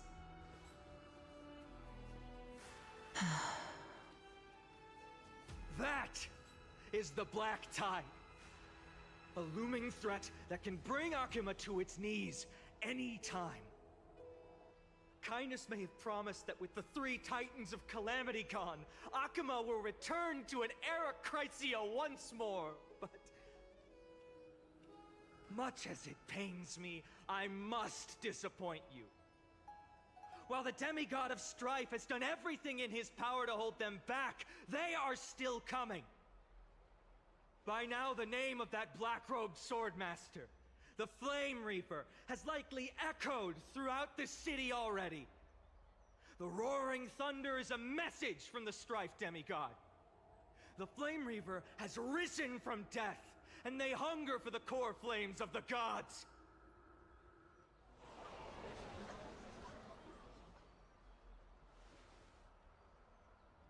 Lies!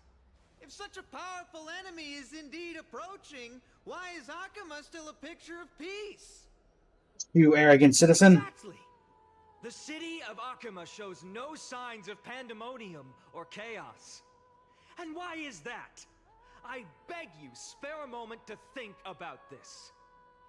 Are we able to stand here and hold this assembly in peace today because the danger has passed? No. This peace we enjoy is no gift of fate.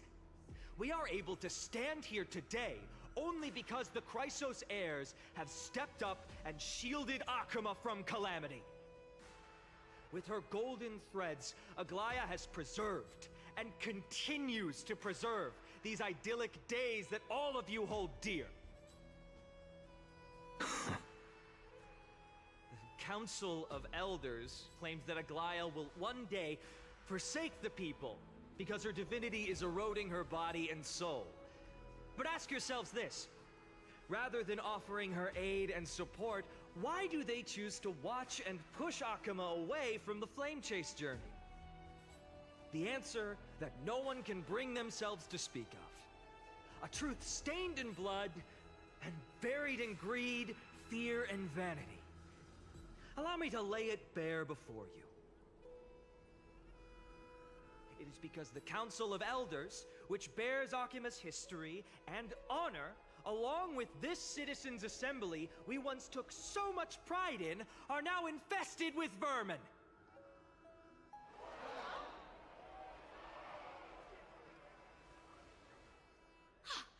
You insolent whelp! How dare you!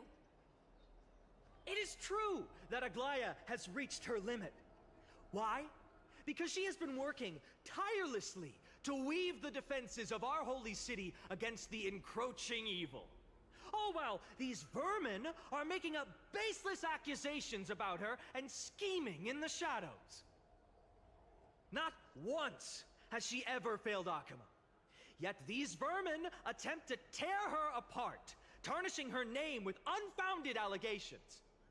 She may have been blessed by divinity, but hasn't her heart always stayed true to humanity? It makes They decent attempted points. to mislead you and reduce this assembly to a crude standoff between gods and humans, but citizens of Akuma.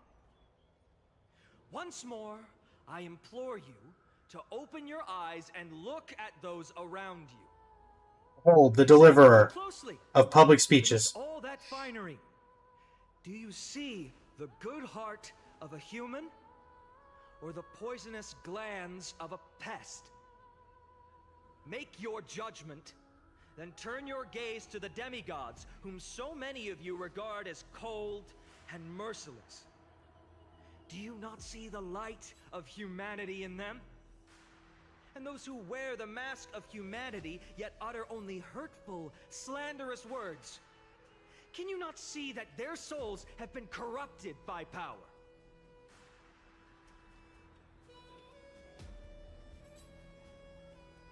Yet, no matter what your answer is, and no matter who your vote goes to, rest assured that you have nothing to fear. For Aglaya, Trivios, and I will remain your faithful guardians and pledge our lives to upholding your decision. And this vow will stay true until the end of our days, where it will be passed on to future flame chasers. A steadfast and unwavering promise that shall endure through the ages.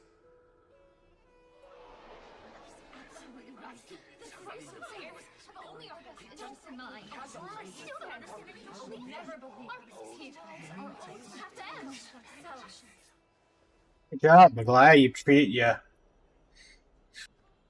Well, in an uproar, representative leaders from different cities in Akama throw pieces of pottery into the Dolium. After Lagus took the stage? Time on the scales of Talentum, those who call for the continuation of the Flame Chase journey, and those who demand its suspension. Each faction holds an equal share of votes, resulting in a perfect... Oh, is it going to be Anaxagoras' vote that tips the scale? As expected. This is the moment when the Flame Chase journey is the closest to its end. And now, it's your turn to vote, Lord Anaxagoras. Is there anyone else who hasn't voted? No, you're the last. Cast your vote with care, for your decision will break this impasse. I have long since made a decision. Very well. May you bring much needed change to this farcical world.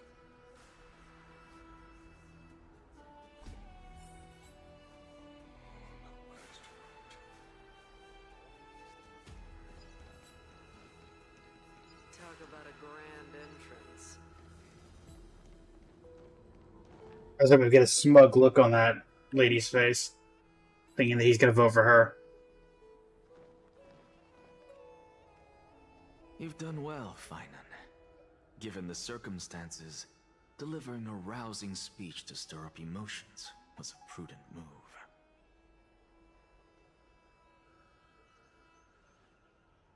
Thank you all for your patience.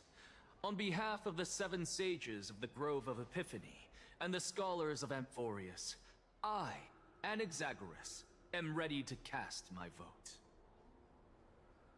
But before that, in the interest of fairness, Lady Goldweaver, I pose a question to you before all who are gathered here.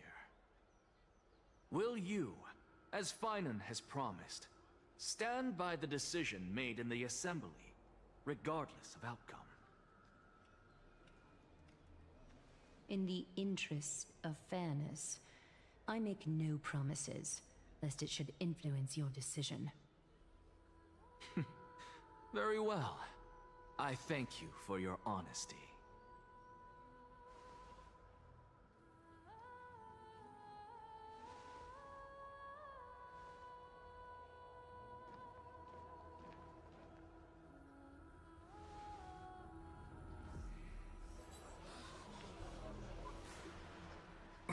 What's he doing? The stakes are high. Let's be patient. Cut you are wasting our time like this! Lord Anaxa, please do not forget that I... Rule number 1. Do not call me Anaxa. Rule number 2. Never interrupt me. Silence is golden.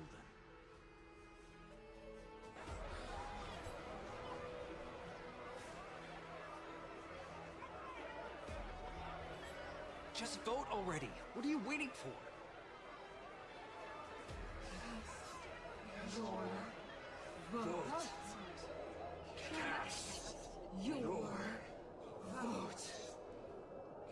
Cast your vote.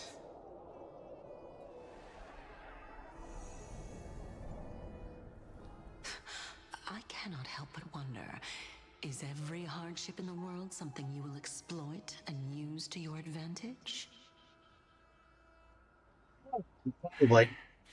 How else am I supposed to make use of this situation where my body and soul are separated?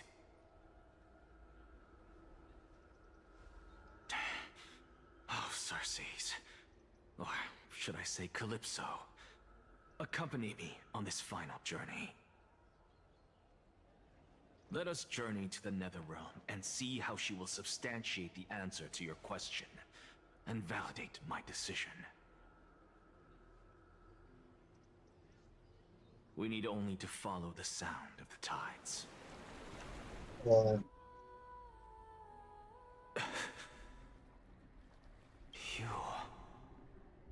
are... Well done, child. Just as I foresaw, you have achieved great things.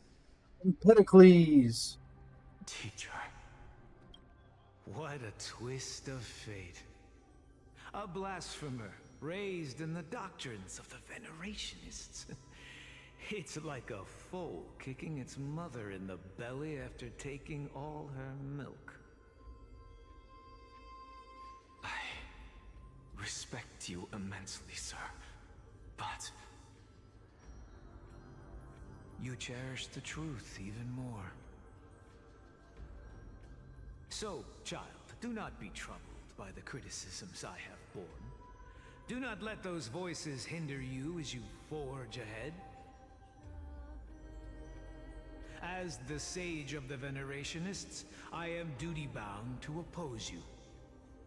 But, as your friend and mentor, Anaxagoras, I say, go forth, for the truth is already in your hands. Will keep that in mind.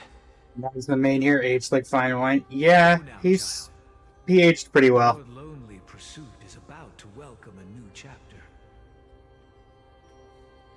And when you reach the end of this journey, may we meet again with the truth before us. You have my word, sir. May Circes safeguard your thoughts. May Circes safeguard your thoughts. You are right, Empedocles. My lonely pursuit is about to welcome a new chapter. May we meet again with the truth before us, Empedocles. What are you waiting for? Just cast your vote. Silence, everyone! Behold, Circes. Here at the center of the world, I shall write the final step of my proof. For this place is but one step away from the truth.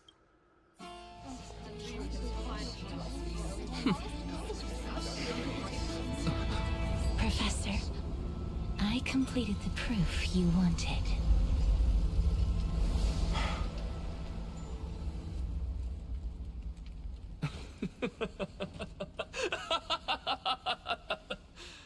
Thank you, Castorus. The answer is plain as day. My vote goes to the Flame Chase journey and nothing else. Elder Kindness, I have deciphered and truth of this world.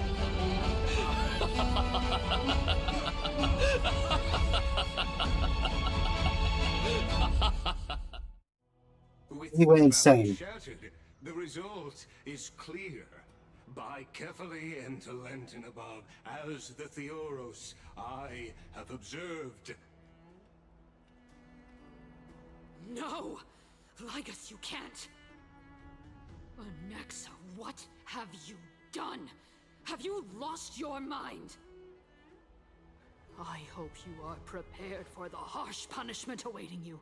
Mark my words, I will make sure that clever head Did indeed hit. Final did indeed hit the price of betrayal. Have you forgotten? I told you that happens to be one of my rare talents. You put on such a grand performance just to aid their preposterous flame chase journey. Performance?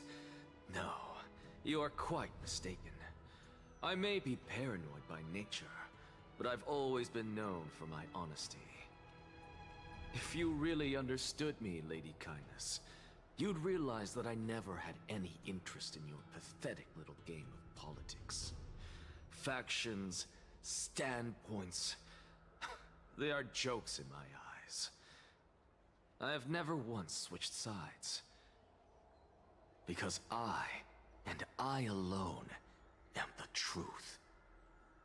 Lady Kindness, with all the citizens here as witnesses, we should honor the spirit of democracy and respect the decision of this assembly.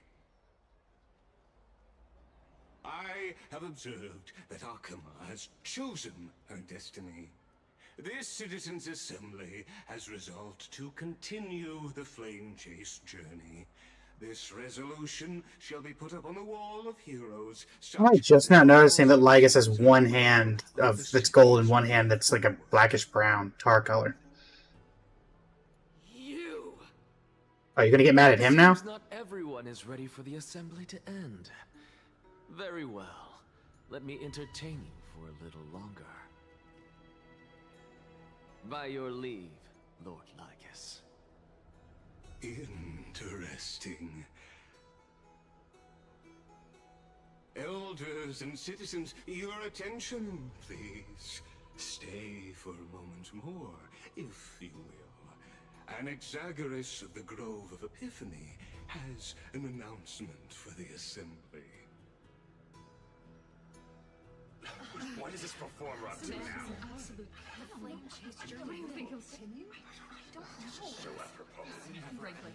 Just so apropos. Have you met him? Moments ago, all of you made a decision on the fate of Amphoreus. As a supporter of the Flame Chase journey, it pleases me to see the choice you have made. But I regret to say that I still harbor doubts about this outcome. Thus, I hereby challenge this resolution. Huh? Tell me, who among you dare swear to Kefali's name that Era Nova will truly welcome the fairy tale ending that the Chrysos heirs have promised? A beautiful new world free of calamity and madness? Nonsense! That's impossible! What is he getting at? Of course not! Not even for a second. No one? Must I pick somebody to answer? Very well. You, the one acting so wise and profound, in front of all present here, do you dare swear that it will happen for sure? No? Fine. Next. You, the one with ignorance written all over your face. Yes, you. Do you dare swear by it in front of the Titan? What are you trying to do? Useless. Your turn, then. With that smug look of yours, you must be confident that the Flame Chase journey is the best course to take, right? Hey! Mind your tongue! What's the arrogant citizen? No one? I see. In that case, Finan, answer me this. Your speech was filled with such passion just now. How confident, then, are you in making this promise?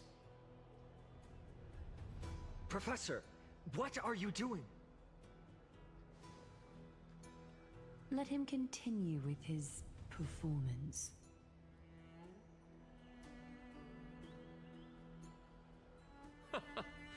Will you look at that? Even Finan and Aglaya lack the courage to make such a promise. And what's even more absurd is that no one but I can promise you this new world. And yet, the Assembly passed the resolution anyway.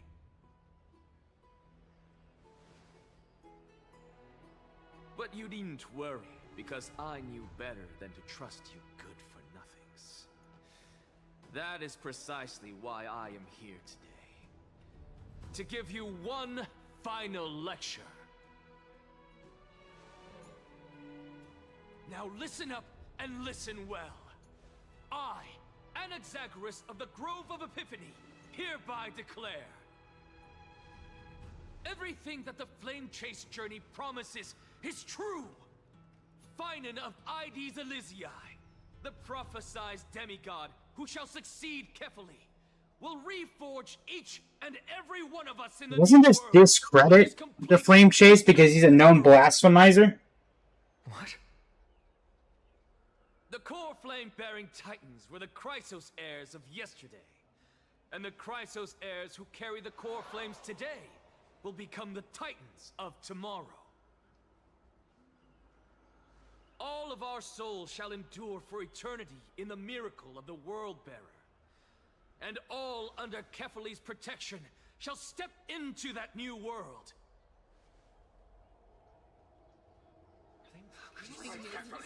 This is your blasphemy! It's impossible. What? Are you saying that we must bow down to you and worship you, even in our next lives? Enough, you blasphemous imbecile! How dare you try to deceive us with all these lies and falsehoods? How can you prove? I told you, don't interrupt me. But since you've asked, I shall be kind and indulge you. My statements are based on my experiments on the divine body of Kefali themselves. You heard me correctly, everyone. With the tacit approval of Kindness and the Council of Elders, I fused my soul with the god through alchemy and learned the truth behind Era Nova. What is he talking about? Isn't that pure blasphemy? I, the vile, wretched blasphemer, deserve nothing less than death for my sins. And the Council of Elders, which granted me consent and aided in committing this atrocity, should face punishment alongside me. By the gods, even Kindness has betrayed Akuma. We're carefully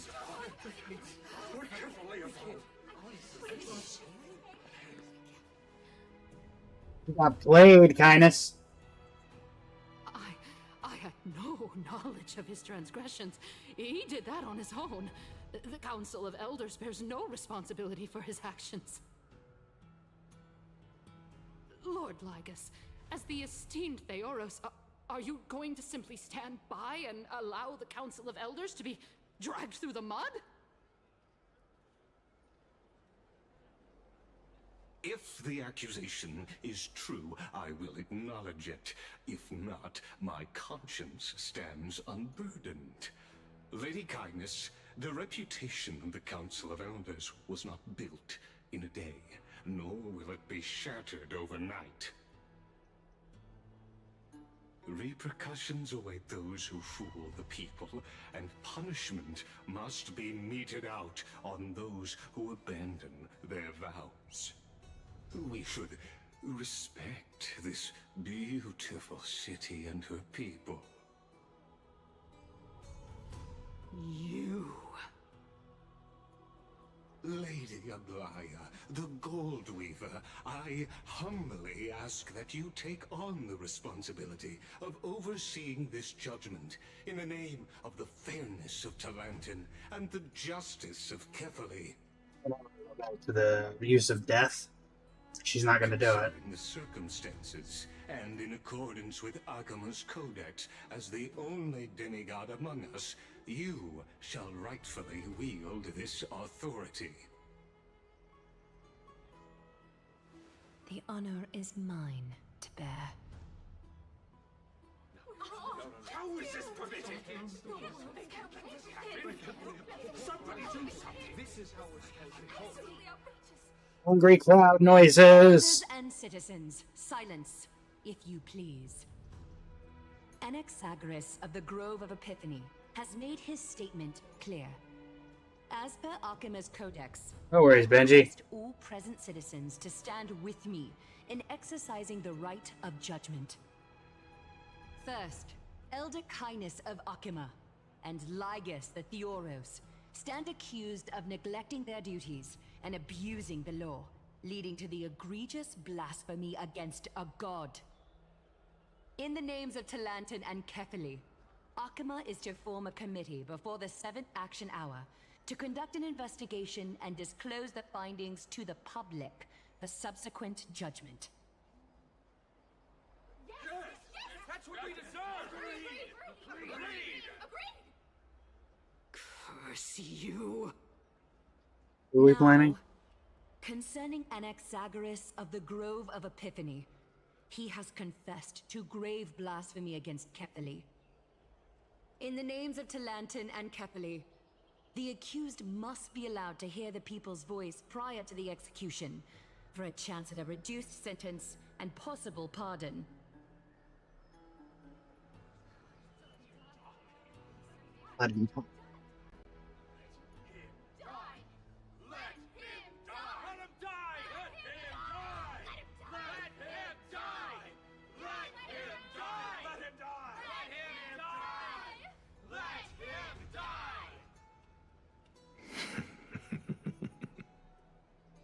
Professor.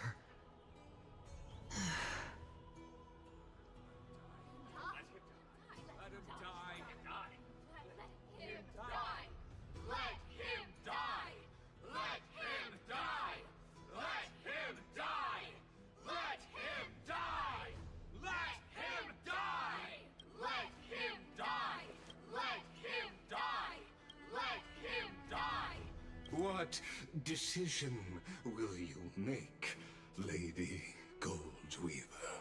Enough with the hesitation, Aglaya. This is not like you. Let him die! Then, in light of the people's voice, O Talantin on high, may you bring death upon him.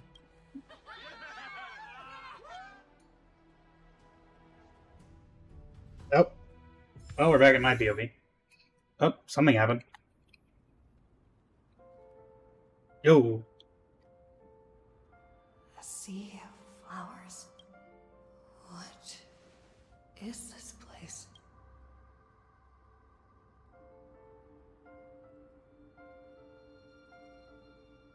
Allow me to reintroduce myself.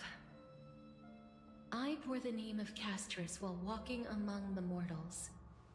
And now, I stand as the demigod of death, the living side of Thanatos. Welcome to my realm, where the west wind ends.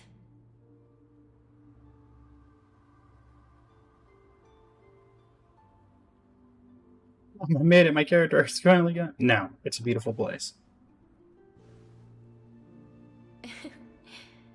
Every departed soul who has Thank you for the arrived here likes. has expressed the same. Did you know? Every flower here was planted by Thanatos himself.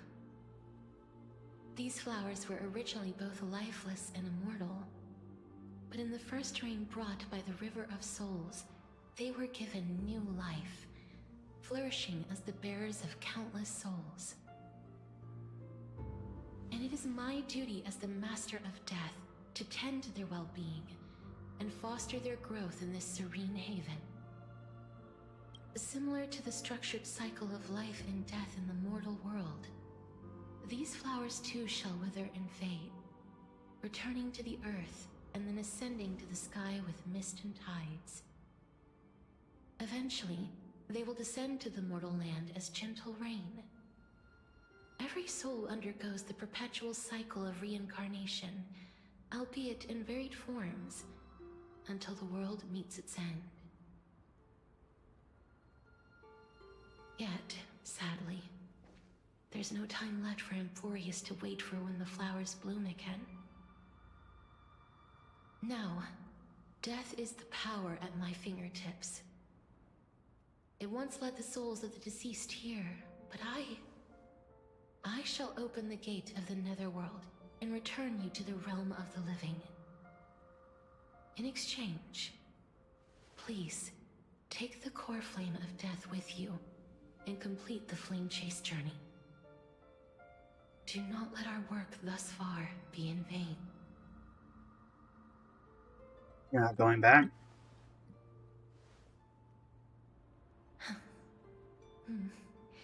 Just like the other demigods, I will stay here and embrace my destiny. That being said, it is not easy to guide a lost soul back to the mortal realm. The whispers of death are sweet and alluring. If your determination wavers, you will succumb and be forever ensnared by the netherworld's grasp. Please consider this a one-time exception. I will do everything in my power for the flame chase journey, and for your life, the only life I can save. I'll do my best. I am glad to hear that. Over here! Keep moving forward and don't look back. Keep going. The Express is right here with you. That means I turn around. I Nothing. believe in you.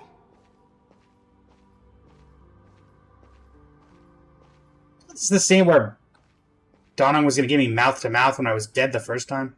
Listen, don't go. Just keep moving. One day, our paths will cross again. Not that picture again. Lift your chin up high and step forward with us toward tomorrow. I wasn't even there for that. That's right. Keep your eyes on the dawn. I was here for that. Onward. Show me your courage. I was there for that. Partner.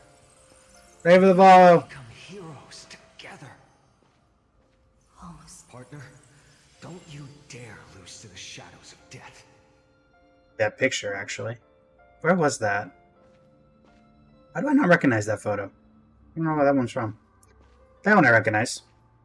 My soul was there for that.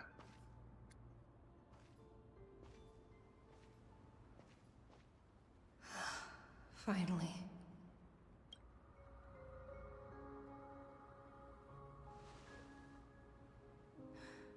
Thank you, Gastrus. Since I've already made it to the end, maybe I can have one last glance at that sea of flowers.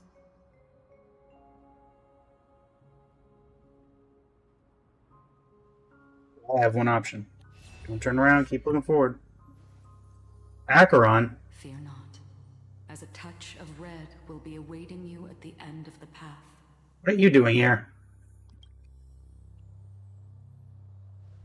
It'll guide you and illuminate the way out. By doing so, you'll eventually reunite in the warmth of the sunlight. Run!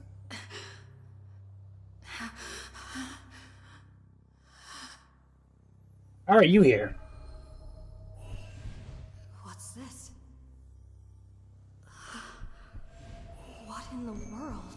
are these shadows and voices? Oh, right. Everything that was left of me was a collection of memories. Proof that you once lived. Your soul, your memories, the years you've journeyed through, and the path they revealed, leading you back home. So, continue onward. Do not stop moving forward, and do not let her sacrifice Ma'am? and the support of all who have stood by you be in vain. Over here, friend! Ma'am! Take my hand. Let's go home.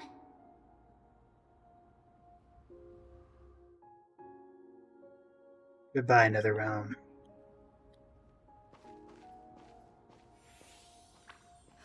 Let the trailblazing continue. This would be where I'd expect it to end, but nope. Okay. I'm back. At last. I knew you could do it. Your soul is still perfectly whole. As if some kind of force is trying its best to keep it together. That's nice. Is it Ornyx's final blessing? Or is it a miracle of your own? It's truly incredible. Such a strange surge of familiarity. So hard to describe. Perhaps it is fate, once again fulfilling its own design. Or perhaps it is the loss from beyond the sky, so familiar to you, that intertwined our fates long ago.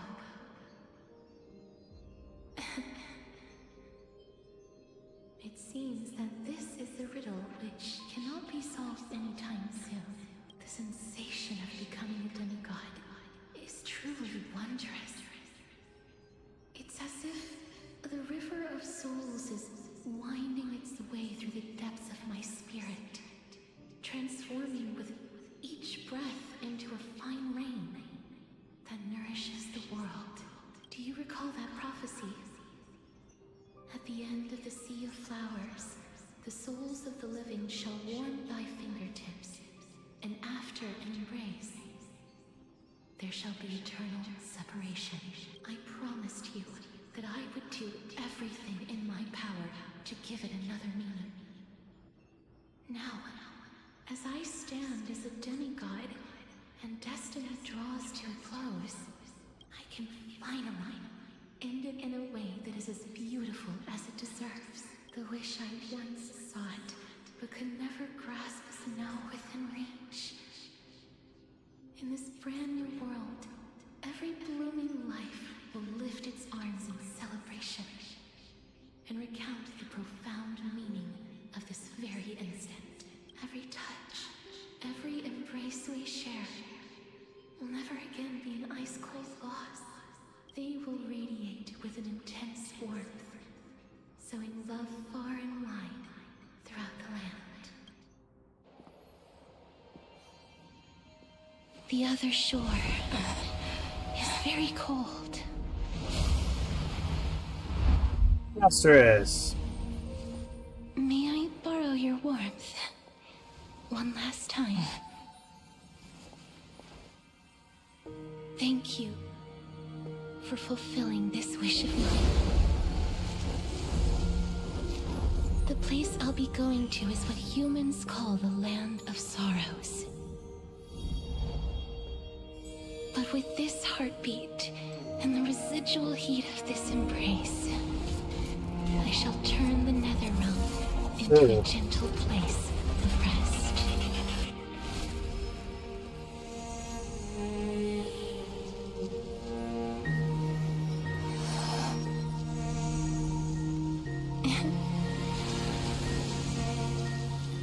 This embrace may be brief, but it's the proof that I once lived. Farewell, Amphoreus. Farewell, then. May we reunite in the new world. Presently in Akama. That grand and absurd performance was what you've been seeking your whole life? I gave up everything in search of truth. And it culminated in this very moment. You, on the other hand, performed as I expected. You did not hesitate when you saw the chance to attain power. It's as if you... Crave power, like a fly craves rot. Those are your words, not mine. But what you said at the end, did you already know what I had planned for Thynan? I may have lost an eye, but my vision is clearer than anyone else. You've nearly exhausted your humanity. You're no different from my current state as a walking corpse. That's true. I've long since burned to ash over the past 1,000 years. Only he is capable of unleashing a raging fire that rivals our final great enemy, Aquila. So, this is our last chance. How about we let go of the bad blood between us? May I resonate with your core flame, Aglaya? Please do. That's impossible. To persist with your soul thinned to such an extent. You're insane. Just as you fight to lug your corpse onward to complete your unfinished goals, I have my own reasons for doing this. Until Thynan grows into his position as the prophesied leader, I must continue to lead everyone on the flame chase journey. I must keep inching forward, even if only as an empty shell. I've long predicted this was the case, but I didn't think you'd already lost so much. How ironic. We would have avoided so many misunderstandings if you and I had just spoken this candidly before. But casting aside our ideological differences, there is one thing you and I agree on. Thynan? Yes. He was born to be a hero. He understands the hearts of the people, and I can confidently say he is a far better leader than you. Only he is capable of fulfilling your mission. Sadly, he is a man cursed by Nestia. But by my estimates, his horribly elaborate sense of style should not impede Aranova. Congratulations are in order. We found common ground at the very end of our destined paths. When you put it that way, it makes me want to take back what I said. Aglaya, we're back. I'm back too. Come welcome our great hero reborn from the ashes. I hope he didn't hear your earlier assessment. It wouldn't be the first time I criticized him. A man should be aware of his own shortcomings. Agreed. Submit the core flame of death. I'm gladdened by your... Okay. But I don't see Castris among your number.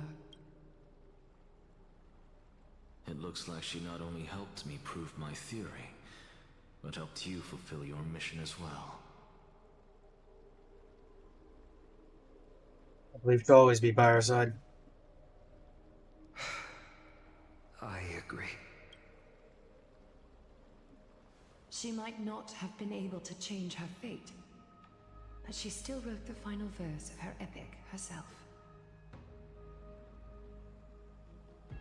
Trinan, please recite the prophecy for us. Trailblazer, please surrender that scalding core flame for us as well. You Can do. are the only life she ever saved by her own hand in her 1,000 years on this earth. I believe no one is more qualified for this noble task. Ceremony begin.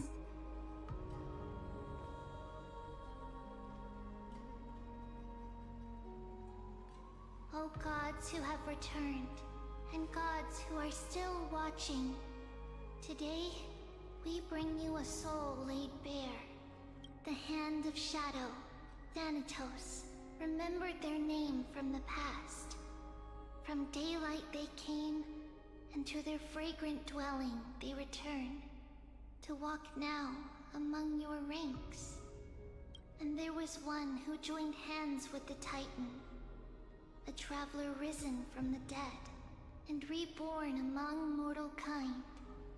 She is the everlasting night, and shall now proclaim in her good name, O Majesty of the 12 Titans, pillars of the world, we seek your divinity to mend the rifts of the world. Fill our bodies with blood of gold, till we wither in willing service to the prophecy. Step forward, trailblazer from beyond the sky, and together with us, surrender the core flame and carve their star into the sky.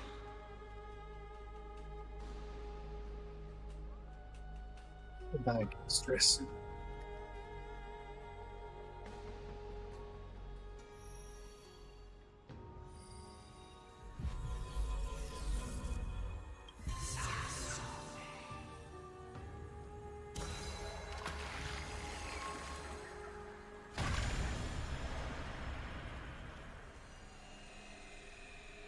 And there were two.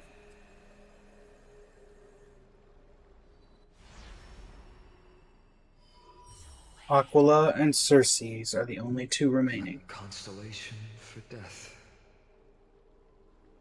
For life and death, to be more precise.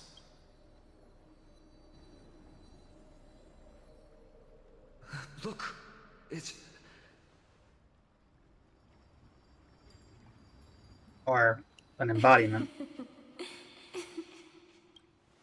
Is that Castorus?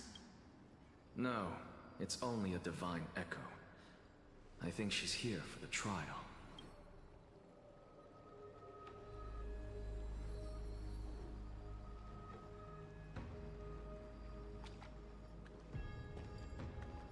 Where are you gonna go to?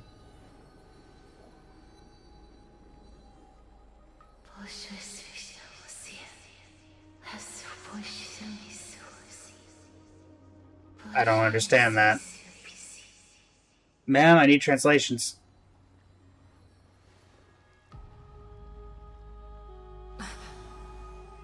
I didn't catch that. Did anybody understand that? What did she say? That's the language of the Titans. Castorus... No. The Titan. They said... I have illuminated the cold shadow of death. Onwards. For your path to the future is bright and its flame eternal.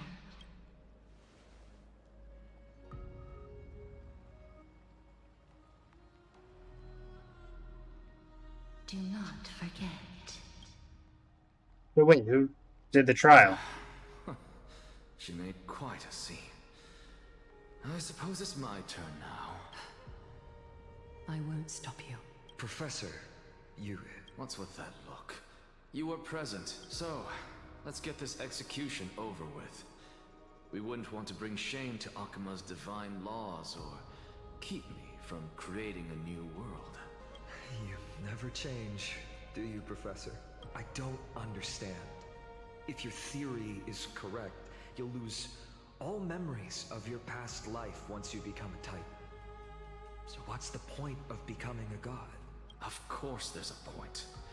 Even if I forget who I am, I'll still have my brilliant mind. It goes without saying, I'll find a way to retrieve memories of my past life.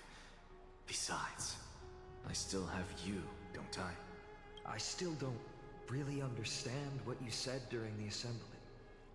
Even if it were true, things reforged from memory could never be the same as the original anyway.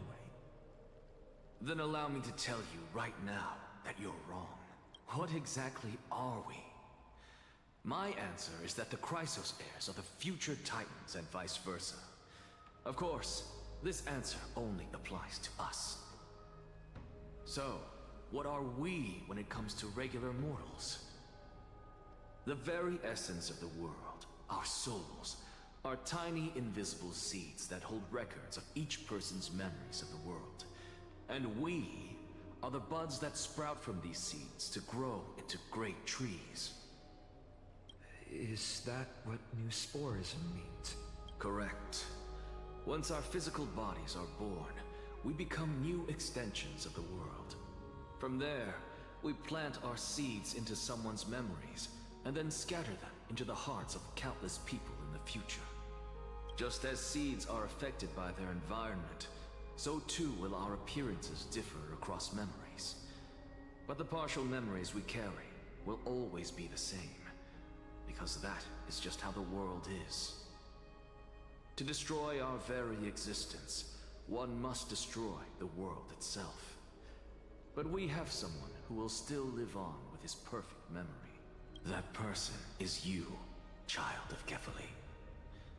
This is what it means to be the world-bearing Titan. So, carry everything of this world and live on. Don't disappoint those most precious to you. Don't disappoint Lady Goldweaver, and especially, don't bring dishonor to my theory. Anaxa, I swear to you, I'll lead everyone to our reunion in the new world. Good. That is all I have to say. Farewell, everyone. May we meet again in the next life. Farewell, great performer. May Circes safeguard your thoughts. Circes has been poking at his head, so I don't think she's going to be safeguarding anything, if we're being honest here. Salute him in the same way. Circes, safeguard your thoughts. Are you satisfied, Honorable Titan? Very.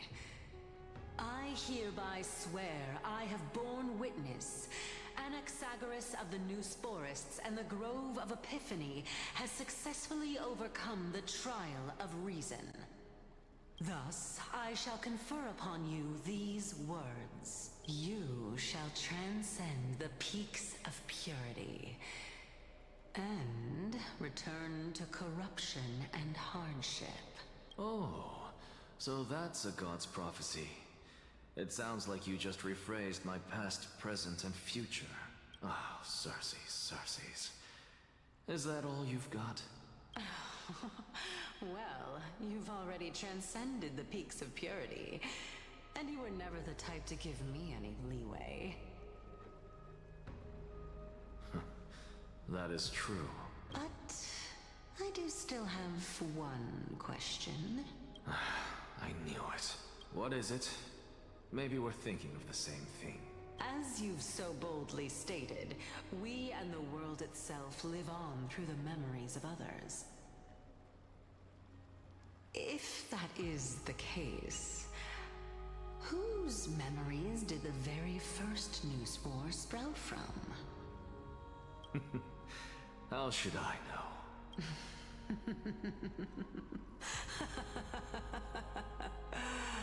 Oh my. But, since we are both equally curious, we should allow the children of humanity who come after us to investigate in our stead.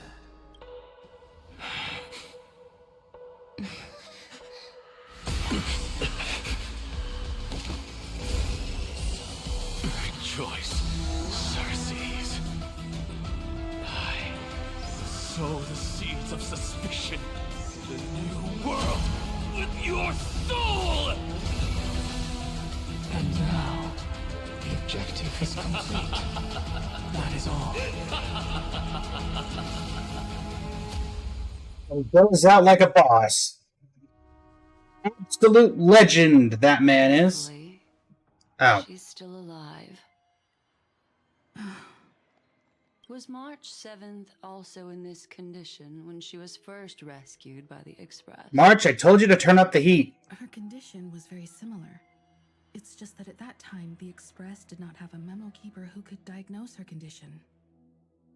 But she still woke up naturally.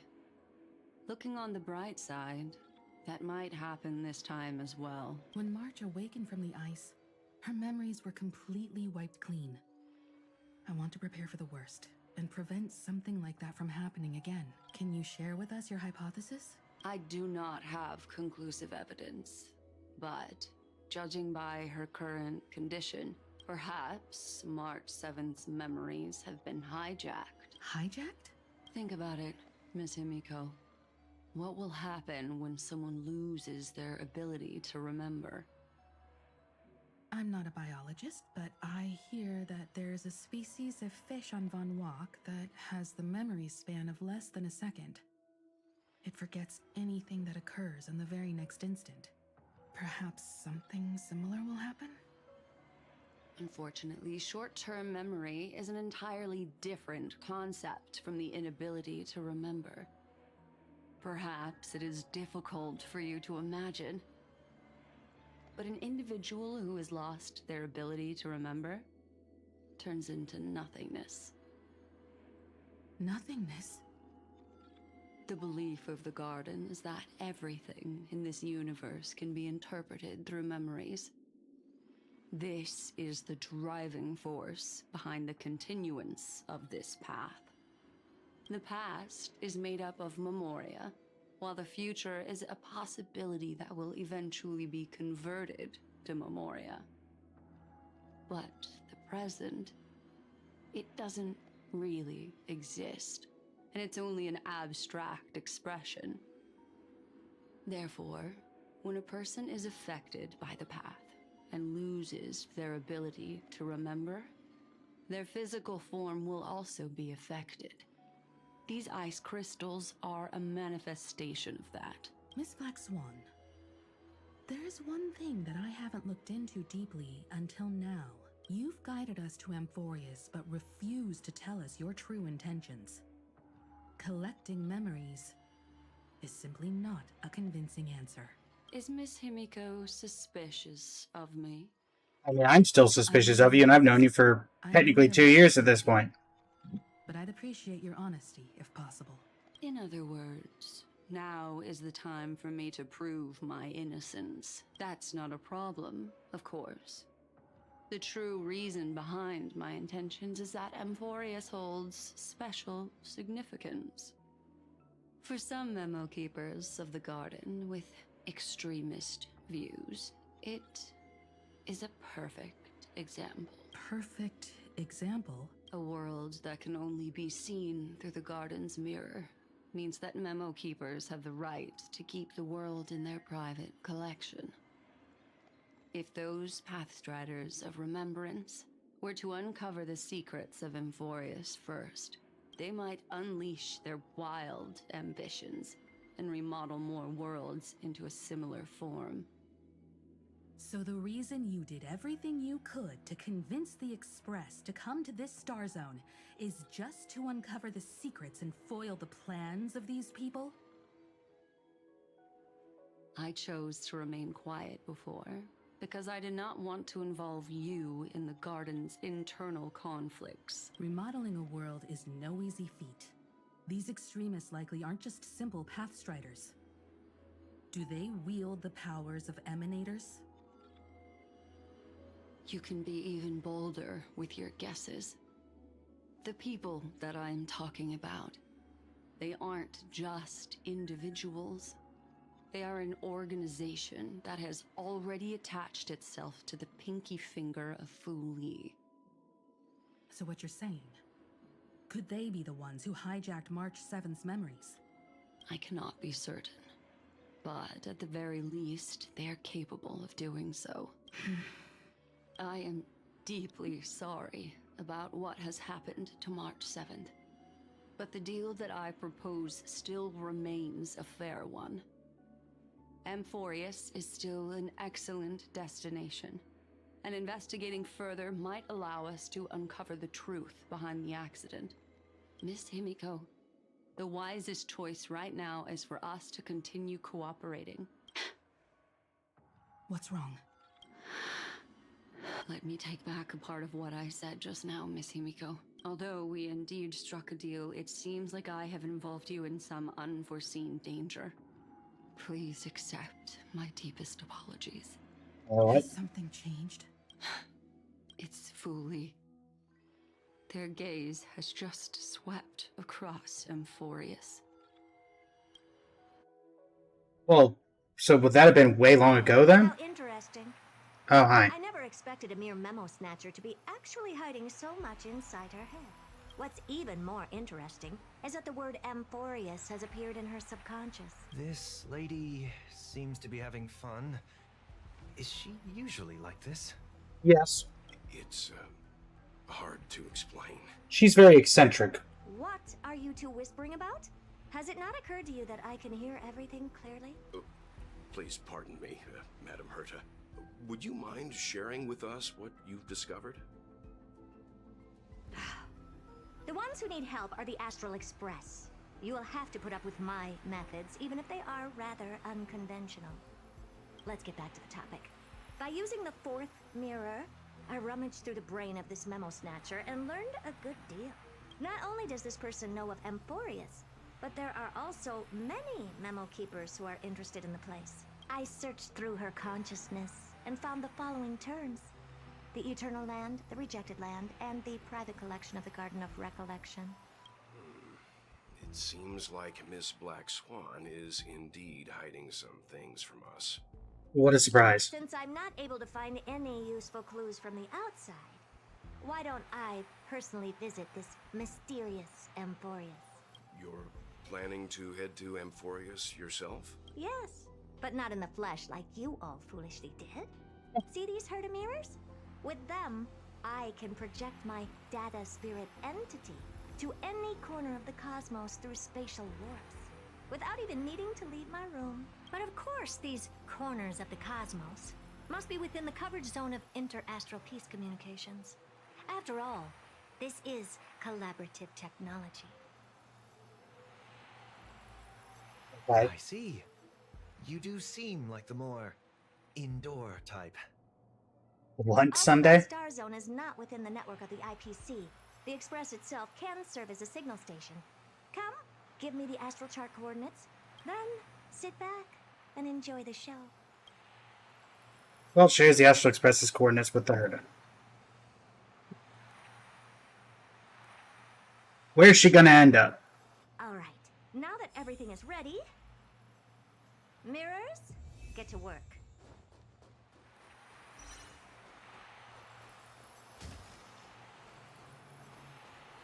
Kind of funny how I could just leave.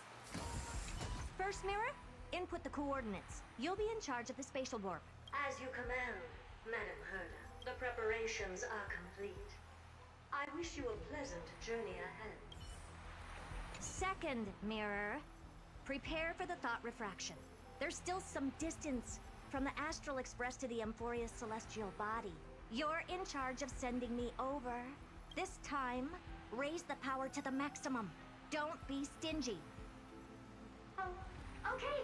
I won't fail the mission, Madam Herta.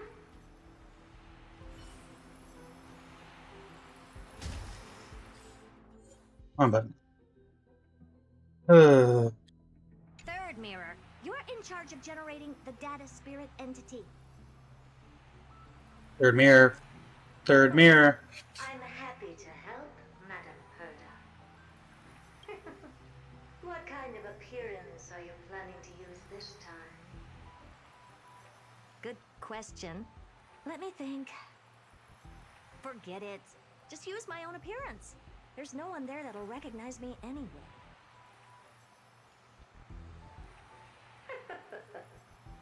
As you wish. Fourth mirror.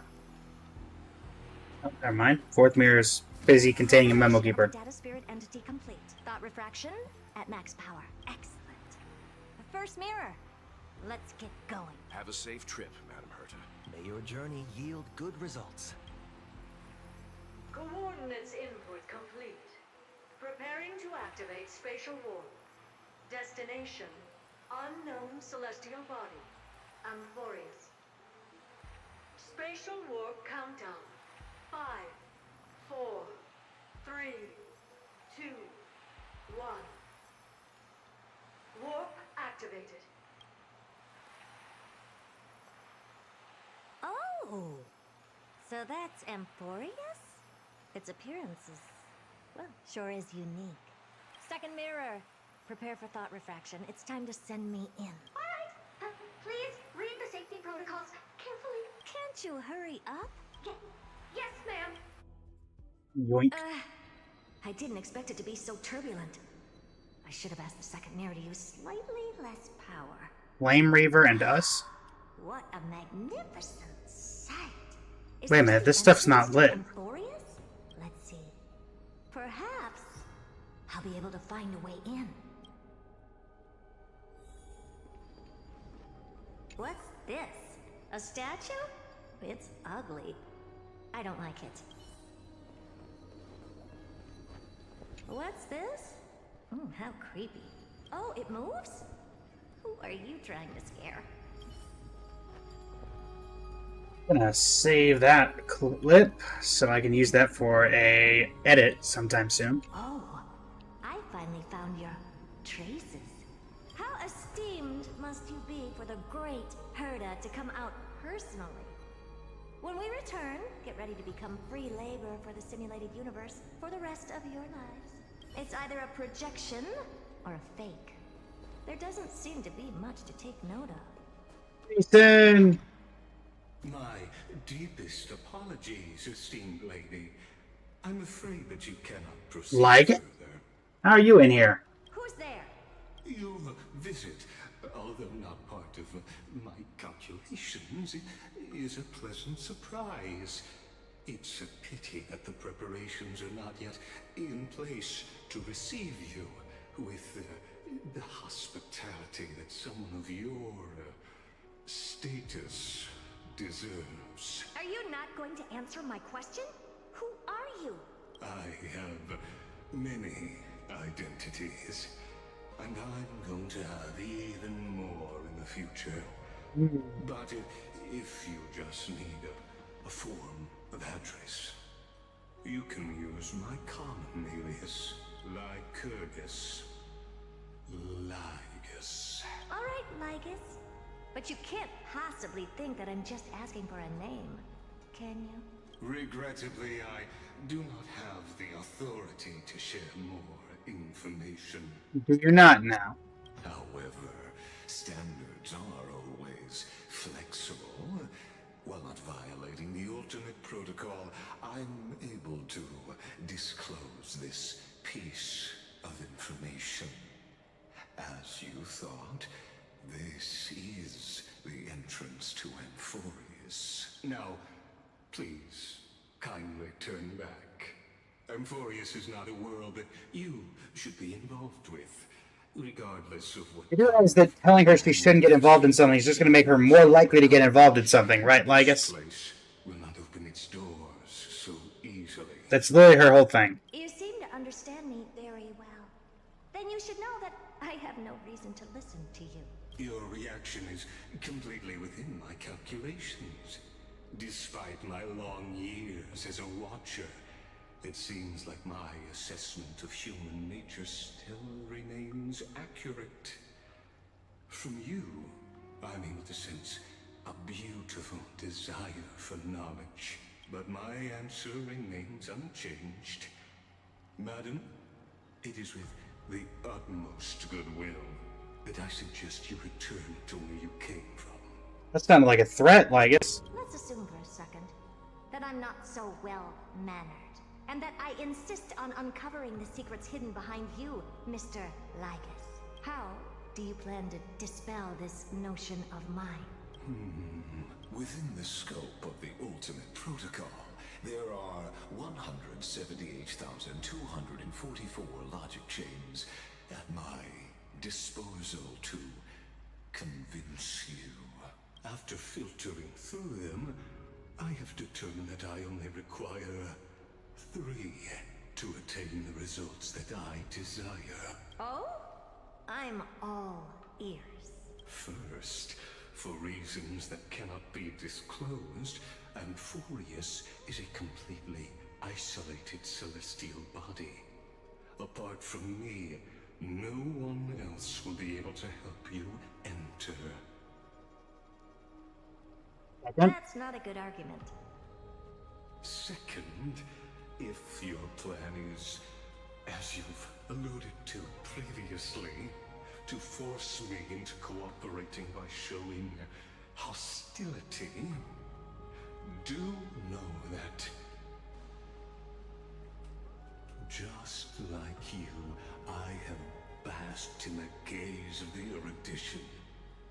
I stake my honor and assure you that in the worst case scenario, our mutual destruction will be inevitable.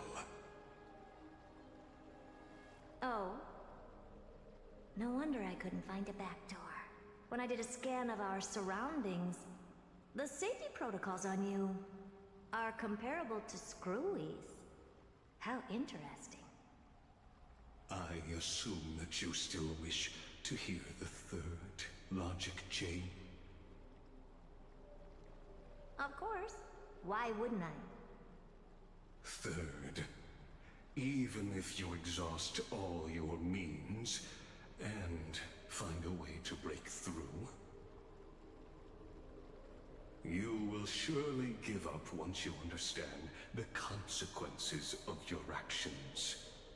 After all, throughout your long life, as much as you'd hate to admit, your conscience has played a crucial role. What would that consequence be? What a brazen robot. You think that you can actually understand me through your paltry calculations? But since you put it that way, why don't you tell me what these consequences will be? It concerns the third path that is entangled with Amphoreus. A path that you and your friends still very much lack understanding of. The destruction. Ooh. So, if you ignore my warnings and persist in your ways, you will break the shackles of a Lord Ravager. And when that happens, their fury will engulf the cosmos. So there's a Lord. Well, I could feign surprise at that, but we did a reaction to the 3.8 trailer, so I know Iron Doom is here, or 3.7 trailer, so I know Iron Doom is here. But for the sake of content, there's a Lord Ravager on Amphoreus. I can't believe it. That's incredible.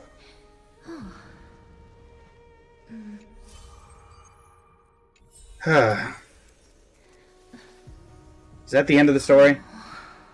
For that chapter? I can't even tell anymore. The Fall at Dawn's Rise. Okay. That's 3.4, right? We are out of... Or sorry, 3.2, right? HSR 3.3. Is that The Fall at Dawn's Rise?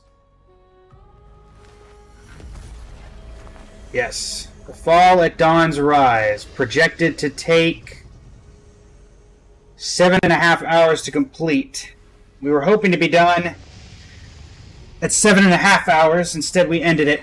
Finished this one at 8. So we're about 30 minutes behind the typical schedule. Whew. Alright, chat. Without further ado, let's get started on the next chapter. Ripples start to form in the bowl, rolling endlessly. The murmuring water whispers of revelry, the undulating vital patterns like tiny waves. Yet this small space has also become a roiling ocean. Ah, absolute bliss! 'Tis the pinnacle of bliss! Such long-awaited satisfaction, thank you, my dear! This ambrosia has sobered me up a little. The visage of your reflection is so good-looking that I can't help but get all stirred up. Thanks for the compliment. Time, how long has passed? Oronix, you move fast. Dance hard, then indulge hard. Waste time hard, little fishy that wants to swim to tomorrow. When your banquet ends, the absurdity that you will see when you sober up will be the price for buying inebriation. You speak less sense sober than when you're drunk. Ambrosia, ambrosia. The tide's voice is languid once more, its words fragmented like water splashes. It seems the space's desire for liquid is insatiable, an ever-unquenchable patron of ambrosia.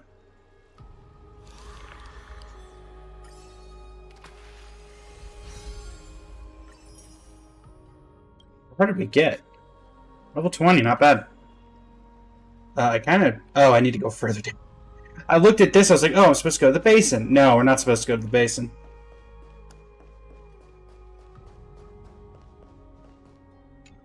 Oh, is this just a recollection? Thanatos and Circe's core flames have been returned. Sometime after that, the 12 constellations hover above, overlooking the vortex of Genesis. They embody the 12 Amphorean deities, fate, foundation, creations, and calamity of the world. Now 10 among them have fallen, their core flames return to the origin of Genesis. Above you, constellations shimmer, their brilliance echoing the faint slumber of each titan. And you have experienced 4 ascensions and 4 partings. Lance of Fury once became the Mad King, plunging the world into ceaseless strife until your valor brought it to an end. And its demigod successor, the undying Mightimos, chose to bear the title of Premnos alone, returning home to be crowned as the last line of defense for the Holy City. Mighty, may your battles know no defeat. Back then, the incarnation of time entrusted Mem to you at the Temple of the Three Fates. Back then, the lively girl with red hair fulfilled her mission and bid the first farewell. Time speaks of not fairness, yet it never stops, and now this power resides in your hands. See you tomorrow, Trian.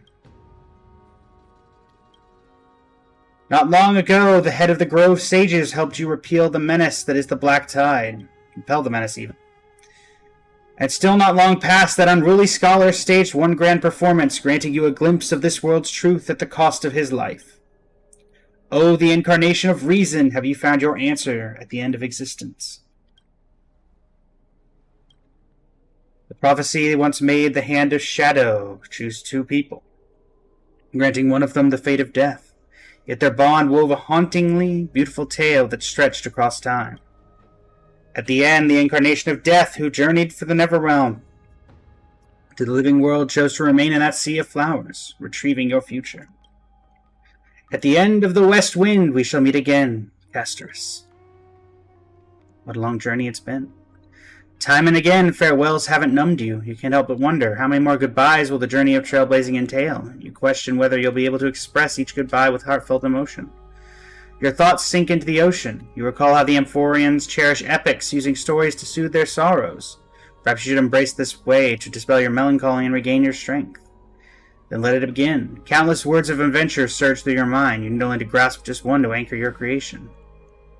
Don't be influenced by the noise outside. Just focus on the keyword in your mind. It is indeed difficult, but you should still cling tightly to your inspiration, weaving heartfelt and elegant verses. Just pick up the phone. Alright, this is an impossible task. Just one glance at your phone. It won't disrupt your thoughts, or so you tell yourself. Cipher?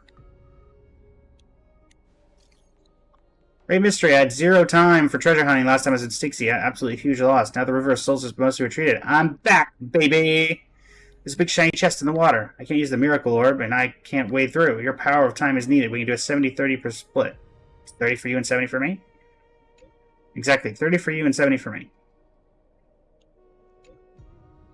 Detail.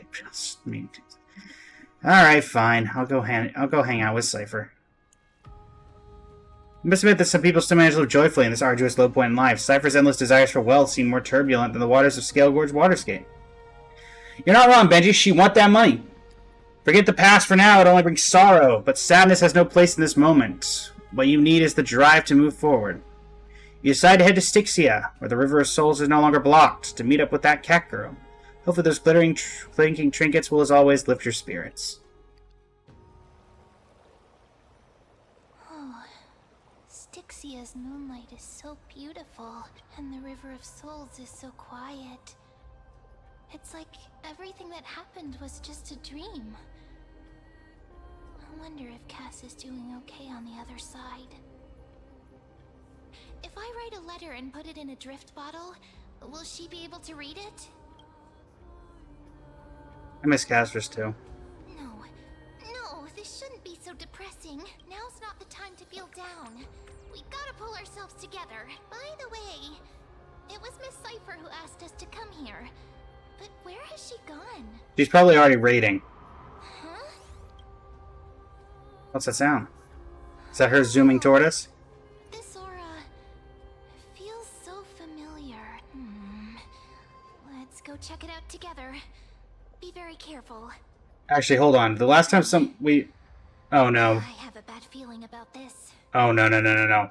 Last time we said Aura and Familiar was the Flame Reaver. Cass, or not Cass, Cypher, you didn't get tangled up with the Flame Reaver, did you?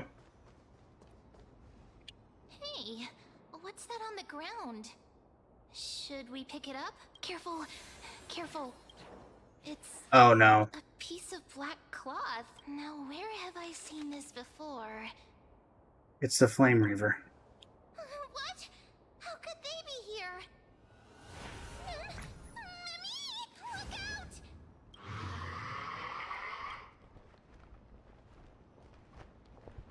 Get ready. Wait! We both know what this thing can do. Let's try our best to deal with them for now, and we'll slip into the past with time's power as soon as we can. The river of souls is full of fish, big and delicious. What? What? Thank you, ma'am. I agree. The flame chase journey starts now. Oh. Cypher.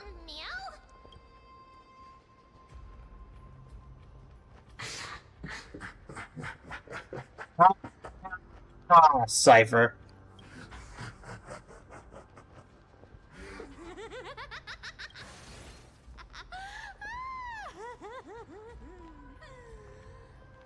Sorry, I couldn't pass on the chance to give you two a good scare. Listen, let's leave. It's Cypher! Don't run! I'm the real Cypher. The real one. Come on, don't be upset. I'm just giving you a kind reminder that Amphoreus isn't safe at all. The whole place is full of dangers, including that swordmaster. Make sure you stay on your toes, no matter where you are.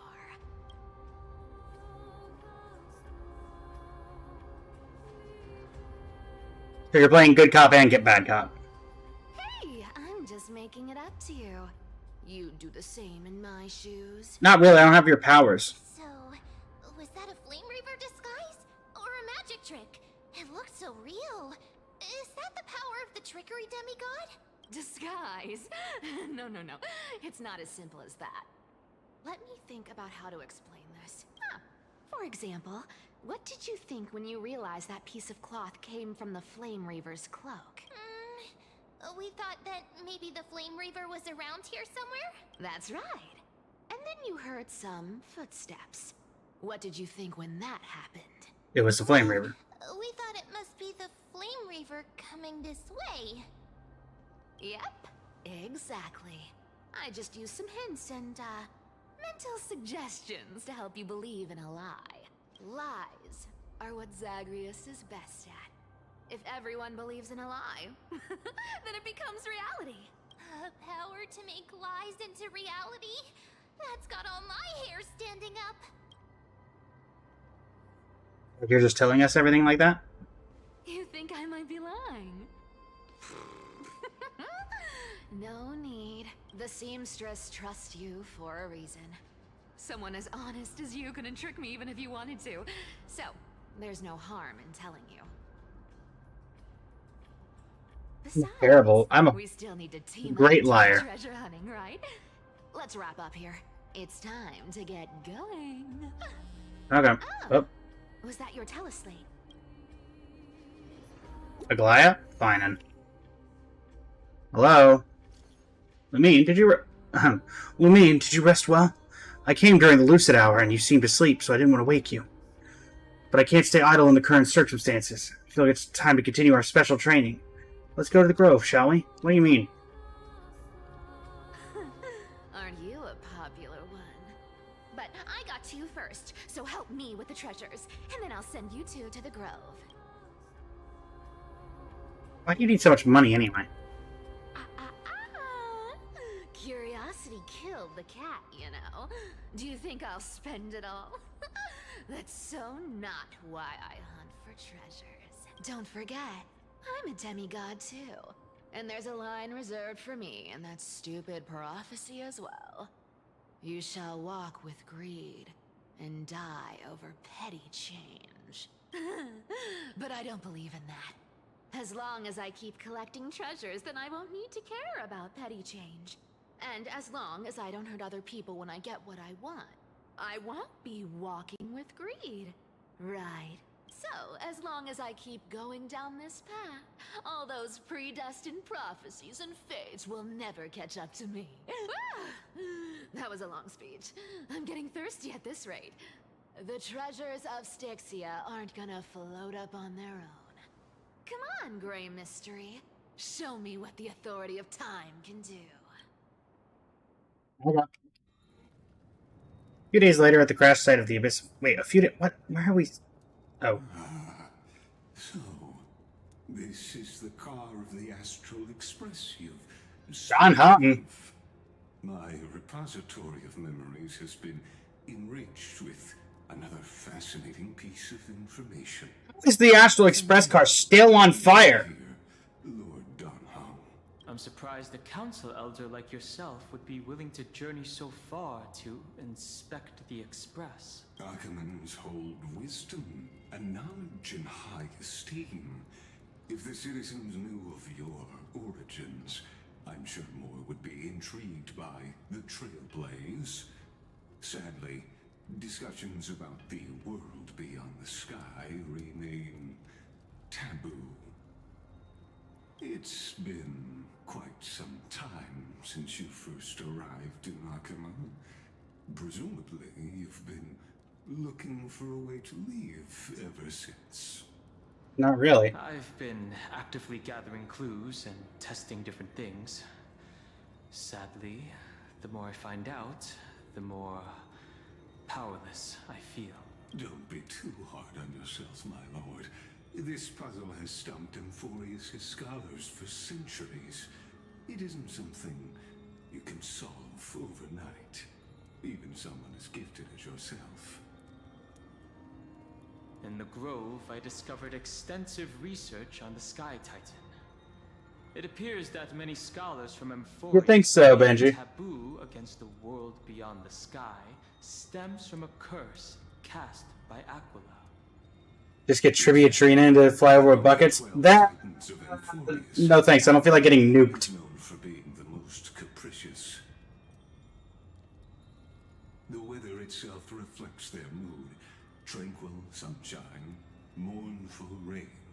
Aquila's breath is a brisk wind, and their cries resound as thunder in a storm. Additionally, Aquila is one of the two titans whose core flames have yet to be returned. The sky above affects every citizen. It's clear that Lady Aglaya's decision to confront Aquila at the end of the Flame Chase journey was a carefully considered strategy. If returning Aquila's core flame can break the sky's curse, we won't have to exhaust ourselves searching for a way back. We can simply focus on aiding the Chrysos heirs. Anti-Catherians have no home to return to, so I understand your concern for your old friends and homeland. It's an anti... Do we actually get to learn more about his race? Anti-Catherian technology, or scanning, as you might call it, to assess this car. Assuming my judgment is correct, I might be able to conduct a thorough overhaul of its power systems. Really? But... Of course. That's only if you, my lord, permit me to interact with it. By all means, please, proceed. But be careful. The Express's thrusters are extremely delicate. You honor me with your trust. I will be very careful. Magus carefully scans the damaged propulsion system and methodically began inspecting its components. This is unbelievable. You seem to understand its structure perfectly. Have you repaired something like this before? Not exactly. But we Antikytherians are inherently sensitive to machinery. Carefully endowed our kind with a unique advantage for analyzing and learning. If you give me some time, I might be able to fully restore this damaged car to its former glory. Then you and your esteemed companion could set off on your return journey sooner. But isn't the real issue with Aquila? Hypothetically, Lord Donham, if I could open up a path out of Amphoreus that circumvents Aquila's divine punishment,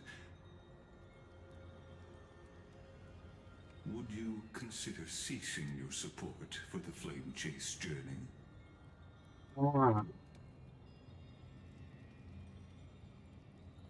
I don't understand. Does the Council of Elders possess some secret means of counteracting divine punishment? It's best if you don't delve too deeply into that question, my lord. All you need to know is, I can make it happen. Maybe this is not a decision by the Council of Elders, but rather his personal wish. The crucial point is, if you and your companion are unwilling to halt your support for the Chrysos heirs, it could offend certain interests.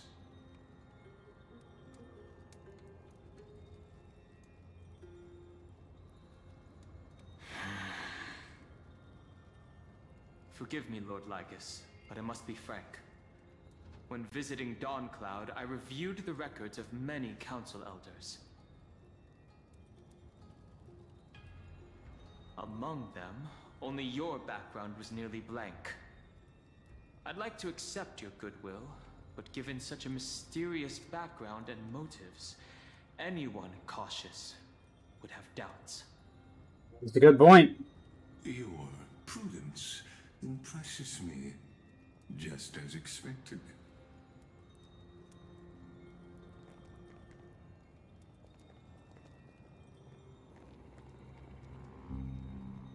Are these people... Is this a trap? Is that why you accompanied me here? Please don't misunderstand, Lord Donham. As the Theoros, I have no allegiance to their plans, nor am I obliged to obstruct them. I am neutral.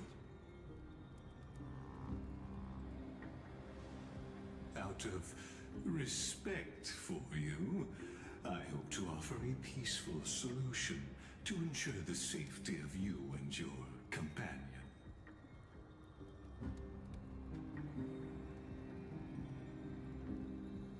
One against four, then. Just to confirm, if things turn ugly later, will you help? I will not. As I said, I remain neutral. Well, who sent these guys? Are you asking this because you plan to refuse my offer and continue supporting the Chrysos heirs? You weren't wrong about one thing, Lord Lycus. Indeed, we must try to return to our companions. But our companions now also include the flame-chasing Chrysos heirs. The Nameless cannot and will not ignore the fate of our companions. So I see. This is what you call trailblazing. When I asked if you'd help, I meant the ones who need help are them. Yeah, you may not. Yeah, Don Hung and Bobby Lune versus 4 NPCs. Even by himself, lore-wise, I think he wins that. I'm sorry, Finan, what are you doing? You have such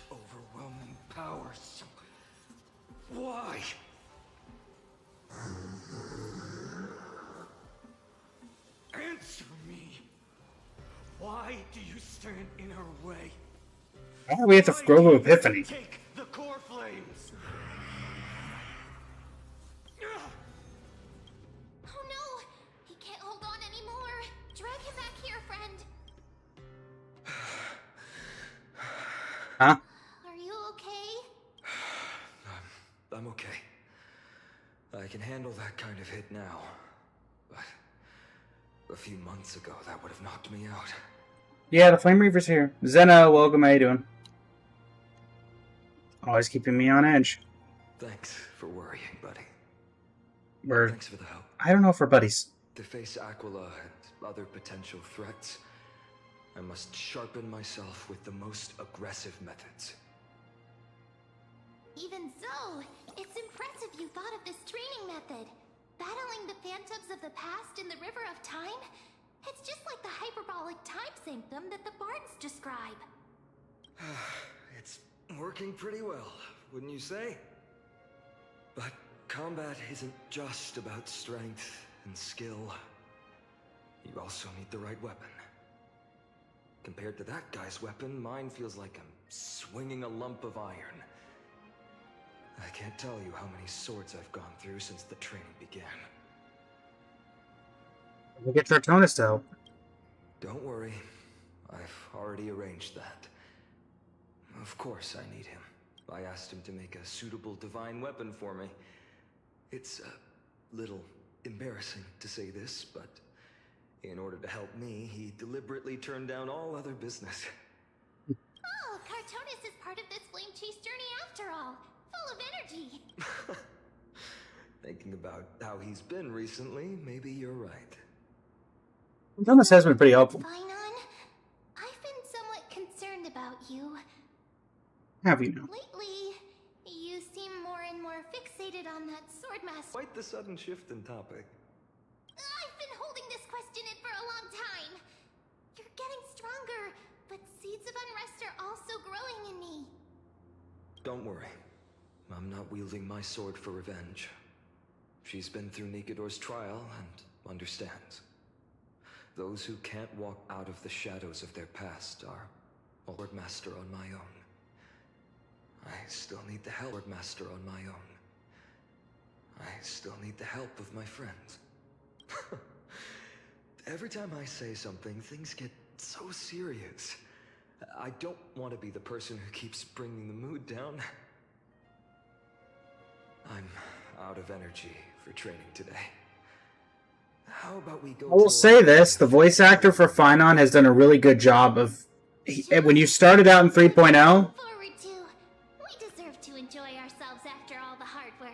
At the start of 3.0, you could not go anywhere without this guy sounding very chipper, but after each death and at the start of... and with each update, he gets slowly more and more depressed. Yeah, is his actor VA Joshua Waters? If so, yeah. I only know his VA as the VTuber that's a clown. Today, I'm definitely going to... What were you reading before? A girl's little secret. Don't pry. That's the charm of this place. You can find whatever you're into here.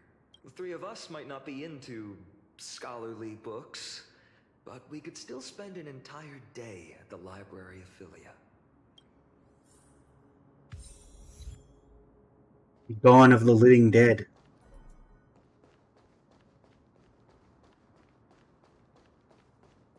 Head to the library. To the library! Here we are. Where was that slate last time? Was it here? For the past few months, you've come here more than once, fishing out that small piece of essence from the ocean of knowledge that best suits your taste. You're really quite relieved that Don Hung isn't around. No one will be here to judge your reading tastes. The scroll at hand shows a small line of text. Non-standard reading material. Please return to its original place after borrowing. Do not let any Grove professor discover it. 10 exclamation marks. Seems that the scholars of the Grove, amidst their profound academic discussions, have forgotten their little hobbies. So what reading manifest material will you peruse?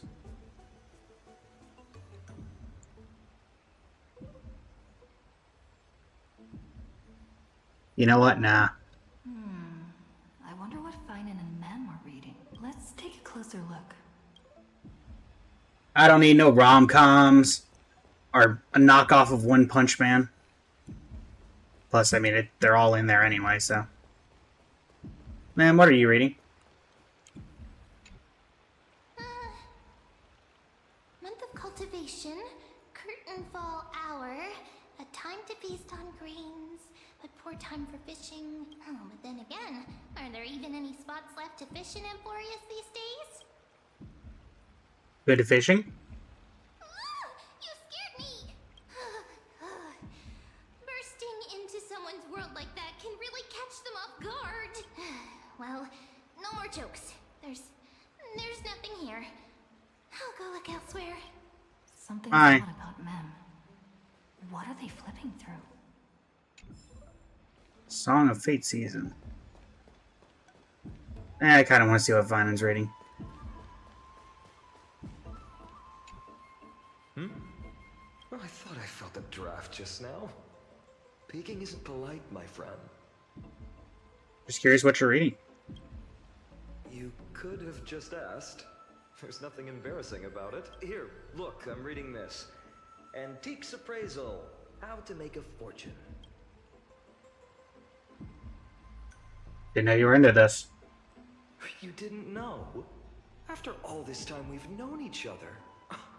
That pains me. I've spent a lot of time pondering how Aglaia became such an effective leader. Beyond the intangible qualities like personality and ethics, a major reason is her family wealth. That's the perk of growing up in a big city, isn't it? For those of us in the sticks, luck doesn't come as easily. It's 30% grind, 70% fate. Oops, I talk too much. As a leader, you need both integrity and... I mean, integrity and skill.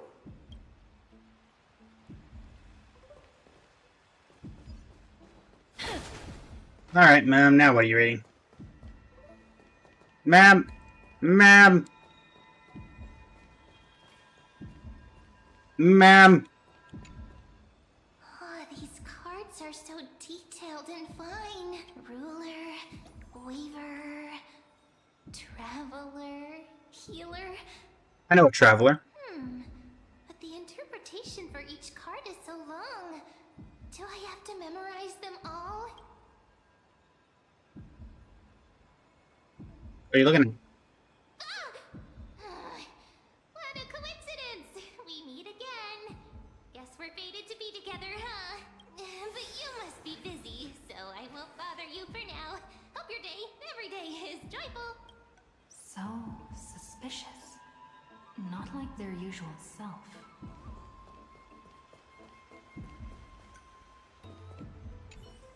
I've spent a lot of time pondering how... That's the perk of... Ma'am! Ma'am! Ma'am! You sure are persistent. Alright. I'm totally helpless against your charm. What are you guys chatting about? Is this... the Amphoreus Divination Compendium? Why are you here too? Sorry, seeing you two chasing each other around, I suddenly found my book not that appealing anymore. Sorry. Never thought Mem would be into divination. But it's not exactly a niche hobby. So why all the secrecy?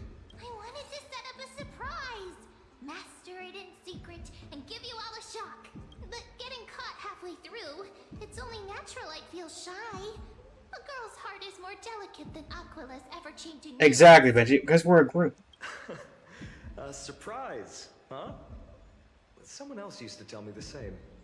She was really good at stargazing and divination, especially with cards. Yeah, just like the ones you're looking at. And you must be pretty familiar with all sorts of divination techniques with a friend like that. No, I know nothing about it. I've never really believed in using cards or bones to predict the future. If the good omens foretold by divination were true, my hometown, Hydes Elysiae, wouldn't have disappeared. Don't forget, we've got Lady Trina. Every other form of divination is just smoke and mirrors or cleverly rehearsed tricks compared to her flawless prophecies. Be approached with a critical eye. To me, divination could be a power that guides our spirits. Fate always casts a shadow in front of us, clouding our view of the future. That's why people turn to divination. It's just to find a small reason to give them courage to face the unknown.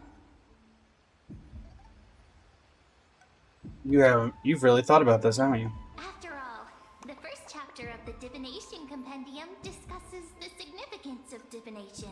I'm just expanding on that a bit. Strange. That person I knew used to say similar things. Looking back, whenever she interpreted a card for me, I couldn't help but feel uneasy. Even though I never believed in the outcomes. Maybe it was her tone. Irene.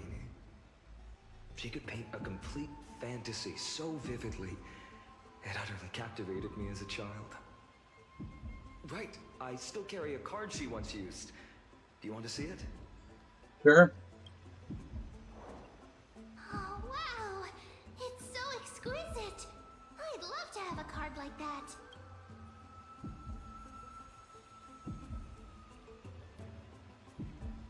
Let's admits up to the task. Oh, now that you mention it, yes. It would be even better if it were made of, say, crystal. Speaking of which, partner, there's something I haven't shared with you all. Remember our first trip to the Temple of the Three Fates? The riddle that Orin exposed to us? My Pokemon cards? Technically, you catch the Pokemon, Oh, hold on. Okay, you got the Pokemon, not the cards. Oh no, we're getting jumped again. You are... Assassins! Save me. These folks are up to no good. Black clothing. Masks decorated with golden blood. Are they cleaners? To directly call us by our name, it seems you, Lord Finan, have studied the forgotten history of Amphoreus quite thoroughly. Who are they? Your friend seems quite interested in us. Perhaps you could explain, Lord Finan. It would be the polite thing. We can't let our esteemed guests pass away without understanding. During the Chrysos War, to combat the Chrysos heirs, several cities formed an underground assassin squad called the Cleaners. Their task was to erase anyone with golden blood from existence. Assassination, poisoning, political persecution. They would do anything to achieve their objective. Well, this historical perspective seems biased, glossing over the Chrysos heirs' abuse of divine powers and their blatant initiation of war in order to defame our predecessors. Could you disclose the name of the author behind this popular legend, Lord Finan? I'd hate for the innocent children of Akama to be tainted by such slanted narratives. You should have stayed buried in the dust of history. The Citizens' Assembly has once again legitimized the mission of the Chrysos heirs. But as for you, not one citizen would cast their vote for you. Executioners lurking in the shadows. What does it matter? We've long since stopped expecting to be understood. People have become too accustomed to peace. And they've forgotten the disasters that arose from allowing generations of the Chrysos heirs to rule. Complete nonsense. Did you really travel all the way to the Grove just to have an argument? No, they're here to kill us. I enjoy dealing with people as straightforward as you, Lord Finan. You've probably figured out why we've come before you. Hey, what you got there? Who do you think you're fighting? Keep your cool, partner. They've come out of the shadows, which suggests they have something up their sleeves. All right, let's hear it. What are you hiding? But watch your language and don't say anything you might regret. My shoulders might be sore and my sword a tad dull, but that's still enough to slice off your tongues. Whoa, fine, chill. Chill, man, chill. Oh, hi. Little Ika, first appearance, let's go! It's a bit small, but the lighting is perfect. Thank you, Lady Treeby. With this, the Twilight Courtyard can be reborn in Akama. Do you like it here too, little Ika? It's so bright here. Maybe you should rename it? How about Luminous Courtyard? Lady Treeby makes a good point. But Twilight Courtyard carries the long history of the descendants of the sky, and I'd like it to continue. Right. How does the legend go again? Even Lady Treeby forgets things. We just haven't prepared lessons in a while now, so we're a bit rusty. Just give us some time and we'll remember. Now we remember. Kremnos and the Firmament, Volume 3, Section 5. With Seliosi, the Day Thunder Knight, striking down the Eye of Twilight, the divine war between Nikador and Aquila, which spanned centuries, came to an end. Thereafter, the Skyfolk gradually declined. Numerous sky fortresses were abandoned, and their descendants began to establish themselves on the land. Finally, those descended from Seliosi the Day Thunder Knight were welcomed by the scholars under Circes and established the Twilight Courtyard in the Grove. The historical records seem slightly at odds with our memories. But the details from that time have become somewhat hazy to us. As they would say, erosion. For Lady Treeby, history is more than just words on a page. It's something you've personally lived through.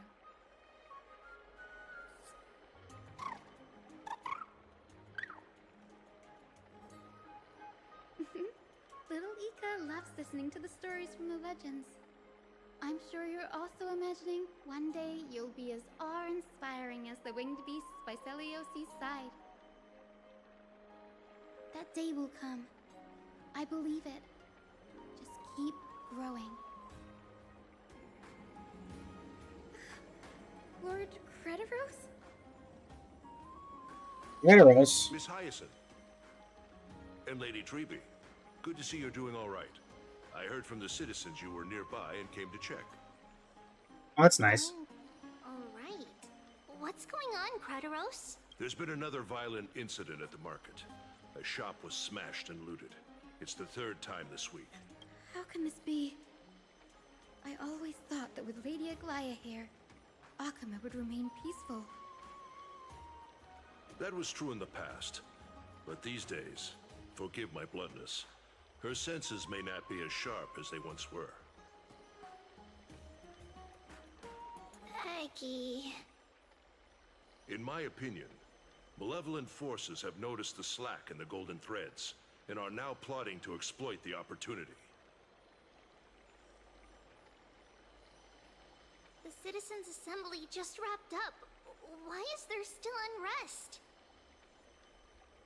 The Chrysos heirs won by only one vote, Lady Treeby.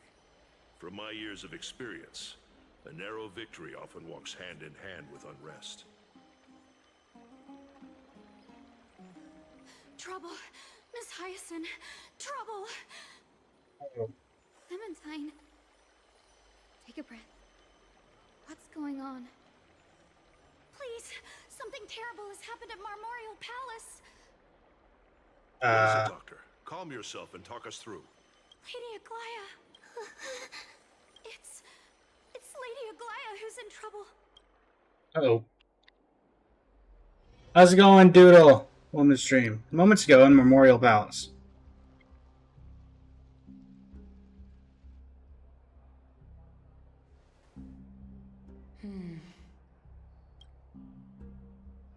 I still remember. This bath that overlooks the entire palace was built by the Council of Elders 900 years ago. Its purpose was to commemorate the first Flame Chase journey, and to remember the heroes who made great sacrifices for Amphoreus a millennium ago. Rules were set then. No one was allowed to enter, apart from guests invited by the Gold Weaver. But, I guess, you're no longer pretending to follow the rules, are you, Lady Kindness? Oh. Aglaya, Aglaya. You ageless witch, hiding behind a divine facade to deceive mortals. We've been far too kind with you. Kind? There's no need to use such a word to cover up your incompetence. Anaxagoras humiliated all of you before the citizens. If you still had any shred of shame, you'd throw yourselves from Don Cloud. Oh, just working on the Amphoreus story, Doodle. 8 hours, 30 minutes in at this point. Demigod, why not gaze into the water's reflection and see the wretched face you wear now? These days you're not only blind, but also deaf. The cleaners were born for this moment. When all orders, rules, and laws fail to restrain you, it's time for the dagger to pass judgment.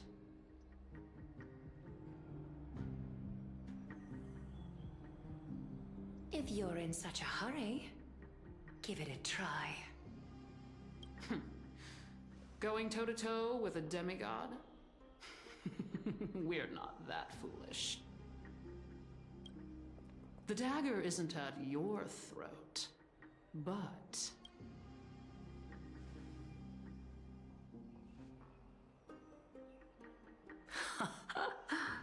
Your gravest accusation is that my humanity is fading. And you claim my concern for mortal joys and sorrows is nothing but a facade. If that accusation holds, what makes you think the lives of these civilians will sway me in the slightest? Fine. I'll gladly use a few more words to shatter that demigod facade of yours. Like I said, you're not only blind, but deaf too. Lately, your control over Akuma has weakened. You failed to notice the thefts we arranged in the market, nor did you catch wind of the meetings happening in the Dromus workshop. Plots are unfolding right under your nose, yet you remain indifferent. Humanity? Fading? Aglaya, why not use your precious golden thread to peer into my thoughts?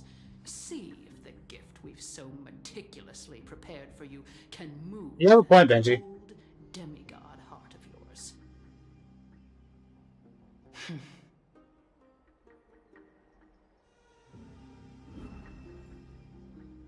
In this moment, I only regret not being more ruthless. Because your evil is beyond cure. You finally figured it out. You have grown dull. I've been holding that image in my mind this whole time to make sure you could see it clearly. Indeed, going head to head. I want you to have this knucklebone talisman, Big Sis. Oh. I hope it brings you luck every day and keeps you safe from bullies. That girl who can't speak or hear. What if she accidentally lost her eyes too? You know better than anyone what it feels like to lose your sight. Imagine if 1,000 years ago you, already blind, had also lost your voice and hearing in your youth. Would you still have become the Aglaya you are today? Look at those broken, pleading eyes. How disappointing. We overestimated your cunning. If this plan fails, we still have dozens of splendid parting gifts prepared. Demigod, would you like to hear about them? I thought I could buy some more time. In these 1,000 years, I've witnessed the fall of 10 titans. From my naive arrogance at the beginning to slowly learning how to guide others.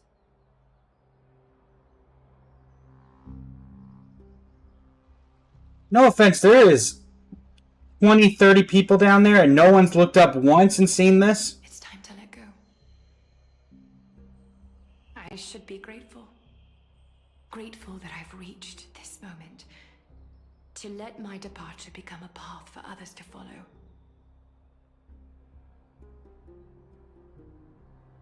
Have I done enough? If I embrace that prophecy now, and sink into the warmth of these waters,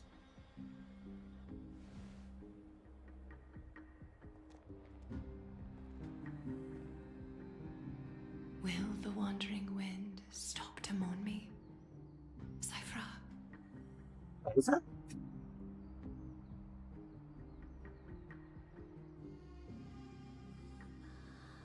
A millennium ago at Memorial Market. Seamstress!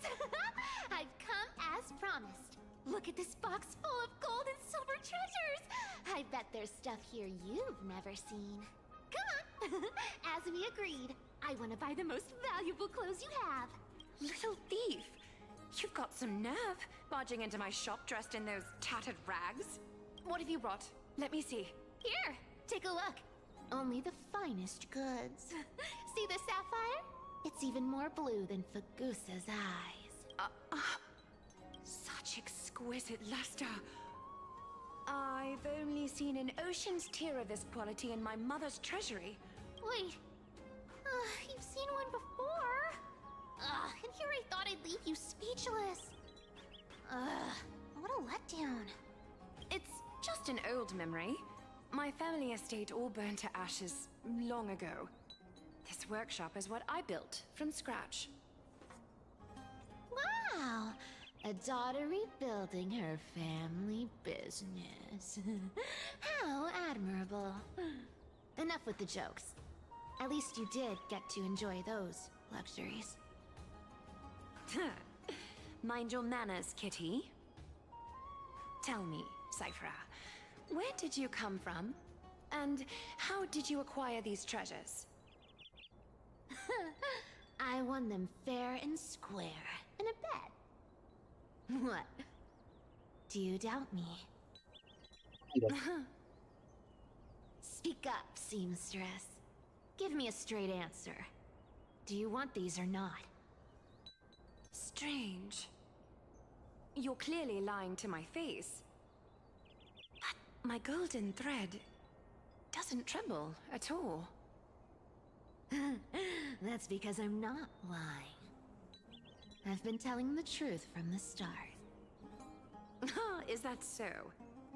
The scars and the mud stains on your face tell another story. I do not play Dead by Daylight, Doodle. Come on.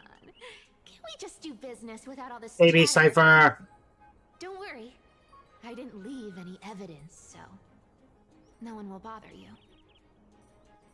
How can I trust a word you say when you're so skilled at lying? Dealing with you rich people is such a pain. Always wasting my time. Fine, if you don't want it. There are plenty of others who do. Hold on. Your treasure? I'll accept it. But these alone aren't enough to purchase the Gold Weaver's finest clothes. That said, I do have something that would suit you perfectly. Oh, Not really, Doodle. what do you have in mind? Look. Come a bit closer. Oh, it's shimmering gold. Absolutely stunning. These golden boots are the gold weaver's greatest treasures. Though not as valuable as the most precious gowns, they hold a magical power. Legend has it that Zagreus blessed these boots, allowing anyone who wears them to move swiftly and silently. Put them on, Cyphra. Then don't get caught again. A face as lovely as yours deserves better protection.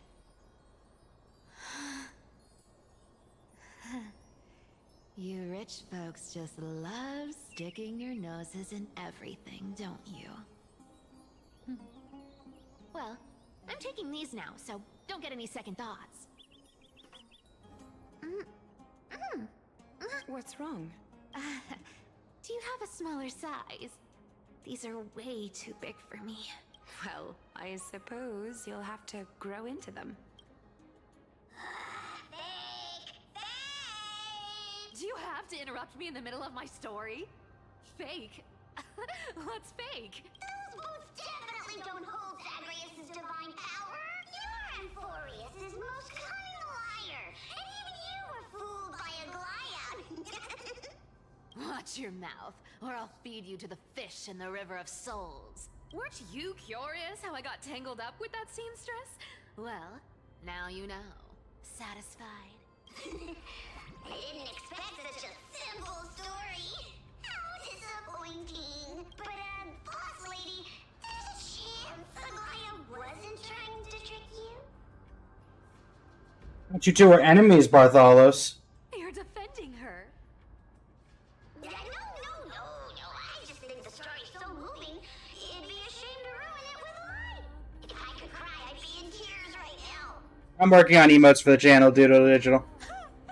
Good thing you've still got a sharp tongue, or you'd have been stuck guarding someone's front door ages ago.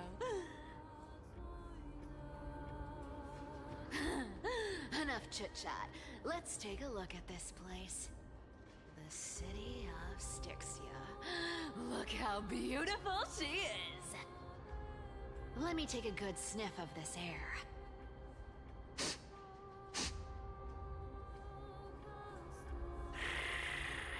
This air, it's filled with the scent of treasure everywhere. Wonderful! Thanks to Castorus and Grey Mystery, the ancient city's barrier was finally dispelled. Now that I think about it, helping them was well worth it. Time for treasure hunting, Barto! Lead the way, and whatever we find, we'll split 80-20. Well, I have a suggestion. How about 70-30 instead? Listen closely. Do you hear that? The gnawfish in the River of Souls are growling with hunger. 80-20 it is. How generous you are, boss lady Cypher. Anyway, what's with all this water? It's damp, cold, and miserable here. I hate it. Ooh, the mighty demigod of trickery. Uneasy around water. I mean, she is a cat. You wouldn't understand. The people of Dolos are talented in many ways. Just, not in swimming. Why don't we have a race? Long distance, sprint, or laps? Take your pick. What's got you so worked up? Relax. Who would have thought the fearless Lady Cypher was afraid of water? Cats hate getting wet. What's so hard to understand about that? Now, hurry up and figure out a way across. Or I'm... Don't rush me. Let me take a look around. Got it. Let's use that thing. Come on, follow me, boss lady. Not a good imitation. I'll play along. Let's see where this goes, Bartolos. Tell me, how did you hunt for treasure when I wasn't around, boss lady? Ooh, interesting. But that's not Bartolos. Eventually, Doodle, I'm planning on it. Was this device designed by priests of Ornyx? Do you think you can handle it? Don't underestimate me, boss. Just find a cozy dry corner and wait for me. Mission accomplished. Now you don't have to worry about your tail getting wet. Not bad, but just a warning. If this thing fails while we're halfway through the water... Don't worry, trust me. For that sweet 20% cut of the loot, I'll make sure you're taken care of. Huh. This feels truly magical. When did you pick up this trick?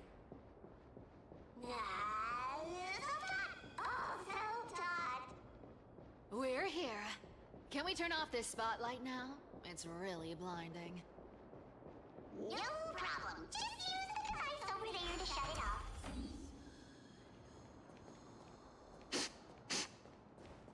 The scent of gold coins, gems, and fine leather. It's so refreshing. Yes, right here. What are you waiting for? Start digging. Roger that. Watch me. Those activated excavation mode. Unearthing. The treasure buried deep underground. That's a huge chest. Move over. I want to open it myself. Wow, wow. A massive haul. Unbelievable. It's hard to imagine the kind of luxurious life the people of Styxia once led. As expected for a realm of Fagusa's disciples. This entire chest is filled with ornaments made from ocean's tears. Here, take this. See if it suits you. Thanks for the gift, boss. Much appreciated. Look at the clarity of this purple crystal. It matches my skin tone perfectly. Oh, safer, safer.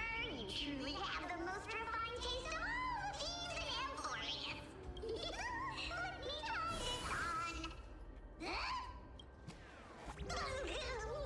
Where is my treasure? How long have we known each other? I can't believe you still fall for this. This is... How could I have forgotten about this? I'll believe it is true, and a lie becomes reality. What a convenient ability. The demigod of trickery's divine gift. Far more practical than any golden thread or teleporter. Alright, enough fooling around. Here's the real thing. Lead the way. Cipher rules! I've already pinpointed the next scroll of treasure! Starting navigation. We're set to make a fortune this time! Got any plans on how to spend it? Of course. Spend nothing. Have you forgotten? Isn't that like... Once activated, this thing makes a racket that can be heard for miles. It's just too stupid. Seriously, what was the Titan thinking when they came up with this thing? Hey! If you don't want the trickery to be exposed, you'd better start by keeping your mouth shut. What do you say? Pot lady, you're absolutely right. I'll be careful with my words. Ah! This thing's way too loud.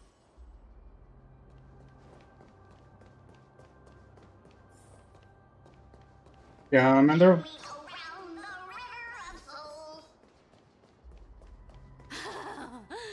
There's a big guy guarding this place. Yeah, big and... Look at its face. Oh my, how could something be so ugly? Yeah, so ugly.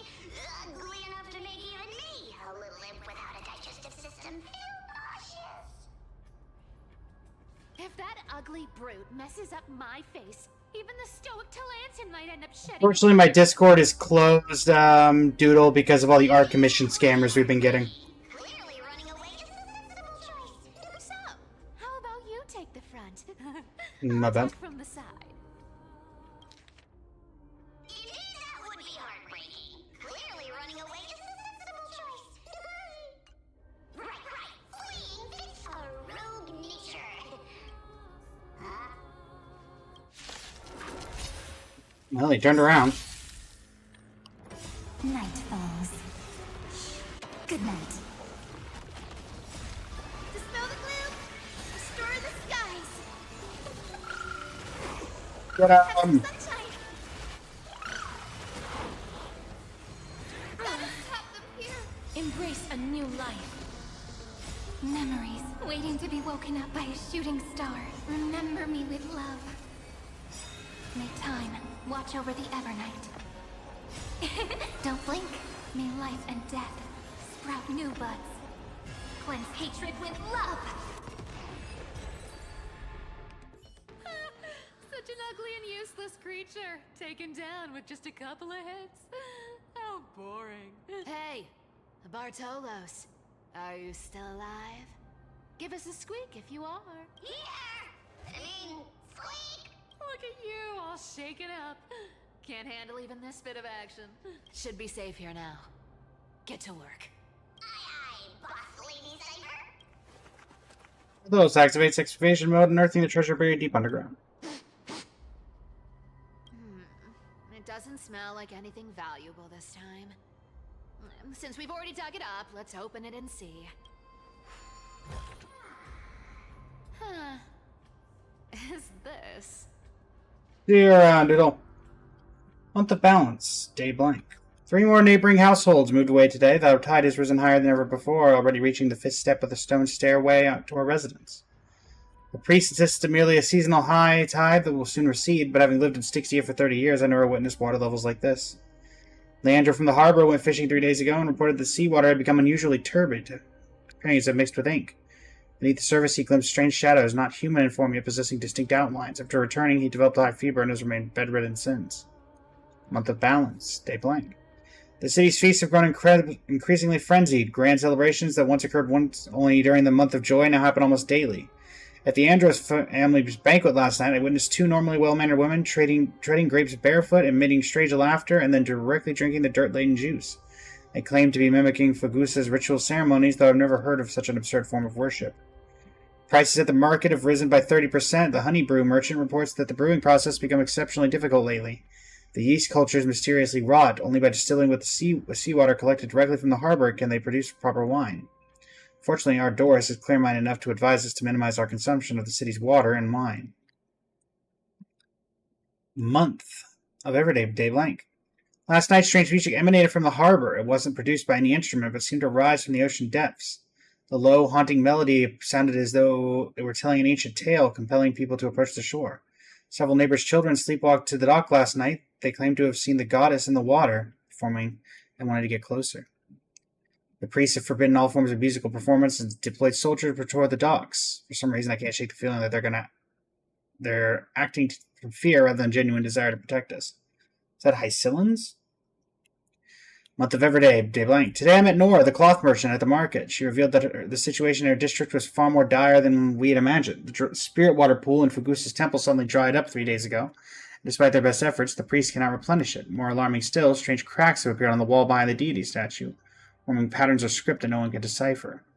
Nora also shared a peculiar rumor. Some claim to have seen in their dreams a woman playing a lyre draped in black veils with eyes gleaming like seawater. She allegedly told dreamers that Styxia would soon face a great transformation, and only those who would be saved. Some city residents have begun referring to her as the prophetic sea musician, despite the priest's determined efforts to suppress such rumors. So definitely Hycillans. Month of freedom, day blank. We finally decided to evacuate with our entire family. The seawater has risen to the highest watermark at the dock, yet some remain oblivious, still immersed in endless revelry. Our family and the neighboring Milan household have decided to journey to Akama together. Reportedly, the World-Bearing Titan's protection extends there, and the tides of darkness have not yet invaded those lands. We plan to slip away quietly tonight from the northern dock exit. We pray to Fagusa for safe passage. Month of freedom, day blank. We've been traveling for 3 days now. Last night, the Milan family's youngest child suddenly developed a high fever, continuously muttering strange phrases that resembled an ancient ballad. His father decided to take him back to the city for medical treatment. We all know there is little hope to be found there. This morning, looking back at Styxia from the hillside, I was horrified to discover the entire city developed in a strange aura, with seawater simmering like an unnatural blue radiance in the sunlight. From a distance, those magnificent buildings seemed to twist and distort in the water as if they were merely illusions. Month of weaving, day blank. We encountered several other fleeing townspeople. They brought even more horrifying news. The seawater in Styxia had begun displaying strange colors and textures, something sometimes thick as honey, other times solid as glass. Those who remained in the city had begun undergoing bizarre transformations. Even more disturbing is that at night the entire city bathes in an indiscriminable glow, as if they enveloped by some gigantic amniotic membrane. They say that this is Fagusa's punishment, but I can't help wondering, is this the Titan's wrath or some power even greater than the Titans at work? We've decided to continue northward to Akama. Along the way, we've heard rumors of somebody named Blank who could supposedly appease Fagusa's wrath. But these are merely legends fabricated by desperate people. We common folk can only rely on our own feet to flee this disaster. Month of weaving, day blank. Tonight, after the children fell asleep, I secretly examined a small vial of seawater I brought from the city. It was the last drop collected from the spirit water pool in Fagusa's temple before we left. In the moonlight, it displays a strange shimmer, as if something moves within it, unlike any ordinary water. By chance, I discovered that gently tapping the vial with my fingertip produces a peculiar sound, like distant lyre notes echoing. At that moment, I seemed to glimpse a mysterious woman standing upon the sea surface, sorrowfully playing a melody that no one could understand. I don't know if this was illusion or reality, but if it really exists, one who can hear the sorrows of Styxians, then as we embark on this uncertain journey, please grant us a flicker of hope, even if it's merely a beautiful dream. Akama is now within reach. Taking one final glance back at my homeland, the beautiful scenery of old is nowhere to be seen. Only distorted masses of light and shadow undulating on the sea level, resembling foam heaped by waves before dawn, dissolving by one to gradually reveal its cold and true nature.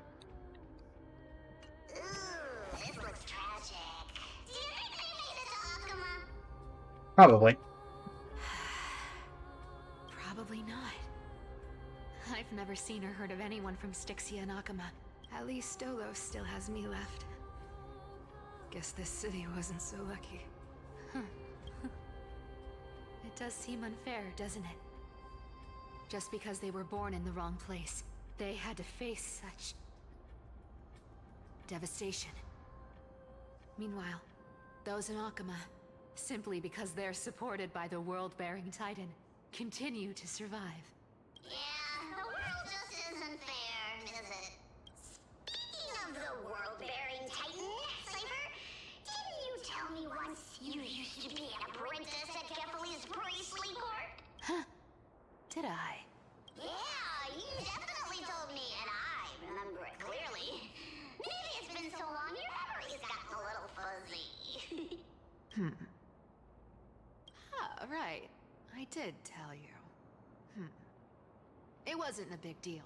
I just snuck in with a bunch of mumbling priests and watched them do their spooky rituals around some glowing rock.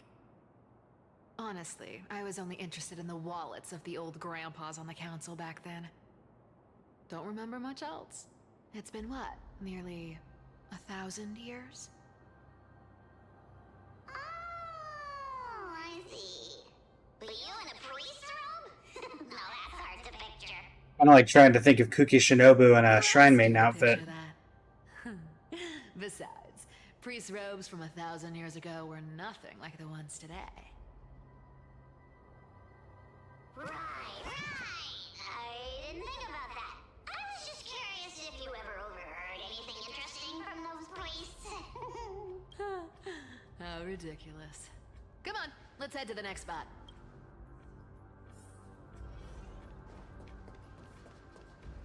Where did this roadblock come from? Ugh, this is so annoying. The treasure is right in front of us. Oh dear, we're stuck here. But I have a plan. Should we call on that big, noisy, cumbersome hand of Zen? Never thought that thing would actually come in handy. All right. Do you want to handle it? Leave it to me, boss. I don't need a controller. After all, you know. Hand of Zagreus, my darling. Activate!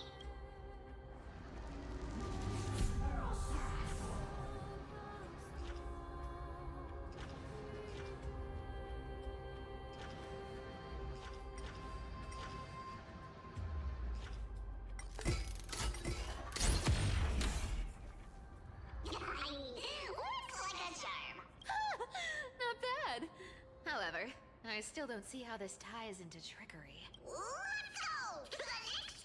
Hey, slow down! That question you asked me earlier. I think I just remembered something. Did you know? You know, that question. The one you specifically asked me. Right after we dug up the second chest. Forgive me, boss lady, but have you been under a lot of stress lately? I didn't ask anything. You must have imagined it. Oh. Is that so? Maybe you're right. I have been a little on edge lately. I need to relax. Alright, let's move on to the next treasure trove.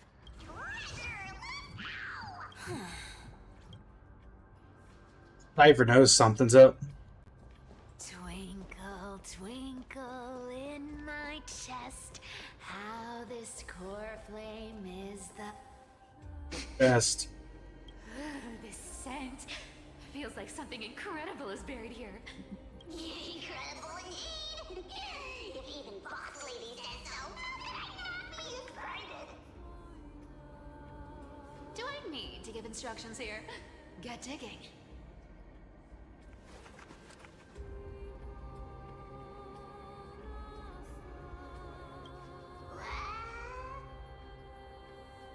Oh, isn't this a golden scapegoat? Interesting. Looks like whoever buried this treasure wanted to play a little game with us. Those who feared fire became sheep. Those who did not became human. Sheep, humans, whatever. All I know is unlocking this gets us treasure. Here. This honor's all yours. Puzzles and tricks are right up my alley. Just leave it to little old me. Little old man.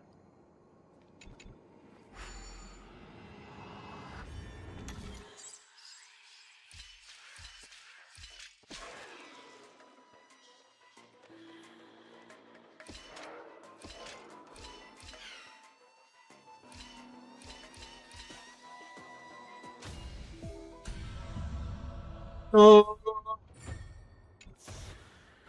Told you, nothing can stop me.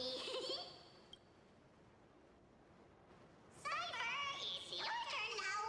Stop. Stay there. And don't turn around. Huh? What do you mean? I told you. Don't move.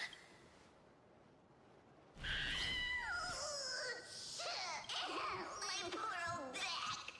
What are you doing? Shh, quiet. Don't say anything unnecessary. That seamstress. She's listening. What? Boss, do you mean? Stay put and keep quiet. I'll handle her. Whoa, whoa. Seamstress. Getting sneaky, aren't we? Did you think I wouldn't notice your little spies lurking around me? As time passes, I find myself leaning more and more on blind luck. With only the power of this little nymph. Naturally, I couldn't slip past your sharp eyes, Cypher. Even if you could fully control Bartolos's mind, I would still be able to see through your disguise. Aglaya. You've gone to such lengths to spy on my every move. What exactly are you after? I've told you before, you don't need me to succeed. Why don't you just let this go? I already made an exception and got involved with Castorus and Grey Mystery. Asking for more now. Isn't that pushing your luck a bit too far?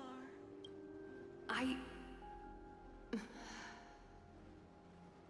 sorry, Cypher. I've plotted and schemed my whole life. But I never could have predicted our relationship would end up like this. I've spent centuries trying to figure out where I went wrong, replaying every moment over and over. But you've never given me a chance to explain myself, face to face.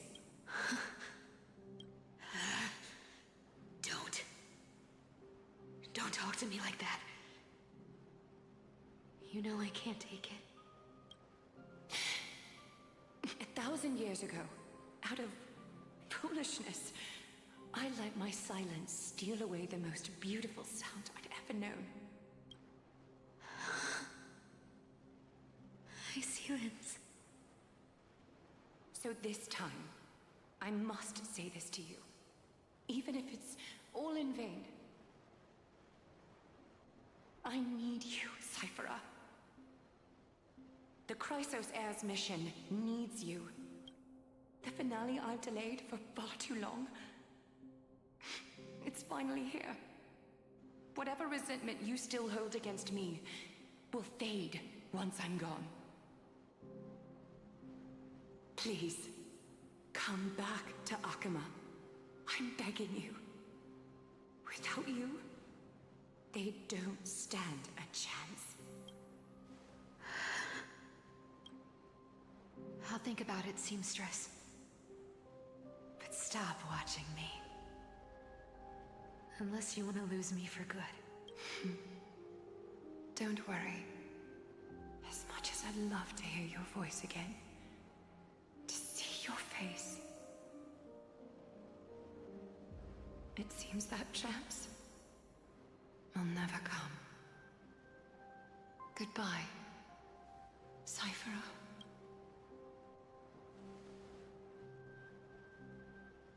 Goodbye, Aglaya.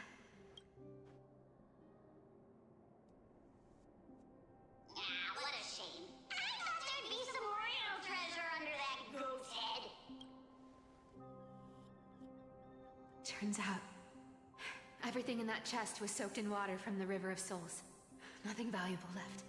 Those relics were once priceless. But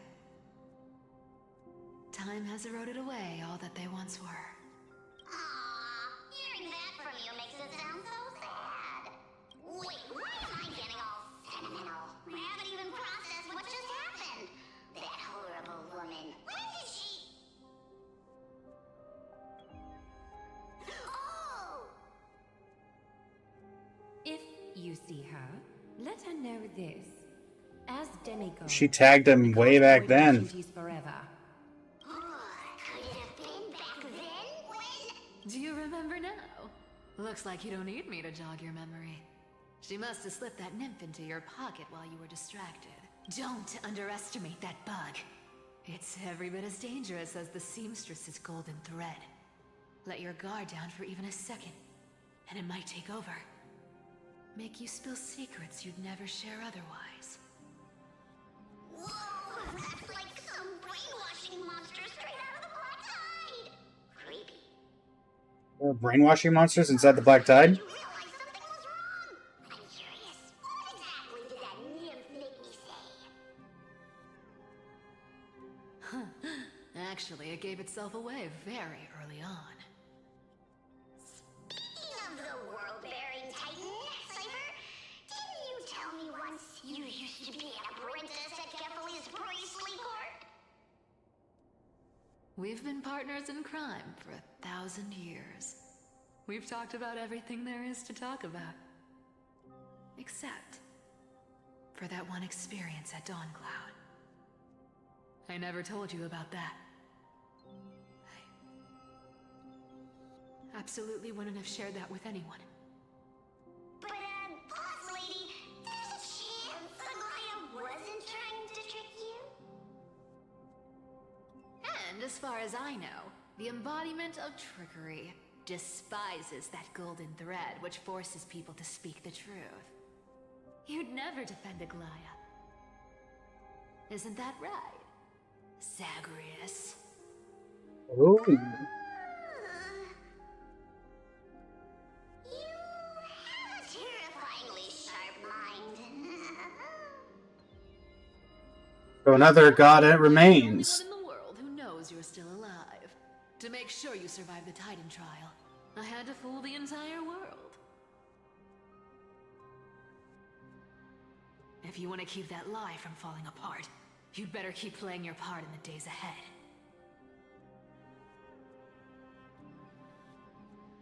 Even if it weren't for saving my worthless little life,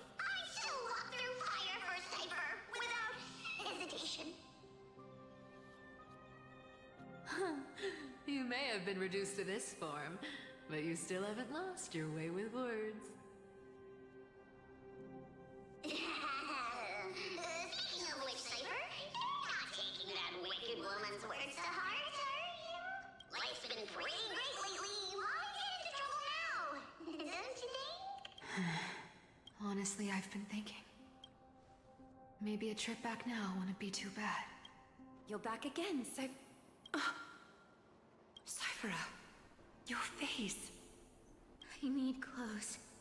Anything. Just throw me something. A piece of cloth will do. Just enough to cover the wounds. I will pay back the amount I owe. I promise. You're bleeding golden blood. Yes. What about it? So what if I'm one of those Chrysosairs they talk about? Those infinitely strong heroes.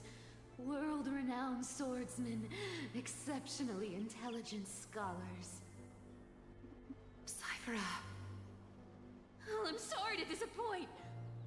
Who knew that group of amazing people would include me? A pauper. Thief. Con artist. Maybe I should just make another cut to drain all this yellow stuff out of me. Stop it, Cyphera. I'll give you clothes. Warm you up and... stay here. Stay in my workshop until you're healed.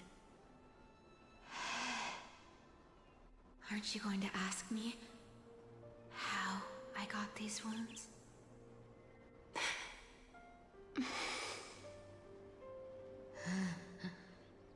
Right. What's the use? I'm so good at lying. Even your golden thread can be fooled. If you can't verify the truth, why bother asking at all? I don't need to ask. Nor do I need to use the golden thread. I know everything you do is for survival, at all costs. Stay here. You won't have to deal with the cold or go hungry again. Stay by my side, and you can start putting yourself back together. Aren't you worried I'll ruin this place's reputation? Or that I might sneak off with your precious clothes and sell them? I wouldn't have invited you if I were worried about those things. You're weird, seamstress. You know, they say a child who often lies remains a liar for life. I've tried not to become a liar, but honestly, it's just too hard. I'm close to giving up. What makes you think I won't disappoint you? Because I can feel it. Not with the power of a demigod, but with the heart that beats. Oh, so she was already a demigod at this point. You love this place. That's why you keep coming by, but also why you hesitate to stay longer. You worry you'll tarnish the Gold Weaver name. After taking over Nestia's divine authority, I became used to letting the golden thread distinguish sincerity from falsehood. However, the mission I need to complete requires me to learn to trust and rely on my heart. Cyphera, you're an honest thing I've given to this world. And also a challenge the world has given to me. Stay here with me.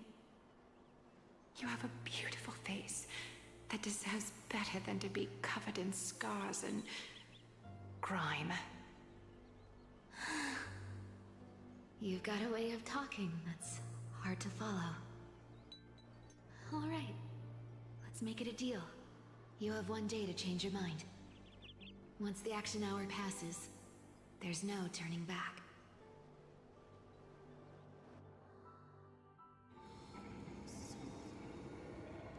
Uh-oh. These folks in black. not responding to provocations, nor do they seem intent on fighting.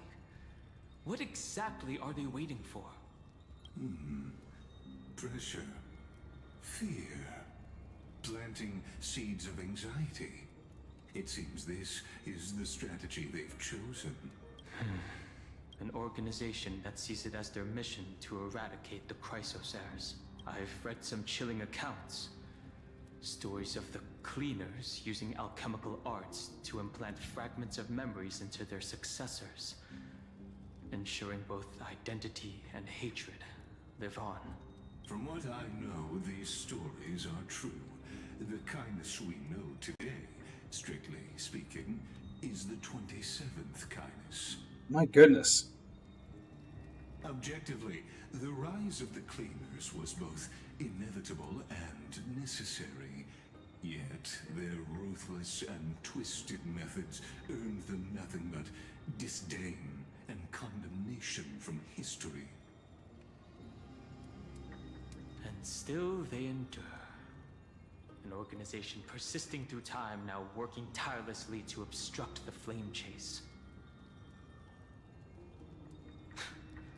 Are they truly so terrified of the Aranova the Chrysos heirs strive for? Even in these crumbling end times, there are always those who find ways to profit from the chaos.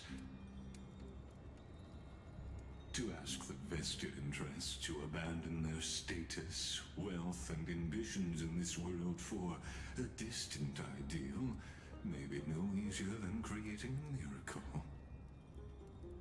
Easy to create a miracle. I wonder where she is now. If they're targeting me, she definitely won't escape their notice either. I hope all is well.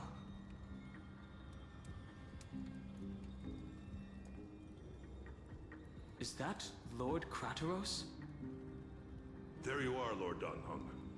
We couldn't reach you on the teleslate, so the Holy City Guard almost assumed you two had met some terrible fate. You pests crawling in the shadows, back off. Your plot ends here. You played your hand. Run while you still can. It might be your only chance to survive. Yeah, he stood his ground to the Flame Reaver. You're nothing compared to that. Stay away from Akama forever. If you set foot there again, the fury of its people will tear you apart. Because Aglaya is dead, and in the eyes of the Holy City citizens, her blood is in your hands. Jeez, we didn't even get a chance to save her? Okay. Oh, well, we took care of them. Oh, you're still alive. Looks like she was wrong about you. She? Are you talking about the mastermind behind all of this? Well, she thought you were weak. She believed that even when you were facing the evil that you claimed to oppose, you'd hesitate to strike. Misinterpreting mercy for weakness shows how arrogant and foolish your master is. They're still alive. With proper care, they'll pull through in a few days. But I must warn you, I haven't fought a human in ages. I can't guarantee I'll always be able to hold back. They're lucky they're still alive. If you feel as lucky as they are, try me. It's kind of scary, but Cinnamon Roll's getting... Seriously upset. Get out of here. Don't show your face around us again. If your master wants to stop the Flame Chase journey, she'd better bring an army that makes Kremnos at its peak look like child's play. I've said it more than once, Lord Finan. We're not here to start a fight. We came only to ensure you weren't anywhere else. While you were unaware, we already accomplished our mission. To buy time. So, Lord Finan, until next time. Are you okay? I'm fine. Anyone who uses innocent lives as bargaining chips has gone too far. Didn't Kratos do that? They were after the Crisis heirs. I guess the opposition within the Council of Elders is still desperately fighting to obstruct the flame chase. If the conspiracy is exposed, they'll be hunted down in the Holy City like rats with nowhere to run, no matter where they hide. Martellously.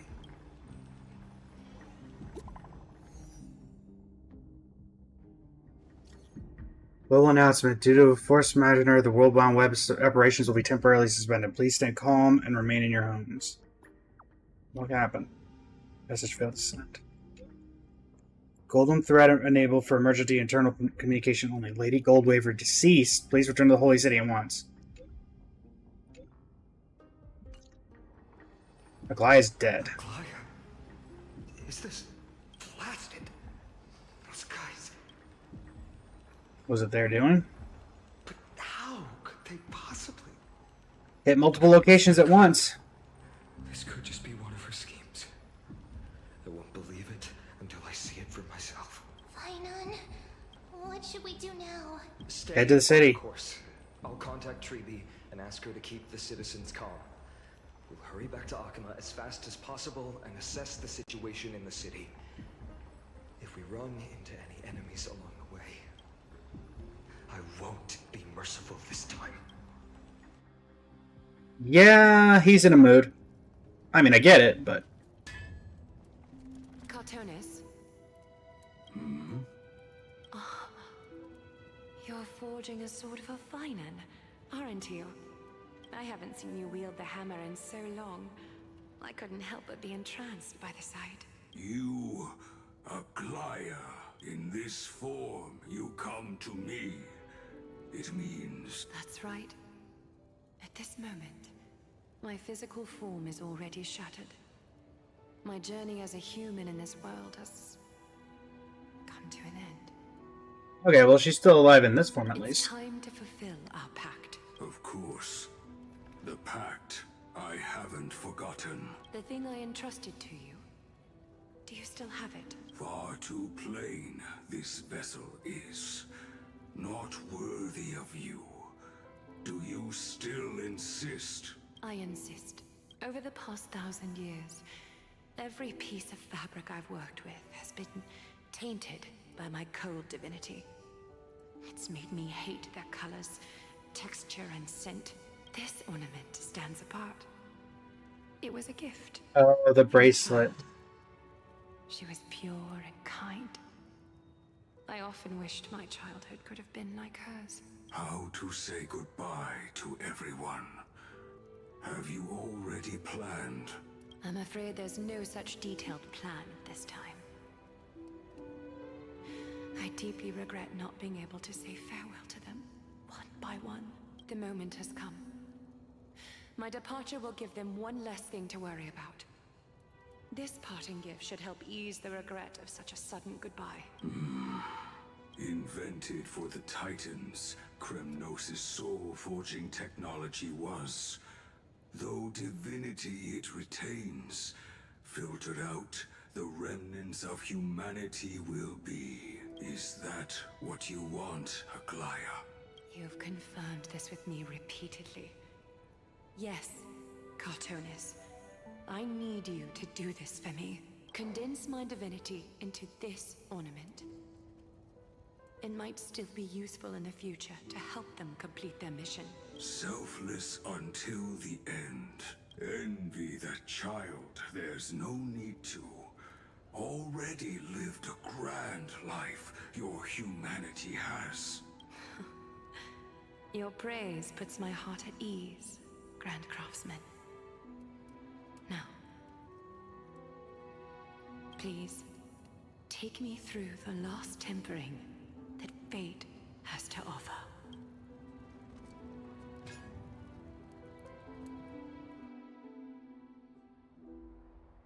The city is silent, and tension is building with every passing second. The news is probably spread by now. Every household is locked up tight, and all the market stalls have closed down temporarily. It was taken by the cleaners. I can't imagine how she could have been taken down by a handful of assassins. unless it's all a part of her plan. If this is all part of a larger plan, Treby must know something. She just couldn't say it in the message. Let's go find her.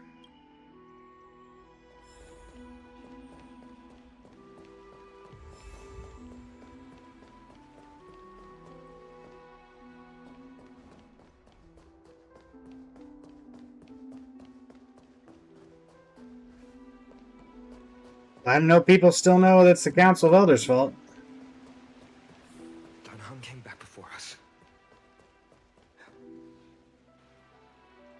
You're back. How's everything? No injuries, I hope? Don't worry. The cleaners didn't lay a hand on us. Lord Crateros, were you in the city when it happened? What exactly went down?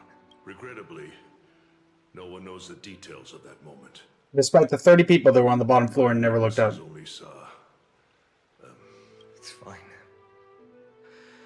Just tell me. Eyewitnesses at the Memorial Palace saw Aglaia fall from the Chrysos airbath. Oh, God. She showed no signs of life by the time the Holy City guards approached to check. They were too afraid to jump to conclusions. After all, she was a demigod who lived for over 1,000 years, the leader of the Chrysos heirs. Most citizens of the city believed that death couldn't touch her. She was pierced through the heart by a uniquely crafted dagger. I saw it for myself. It's one of the weapons carried by the cleaners. He was assassinated. No, that doesn't make sense. The ones who appeared in the grove and those who confronted Dunhung in the Abyss didn't immediately resort to violence. They were just watching and trying to intimidate. They didn't have any reason nor the courage to attack Aglaia. Perhaps speculating blindly won't help. Let's go find Lady Treby, as she understands Aglaia's mind best. I'll stay here to lead the guards and maintain order. Find out what happened, but don't take too long. With Aglaia gone, someone has to take her place and lead Akama. Also, Miss Hyacinth was the one who declared Aglaia dead. You might want to speak with her. Thank you, Lord Crateros. I'll stay here. Also, Miss Hyacinth.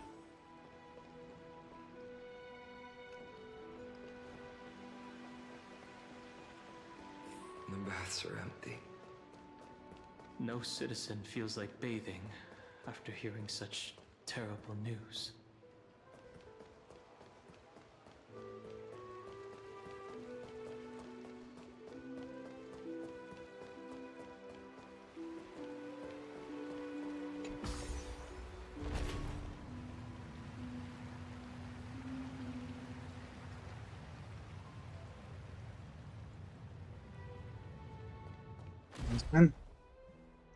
Hyacinth. You're back. We heard from Crateros. Are you alright? I'm fine. I've been staying close to Lady Treby and Lady Trinan after the incident. It's great that you could come back so quickly. They need someone with them now. Are the two of them holding out? Not well. After all, we witnessed Lady Aglaia's last moments. I tried to treat her immediately, but even the sky's blessings declaring her death was the hardest thing I've ever had to do as a doctor. Lord Finan, don't push yourself. You're carrying a heavier burden now. Please, don't fall. It's fine. I can handle it. What I've lost is a mentor and a comrade in arms. But for Treby and Trinan, they've lost a 1,000-year-old bond. Like they're losing a part of their lives. They just lost a part of their lives. Hyacinth, you've been awake for a long time, haven't you? We'll handle things from here. Okay. See you later, everyone. Next We should visit Lady Treby. Emerge from your cocoon. Didn't mean to hit that.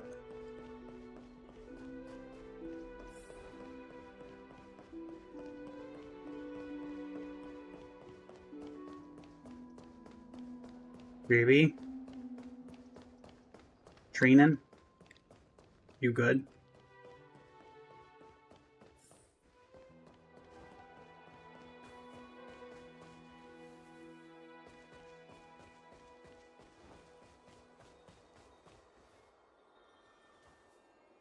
Snowy. Little Gray. You're back. Lady Treby, Snowy, don't. Please don't apologize to us. You went to the Grove to prepare yourself for the threats to Akama. You didn't do anything wrong, so don't be hard on yourself. We were always by Aggie's side throughout this long journey, so we understood her thoughts better than anyone.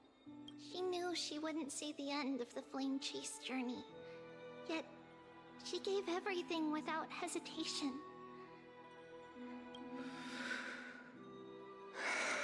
I know what Aglaya expected of me. Right now, the last thing Akama needs is a leader wallowing in self-pity. The scroll over there was entrusted to us by Aggie. She instructed us to hand it over to you when the time was right.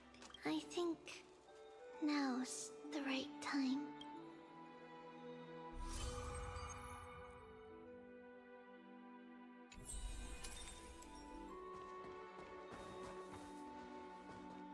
Aggie, I still remember the taste of that oatmeal. See you tomorrow morning. I'll prepare breakfast for you then. They really do not give them a break.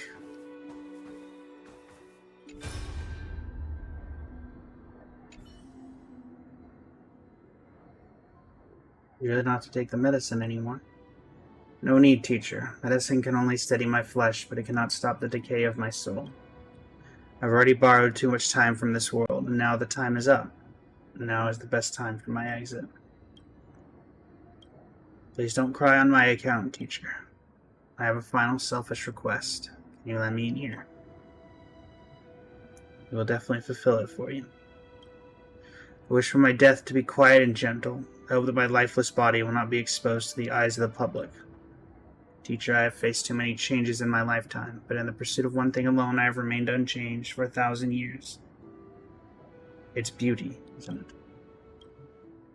That's right, teacher, beauty. Do you think Snowy is ready? 1,000 years ago when I took up the core flame of Nestia, do you think I was ready, teacher? Born into this era, we have no choice but to grow amidst the raging waves, not set sail after everything. Finon, he will understand. He will grasp the duty I've left to him. He is mature enough now, no longer blinded by anger or hatred.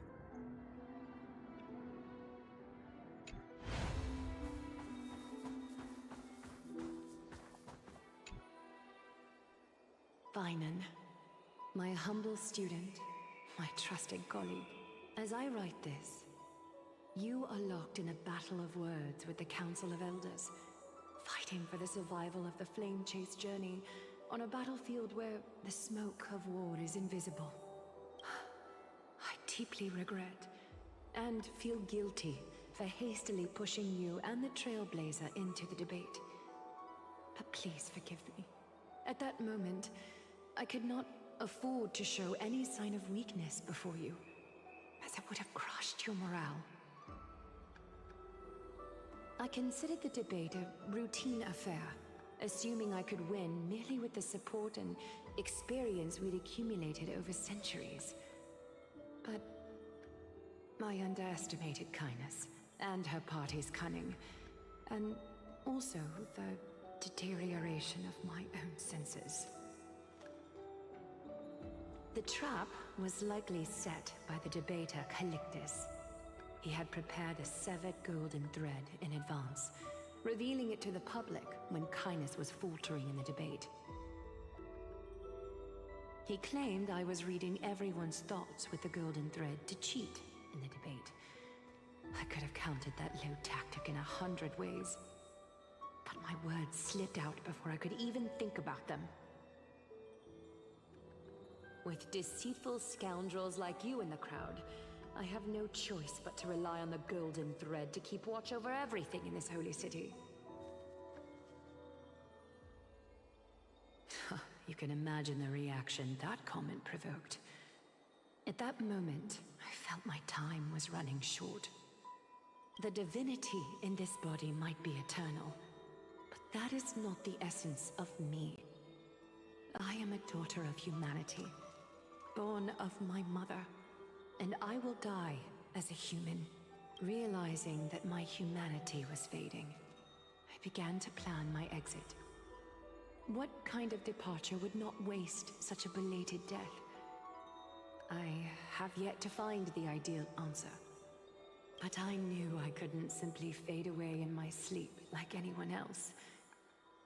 The serpents have always lurked in the darkness, terrified of their heads being cut off by the golden thread.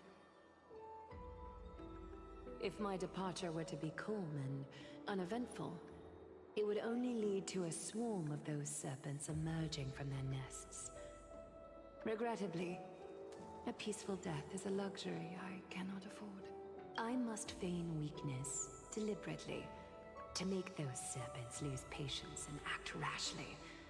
Just as they think they've struck and sunk their fangs into my heels, that's when I'll strike back, igniting the final blaze to burn away the threats hidden in the shadows. The blaze soaring into the sky might sow fear and confusion, but I have no worries about people losing their way. After all, Alchema still has you to guide them, Finan. You're not perfect, Finan. I've witnessed your confusion, recklessness, and deep sensitivity, dawn after dawn. The heavy burdens of your past have always weighed you down, inflicting deep pain. Yet, in your way, you are perfect. You embrace everyone's imperfections, always ready to find the precious qualities hidden beneath their rough exteriors. Unconditionally, that might be what sets our Sky Father Kefili apart from other deities. They recognize the imperfections in their creations, yet still choose to shine their light on them, offering protection with unconditional love. Finan, while you zealously pursued strife, believing it to be your destined path, from the very beginning, my thoughts have never changed. You are the destined world-bearer of Amphoreus, the gate to Amphoreus' future. I feel like we've known that for a while now. Or at least it's been implied. Chase journey of the prophecy, ignite the stars, and inspire hope in the hearts of humanity. I will be waiting at the end of the West Wind, looking forward to the miracle you will create.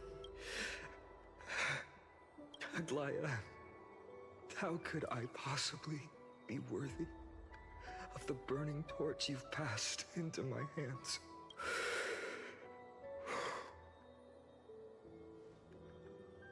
Dolang, can you do me a favor?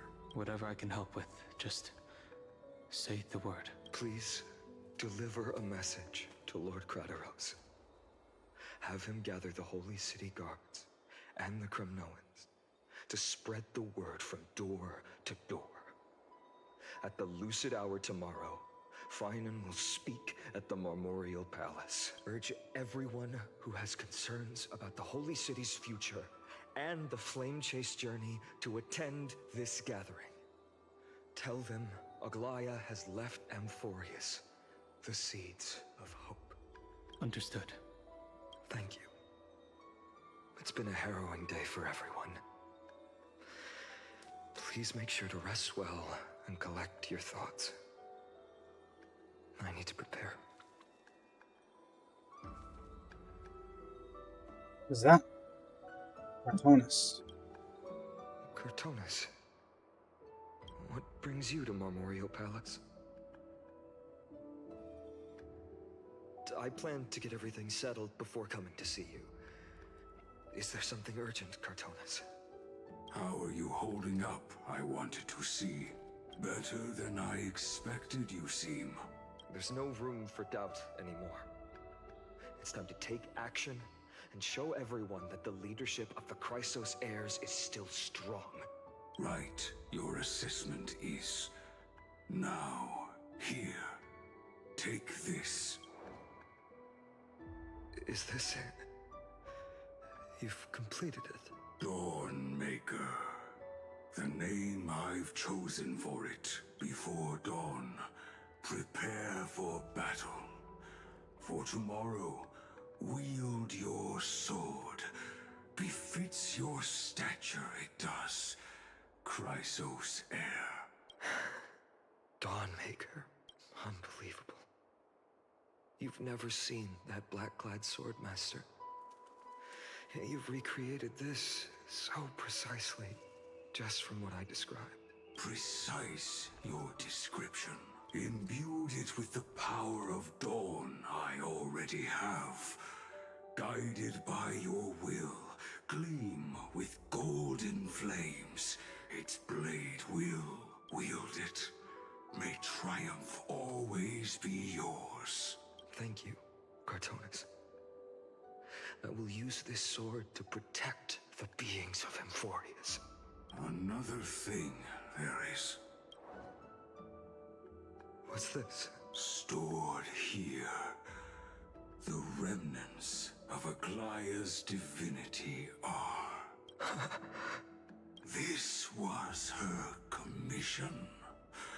Her death she had long foreseen. Can she still hear us? It's difficult to confirm. About divinity, we know very little. In this way, she wanted to be with you. Always. I understand. Let me keep it. With this, I'll have another constant companion by my side. May this world never have need for a deliverer. Someone told me long ago. But when the world dashed her hopes and fell into disarray, if she could see me now, she would surely smile.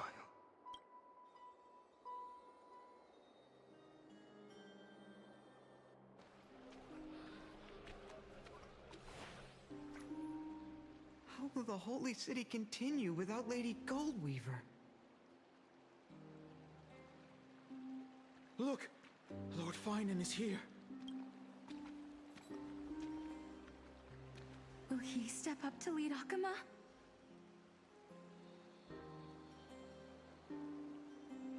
Not long ago, I spoke at the Citizens' Assembly at Dawncloud.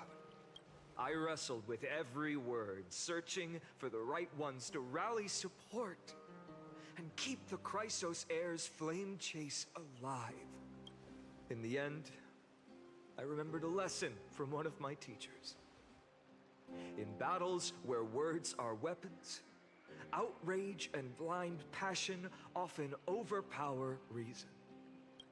I followed his strategy. I painted my opponents as nothing more than pests, tore apart their character, and laid out their crimes. The strategy worked. I secured enough votes to achieve my goal, but afterward, there wasn't even a flicker of joy. I realized that apparent victory masked a deeper failure. In my pursuit of success, I fueled division and strayed far from my very purpose that led me to the flame chase journey. This journey was supposed to unify, not divide. To strengthen us, not weaken us. It was the gold thread that mended our rifts in the past. Some saw it as a means of surveillance, a tool of control. But no one can deny that it was Aglaya who held this city and even this shattered world together. Now she is gone. Yes, as you have heard, the demigod Aglaya, who guarded the holy city for a millennium, has indeed fallen.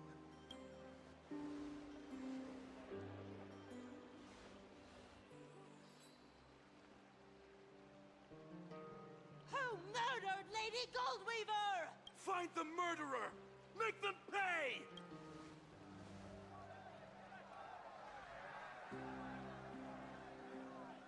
I felt the same as all of you initially. I wanted to stand here beside you, to condemn the sinners, to discuss retribution, and to see justice brought down upon them. But my perspective has changed. The golden threads that once bound this city have unraveled.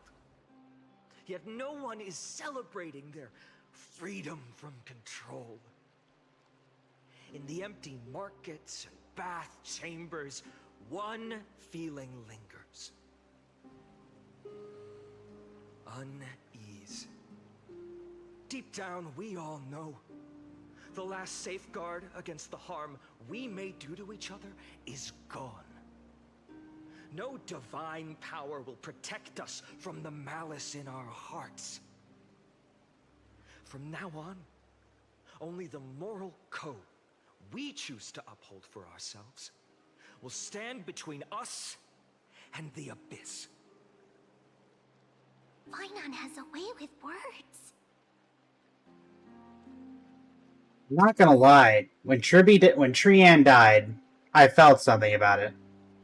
When Anaxa died, I felt a little less about it. Now Aglaya's dead, I feel a little less about it. If the way this story is going to continue to go is that they just kill off 1 to 2 characters every patch, then the point of a death loses its meaning. Because the point that it looks like to me, and I know I've got some people in the chat who have done the story and whatever not, it's just putting it all on this one character, on Finon, who, up to this point, they tried to put him as the guy for the main person for Strife. That ended up going to Mighty. They tried to make him the leader of Akama, to which Aglaya's death did not seem necessary. I get the whole losing your humanity thing, but it seems like they're killing off an entirely great cast of characters to focus on one singular person who was honestly one of the weaker written characters, in my opinion, thus far. Now maybe that changes in the next few patches. Obviously, we all know what Finon's character sprite looks like, and I have tried my best to avoid any spoilers, as best as obviously I can, given it's been a year since this started. And I did make AMVs for a long time. But it just... was it really worth it to force all of this on a single character who is much more shallow, I feel like, in terms of the things you could do with him?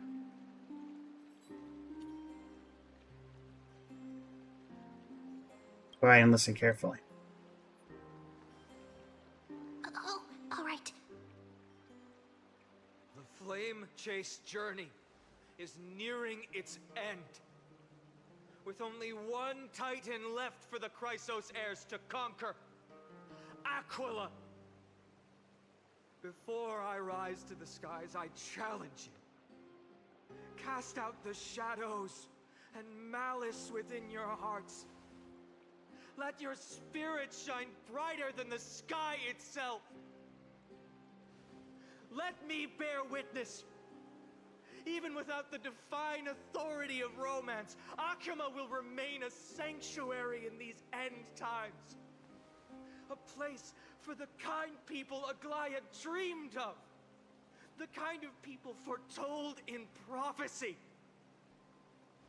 A better people. Better people! Better people! Better people! Better people! Better people! Better people! I appreciate your willingness to accept the challenge. You have reminded me that Aglaya left me perhaps the simplest duty in the world. To bear the burden of creation, I need only to give one thing. It's a gift she once gave me without hesitation, and now I share it with each of you. Unshakable faith. There's still a long way to go before Amphoreus is reborn. But we will not forget the past as we move forward. For the memories of Amphoreus will always benefit future generations. Allow me this moment. I want to borrow a few minutes of your time to commemorate a demigod who protected the holy city for a millennium. She was Akima's dressmaker, the leader of the Chrysos heirs, the Gold Weaver, Aglaya, and her greatest feat was being a selfless person.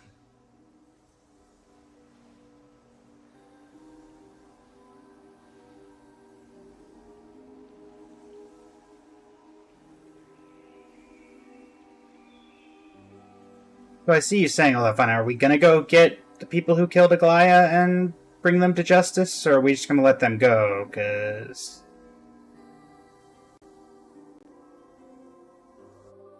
That singing sounds so familiar. That's our song, and Snowy used to love it. Yes, Lady Trian. For that child filled with anxiety. Your songs always dispelled the clouds in my heart. Even if for just a moment. Snowy was so cute and kind when he was little. Now, you've grown so much. Maybe not as cute, but still just as kind. Time spares no one, so there's nothing we can do. But kindness, you helped nurture it in me. Don't mention it. Your light is as bright as ever. Keep it up and stay strong. See you, Snowy. Goodbye, Lady Trian. I heard what you said. Are you suggesting the debate tactics I've taught you are nothing but sleight of hand? Not at all, Professor Anaxa. Honestly, without those techniques you taught me, the Flame Chase journey might not have survived. Good thing your head's still clear. The Chrysos heir of Kefali. I had no idea you had it in you while I was drilling those formulas in your head in class. Who could have thought, Professor? By the way, I've completely forgotten those formulas now. Some things never change. In our next lives, I'll teach you how to truly embrace your divine duties.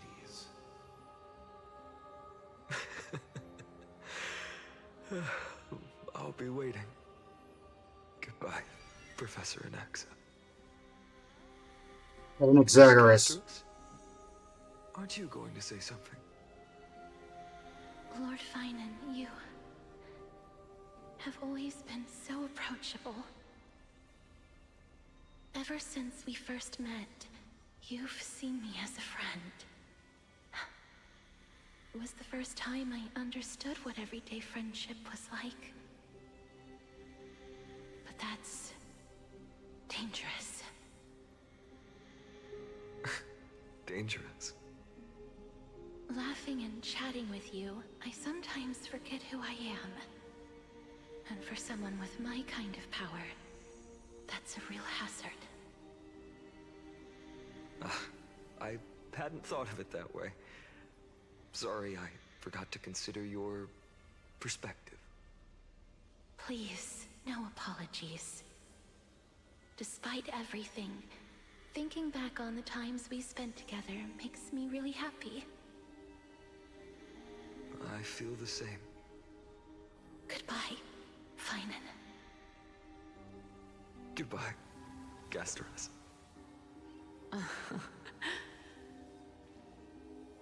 Aglaia. Remember, Finan, after completing the flame chase, leave the decision to initiate the miracle of Genesis to the Amphoreans.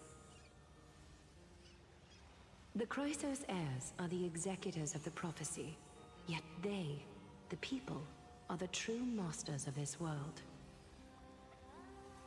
Rest assured, I always keep your teachings in mind. The difference between a presumptuous hero and a tyrant is a fine line, right? Well said. You've got a good memory. Like this for Professor and Axis formulas. Anything else you'd like to add? Anything else? Even in your imagination, I'm not one to show my vulnerable side. No worries. I've long understood how difficult it is for you to open up completely. Thank you for bringing me here, Aglaia. You saved me. Maybe what I wanted to save wasn't you, child. But this crumbling world. Goodbye, Finan. Goodbye, Aglaia. Did you forget me? I mean, you're not dead. Forget you. Like I'd ever. We aren't parting ways forever. You're just off to guard the gates at Castrum Kremnos. Let's not make this a tearful farewell. You know just how to make a person uncomfortable. I have a feeling we'll meet again in this lifetime. Let's have another showdown then. Deliver. That's very confident of you. I've changed since then. Have you seen this sword? It's a masterpiece freshly forged by Cartonis. A bold statement for a mere mortal who hasn't yet claimed the power of a Titan. See you around. Finan of Ides Elysiae. It's a date, Mightimos. What a poignant, yet splendid journey. Hmm. And it's still not over yet, is it? Yes, Cyrene. I was right. In the end, you did become the deliverer in this story. A lot has changed while you were away. I've met so many people, I've tried so many things. I've found new resolve, and I've let go of some attachments. I'm not the same person I used to be. But to me, you've never changed at all, Finan. That would be a good place to end the chapter, but they're not going to do that. Days later, child. Dawn Cloud. This place holds so many different kinds of memories. I remember you could see the Gold Weaver sign from here, all the way down the mountain. But my eyes aren't what they used to be 1,000 years ago. Cyphera, you Seamstress. Tell me, does Akama have any treasures so rare that not even your... I mean, our shop has seen? Of course it has. I heard there's a gem of all worlds hidden somewhere in Dawncloud. Apparently, it's a piece that fell out of the Dawn device. It's truly a priceless treasure, being a part of Kefali's divine body. Even I, the Gold Weaver, cannot witness its glamour. Gem of all worlds. Nice! Got it! Well, please keep looking after the shop while I... Let me guess, Cyphera. You're probably already plotting to sneak into Dawncloud to steal that gem, aren't you? Are you really surprised? And your next move is probably trying to sell it to the highest bidder, then distribute that money to the poor and the refugees in the Holy City? No. Look, Seamstress. Are you sure you aren't peeking into my head with your golden threads? You might be skilled at covering up lies, but your compassion is all over your face, plain as day. Don't lie to yourself. Do you honestly think this is the right thing to do, Cyphera? What else am I supposed to do? That's the only thing I can do with my power. You keep talking about how I have the potential to become a good person. Or even what people call a hero. But I don't know what I need to do to get there! I can't weave golden dresses like you! I can't sing as well as Miss Hyceelins! And I definitely don't know as much as Big Sis Treeby! The only things I'm good at are the underhanded street smarts that no one even respects. But I still want to be worthy of you. I want to prove that you've made the right choice. Even thieves can dream. Right? I suppose so. I know, Cyphera. I know. You are justified in your anger. Destiny is never fair. And your path is doomed to be even worse than everyone else's. You are fated to walk in the dark and bear the world's misunderstanding in this journey. But you have to believe that everyone in this world is unique in their own way. I am convinced that you're the only one who can bear the authority of trickery, even if you have to contend with the legendary 300 master thieves of Dolos. Aglaya. I just want everyone to believe that the world is beautiful. And that everyone is simple. And kind. If only I could get everyone to believe that. Would that lie become reality? If enough people believed in it. Even though it's a lie. Lies will always be lies, Cyphera. But sometimes they can be more noble than the truth. Are you really planning to just stand there forever? Honestly, sneaking around doesn't suit you, Deliverer.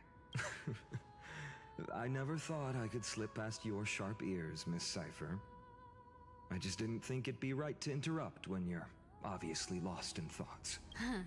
Still as charming with your words as ever, boy. Your speech at the public baths wasn't half bad. I'll admit. It managed to touch my heart. Just a smidge. Thank you. I had a feeling back then that you were in the audience. I wonder if you could actually see her in the audience if you looked. Oh, and you didn't call me out on the spot. You waited all this time to tell me. Well, I thought you'd need some time to yourself. After she passed away. None of your business. Enough small talk. Tell me, what kind of trouble did you run into that you need me, the super old-timer, to step in? We've only met a couple of times, but you've always gone straight to business. I respect that about you, old-timer, so I'll cut to the chase. You're probably aware that Aglaya has earned the support of the entire city for the Chrysos heirs. Everyone believes that she died at the hands of council members who were against the flame chase. And the citizens' fury has been dragging these schemers out of the shadows one by one. But they didn't get everybody. To this day, we still haven't found Elder Kynus, the leader of the cleaners. Ah, I see. You're afraid she'll do something wild now that she's pushed into a corner, aren't you? Yes. I believe that Kefali's core flame, forever enshrined above the council theater, would be the opposition's final trump card against the Chrysos heirs. We're setting out to campaign against Aquila in a few days. With the Chrysos heirs gone, it'll be their best chance to strike. You think those desperate dogs will try to snatch the core flame while you're gone?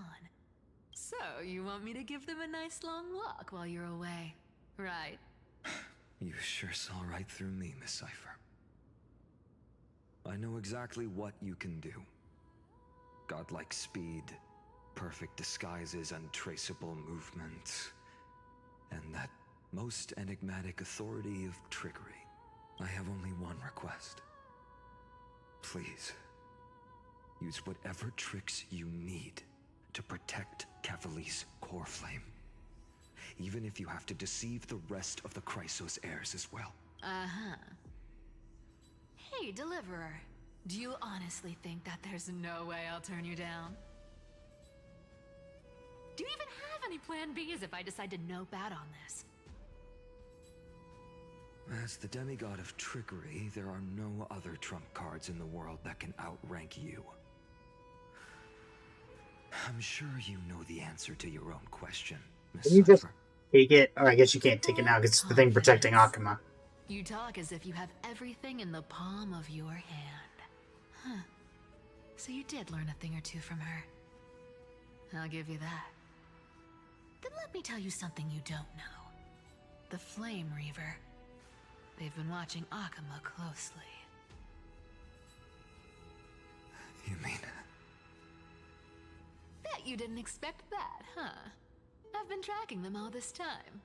And this is my conclusion. That lunatic may have lost their mind, but they're no fool.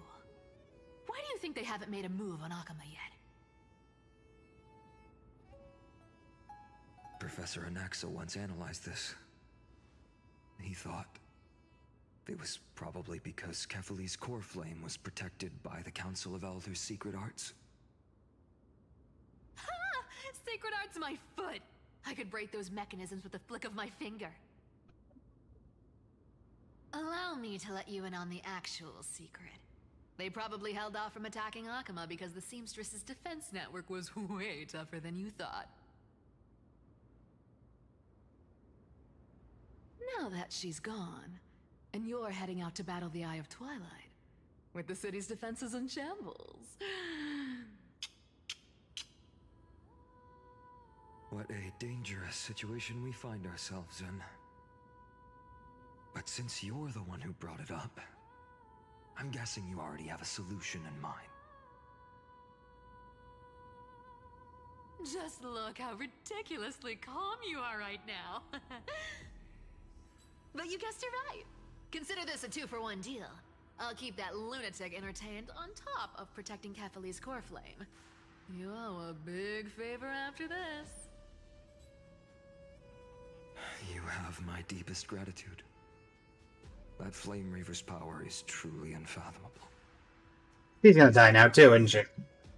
Don't forget, Deliverer. There's a fundamental truth in this world.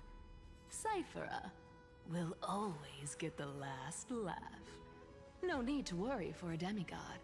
I'll do my job so you Need to make sure you don't die before you pay me. Yes.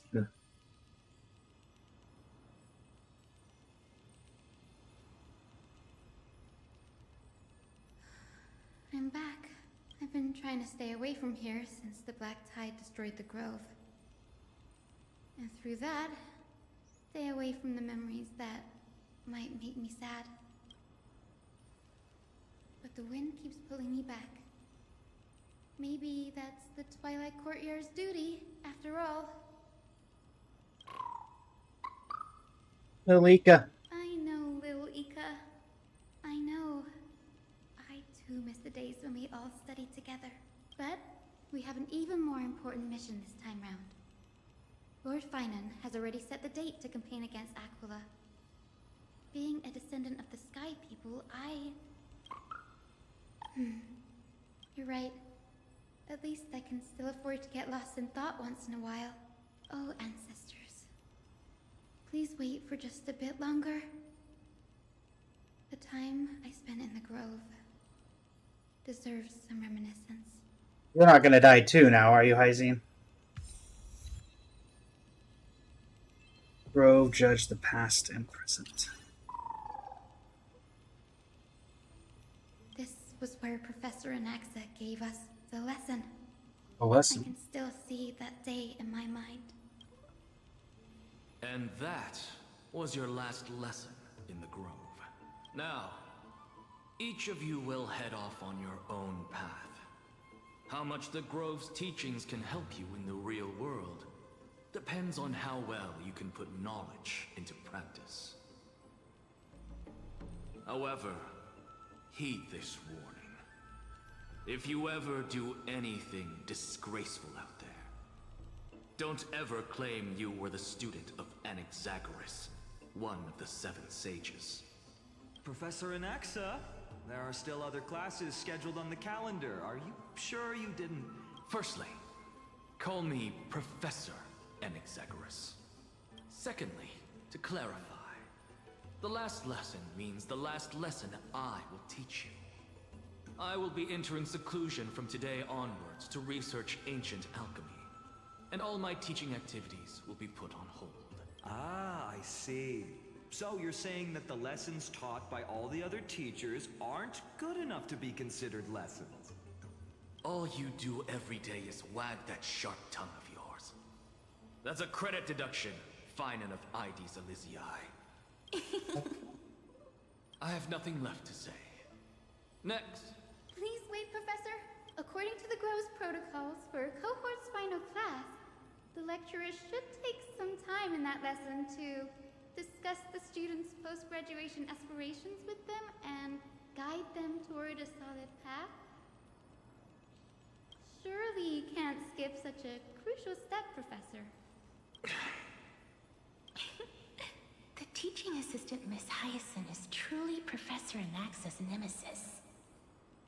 You gotta have a yin to your yang. Fine. Since Hyacinthia insists on this, Hyacinthia? through the process.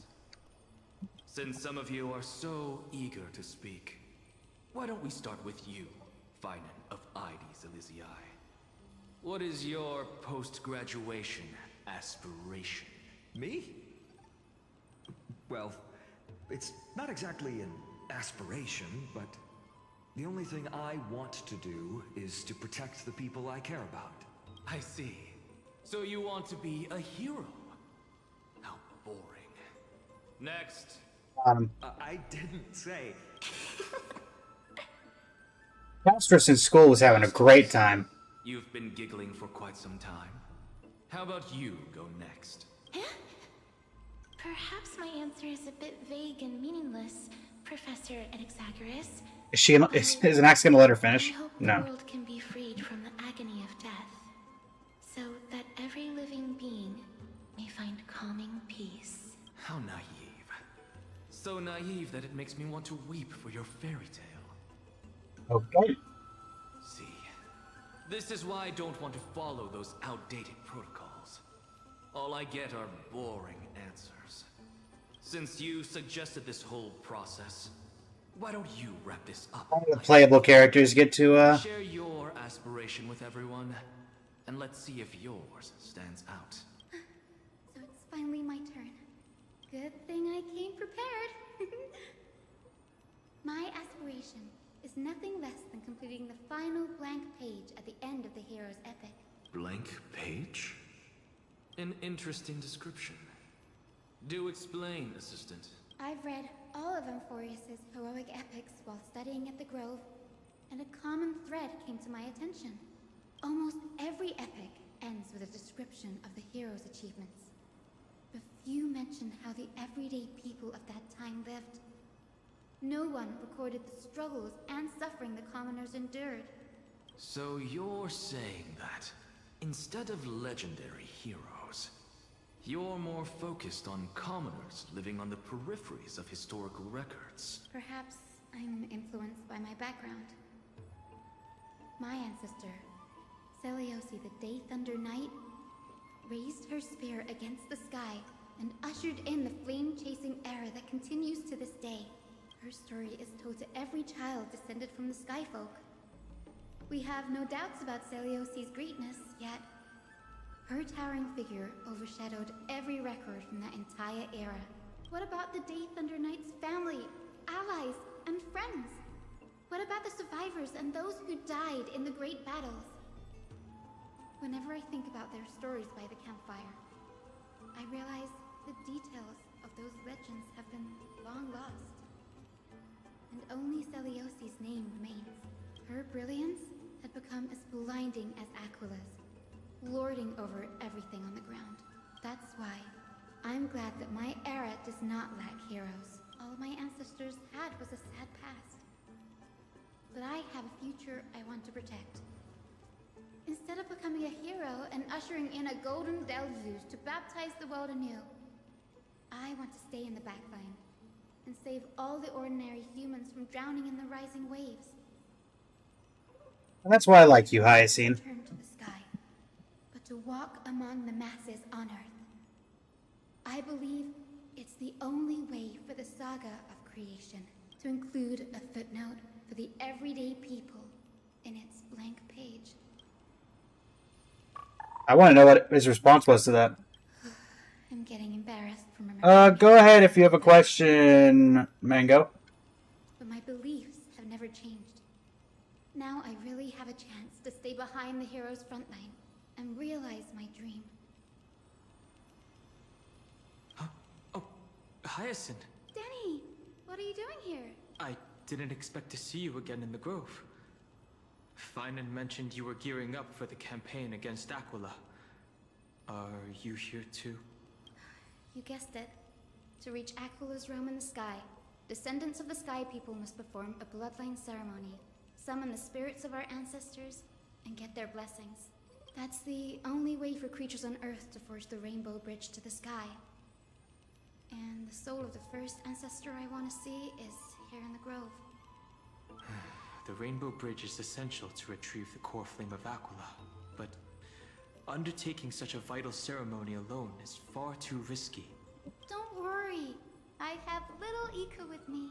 You will protect me, won't you? Good, Ika.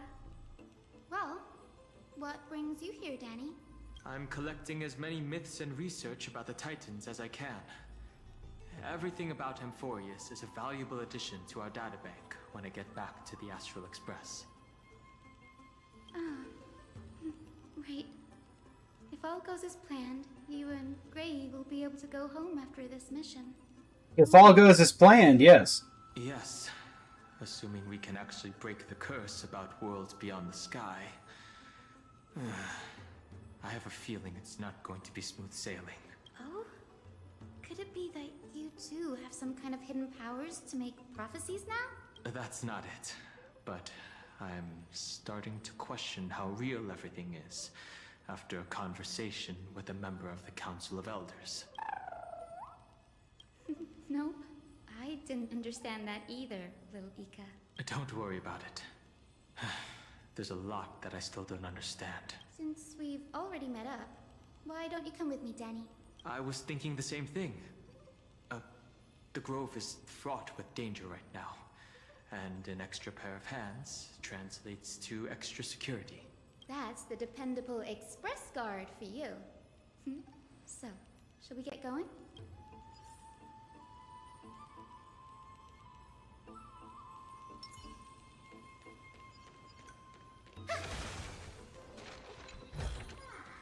Give it some sunshine and the color will get even prettier.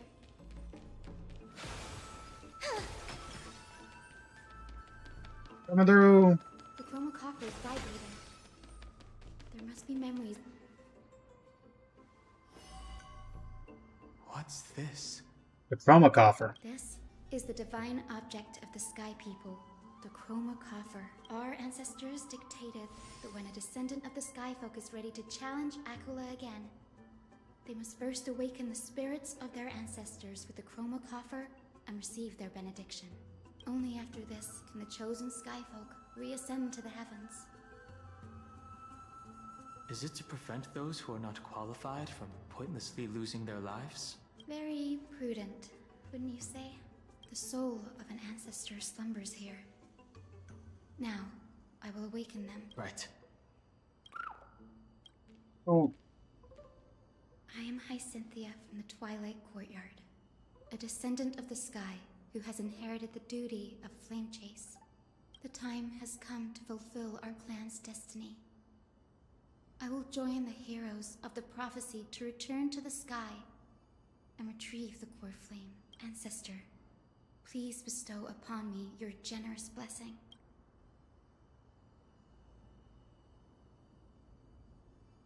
Listen carefully.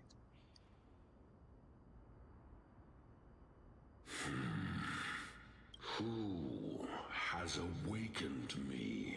It's I, Hyacinthia, a descendant of the Sky People. I apologize for interrupting your slumber. You are Lord Crispus, aren't you? I've read your story in our family tree. You were a righteous judge who vindicated many who were wrongfully accused. I never imagined someone in this era would still remember my name. So, our bloodline and duty have continued to this distant age. Indeed, it has. I have awakened you in the hope of receiving your blessing. For the flame chase journey is nearing its perfect conclusion, and retrieving the core flame of Aquila is the final challenge the heroes will face. Perfect conclusion. Hyacinthia. Yep, Benji. Guessing they're both gonna die. And you do not have the bearings of a warrior who can contend with a titan. How can you convince me that this blessing will not turn into a curse, leading a child like you to your demise? 1,000 years ago, Seliosi, who conquered the skies, left behind legends and a will, entrusting the mission to return the Sky Titan's core flame to her descendants, to people like you and me. Though I'm not a warrior, I will not turn away from the mission that has flowed through our blood for 1,000 years.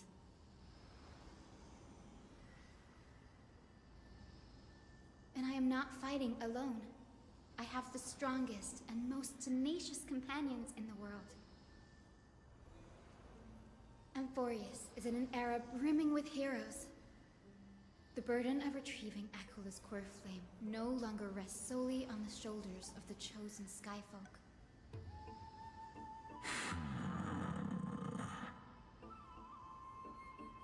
I now wield the power of healing.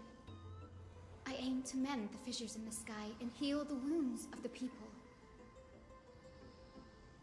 I desire to define the mission of the Skyfolk in my own terms, to conclude the vigil that has spanned millennia.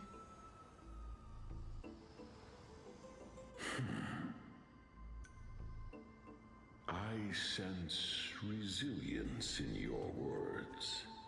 Not an outward resilience, but something deeper within. Receive my blessings, young Hyacinthia. May you gain wings to return to the sky via the bridge of rainbows. Thank you for your trust, Lord Crispus. We won't let you down. Well done, Hyacinth. Thank you. My ancestors were all pretty strong-willed people. It won't be easy convincing them. I've run through these upcoming conversations in my head more times than I can count. Well, looks like your efforts paid off. Now, the next ancestor on the list. Her spirit is set to rest in the vortex of Genesis. A pity that the ceremony has to be performed in strict order. Shall we head back to Akama together, Danny? The vortex of Genesis, huh? I have a suggestion. Remember how you suggested I learn the secret arts of water from Fagusa's priests? I've been practicing that in my spare time, and made some progress. Now, as long as I have spirit water with me, I can use those techniques to carve a path directly to the vortex of Genesis. No. Oh, I remember. I didn't expect you to keep at it this long. That's so like you, Danny. Anhung likes to pick up new skills. Compared to the currents of my home, the waters of Amphoreus are rather untamed. Subduing the waters wasn't easy, but I've gotten the hang of it now. That makes sense. Fagusa was always described as a fickle titan in the myths. Since you're offering, then let me put your skills to the test, Danny. The spirit water gate formed with this technique isn't as stable as a ritual basin. It'll likely only let one person through. And as Fagusa's priests designed it, the entrance serves as the exit. You'll need to come back through the vortex once you've met your ancestor's spirit. Little Ika and I will be here waiting. Doo-doo-doo. I'm counting on you, Danny. Under the raucous steps of their frenzied dance, the roar of celebration hides the world's heartbeat. Spirit water, reveal the way!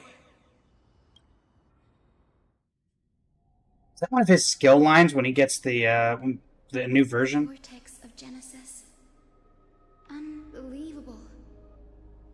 Danny is full of surprises, but this does feel way more disorienting than the ritual basin. Wait, is Lady Treepy here too? And who is that next to her? Ah, I think I know who that is. It's Cypher. Do you have to go already, Syphie? It's been ages since you were last in Akama. You could have taken some time to rest, and we could have caught up. That's alright, big sister Treeby. I've gotten used to life on the road. Staying in this bustling city actually feels off. Besides, your prize student gave me an incredibly tough mission to handle. Cut Snowy some slack, Syphie. He's still so young, yet he's shouldering all the responsibilities Aggie left behind. Besides, Snowy's not the kind to ask for help lightly. Since he came to you, it means you're the best person for the job. You really spoil him, big sis Treeby.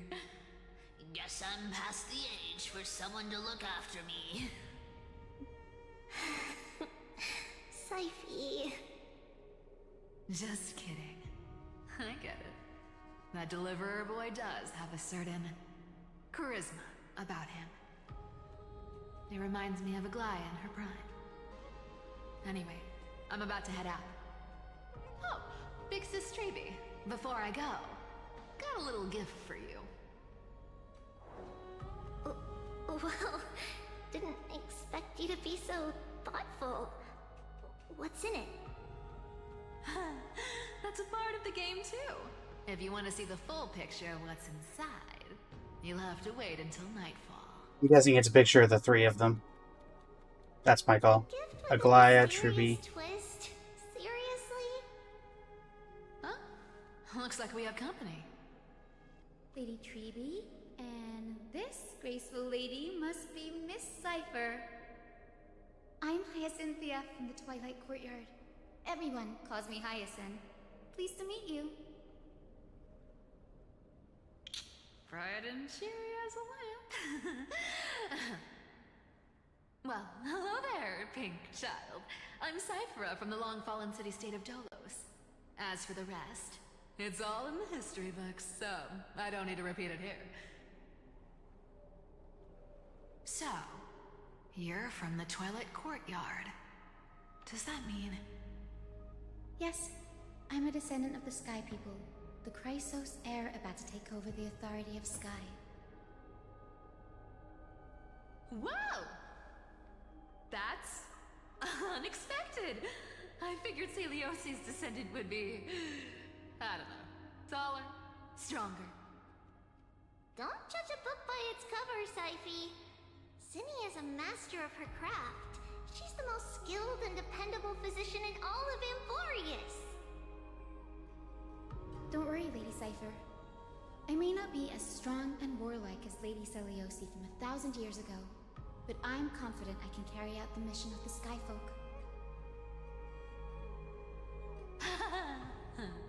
All this talk about missions, you're making it sound way too serious. You've got to look out for yourself, girl. Don't push yourself too hard. I'd hate to see that cute face all scratched out by Aquila's claws. Syphe cracking jokes? Looks like you haven't forgotten what Aggie said all those years ago. Anyway, I've got a mission to handle, so I'll get going. Good luck, Miss Hyacinth. And if things get tough, just let that deliverer take the lead.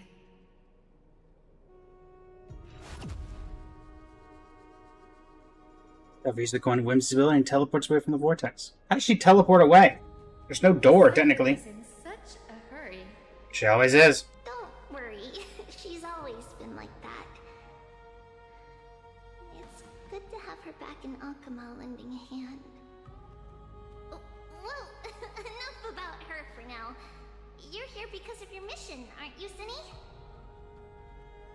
It's the perfect opportunity for me to go and tuck Syphe's gift away somewhere safe.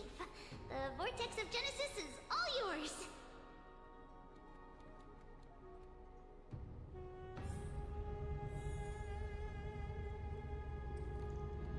Alright. Search for the ancestral ghost. I will join the heroes of the prophecy to return to the sky and retrieve the core flame. Ancestor, please bestow upon me your generous blessing.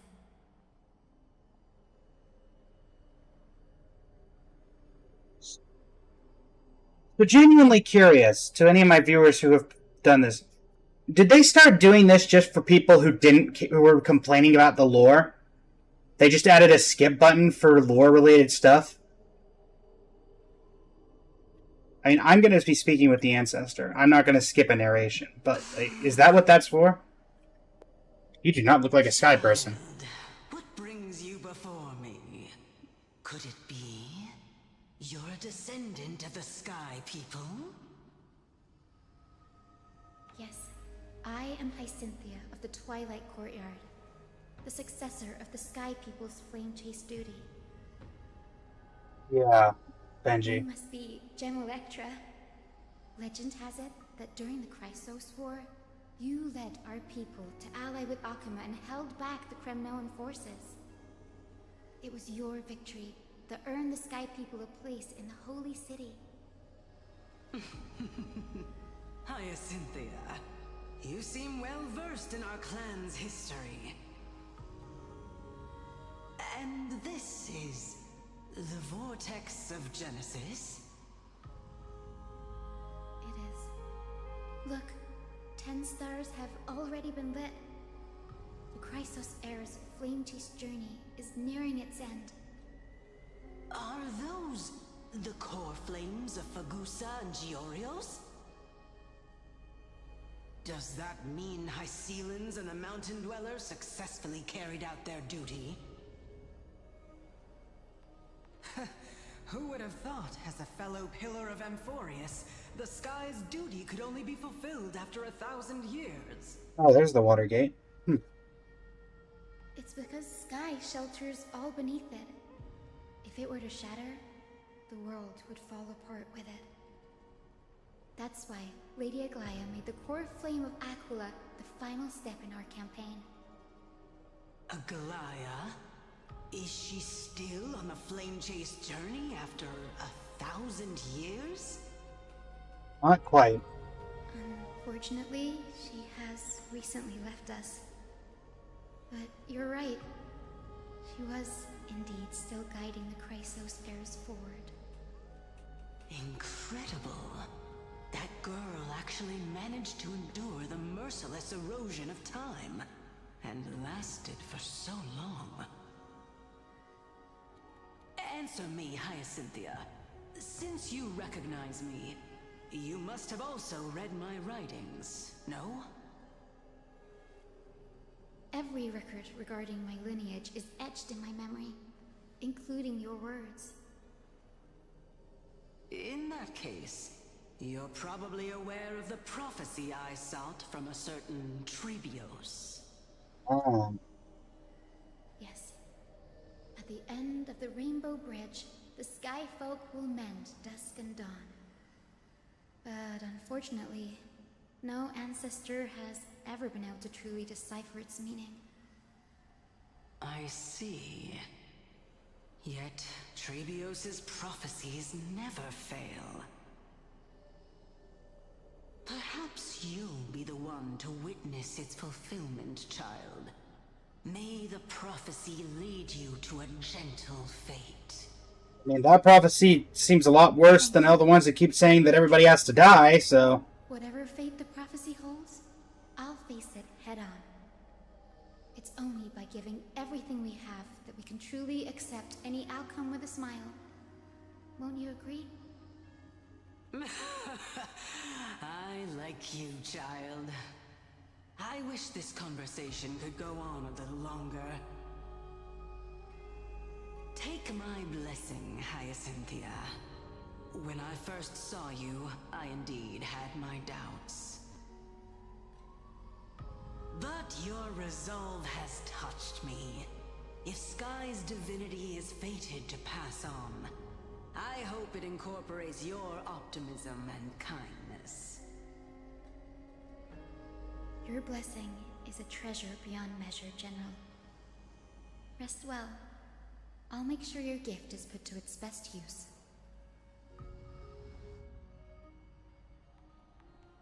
General Ectra is so different from how the records described her. She's quite a gentle person. Historians typically only go for the... Time to head back to the grove. I shouldn't keep Danny and little Ika waiting. Their deeds, not their personalities. Doo-doo-doo. Huh. You're back. How did it go? It went great. Your spirit water art was a huge help, Danny. Do you mind sharing what your ancestor spirit said to you? Icene recounts her conversation with General Ectra to Don home. What's wrong, Danny? Nothing. It sounds like everything went smoothly. It's just... I'm a bit concerned about the prophecy you mentioned. At the end of the Rainbow Bridge, the Sky Folk will mend dusk and dawn. I can somehow sense a hint of sadness in those brief words. You've always been a bit of a sensitive soul, haven't you, Danny? Lady Trina deciphers countless prophecies every day, and this one's just another among many. Don't worry too much about it. I hope so. Come on, Danny. Don't look so gloomy. We're gonna have to take a long trip for the final visit to the ancestors. Where are we going? Our final stop is Lord Mighty's home, Castrum Kremnos. We're here. This is it. Castrum Kremnos. Lord Mighty has been fighting the Black Tide here, alone day after day. I'm worried about him. He sent a message earlier carried by thunder, warning us to watch out for the Flame Reaver's actions. That means he hasn't been consumed by the Black Tide's madness yet. We're here to complete an important mission. We shouldn't interfere with this battlefield. Don't you agree, Danny? I agree. There. That sleeping spirit is my grandmother. Your grandmother? Yes, my grandmother Jacintha was a warrior. She represented the Twilight Courtyard in the Kremnos Festival. She fought her way through every challenge and reached the final stage of the Kremnos Festival. She was just one step away from securing a peace treaty for the Skyfolk, but was ultimately defeated by the champion warrior of that time. I've never looked too deeply into the details of such ritualistic violence. The scroll simply described it as a glorious duel.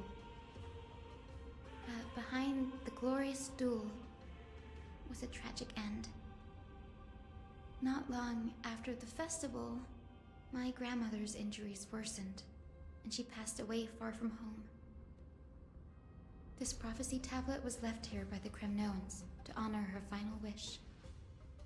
Her death marked the final collapse of the Twilight Courtyard, already fragile under the shadow of war. And the Kremnoan warrior she fought against? Was Lord Kratos. You healed him. Yet, you still saved his life, even though he took your family. Seeing him lying there, gravely wounded, bleeding out, I can't put what I felt at that moment into words. But when I heard Lord Kratos took that fatal blow to protect Lady Trianne, all those tangled feelings faded away. To quote Lord Finan, Kratos must have done that to become a better man. It takes true courage to forgive. You're every bit as strong as your ancestors, Hyacinth. You're getting better at this, Danny. In her final diary entry, my grandmother wrote that when the moment of destiny comes, a descendant of the Sky People would deliver the message of their departure to her spirit. I wonder what she'd think when the one awaking her turns out to be her beloved granddaughter. I will join the heroes of the prophecy to return to the sky and retrieve the core flame. Ancestor, please bestow upon me your generous blessing. And carefully to Hyacinth talk with her grandmother. Is this the world of the living? Wait. You. Could you be? Grandmother? It's me. You're Hyacinthia. Hyacinthia, my little hummingbird. Why? How? Why is it you who awakened me? I have never imagined this. I thought I would feel happy for all my ancestors when this day came, but now I can't even experience the joy of seeing you again. Do you remember that you and Father took me to my very first sky ride when I was 8? Back then, you wanted me to pick one accessory out of 4. The sun crown representing nobility, the storm bracelet symbolizing strength, the ice ring embodying wisdom, and the radiant pendant signifying kindness. Grandmother, do you remember the one I chose? You spoke an innocent little prayer, infusing a faint bit of light to that modest pendant. Yes, and I remember how surprised you were. In all those centuries, no other child of the Sky People had ever made the same choice I did. Cynthia, there was a time when I thought you were a timid child. You never had much interest in swords or battle and had no relation to that fiery determination and strength in our blood. Yet I've told myself, that's not a bad thing. If my hummingbird could live her life in kindness and optimism, then it'd be a good thing. I never thought the burden of retrieving the core flame of Aquila would fall to you. Don't worry about me, Grandmother. I believe what makes someone a Skyfolk isn't just outstanding strength, but the capacity to shape the world. When the world cried out for a hero to challenge the gods 1,000 years ago, Zeliosi stepped forward and began the flame-chasing era. And now, as the flame chase journey nears its end, this broken world is crying out for something else. Healing. Isn't it poetic? A saga that spans 1,000 years, began with Sky, and will also end with Sky. You're still as optimistic as ever, just like when you were a kid. If your mind is set, Hyacinthia, then carry your resolve through to the very end. Return to the sky with my blessing, and watch over this world on the threshold of salvation. Grandmother, thank you. But I have one last request. Speak, Hyacinthia. We should still have some time. Before you go, could you tell me the tale of the Sky Hero once more? Just like you used to.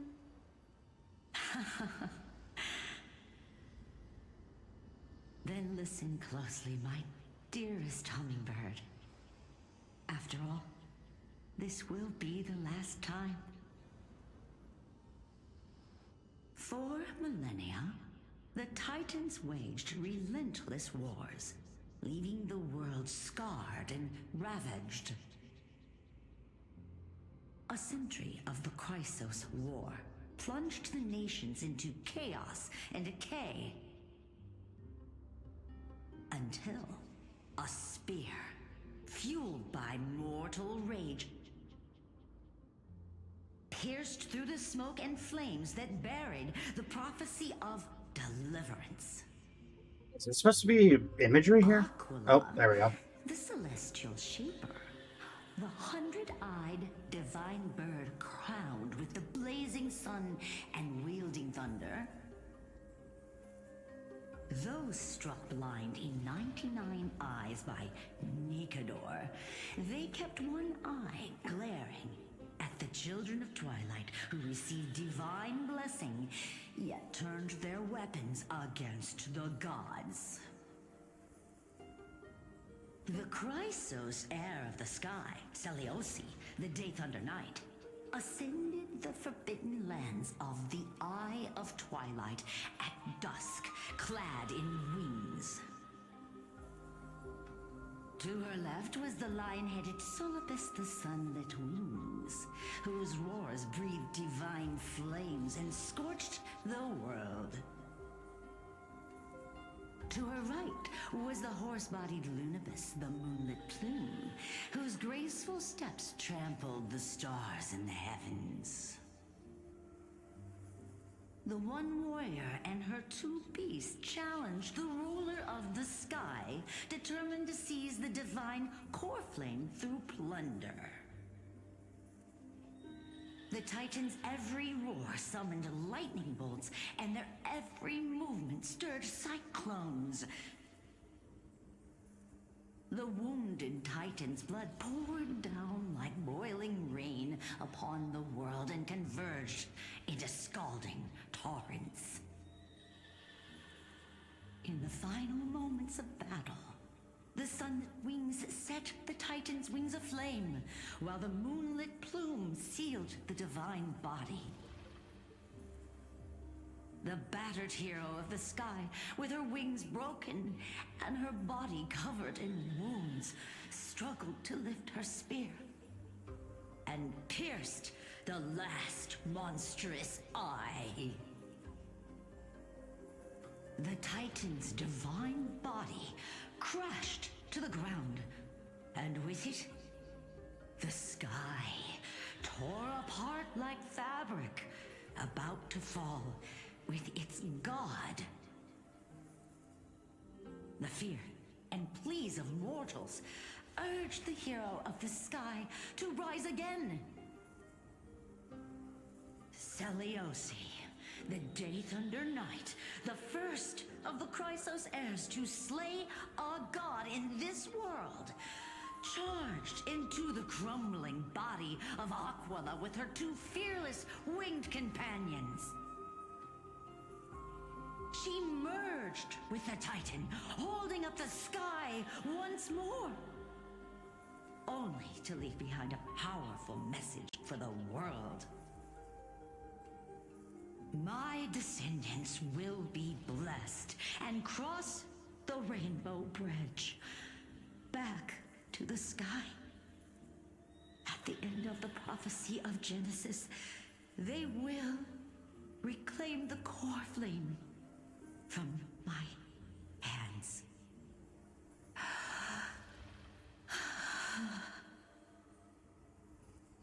Yeah, does that mean we're killing the person who started this? If she's fused with a few days later, Dawnclad. The time jumps, I feel, are a little unnecessary. Wow, I didn't expect it to be so lively up here. Are these people here to send off the Chrysos heirs? There's Sveinen. Let's go talk to him.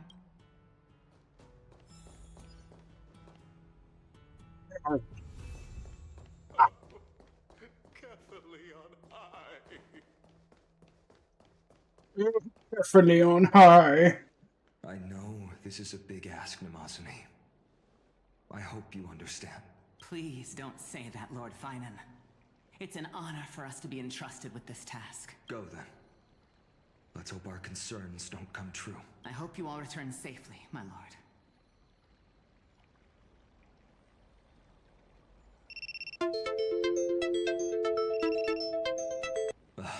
There you are, partner. Me. You didn't oversleep this time, did you?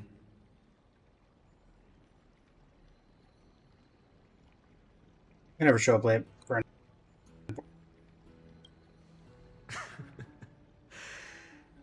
Always dependable. I try. I just hope you didn't lose any sleep. We've still got a tough fight ahead. Ready, comrade? If all goes according to plan, this could be the last battle where we fight at each other's side. Uh-huh. So, see you next patch, bud. Amphoreus from the world beyond the sky is truly Aquila's doing. Then you'll be able to return home after their fall. And sincerely, I'll miss you. Aren't I supposed to reincarnate as a Titan? Would be a problem. We'll need to get you home before Aranova. Let's leave the emotional goodbyes for later. That'll give us some time to figure out what we should be feeling at that time. Besides, when we were playing the Seal Slammers, that bumping seal game, didn't you teach me something back then? Crack the champagne at halftime to watch victory slip away.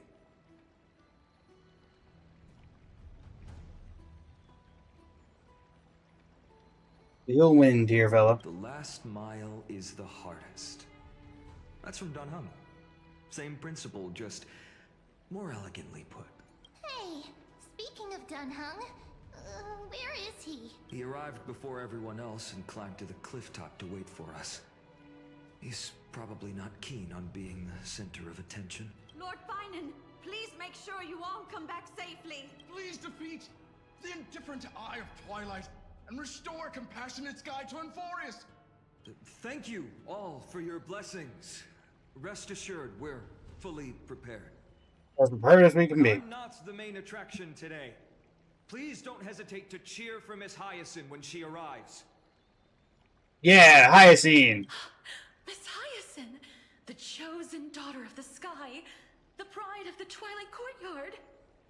She's not just the pride of Akama, but all of Amphoreus as well. And furthermore, while the Flame Chase journey is led by the Chrysos heirs, it's not just those chosen by Aglaya who contributed to it. Let's extend our gratitude to the 2 warriors of the Outlands who bravely stepped up and risked their lives for those they've never met. Hero, your saga will be chronicled in epics and celebrated across the New World. Warrior from the Outlands, endowed with the might of Orynyx, the vanguard of deliverance. I think that's fine, actually. It's like you've mastered public speaking now. After all this time, you should know when I'm just being polite and when I'm genuinely speaking from the heart. That praise was heartfelt, partner. Had I not trusted my instincts and put my faith in you and Dan Heng, it's hard to imagine what might have become of Ak. The guest of honor has arrived. Hyacinth.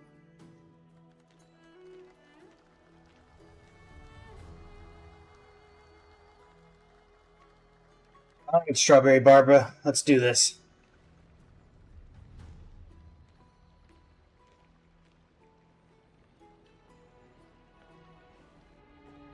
People of Akama, I've been blessed by the ancestors of the Sky People. They have agreed to bestow the 1,000-year mission to me, and to have me claim the core flame of Aquila.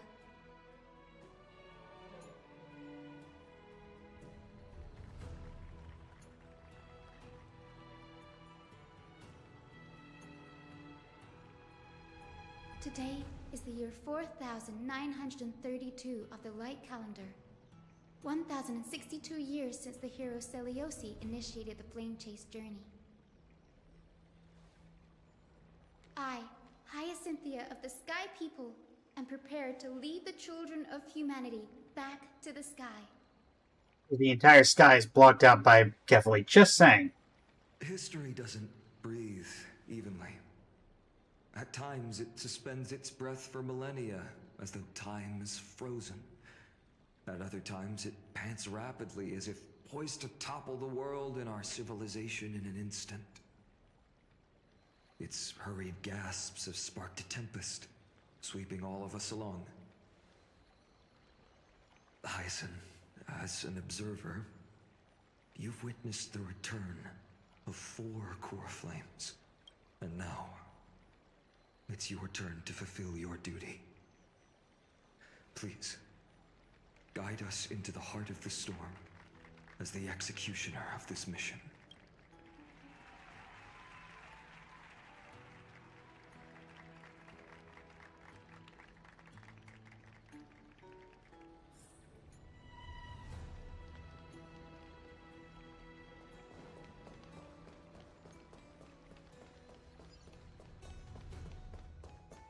Here we go. Splendid gods, once walked the paths of the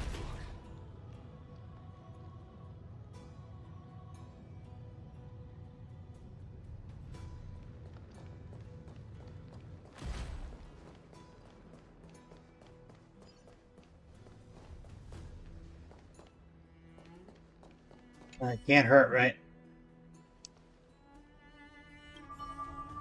I hope the Chrysos heirs triumph. Oh, it did something. I think.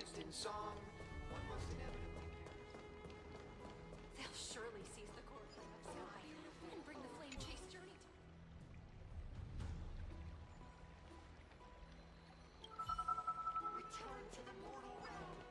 I hear something. I don't know if it's doing anything, though. Let us take this final ascension.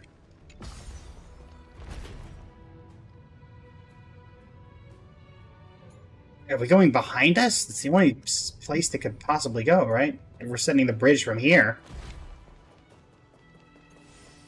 Thanks for waiting, Dunhug. The team tasked with conquering Aquila has finally assembled. We've reshaped the history of the world with our hands over and over. I bet this trailblazing expedition could even make Akavili jealous.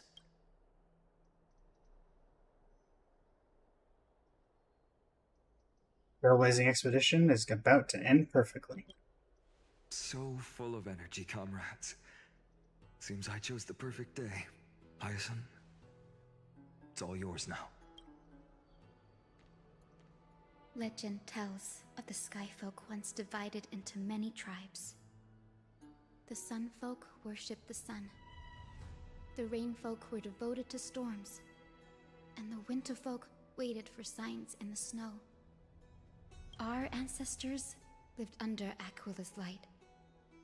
Yet they were blinded to all but one color. They forgot that the light that illuminates the world is made of countless different colors. That's why the rainbow is my favorite.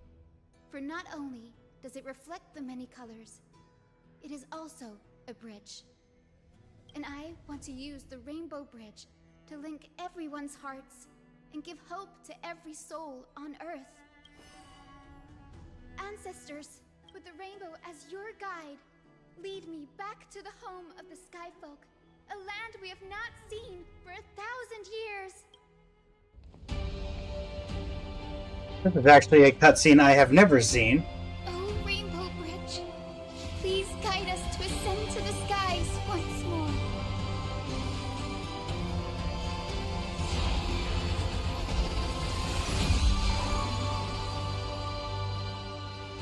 Friends, let us soar together. Do I get to walk up the bridge, or do I get auto-teleported? I'm assuming teleported. How does that not go right through Kefali's skull? Flying along the Rainbow Bridge is truly an amazing experience. The Eye of Twilight. It's the legendary sky fortress of Aquila. I never imagined that one day I'd be able to step foot on it. Well then, did you just assume you'd never make it to this point? Ancestors once built a magnificent civilization among the heavens. The Eye of Twilight, which we are standing on, is the home of Aquila and the heart of the city-state in the clouds. This must be where the hero Seleucus stood when she challenged Aquila and began the first step of the flame chase journey. We are here to end the journey she began. It's our turn to challenge the Titan. Yes. What we must do will not change, no matter how much of the legends are true. According to historical records, the civilization that worshipped Aquila once mastered advanced technology, which made their strategically located Sky Castrum the only force that could face Castrum Kremnos head-on in the Chrysos War. But they were divided within. The frequent wars started by the Chrysos heirs drained their power, especially after the prophecy descended. In the end, they had to hide among the clouds, far from the conflicts raging below. Apparently, the division was between the two most important sky tribes, the Sunfolk and the Rainfolk. And Seleucus' frustration towards the endless strife among her people made her turn her spear towards the Titan above. Where did she go in the end? After driving the enraged Titan to the brink of defeat with her two winged companions, they all vanished somewhere in the sky. Her courage was unparalleled, yet she still could not end Aquila, nor bring back the core flame of sky. Some say she sealed the wrath of the god within herself, trapping them deep within the Eye of Twilight to support the heavens of Amphoreus forever. In other words, she became one with the Titan. I would have considered it a fairy tale, but after seeing what happened with Professor Anaxa, not anymore. Has that Titan and that fused hero been looking down on the world from here for 1,000 years? Now we're coming up to kill her. Oh, that's all it does. I didn't even see that. Does that mean there's a gold weaver up here? Aglaya, were you up here at some point in the past 1,000 years? It's so quiet here. It's been so long. Maybe the Eye of Twilight has already turned into ruins. We're never that lucky. Something's not right. You think? I can kind of feel how big and empty this place is. But all I can see is darkness. I see glitchiness. What's on the other side of this? Maybe it's the celestial mural. The Sky City believes that mural to be connected to Amphoreus' sky. And any weather condition depicted on it will become actual weather. The mural would reflect Aquila's shifting mood, like clear skies, fog, snow, or thunderstorms. The sky priests would gather here during peaceful times and pray to the god for warm breezes and good harvests. To put it in words that Gray and Danny would understand, just think of it as a massive screen. Hey! I understood what you said. Got it. Can I not have either of these options? We're making light of a very serious situation. In any case, exploring in the dark is never a good option. If we could light up the mural, it might just provide us with the light needed to move forward. That really conspicuous device might be part of the ritual. Let's go take a look. It's dark, so watch your feet.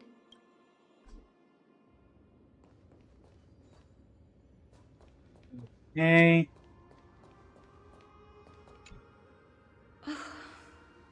How about it? Got any leads? I have no idea how to turn it on.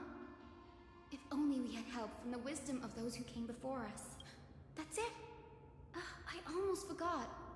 Gray, Memi, can I borrow your powers? Leave it to the demigod of time. Got it! We just need to find the scattered memory nearby, right? That's simple. Give me a little time. Feel the flow of time.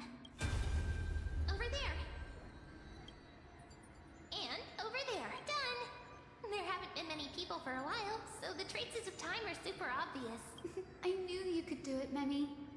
You are a huge help.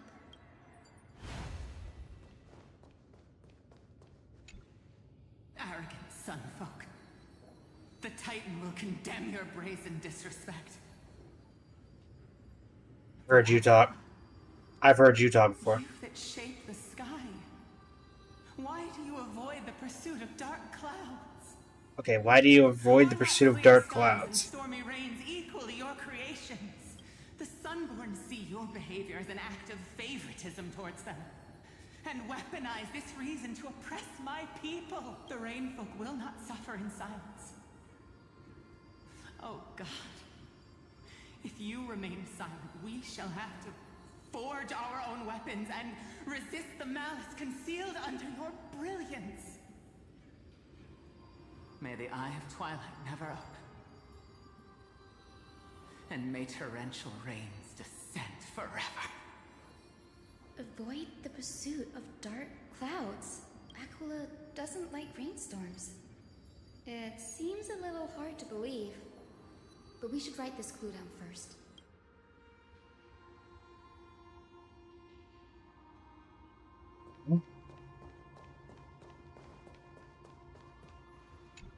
Guessing your son? Foolish rainfolk. The great Aquila has already left a mark of their manifestation on the golden clouds. The gods' choice is clear. Only we, the Sunborn, are the true heirs of the sky. This war is destined to end in the victory of the Sunfolk. May the Eye of Twilight never close. May eternal daylight embrace the land. Left a mark among the golden clouds. Is this referring to the celestial mural? But we can't see anything right now.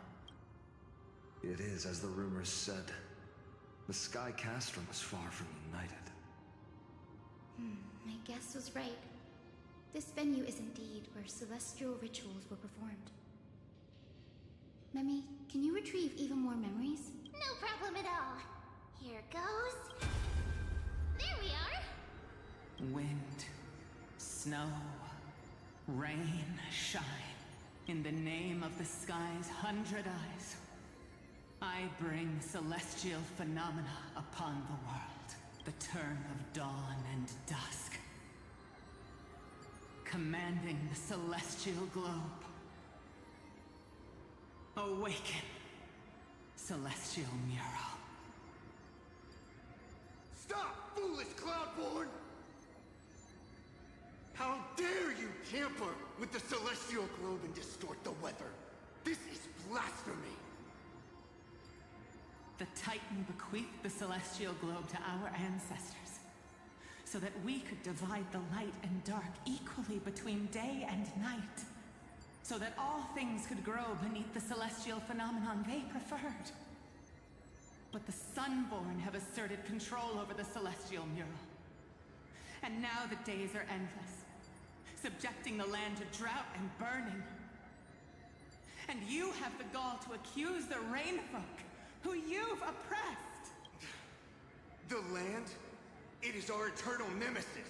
How can storm clouds and rain, unloved by Aquila, lead the Sky Folk to victory in the Chrysos War? Your character is as weak as your faith. Go seek out a corner untouched by the sun and weep solitary. Folk are kind of jerks, I'm not gonna lie. That's all you lot know how to do anyway. Cry in silence. Then let us show you what we are really made of. You? What are you trying to do? Fanatics whose minds have been muddled by the heat. By Aquila above. Meet your demise.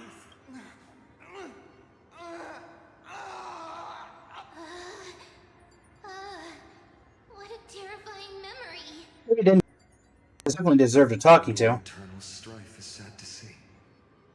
It appears the Sky Cities didn't fall to external threats after all. The proud Sunfolk saw themselves as divinely chosen, exacting long-standing oppression on other tribes. And the Rainfolk suffering beneath them began resenting the divine, and plotted their retaliation.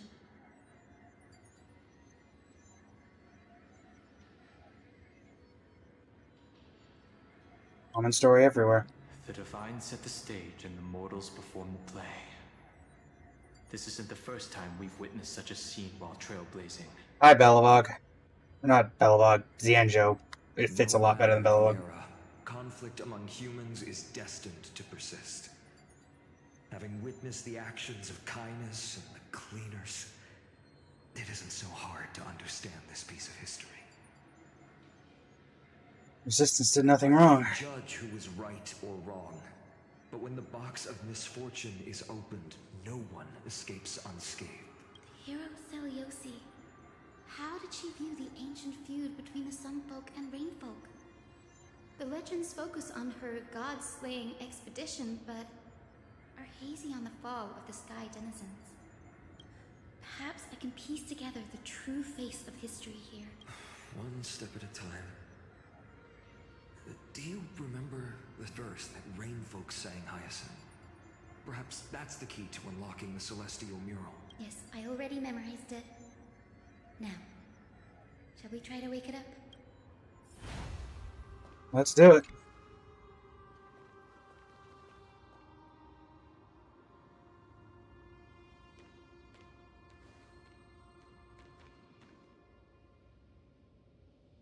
Wind, snow, rain, shine. Doing something. In the name of the sky's 100 eyes, I bring celestial phenomena upon the world. The turn of dawn and dusk, commanding the celestial globe. What do I feel like I'm not going to like what happens when this screen opens?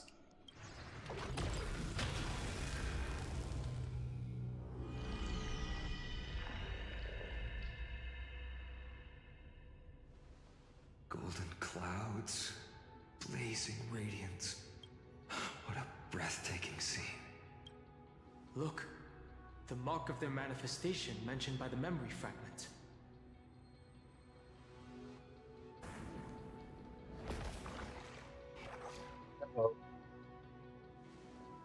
That's an eye. How chilling. I wonder if Aquila is also watching us. I remember the Rainfolk mentioned the Titan dislikes overcast days. We might be able to use this to our advantage and change how the mark is behaving by changing the weather on the mural. Suki, welcome to the stream. How you doing today? Don't worry. The mural probably lost its original function ages ago. Akima's light comes from the dawn device shouldered by Kefali anyway. That being said, there's no power in this device anymore. We have to find another celestial globe if we want to change the weather in the mural.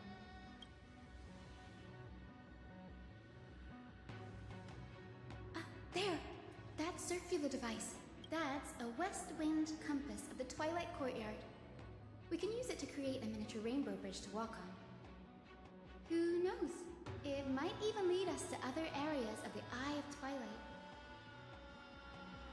Technology passed down from the Golden Age is finally proving useful. Let's go. Leave the adjustments and calibrations to me. The chat. Originally the plan was to end at 8:30, because I do have a thing at 9:30. I can push, since it's an online thing, to 9:30. Do we think that we could finish this in effectively 2 hours? I don't know how much is left in this particular story.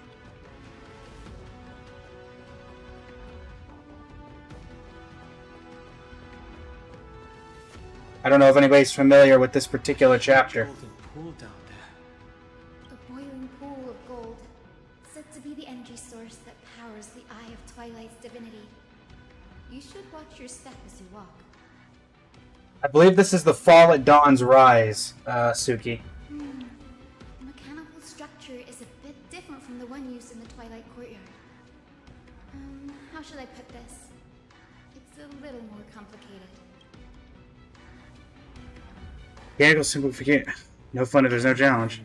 This might take a while, but I think I can manage.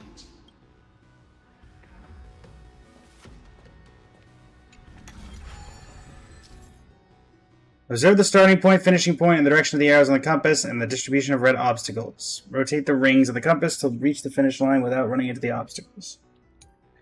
The red-shaped fan zone represents obstacles that block the path, and this route cannot pass through them. Be sure to avoid them.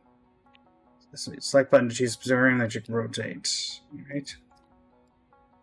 Deep breaths, and find the way out.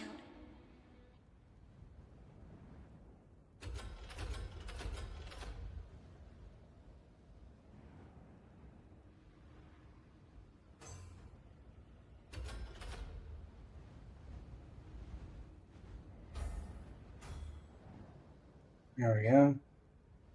Elena Jackson, welcome to the stream. How you doing today?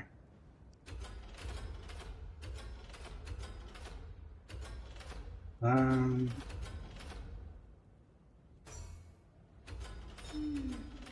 think this should be right.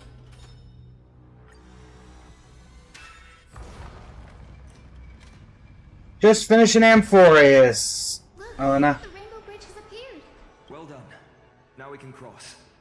Hey, careful! Is that a memory? Is that a winged Pegasus? Looks like a mythical beast. But this one doesn't seem hostile towards us. Tyson! Could it be the legendary? I'm not entirely sure. We might be able to tell if we get closer. We can't assume it's friendly. Keep your guard up and follow it. US of A, Elena. Legend has it that the hero Seleucid was always flanked by two winged companions. Solibus and Lunabis. They were her steeds and comrades. If they are still alive, they might help us confront Aquila. I'm noticing that this is very digital. This bridge is not. Is the boss virtual? It disappeared. An illusion? Or the memory dissipated? How strange. That Pegasus was different from the other memories. It was surrounded in an air of sorrow. Oh, it's so heavy that it's hard to breathe. Was that Lunibus's phantom? Did it appear here because it has unfinished business? If that's really the case, there must be a super strong obsession keeping it in one piece. Could it be some remaining bits of Celios's will? We can't be sure of that yet. Let's take the elevator up to the Eye of Twilight's core first. Alright.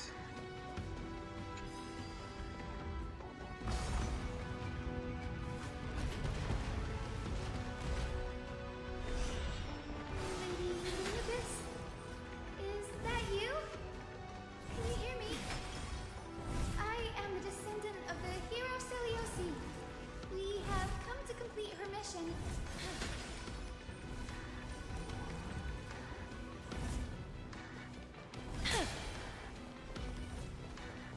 That's another one? Oh, it fell. It's not a memory phantom. It looks like it's alive, but it's so twisted and very shadowy, like those black tide creatures. Hyacinth, watch out! So, you're Lady Lunibus, aren't you? Then that corrupted being before us must be Lord Solibus. Did you lead us here so we can free your companion? I understand now. You must have been tormented by pain for so long. But you didn't give up. And you've held on to what little is left of your will with such tenacity. Don't be afraid. You're not alone anymore. I am Hyacinthia, the healer who inherited the hero's bloodline. Celiosi, the Day Thunder Knight, was once your comrade, wasn't she? Lord Solibus, your body has been completely corroded by the black tide. But I can still heal your tenacious soul. Just like Lady Lunibus, even if you've lost your mortal body, your spirit remains pure. Please, keep holding on to what's left of your will, and I will reawaken you as a heroic soul. We need to show mercy. No need, Grady. Solibus isn't an opponent that can be defeated easily. Besides, it must be looking forward to an all-out battle. Solibus, the sunlit wings that once accompanied the hero. If this battle can remind you of your great deeds from back then, it would be my honor. Come on, heroes! You have reinforcements? Unsurprising. Okay, due to the presence of the Eye of Twilight, all targets on the field will be affected by the weather effects. Well, on sunny day, the battlefield will have temperature effects at the start of any temperature increases and taking burn damage. Okay. We have a healer, so we're fine.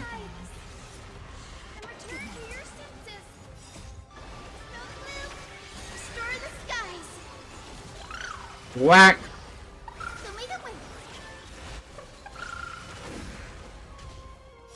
Embrace a new life. Memories waiting to be woken up by a shooting star. Remember me with love. May time watch over the Evernight.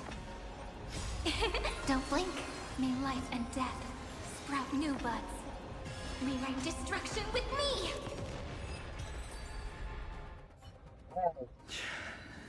It's over. Solibus. Sure. Hello, Sister Pegasus. Oh, so she speaks. Solibus, you're finally awake. My consciousness has been lost for far too long. Finally, I have been released from the Black Tide's cage. Little girl, are you Celiosi's descendant? It is me, Lord Solibus. My name is Hyacinthia, and my companions call me Hyacinth. Hyacinthia, you don't have the scent of her on you. It's been 1,000 years. Celiosi's blood may have thinned in my veins, but the resolve of the Sky People has never been eroded by time. I've journeyed here to fulfill her dying wish. How much do you know about her dying wish? I know that in order to support the shattered sky, she merged herself with the divine body of the Titan. And I also know that she left behind a message, calling on future generations to one day ascend to the heavens again and reclaim the core flame of Aquila. Is there more? Has the legend changed so much since your people fell to the earth? Girl, you said you're a doctor. You only know how to heal and tend to wounds with such a weak lot in life. How do you plan? She saved you, didn't she, bud? The embodiment of the heavens. Strong friends. With this long sword, heroic soul. And their pink love. And my bat. We're all Hyacinthia's companions and comrades. You've already witnessed our combined strength. It's not bad, but still lacking compared to her. Solomus, let go of your ego and accept their kindness. You've been trapped in time by the Black Tide, while great change has spread over the world. I'm not mistaken. The god of war, Nikador, also fell to the hands of these warriors. We've laid all the other titans to rest, one by one. Now the final target for the flame chase is the master of this sky fortress. Please guide us to an audience with Aquila. Heroic souls. Seleuci initiated the era of slaying gods and attaining their flames. Even if she could not witness the end of this era, you will all at least bear witness on her behalf.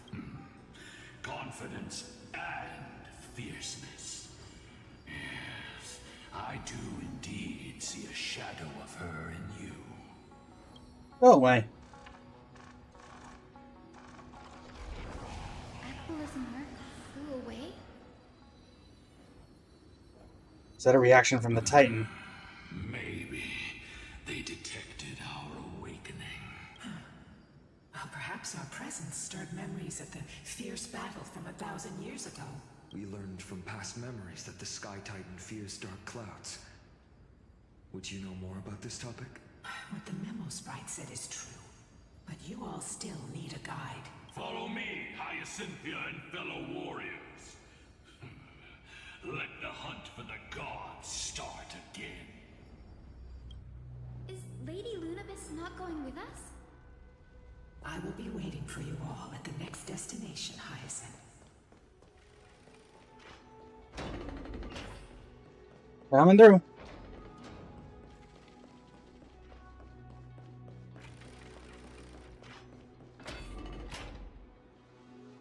A 1,000 years have passed, and yet this place feels the same.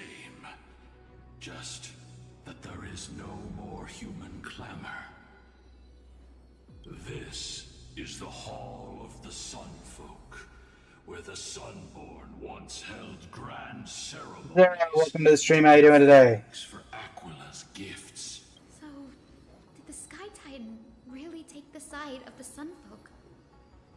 Everyone thought so until Seleuci's spear pierced through Aquila's wrath.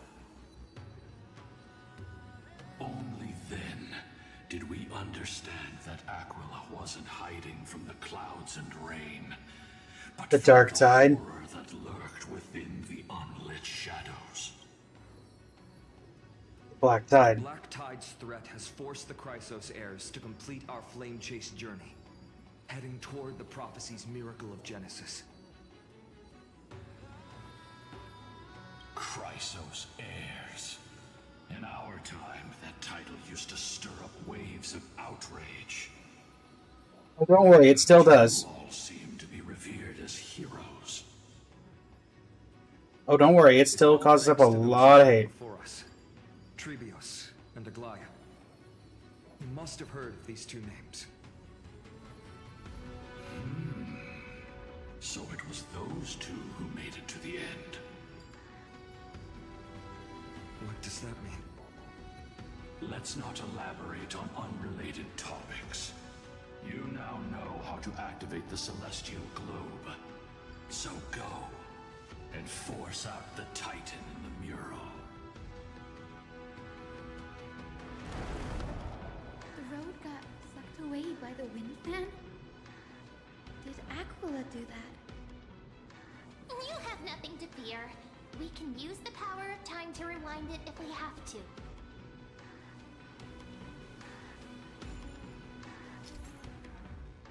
There's some wind currents in the Eye of Twilight. Platforms that pass through them will be pushed by air currents. Change the direction of wind by rewinding. Okay. While the device is rewinding, tap a rewind button again to interrupt the rewinding.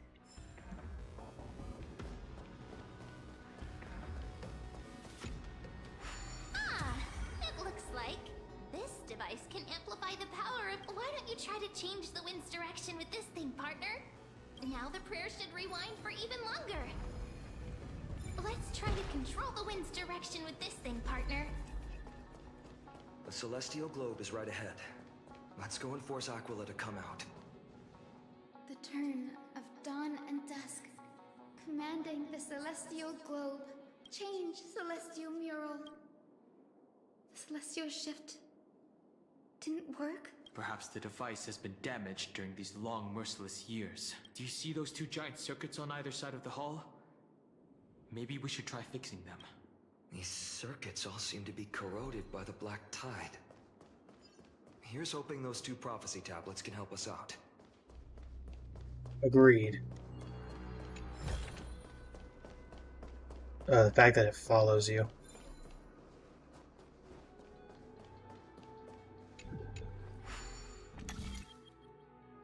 A potato.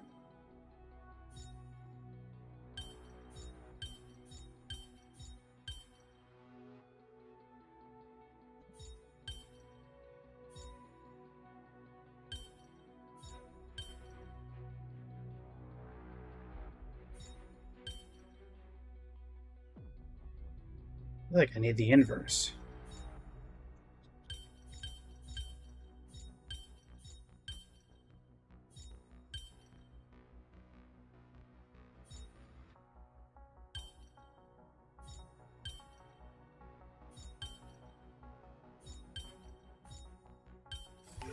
There we go. I've seen puzzles like this.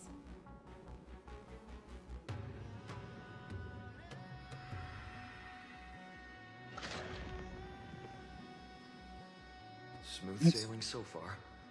We've got one more circuit to fix. Let's keep going and find the tablet on the other side. Oh, it's right over there.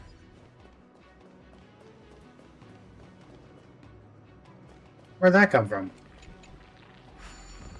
Go away.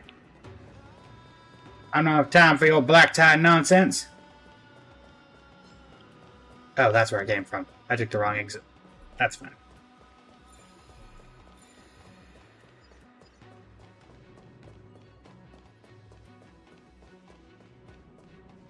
Can't go that way. I want to make something with it. But what to make?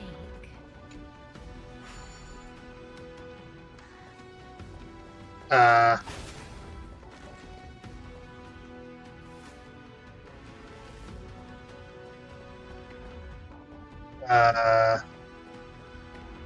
I crazy, or is there no way to get over here? Beside there, which I can't have, I don't have access to. Go away, Aquila. Quit staring! I blame you. How do I get over there? Aha.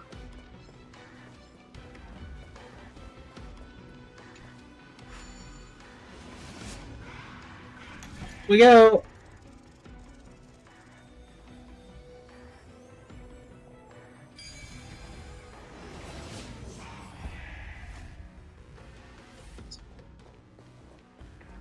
The tablet is right ahead.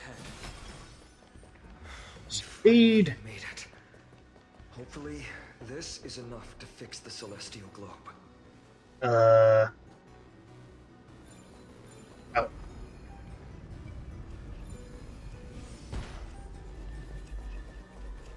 Okay, this shouldn't be that difficult. Yep. Learned something.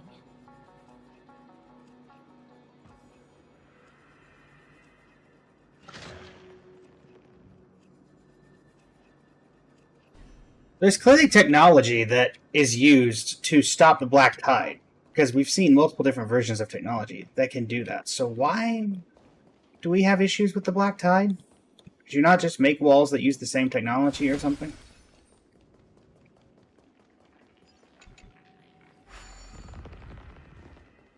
I'm just saying. There's clearly the technology exists. Alright, let's go. The turn of dawn and dusk, commanding the celestial globe. Change, celestial mural. Hey Aquila, how do you like this?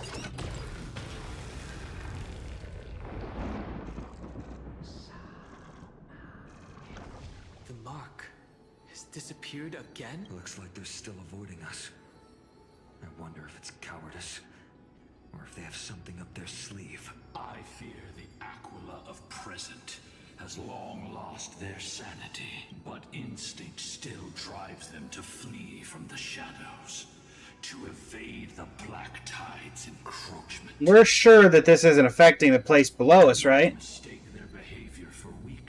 I have faced My bad. down the tyrant of the sky. It is no hyperbole that their raging fire is capable of melting the firmament. Amphoreus's heavens exist because of their authority. It is time to leave this place. Lunavis awaits you at the next stop. A moment, please, Lord Solibus. I have one more thing I wish to do. What is it, girl? To honor the pact with Selioci. Her descendants spent a millennium looking up at the sky. I believe my countless ancestors who lived for that purpose deserve to know the truth behind her legend. If you don't mind us knocking on the gates of the past, maybe I can peek into this place's history.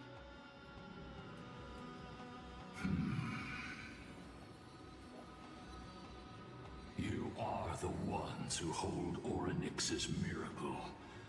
I have no authority to prevent you from delving into the past. Memi, Gray, could I please ask you for this favor? I want to show the truth to my ancestors waiting on the other side. Leave it to us. There are falsehoods in the legends, and there must be a reason for its embellishment. The scene here and the previous memories all give me a strange sense of foreboding. After Selioci challenged the gods, what else did the Skyfolk encounter? I must unveil the true nature of the legend, so that my ancestors' souls may rest in peace. Hyacinth, you're such a good child. Don't worry, I'm here. The memories surging here are even more intense than at the entrance. I'll gather them up now, and mold them, and mold them. All done! Thank you, Memi. Everyone, please, witness history with me.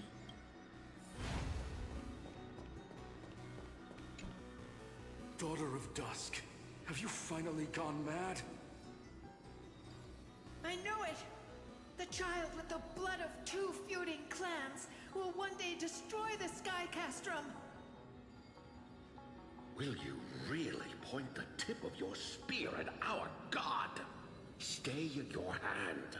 Your recklessness will only bring divine retribution.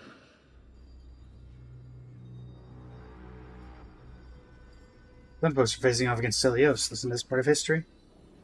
Yes. Divine retribution? Those innocent children of the earth were sentenced to total annihilation by the god above, while they had nothing more than mere curiosity for things that lie beyond the sky. Look at yourselves. You call yourselves the Sunborn, yet you're unable to bear the blinding sunlight. You even consider sunburns and blisters as a gift from the gods. You declare yourselves the chosen ones, champions favored by Aquila. Yet you dare not even declare war upon the true threat of this world. Instead, you raise your swords and rattle them at your weaker brethren. You are all beyond saving. My father was also a disciple of the sun, but he taught me resilience and justice and guided me towards the light. He taught me wherever there is light, there is hope. Wretched people, I see no hope left in any of you. Even a shadow has more dignity than you lot. Even so, daughter of dusk, even so, you should not shatter our faith. Not just our faith. Aquila forged the sky. Nay, they are the sky itself. If they fall, what will this world turn into? A prophecy echoes from the horizon's edge. It heralds the advent of a new age. One not ruled by the Titans, but created by mortal heroes. I choose to believe in that prophecy. I must believe in any sign that promises to break the chains imposed on us by the old era. Any sign that will lead us to a new chapter of the world. If you wish to stop me from Person sounded familiar. This is Mavwika's voice actress, Tatiana Sarkisyan. You know, if I had a nickel for every time this particular voice actor challenged a giant eye in the sky, I'd have 2 nickels, which isn't a lot, but it's weird it happened twice. A warrior goddess capable of trampling all lands. I am not a god, but the only mortal in this cage who is brave enough to defy the Warden. Hello, welcome back.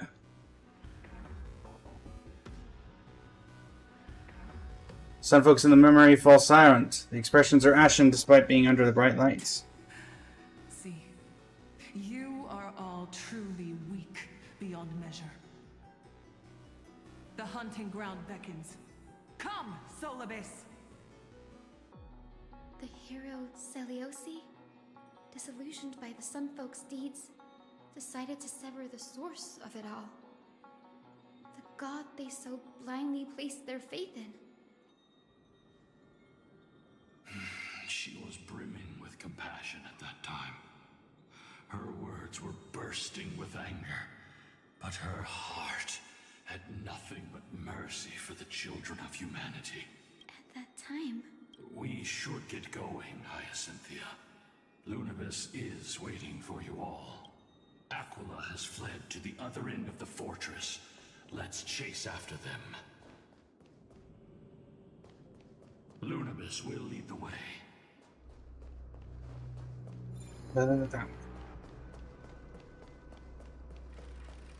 Coming through.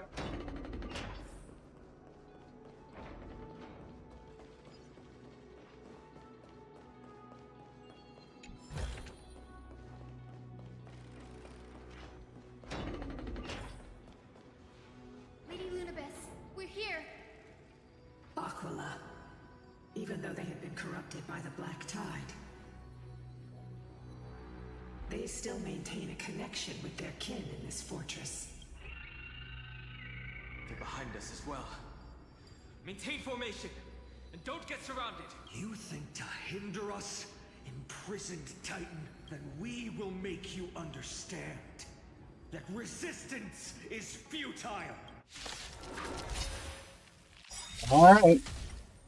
Night falls. Good night. Dispel the gloom! Restore the skies! Gotta stop them here! Till we meet again. Fortunately, it didn't matter much. Bye. What you gonna do now? That's what I thought. Get out of here. The mark of manifestation. It fled to the other side of the mural. Don't stop. Follow it to the Titan. Even if plunged into madness, Aquila is still the Sky Titan. We mustn't let our guard down. Heroes, over here. Let's keep going. Aim for the next west wind compass. Great. I'm on the way. Da-di-da-di-da.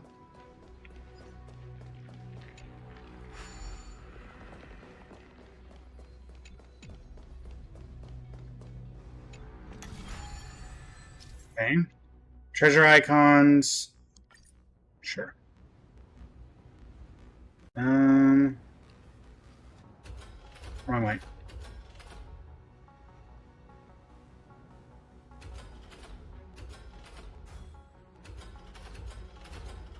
Okay, nothing I can do about that.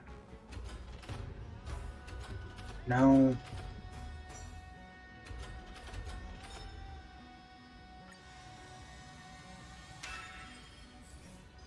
Look, the Rainbow Bridge is leading us to our next destination. Let's hurry on. Follow Lady Lunibus.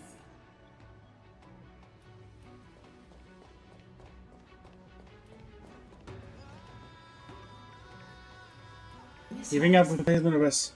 How are you so simple that you could free Solus from suffering? My apologies, Lady Lunibus. I was not all that certain. But if even the healer loses hope, then how will the patients repossess their hope for life?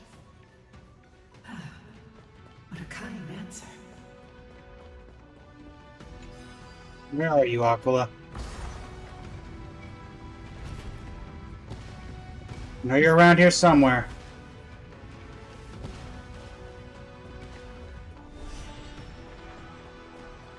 The Titan kin here appear to have all been corrupted by the Black Tide. It said the Black Tide is a calamity from beyond the sky. If that's true, the sky's defenses would naturally be the first to be breached. These murals seem to depict more than just the Sky Titan. Shall we stop for a look? No question about it. This mural depicts the Eye of Twilight.